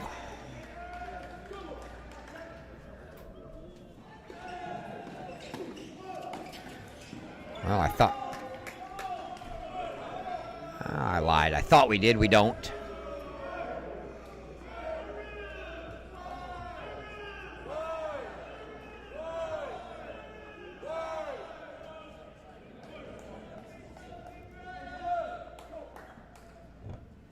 Break chances here for the Bulldogs. You could see 1-all, 30-all on the other 2 courts at the same time.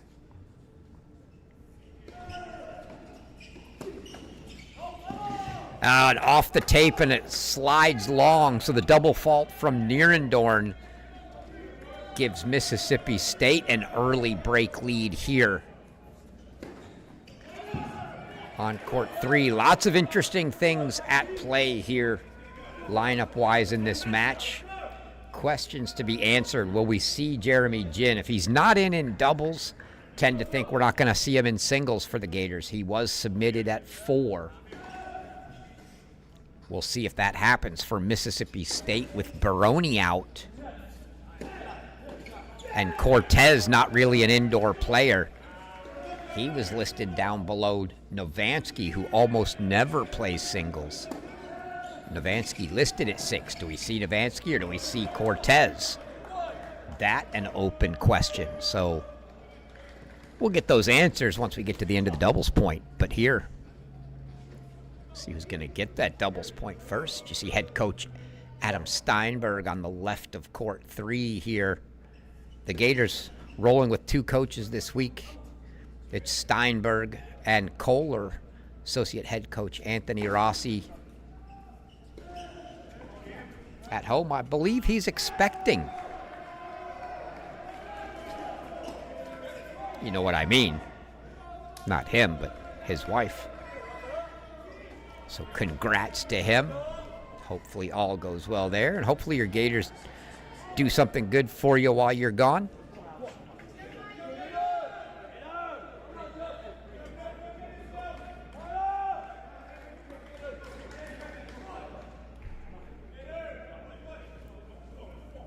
Identical. They're 1 and 2, keeping those scores running. Florida serve first on both. 2-1 holds.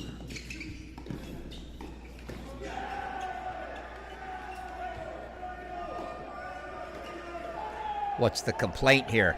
Did they call a let?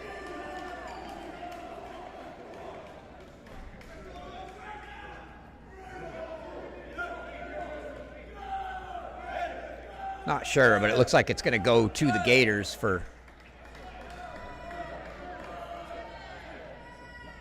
15:30. Indeed it is. So 15:30 here.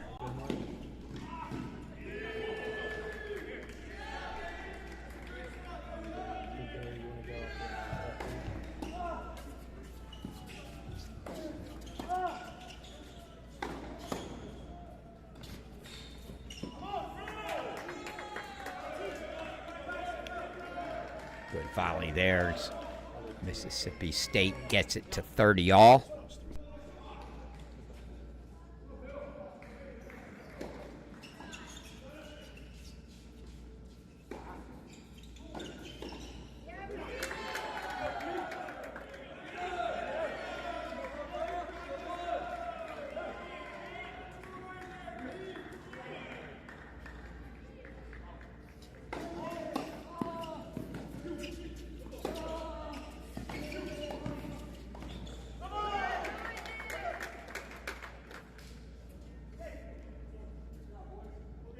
Nice put away there for Cortez to make it 40-30.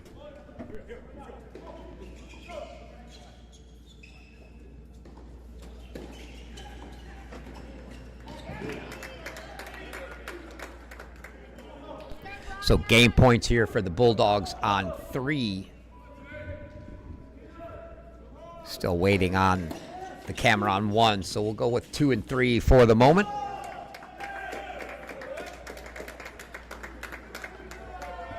And it's a hold for 3 love here.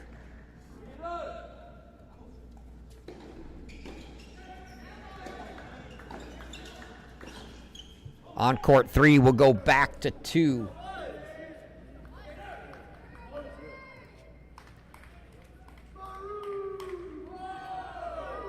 Where it's Martinez, Serrano, and Novansky. On the near side, Mikhail Novansky. Serving duties for Mississippi State.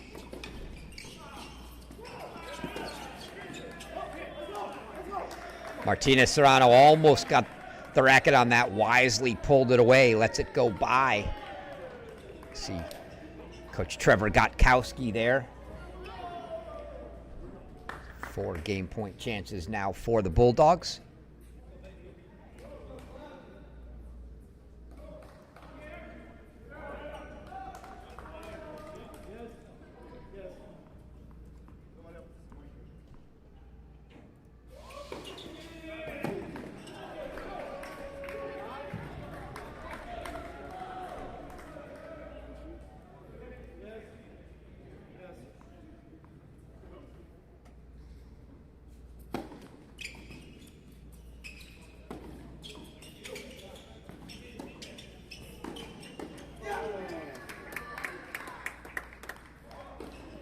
It's a good second serve there from Novansky, but handled well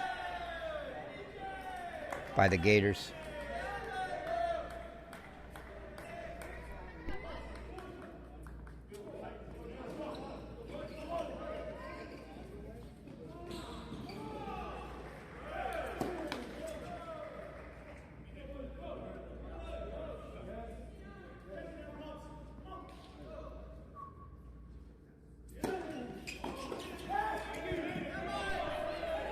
And that's a hold for Novansky, so that levels us up at 2-all here.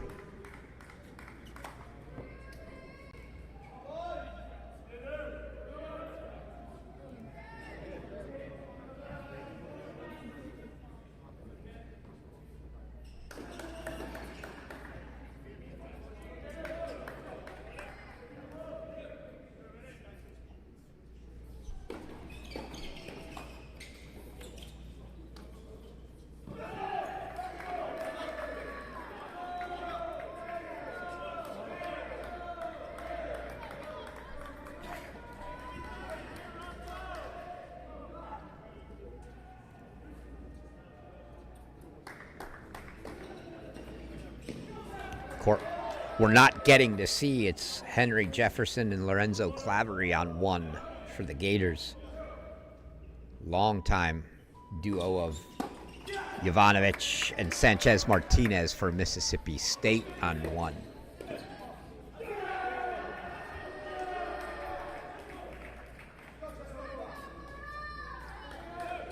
Pablo Perez here at the net for Florida, transfer in from NJIT.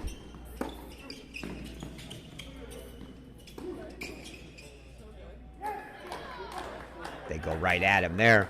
Interesting fact, fun fact for him was after transferring to Florida from NJIT, the Gators had already chosen Columbia as their kickoff weekend spot, which is how they got here. And that match being played in New York, he had all of his teammates from last year there at the match cheering him on. So there was a crowd behind his court rooting for him.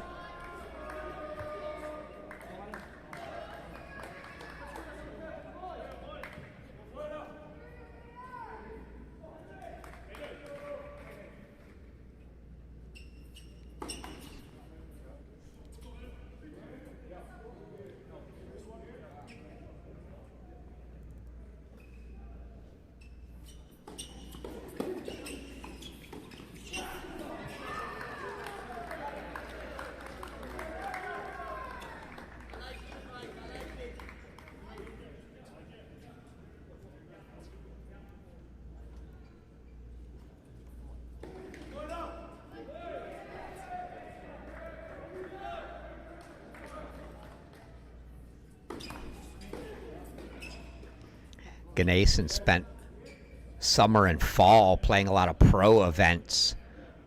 Got his ranking up very well into the mid 500s.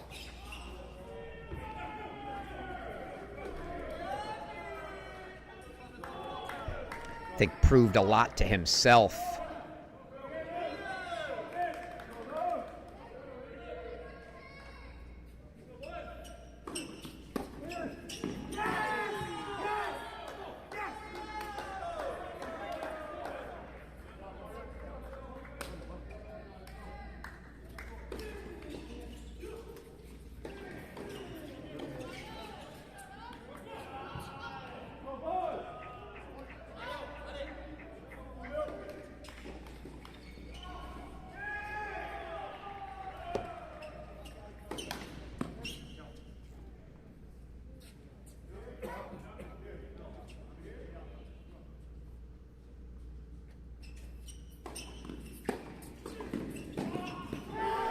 Novansky puts that one away at deuce, and Mississippi State gets the hold to keep this one.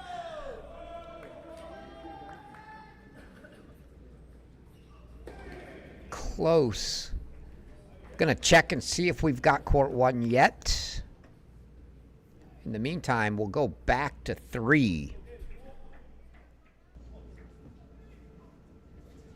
I was gonna say to keep it on serve, but it was a break there of Gnason, excuse me. Asked him yesterday about the nickname Billy. If you haven't heard the story, when Gnason was about 12, he was playing at a junior tournament. And of all things, from a 12-year-old, to be ending up at Florida. Ben Shelton was around. Ben said, "What's your name?" And Aditya jokingly said Billy, so he just started calling him Billy. Then everyone started calling him Billy, and it just stuck. So that's the genesis of Billy for Ganesan.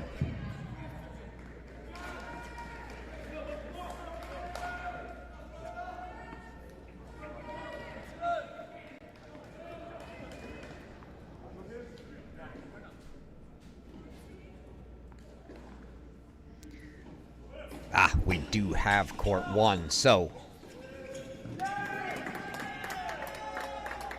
let's take a run down to court one. We have not seen any action there yet.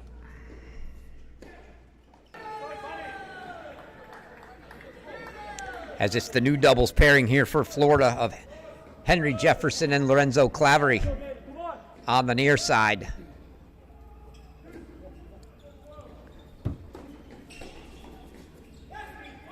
Clavery in for the spring. Going to be a one and done for the Gators. Jefferson out of London, England. I might take that back. I know he's from England. He is from London.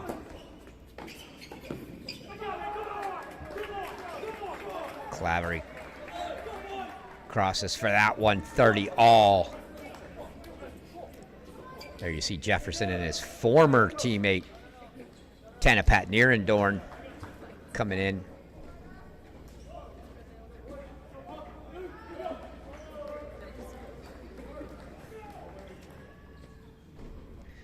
Mississippi State now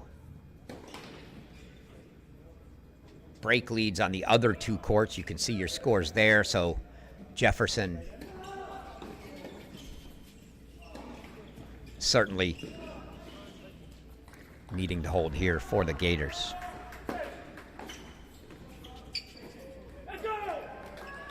Little soft touch put away from Clavery. See head coach Adam Steinberg walking one way across the court. Assistant coach Max Kohler the other. Kohler now on your left, Steinberg on your right. Kohler came to Florida from Oklahoma State, and it looks like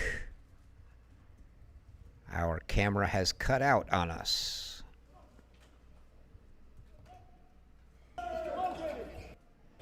Try to reset her here. Okay. Just a blip, I guess. Unless it's going to recycle. No?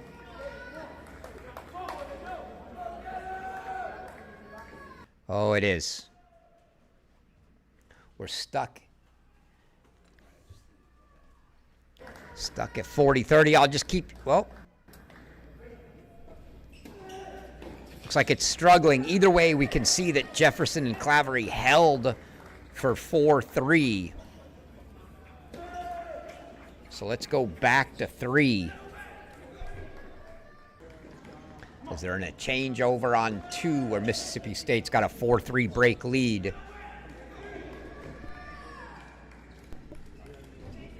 It's a 4-1 break lead here for the Bulldogs. Only a single break, though, so single break lead.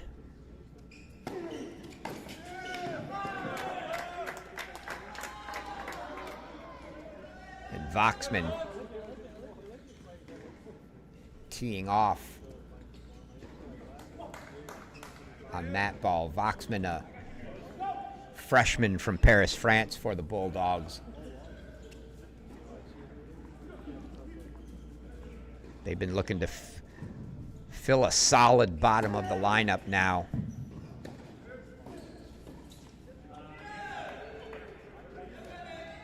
And add a little depth, and with Cortez, who's going to be more of an outdoor player for them. Had a great fall. Actually got up into the ITA rankings pretty decent at one point. bringing in Voxman and still having Roberto Ferrer. They were hoping to be a good 7 deep, where they've really struggled with that depth in recent years.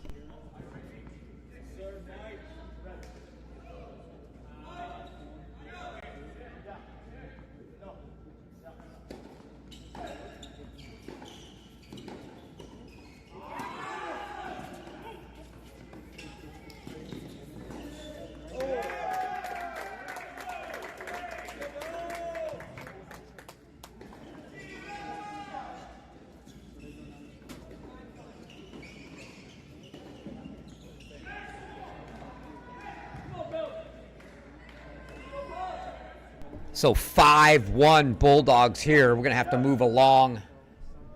Let's go back. Let's go back to 1.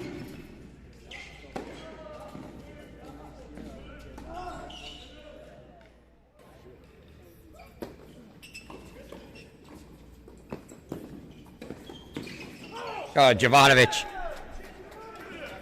winning the battle at the net there. Jokingly asked this pair yesterday,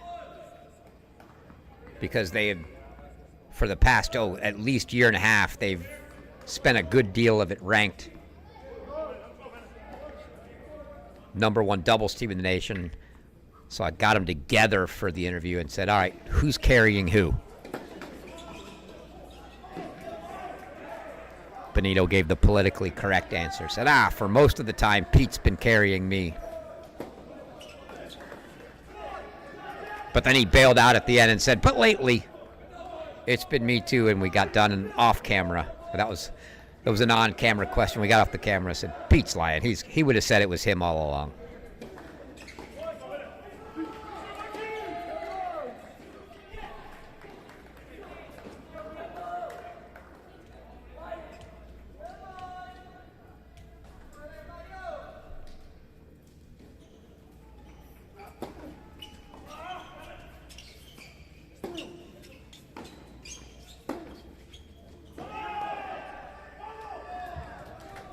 Mississippi State on 5 now on the other 2 courts. You can see it. We'll make a quick jump, or maybe we'll just go triple for the moment as they're getting close.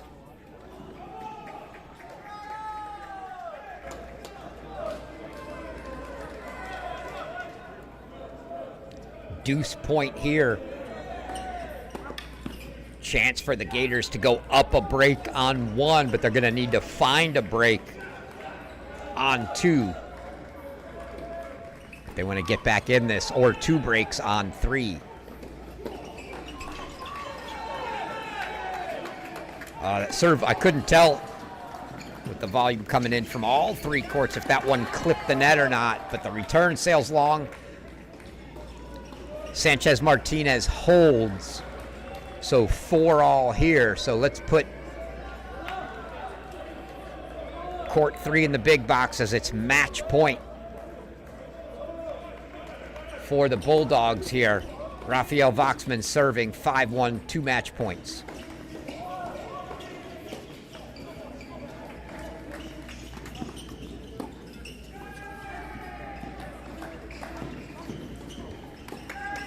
That ball off the racket of Nierendorn sails long, and Mississippi State takes court 3. So let's go full screen to court 2 now. 4 all on 1, but Florida's got to find a way out of this one.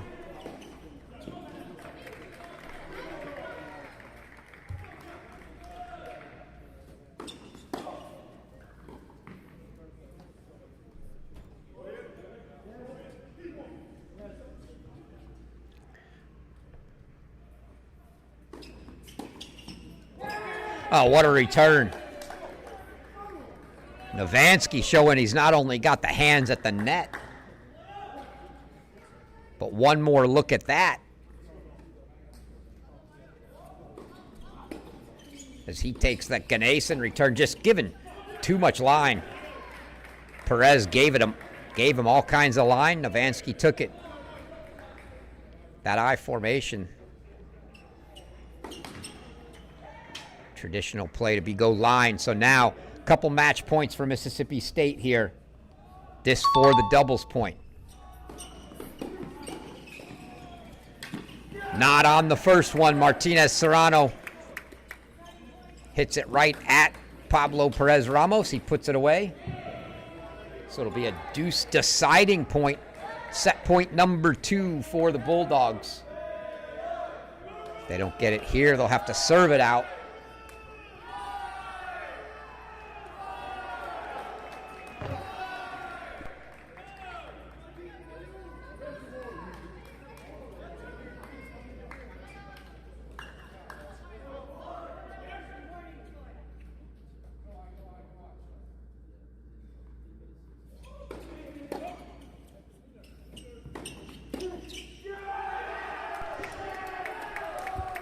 Gators are pumped. Return from Serrano misses, and they hold. Keep it to 5-4. They'll change ends, so we will go back to 1.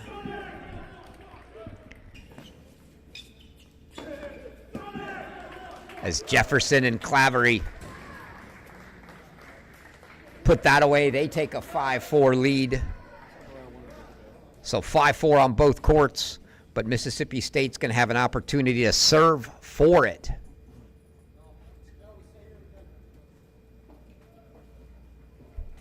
We'll go back there.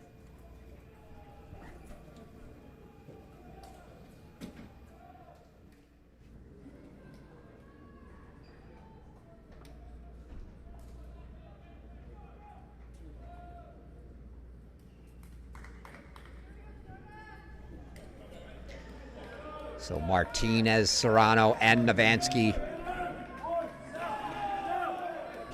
going to try to serve out the doubles point here. Meanwhile, their teammates will try to serve, keep it on serve on 1. Ganesan nets the forehand there. 15 love.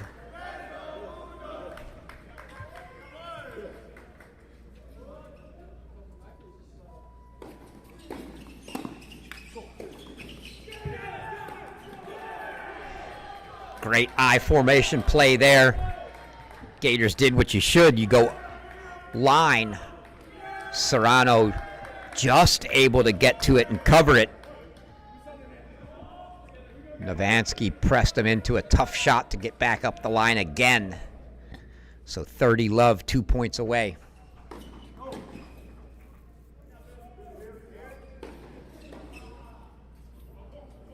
Novansky, no I formation here. More traditional, going to try to force Ganesan to go cross. See if the 30 love lead, he poaches on him.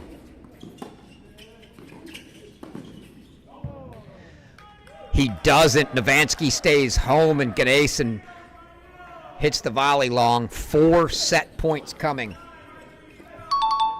for the Bulldogs. You can see the score on the other court.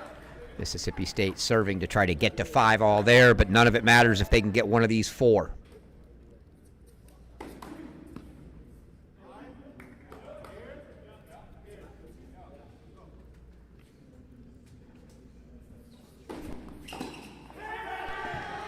The return in the net from Pablo Perez Ramos. And a hold at love for the doubles point for Mississippi State. So make it 1-0 Bulldogs as we head into singles action. But a good time for us to let you hear some of the things the coaches had to say yesterday. We asked head coach Matt Roberts of Mississippi State about his expectations for the weekend. Here's what he had to say. Well, just enjoying adversity and competing and enjoying the tough moments, responding well when their back's up against the wall. Just excited to compete, just to see how tough we are against the nation's best. I think we're all pretty close, pretty even. Anything can happen. And so we're just ready to battle and be pushed against the best teams in the country.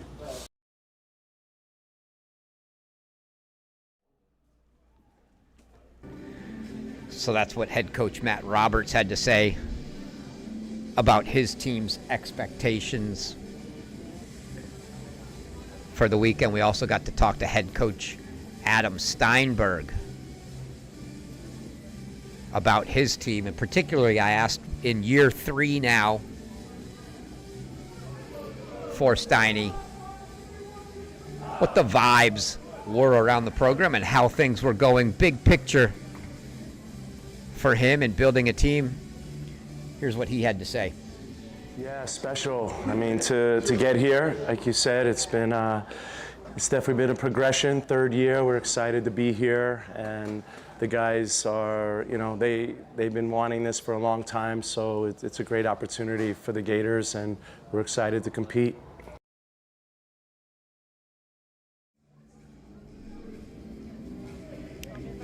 Also got to ask Coach Steinberg.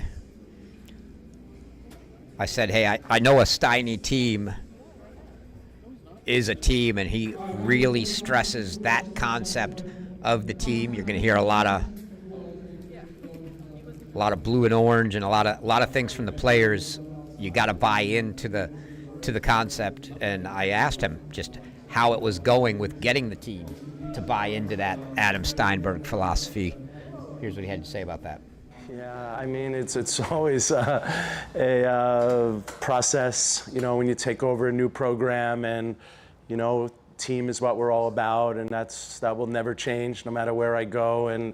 So it's an everyday process, like you said, and but this team is buying in, especially the older guys, and that's where it works the best, when your older players, they lead the way, and I'm proud of these guys. It's definitely been a big step up from last year, so we're excited that the culture and everything's coming together the way we talk about on a daily basis. So those Coach Adam Steinberg's thoughts there on the team and how they're coming around and progressing. Had another chance to ask questions for head coach Matt Roberts of Mississippi State. They'd had some troubles coming in, really, for a team that got great in doubles last year, and you've got Benito Sanchez Martinez and Petar Jovanovic at the top of the lineup, who's been a top-ranked doubles team for so long. Asked him, was there a lot of focus on doubles leading up to this event because of the struggles they've had in dual match play leading up into this ITA National Indoors? Here's what Matt Roberts had to say about that. We've been working on doubles a lot, and we always do. I feel like, once we get outdoors, our doubles starts to click, and our drills week after week really start showing. But I think we've been in the mix, and these doubles points just hasn't gone our way.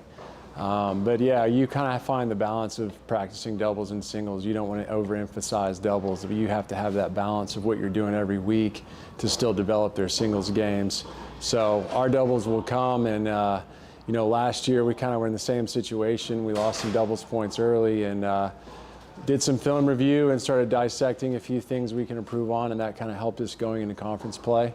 And we did the same thing last week, so I'm excited to see if we've improved on those things. And obviously with Brony out, we got 2 new doubles teams at 2 and 3, so I'm excited to see them step up and be put under pressure and see how they handle it.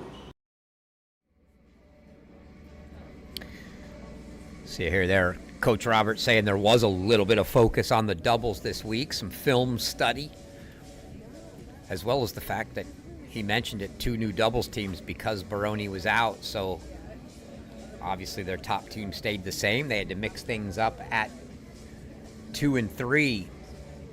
Looking to see these lineups get posted to see exactly what we're going to see. I would be shocked, and I would love to be shocked, trust me, but I would be shocked if we see Jeremy Jin here in singles. I just don't think that's going to happen. Be equally shocked if we see Mikhail Novansky at 6 and not Brian Hernandez-Cortez. In fact, I'm going to take a quick gander down at 6 and let's see who is showing up. Oh my goodness, it is Mikhail Novansky for Mississippi State on 6. And this is going to be a fun match as Andreas Timoney. Look, there's no secret. Novansky's not the smallest guy in the world here, so I'm sure the first thing Timoney's going to think is, hey, I'm going to move this guy around. Just got to be careful. Don't let him get into the net. He is a great net player, much like you'd see for Nierendorn, but I don't believe we're going to see Nierendorn in the singles lineup today. So let's go back to court 1. We'll find out what all the singles pairings are, and we'll run you through them, but we're going to start at the top of the lineup. It's going to be Benito Sanchez Martinez for Mississippi State.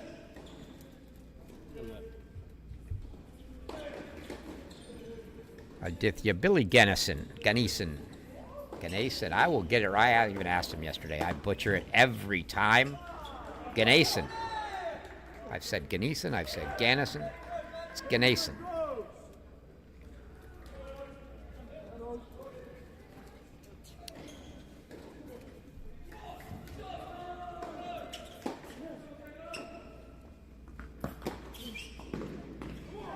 This is a match I'm interested to see because Ganesan, with the big focus on getting a lot of pro experience in the summer and fall and the great results he had, I think much improved. If I recall correctly, when these two played last year, it was a pretty routine win for Benito Sanchez Martinez, 2 and 3, 3 and 2, something along those lines. I look for a much different match today.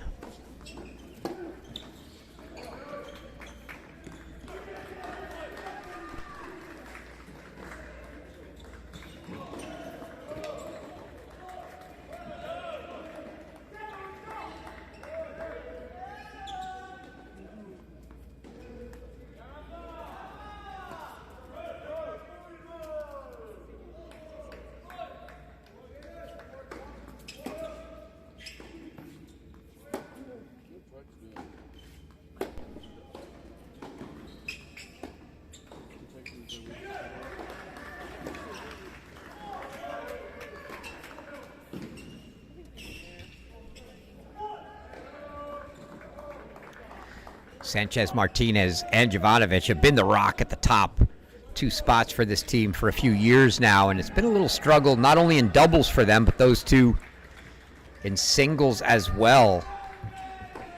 And with Banerjee out, they're not going to be able to afford that.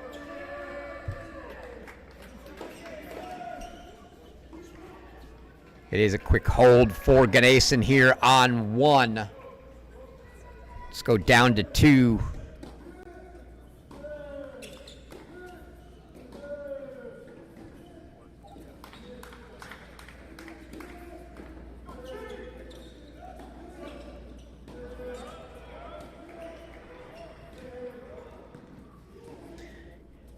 Get a look at Petar Jovanovic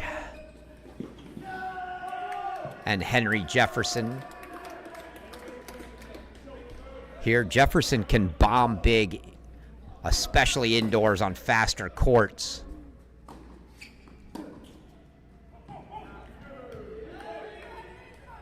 But I think if you're drawing this one up on paper with Mississippi State and the shifting of that lineup now really at 4 through 6. Thinking it's going to be tough. This almost is a must.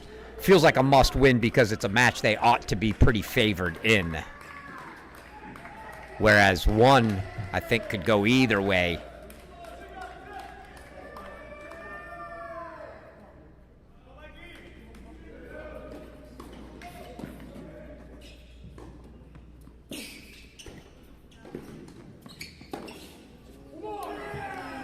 Jefferson laces the forehand up the line there.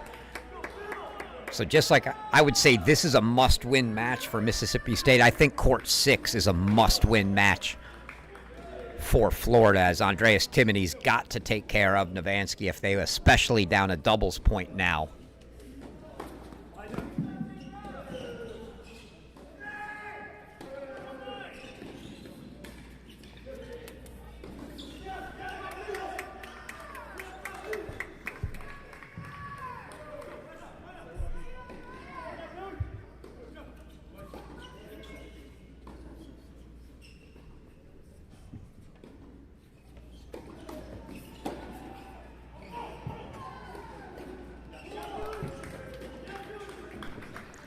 That return long off the racket of Jefferson, so 1-all here.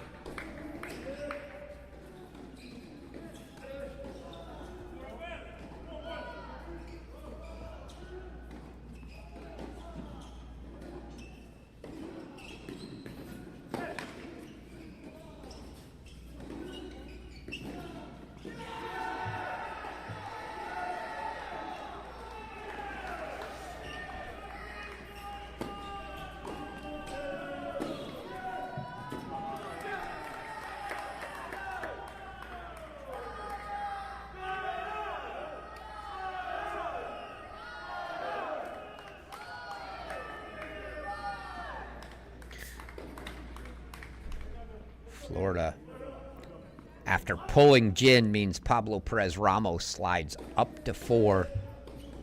They also pull Nierendorn, so Edengren and Timoney move up to 5 and 6.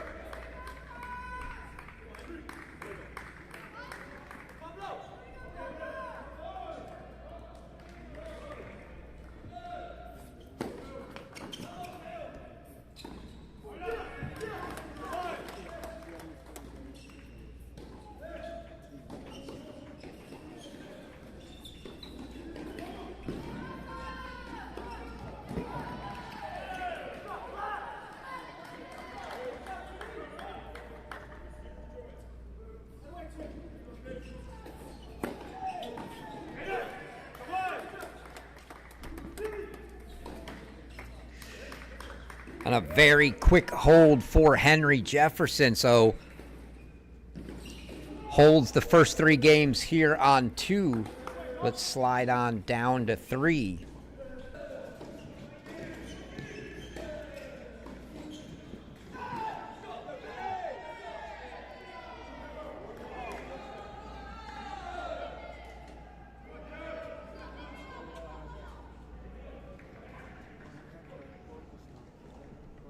Some scores on the side, and the court's ahead of us here as we make our way down.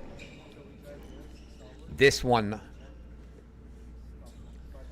also a match I'm very interested to see.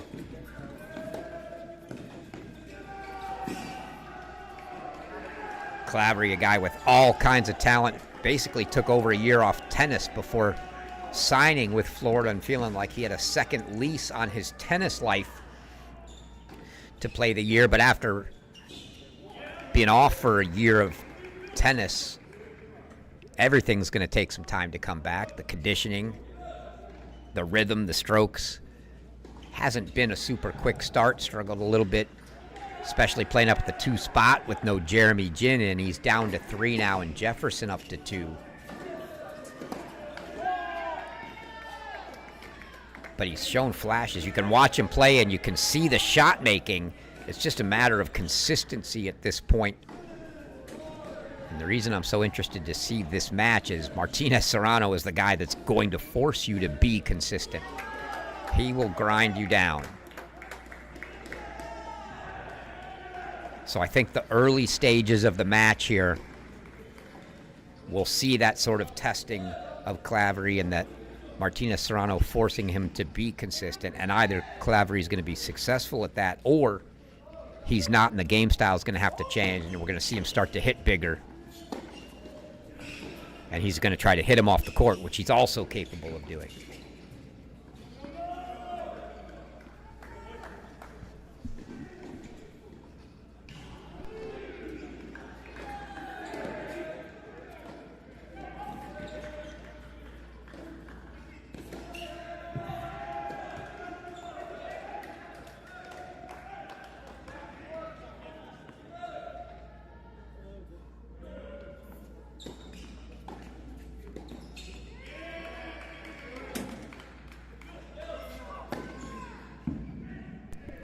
Big serve for Claverie there.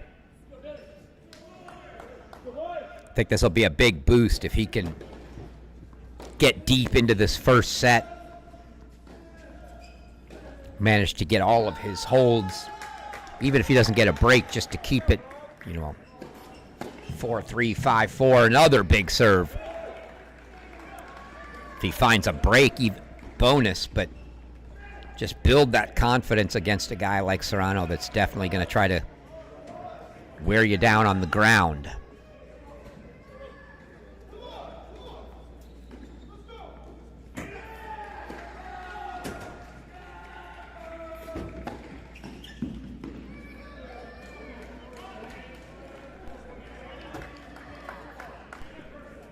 Well, we weren't there long, but you got to see plenty of the big hitting from Claverie.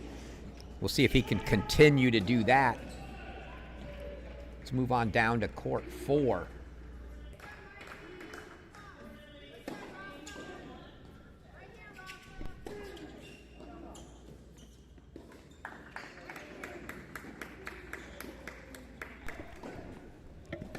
Pablo Perez Ramos here for Florida. He was very, very impressive kickoff weekend indoors at Columbia, obviously playing in New Jersey at NJIT last year. Going to be a guy with a lot of indoor experience for the Gators. Foxman coming from France. Got to figure indoors not his preferred surface. So this one, probably one of those that, especially down the doubles point, you're going to put in that category of Florida really needs this one. Foxman gets the break to get back on serve, though. Quick stay there, and we'll jump down now to court 5.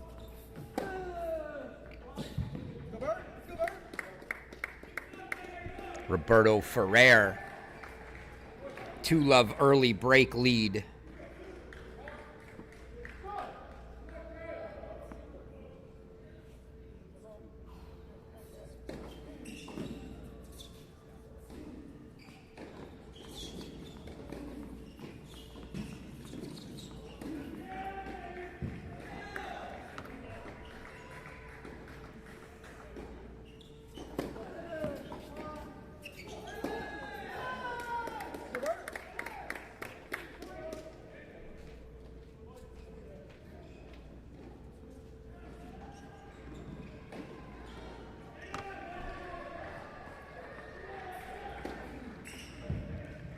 Quick start here as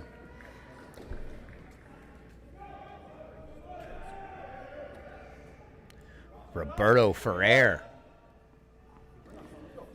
looking to get out to a double break lead on Kevin Edengren.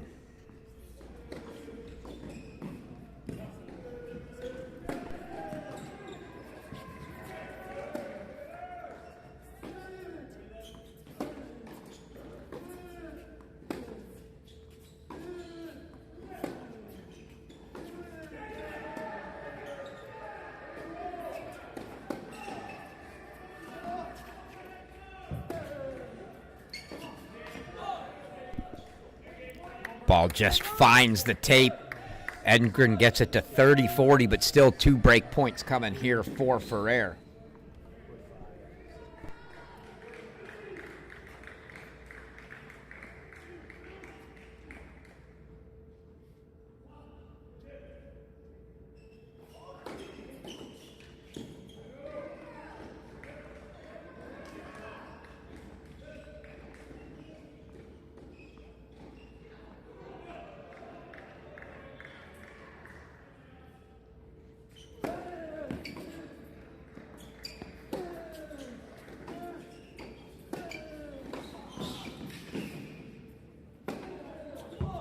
Oh, great backpedaling overhead from Edengren there. Ferrer's return looked like it just caught the outside of the line. Edengren plays it. Reminder, if you haven't been with us all day, electronic line calling in effect here. Players make their own calls, but they get 3 challenges per set, and if they elect to use a challenge, it goes to the electronic line calling system. Official will review it in the chair. If the player's successful, they keep their challenge. If they're not, they lose it. Your first overrule on the electronic line calling is a freebie, just a warning. Every one after that is a point penalty.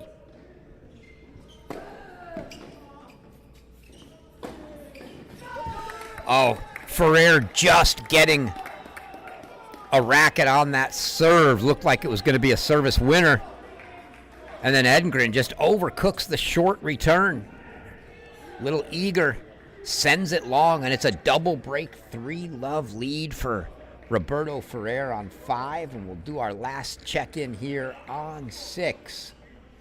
And then we'll start looking for the matches furthest along. It is Andreas Timoney, 3-1, a match I said had to be a Florida match.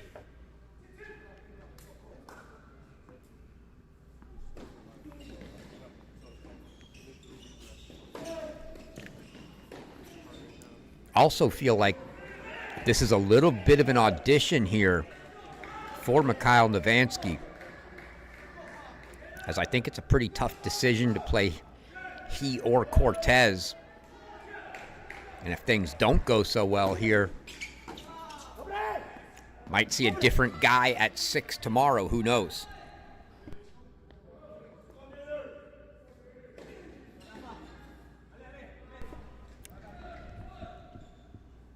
Winner of this match gets Virginia tomorrow. Loser gets Clemson.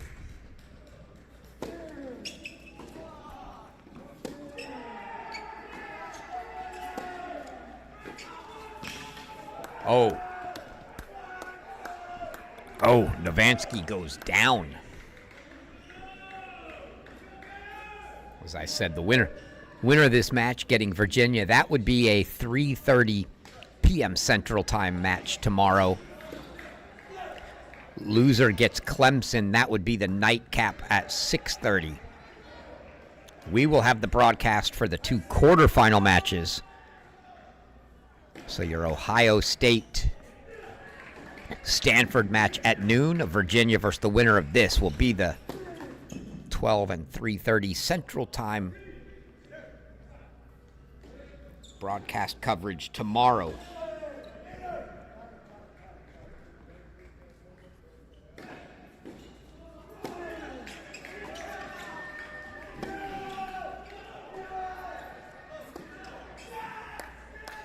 Into the net.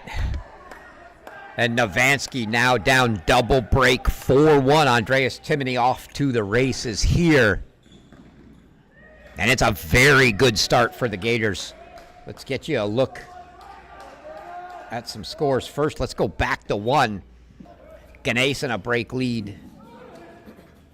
Here 3-1.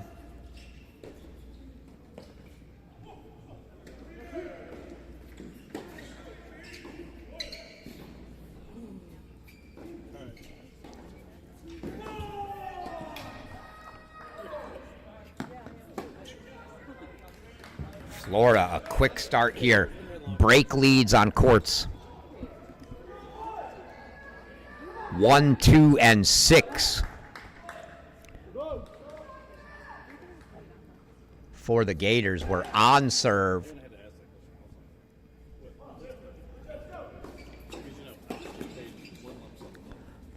On 3 and 4. Only lead for Mississippi State right now is Roberto Ferrer on 5.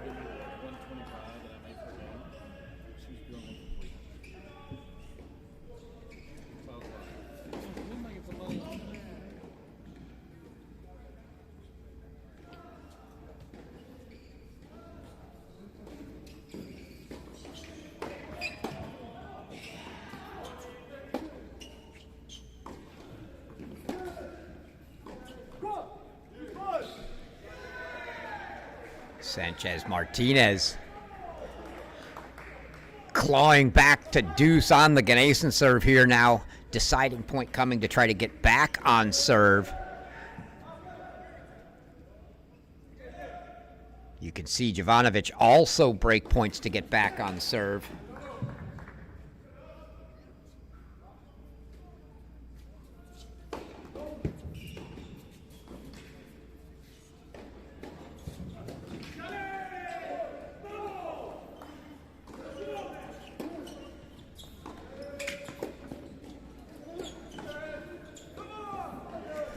Not to be.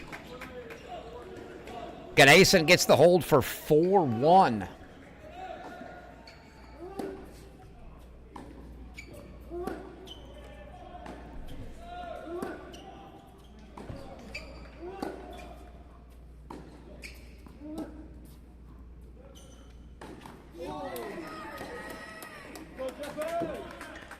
And Jovanovic can't believe he dumped that one in the net. And now it's a deuce deciding point for Henry Jefferson to try to make it 5-2. And this one I did not see coming. Jefferson's got weapons. But wow. If he can take the 5-2 lead here, a big bonus for the Gators.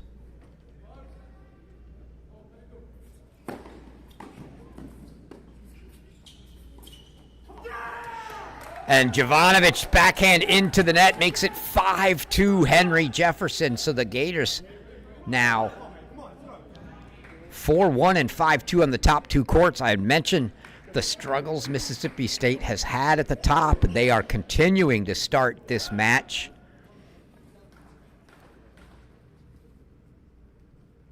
Let's roll on down to 3.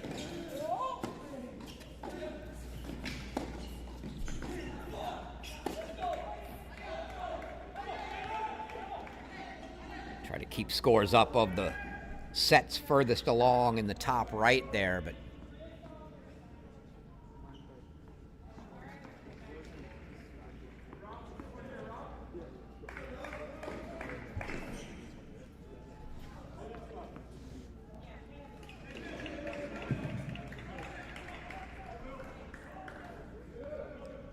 interesting thing here on this match. Playsite scoring working, the online scoring working. Scoreboard here inside the stadium not working. You can see behind the court.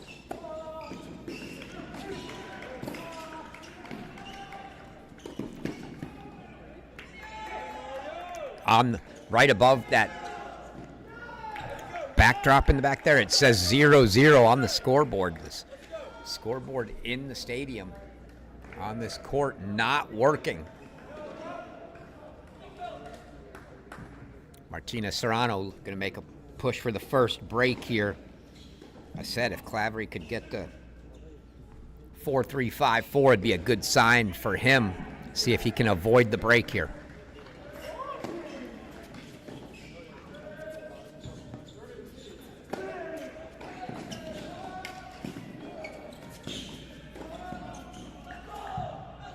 Oh, just over the outstretched reach of Clavery, and it's going to make it love 40, and we'll take another look at that one.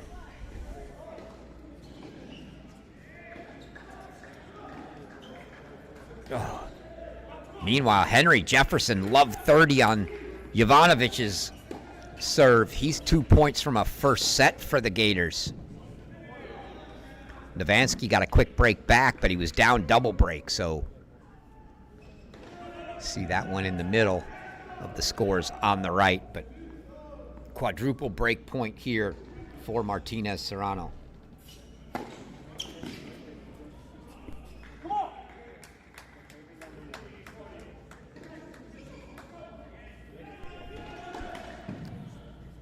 First one fought off, but got to take a run down to 2. As Jovanovic is now love 40 and threatening to drop a 6-2 first set to Henry Jefferson. Said this felt like a must for Mississippi State. Jefferson were able to steal this one here. Gators have to like their chances.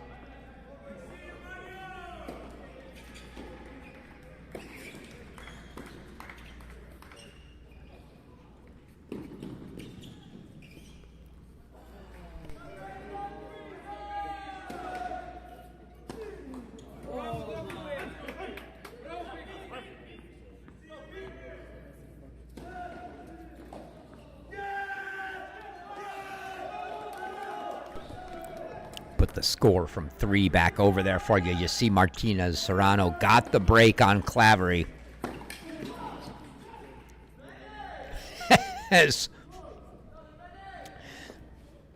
Not sure that was going to impede any play, just a visual obstruction as it went across quickly in front of Jovanovic. They'll replay. He'll get another first serve. And he's managed to get 3 quickies from Love 40. Jefferson's just got to get a return down here.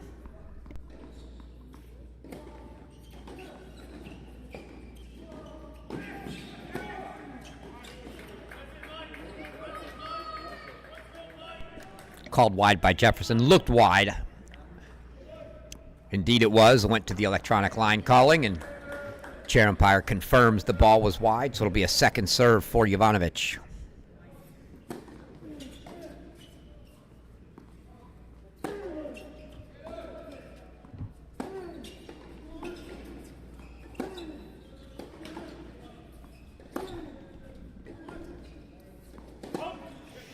Just deep. So from Love 40, Jovanovic finds a hold. Is that going to be the spark to get him going? We'll see. That makes it 5-3. Novansky held. Let's go back down to 6. Take a look there. We'll put 2 on the scores on the right. But Novansky broke and held, and now can he put pressure on Timoney? And he's up. Now after that, a long ball, 15-30 on the Timoney service game here. So from double break down, Novansky trying to apply a little pressure.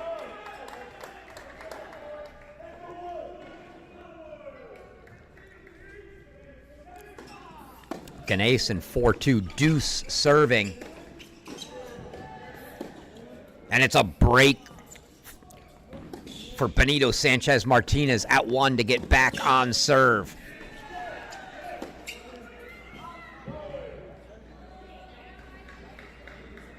I think it was to get back on serve. Maybe it was just a hold. I'll take a quick look here in a moment.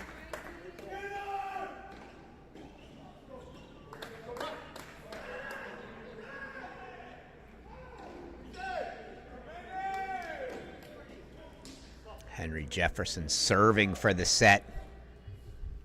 Not going to be able to stay here. It's just a quick look to see if Novansky was able to get back. Has break points, but we're going to have to go down to 2 where Jefferson is serving. We'll put that score from 6 on the scoreboard on the right, but Henry Jefferson, Love 30 to 15-30 now.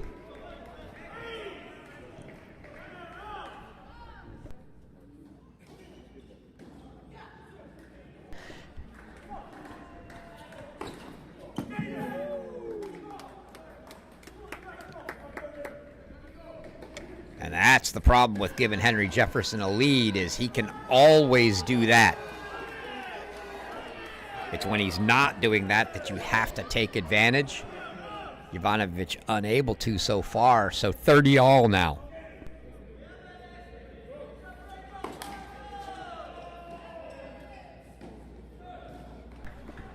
And it was a break for Sanchez Martinez at 1 to get back on serve. He's serving at 3-4 now.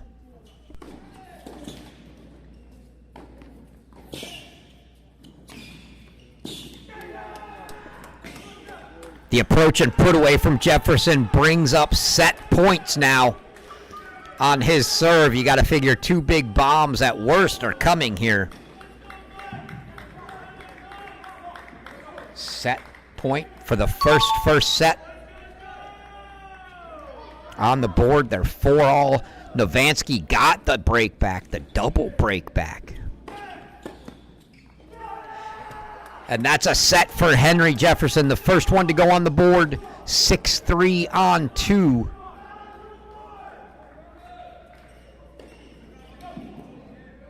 See where we go next. Let's head over to 3.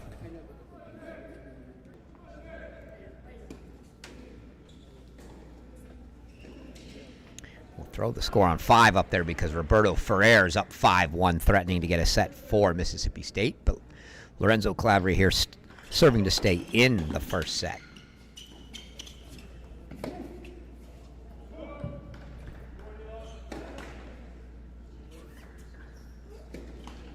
Little forehand chip and charge from Claveri there.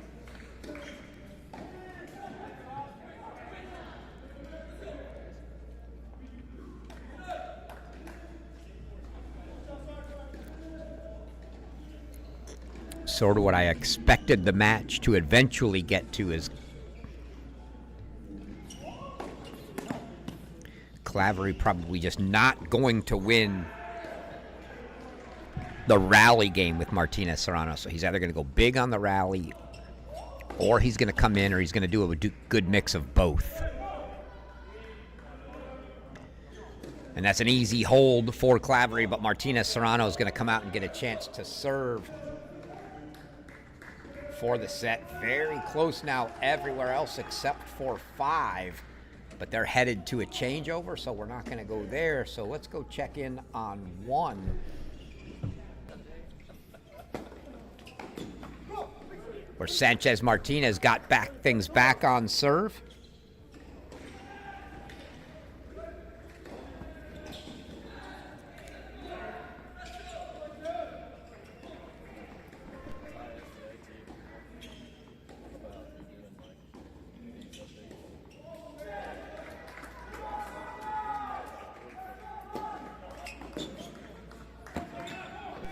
Oh, what a return from Ganesan there. I think that one caught even Sanchez Martinez off guard. Big angle wide. No chance he was getting to that. Makes it 30-all and now a spot here. Pretty big 10 minutes coming up as Florida's got a set. Mississippi State looks like they're about to put a set on 5 on the board, but on serve on 1, 4, and 6 now. 4-all, 4-all, 5, 5-4, a break lead on 3 for Mississippi State, but 3-4 for Benito here. Big swing in the next 10 minutes. Given where they're at, I'd say Mississippi State, they'd love to get 4, but probably be happy with 3 first sets right now.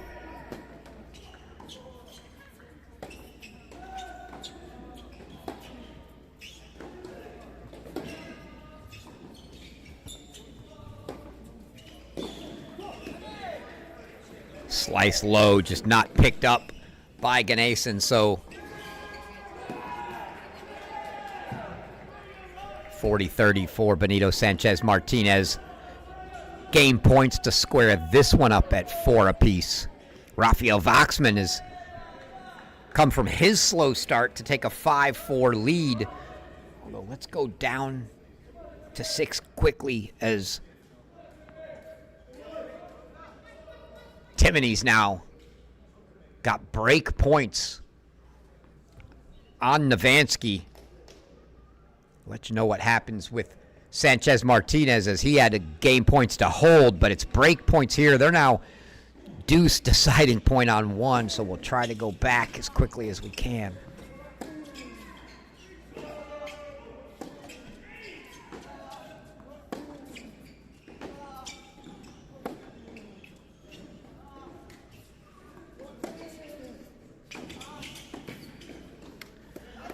And that gets it to deuce. Let's quickly go to a split, though.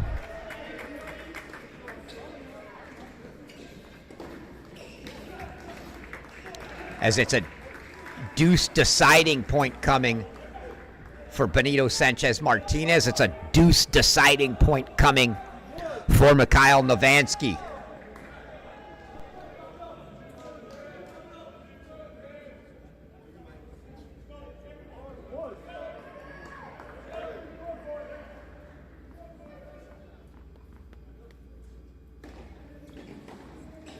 Simultaneous deciding points here.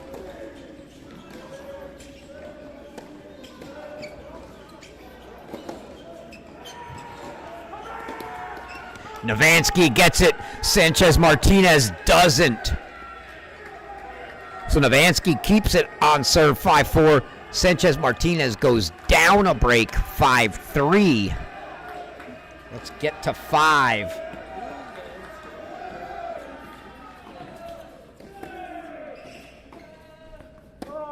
As it's set points here for Roberto Ferrer.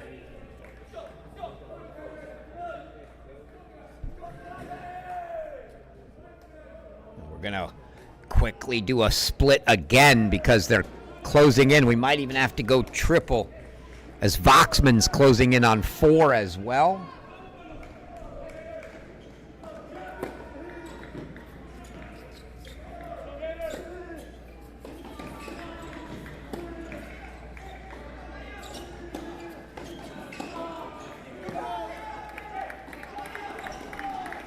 It's a set for Roberto Ferrer on 5.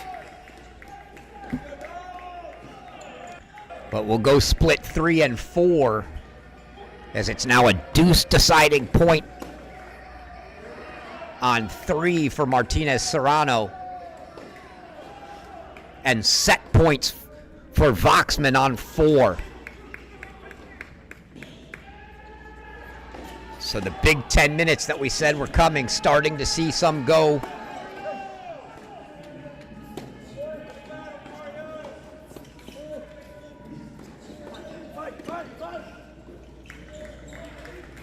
And Martinez Serrano takes the set 6-4.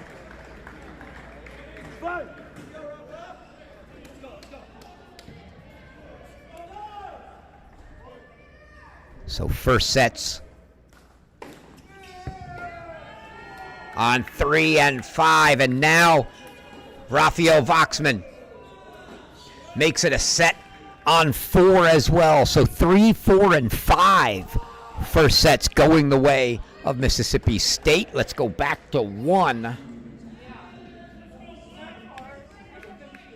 where Ganesan is serving for set number 2 for the Gators.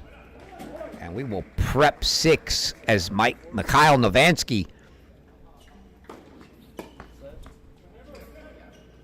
15-30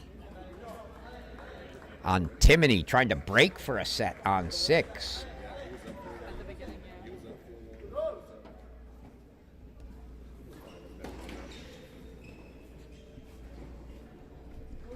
$30 all now for Ganesan here.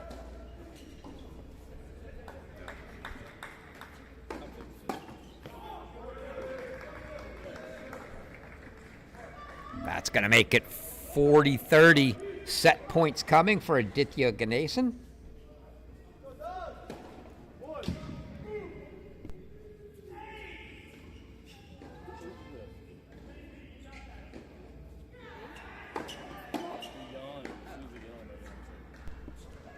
$30 all on 6, so we'll get there if Ganesan finishes here. Oh, that deep return. Ganesan just didn't move his feet, got caught standing about a step inside the baseline, and the ball landed on the baseline in no man's land. So a deuce deciding point here. Timoney has game points for 5 all, so we'll keep it here.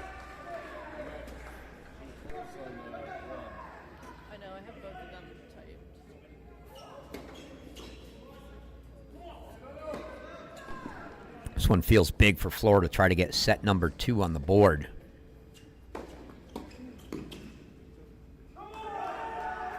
And they do. Ganesan makes it 6-3. So Florida takes sets on the top two courts. And now we go to 6.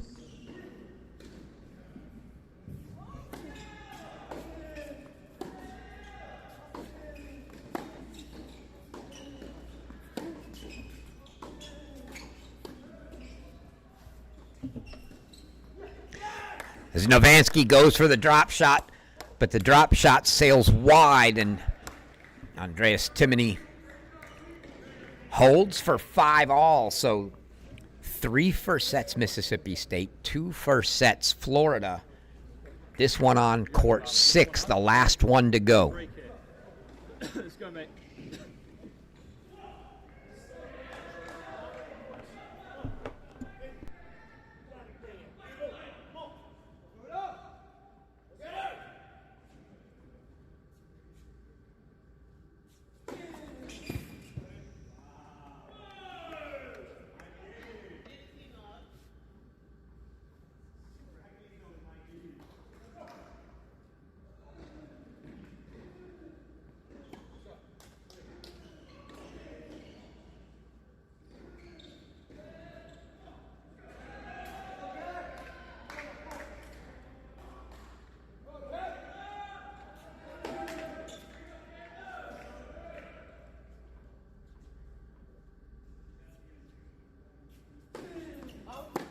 Use this, use this. Here we go.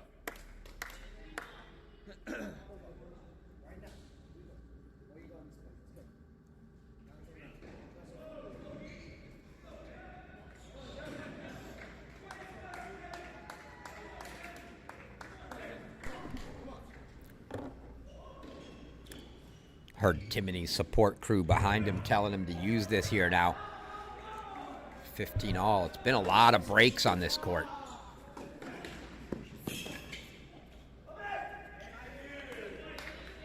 Novansky not going to pass up an opportunity to come in if he's got a halfway decent approach, and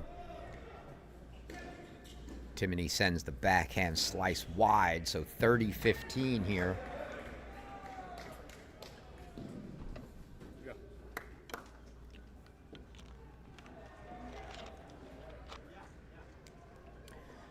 Just saw.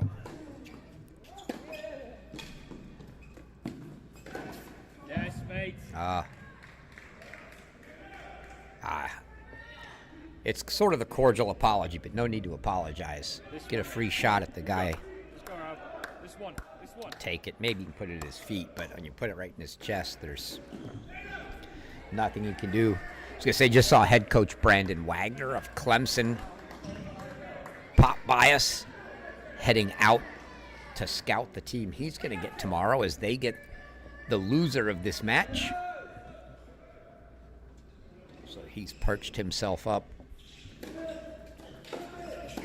high right behind court 1, the top of the second level here. Beautiful indoor facility, second level general seating. There's a third level VIP area.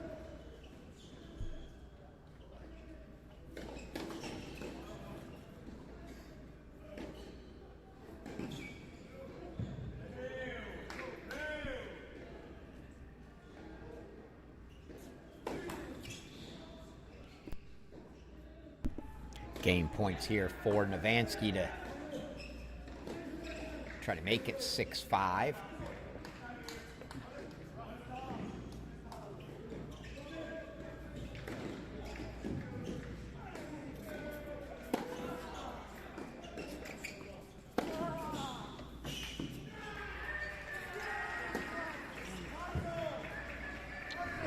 Timoney sends that one long, so it's a hold for Novansky for 6-5. So we'll come back to that last service game to see this final first set finish, but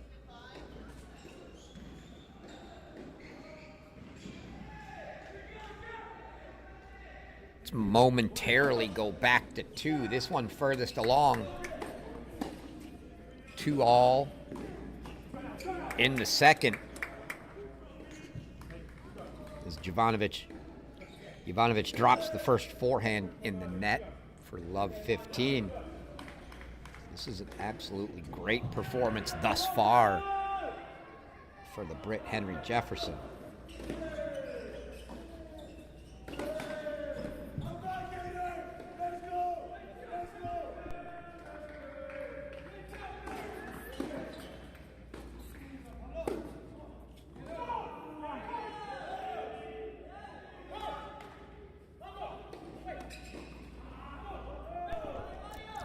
You saw Jefferson, how bad he wanted that ball to drop in. He can feel it. He's so close to really putting the clamps on Jovanovic here.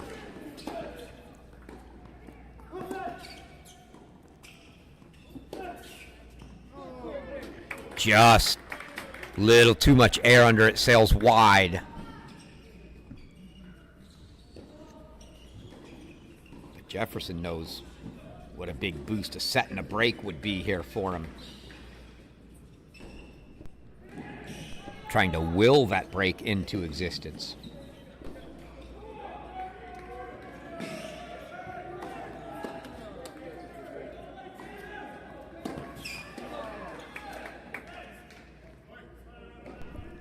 All right, 40-15 Jovanovic. We're going to go back to 6. And see if Andreas Timoney can force the tie break here in the final third set. Florida needs this one to make it a 3-all split. Mississippi State would love to make it 4 first sets.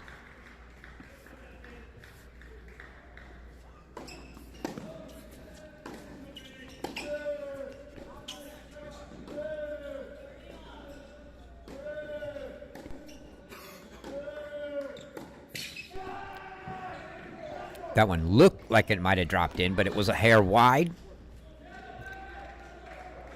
So 30 love for Timoney.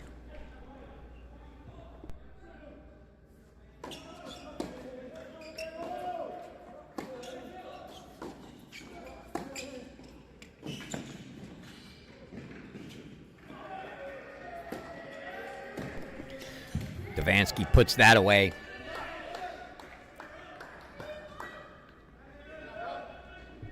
Just kind of know that's with the game Devansky's got, and he wants to get in on an easy one. If you give him a semi-short ball, he's going to look to push it into the corners, and if he gets a good solid swing on it and feels like it looks good off the racket, he's following it in. Timoney just needs to keep him back, work on depth.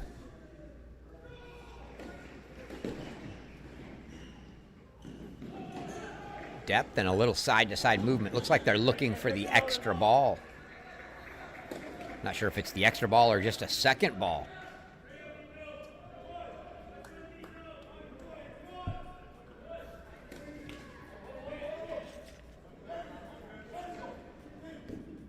It's like watching grass grow here. How many coaches and players does it take to find a tennis ball? Evidently more than they have, because they're going to go to the chair and ask for another one. And she goes down and retrieves a new one for them, or a new used one for them. So everybody took their gander. Nobody came up with one. The chair provides a new one.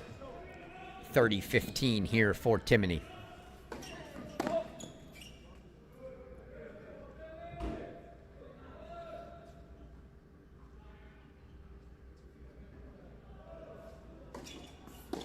Yes, mate. Yeah. Poor return attempt there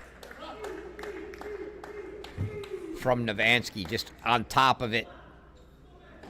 Hit right through over the top of that return, straight down into the net. So 3 game points now for Andreas Timoney. Try to force this tie break for Florida.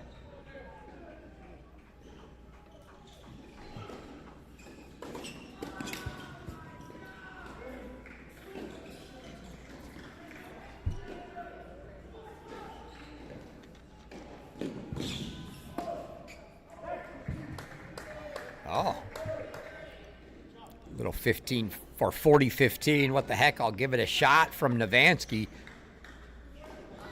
Backhand return deep into the corner, and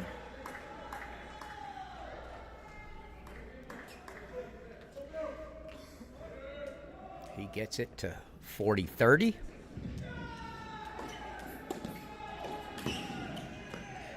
And now he gets it to a deuce point, set point, as a little serve and volley, kick wide serve and volley from Timoney there. And Novansky says, sure, give me another backhand return here. I got you. Deuce deciding point, set point, big one. And a second serve look.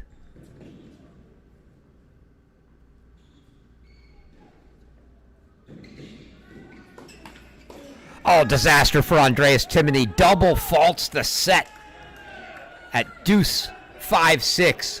And Mikhail Novansky gets the fourth first set on the board for Mississippi State.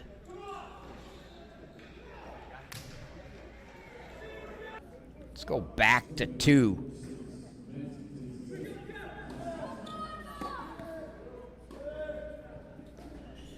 As game points for Jefferson here for 3-all. We'll get some scores back up of your second sets furthest along.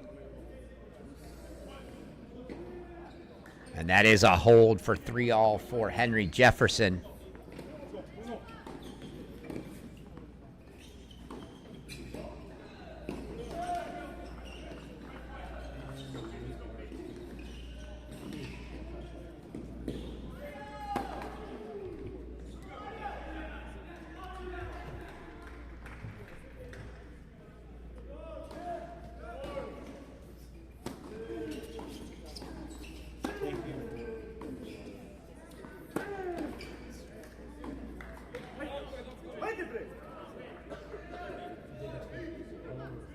Jefferson's backhand from deep finds the net, and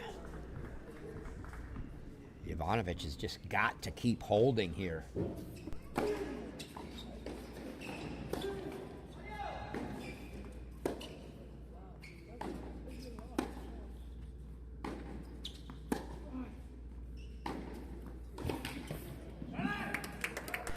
Big forehand from Jefferson.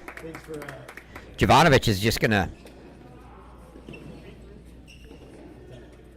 have to keep finding a way to hold Jefferson. Meanwhile, he's got the serve rolling well. He is just looking to take a break, but he's got to feel, or get a break, got to be feeling comfortable with the way his service games are going. Unfortunate net cord there, as didn't give Jefferson any chance to return that. But the way Jefferson's serving, if he gets a break, it's big trouble for Jovanovic here. Feels like the race to the next break at the moment.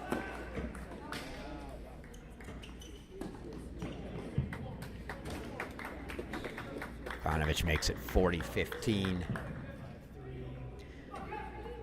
See a big deuce point for Martina Serrano. Clavery with a chance to go up a break in the second here.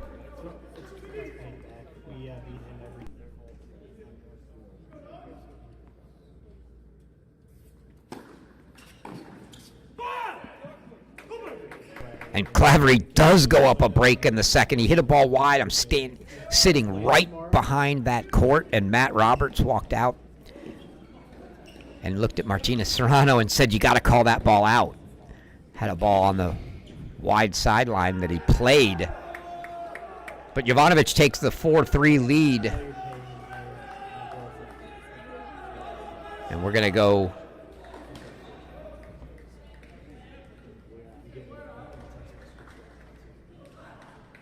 over to that court for the moment.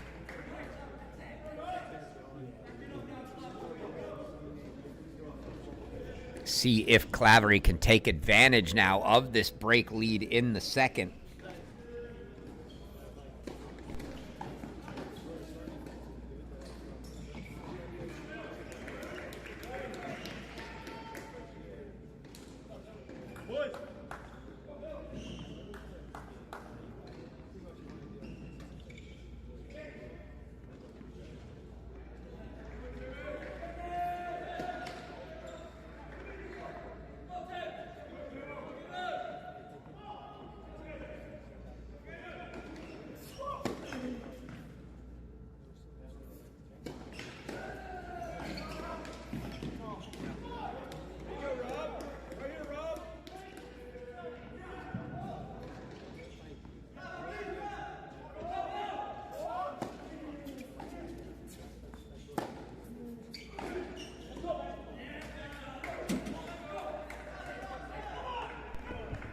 That one pulled well wide by Martinez Serrano, and now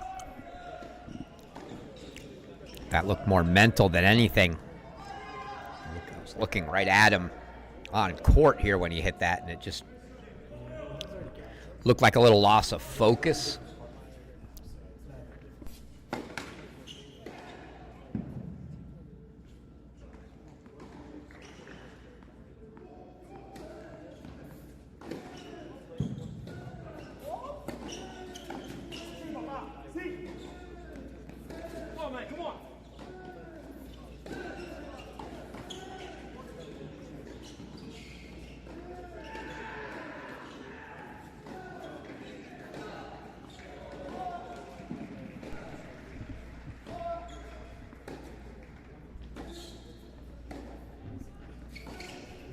Tight everywhere so far. Early in the seconds, just too early to tell. Break lead here for Clavery. Break lead on 5 for Ferrer. Can't save him from himself.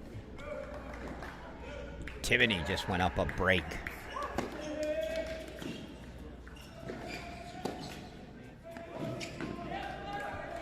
Clavery 40 love. He's starting to roll. Serrano better get back in it.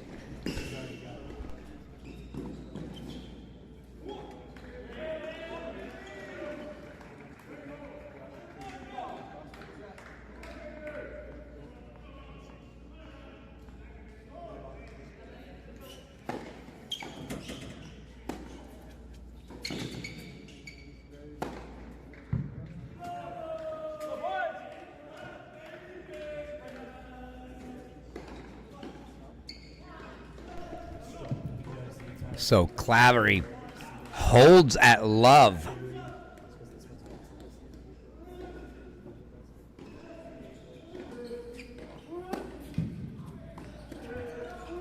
Go back to 2 here.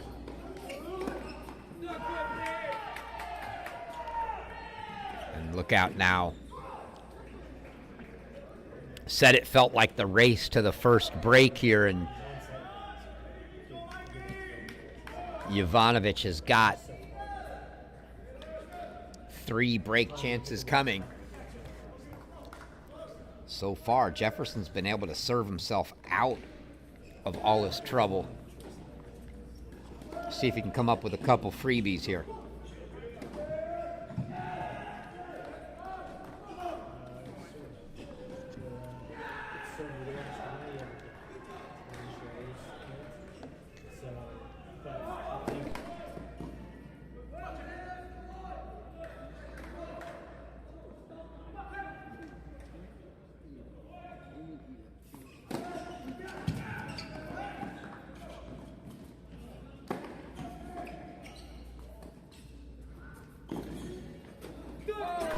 Oh, you got to be kidding me.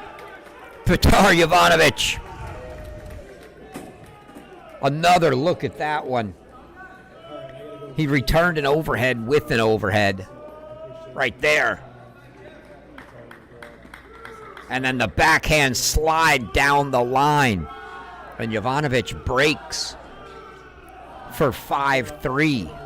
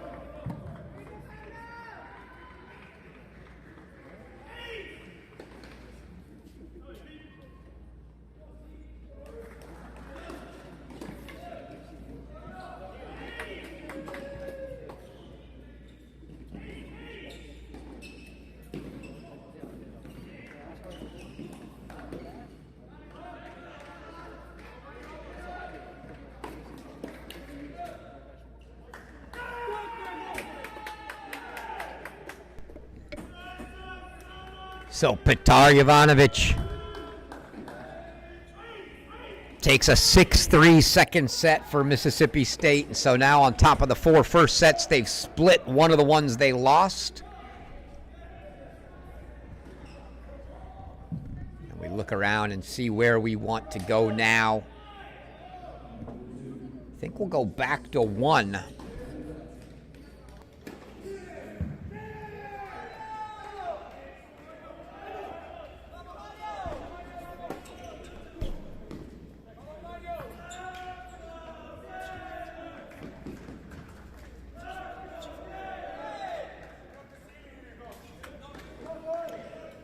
That lob attempt from Ganesan hit the ceiling in here, or the structure.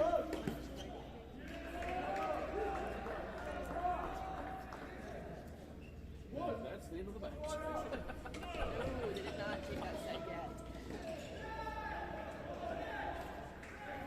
Everyone have a fantastic evening. Thanks for being here. We'll see you 9 in the morning. Right now, Clavery and Timoney, the two that have break leads in the second for Florida after both having lost the first. So if they could find those seconds, that would be only 2 possibilities for Mississippi State for straight set wins. And that's what they've got to do. They've got to turn at least 2 of those 4 first sets around to make some 3-setters matter here.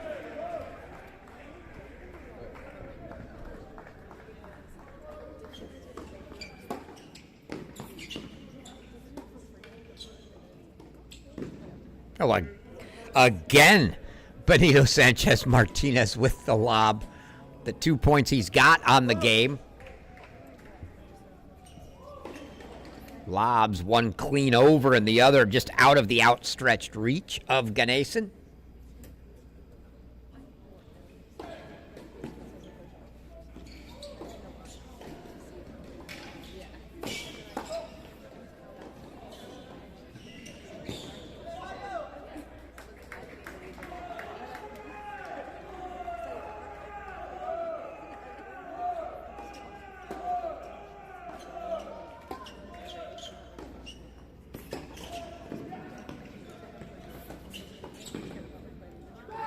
Good quick hands by Benito Sanchez Martinez.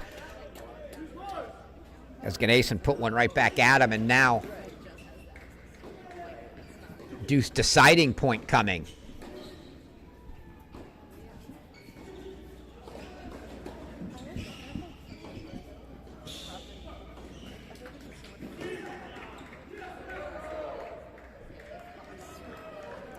Sanchez Martinez is going to take it in the ad court.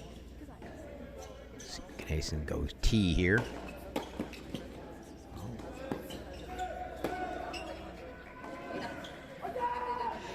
Ganesan goes wide, but returned by Benito Sanchez Martinez.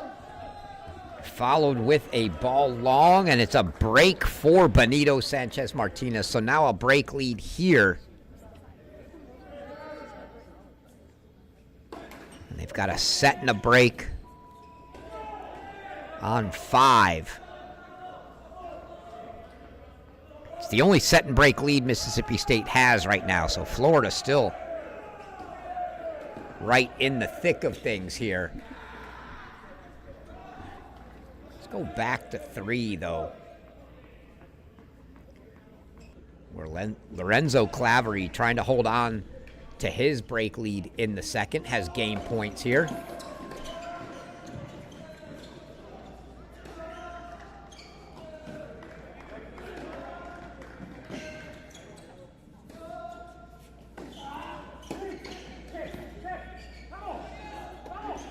And Martinez Serrano with the pass brings up a deuce deciding point, trying to get this one back on serve.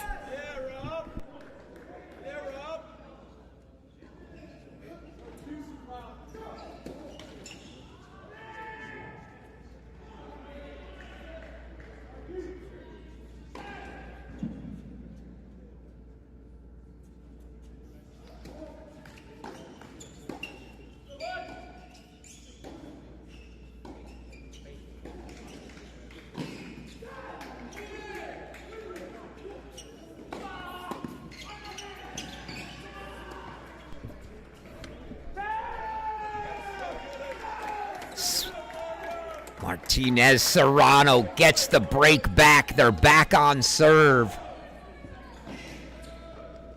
On 3, Mississippi State trying to find 3 of the 4 in straights. He now back with a chance. It's the bottom 4 courts that they got first sets on. They'd love to capitalize on.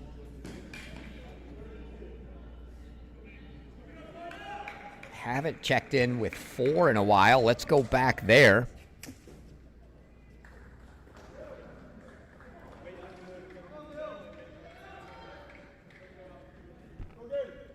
Timoney still a break lead on 6 for the Gators.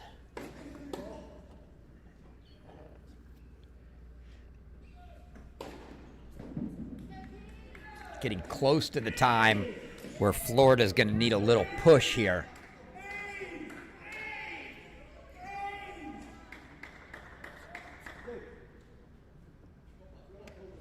It's starting to get just a tad dicey. They don't want to let too many of the Mississippi State guys get close to being able to finish in those bottom 4, and with Martinez Serrano now back on serve, Ferrer's up a set in 4-1, so that's the one that's looking good for Mississippi State right now. Voxman here on serve.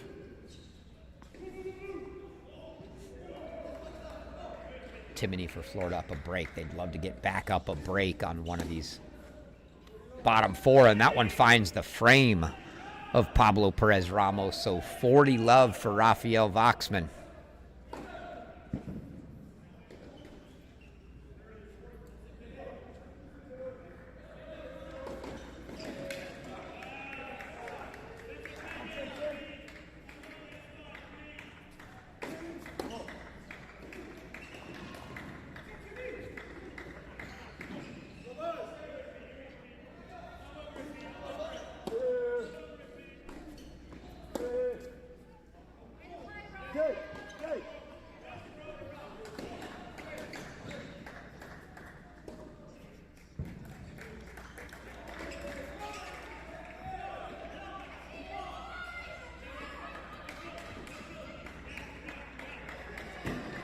If you could have heard the ribbing that Martinez Serrano's teammates gave him yesterday after they did the team intros for his Spain.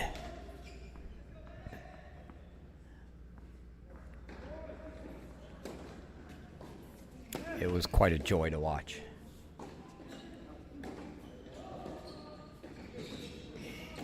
Martinez Serrano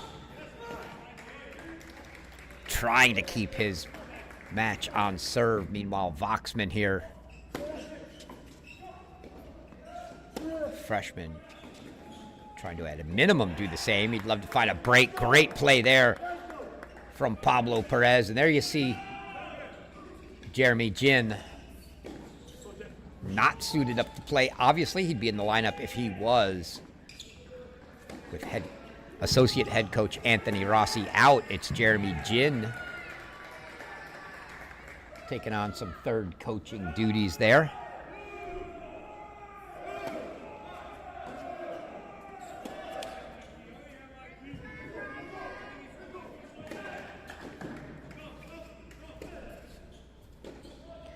Jin, the junior from Australia for Florida, had a great fall. Went to the Conference Masters. Didn't feel or seem to be one of the 4 favorites to make it out of the Conference Masters, where there are 4 spots to qualify for the NCAA tournament, and he did just that. And then played a heck of a match against Trevor Svida at the NCAA tournament. I have to go back and look that up, but I know they went 3, and I feel like Jen might have been up a break in the 3rd, but I will not swear to that. But it was a heck of a match.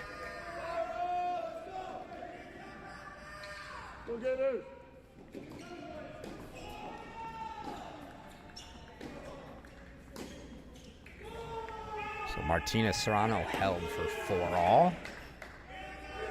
Perez Ramos trying to get the scoreboard lead here on serve. Ferrer's got game points for 5-1.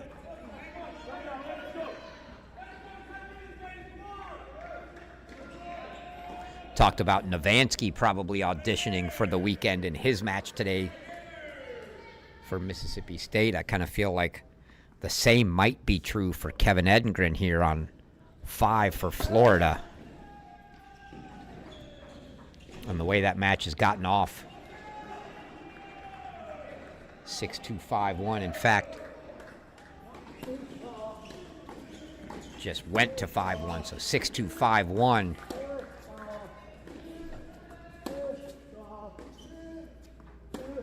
Even if it wasn't an audition, it might be now. Oh. Great ball down at the feet of Voxman for Perez Ramos. He makes it 5-4. Gators here on 4.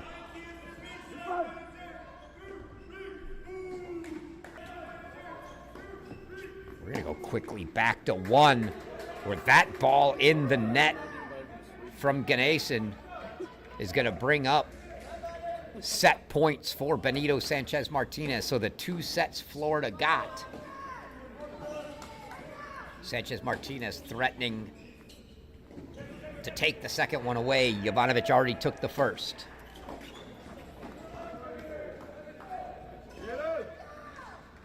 Good serve into the body, shoulder high. Sanchez could do nothing with it, so 30-40 now for Ganesan.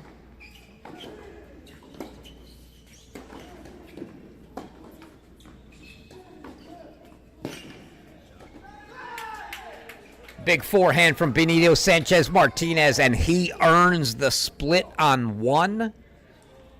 So Florida will get nothing in straights. They're going to have to do it the hard way and find 4 3-setters.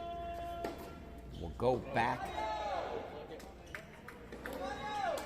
Let's go back to 6 as Timoney had a break lead.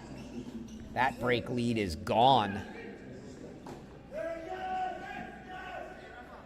As Novansky's come from behind like he did in the first. It was a double break lead in the first.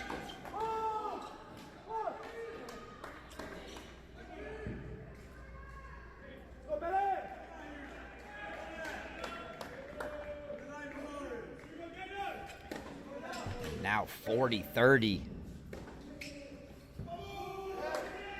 Couple game points for Novansky to take a 3-2 lead here.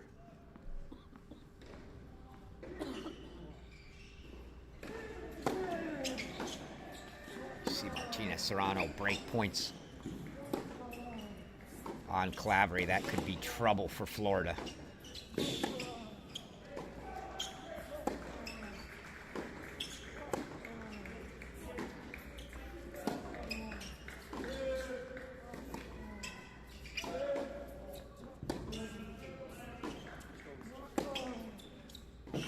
Can't believe Novansky didn't follow that in. Didn't have to, but well placed. And those are the balls, that inside-out forehand into the corner that he's been following in. He didn't there, but he got a short reply anyway and put the swinging volley away. Let's go back to 3. See these break chances.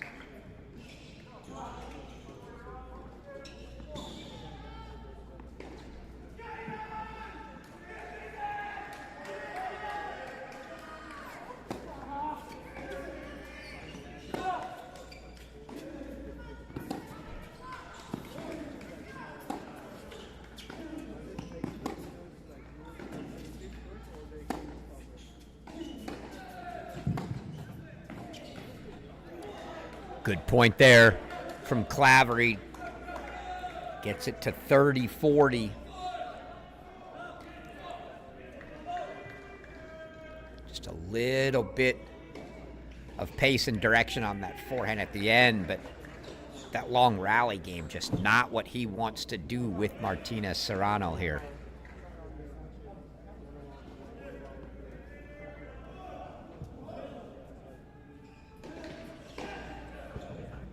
Still a couple break points for Martinez Serrano.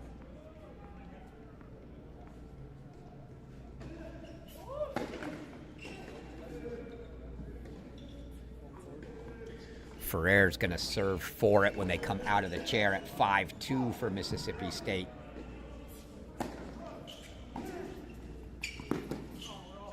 Oh, and that deep ball on the baseline draws the error from Clavery, and Martinez Serrano is also going to serve for it when they come out of the chairs. So let's go over to 5 and see if Ferrer can finish that one off.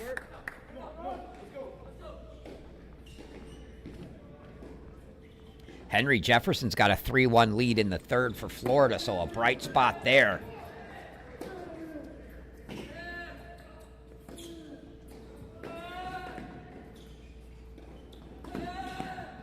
Well played from Kevin Edengren. Again, Florida's going to have to find 4 3-set wins here.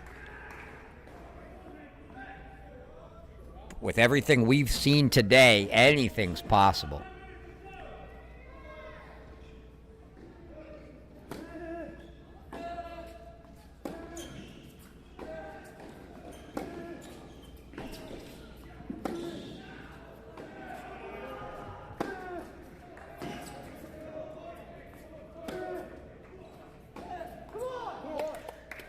Good rally there. Ferrer looked like he got a little short ball first. Wanted to dictate. Edengren pushed him deep right back behind the baseline. Well played, but Ferrer kept the depth, and Edengren backpedaling missed a forehand there.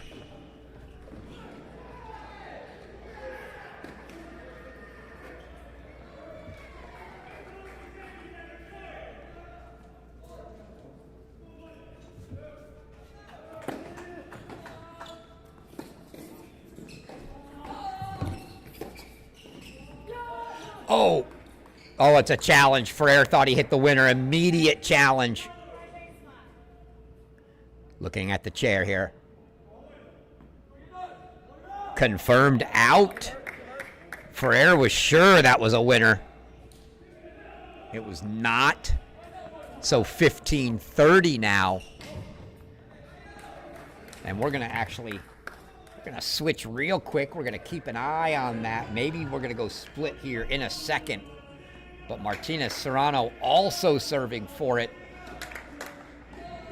But he's up 30 love.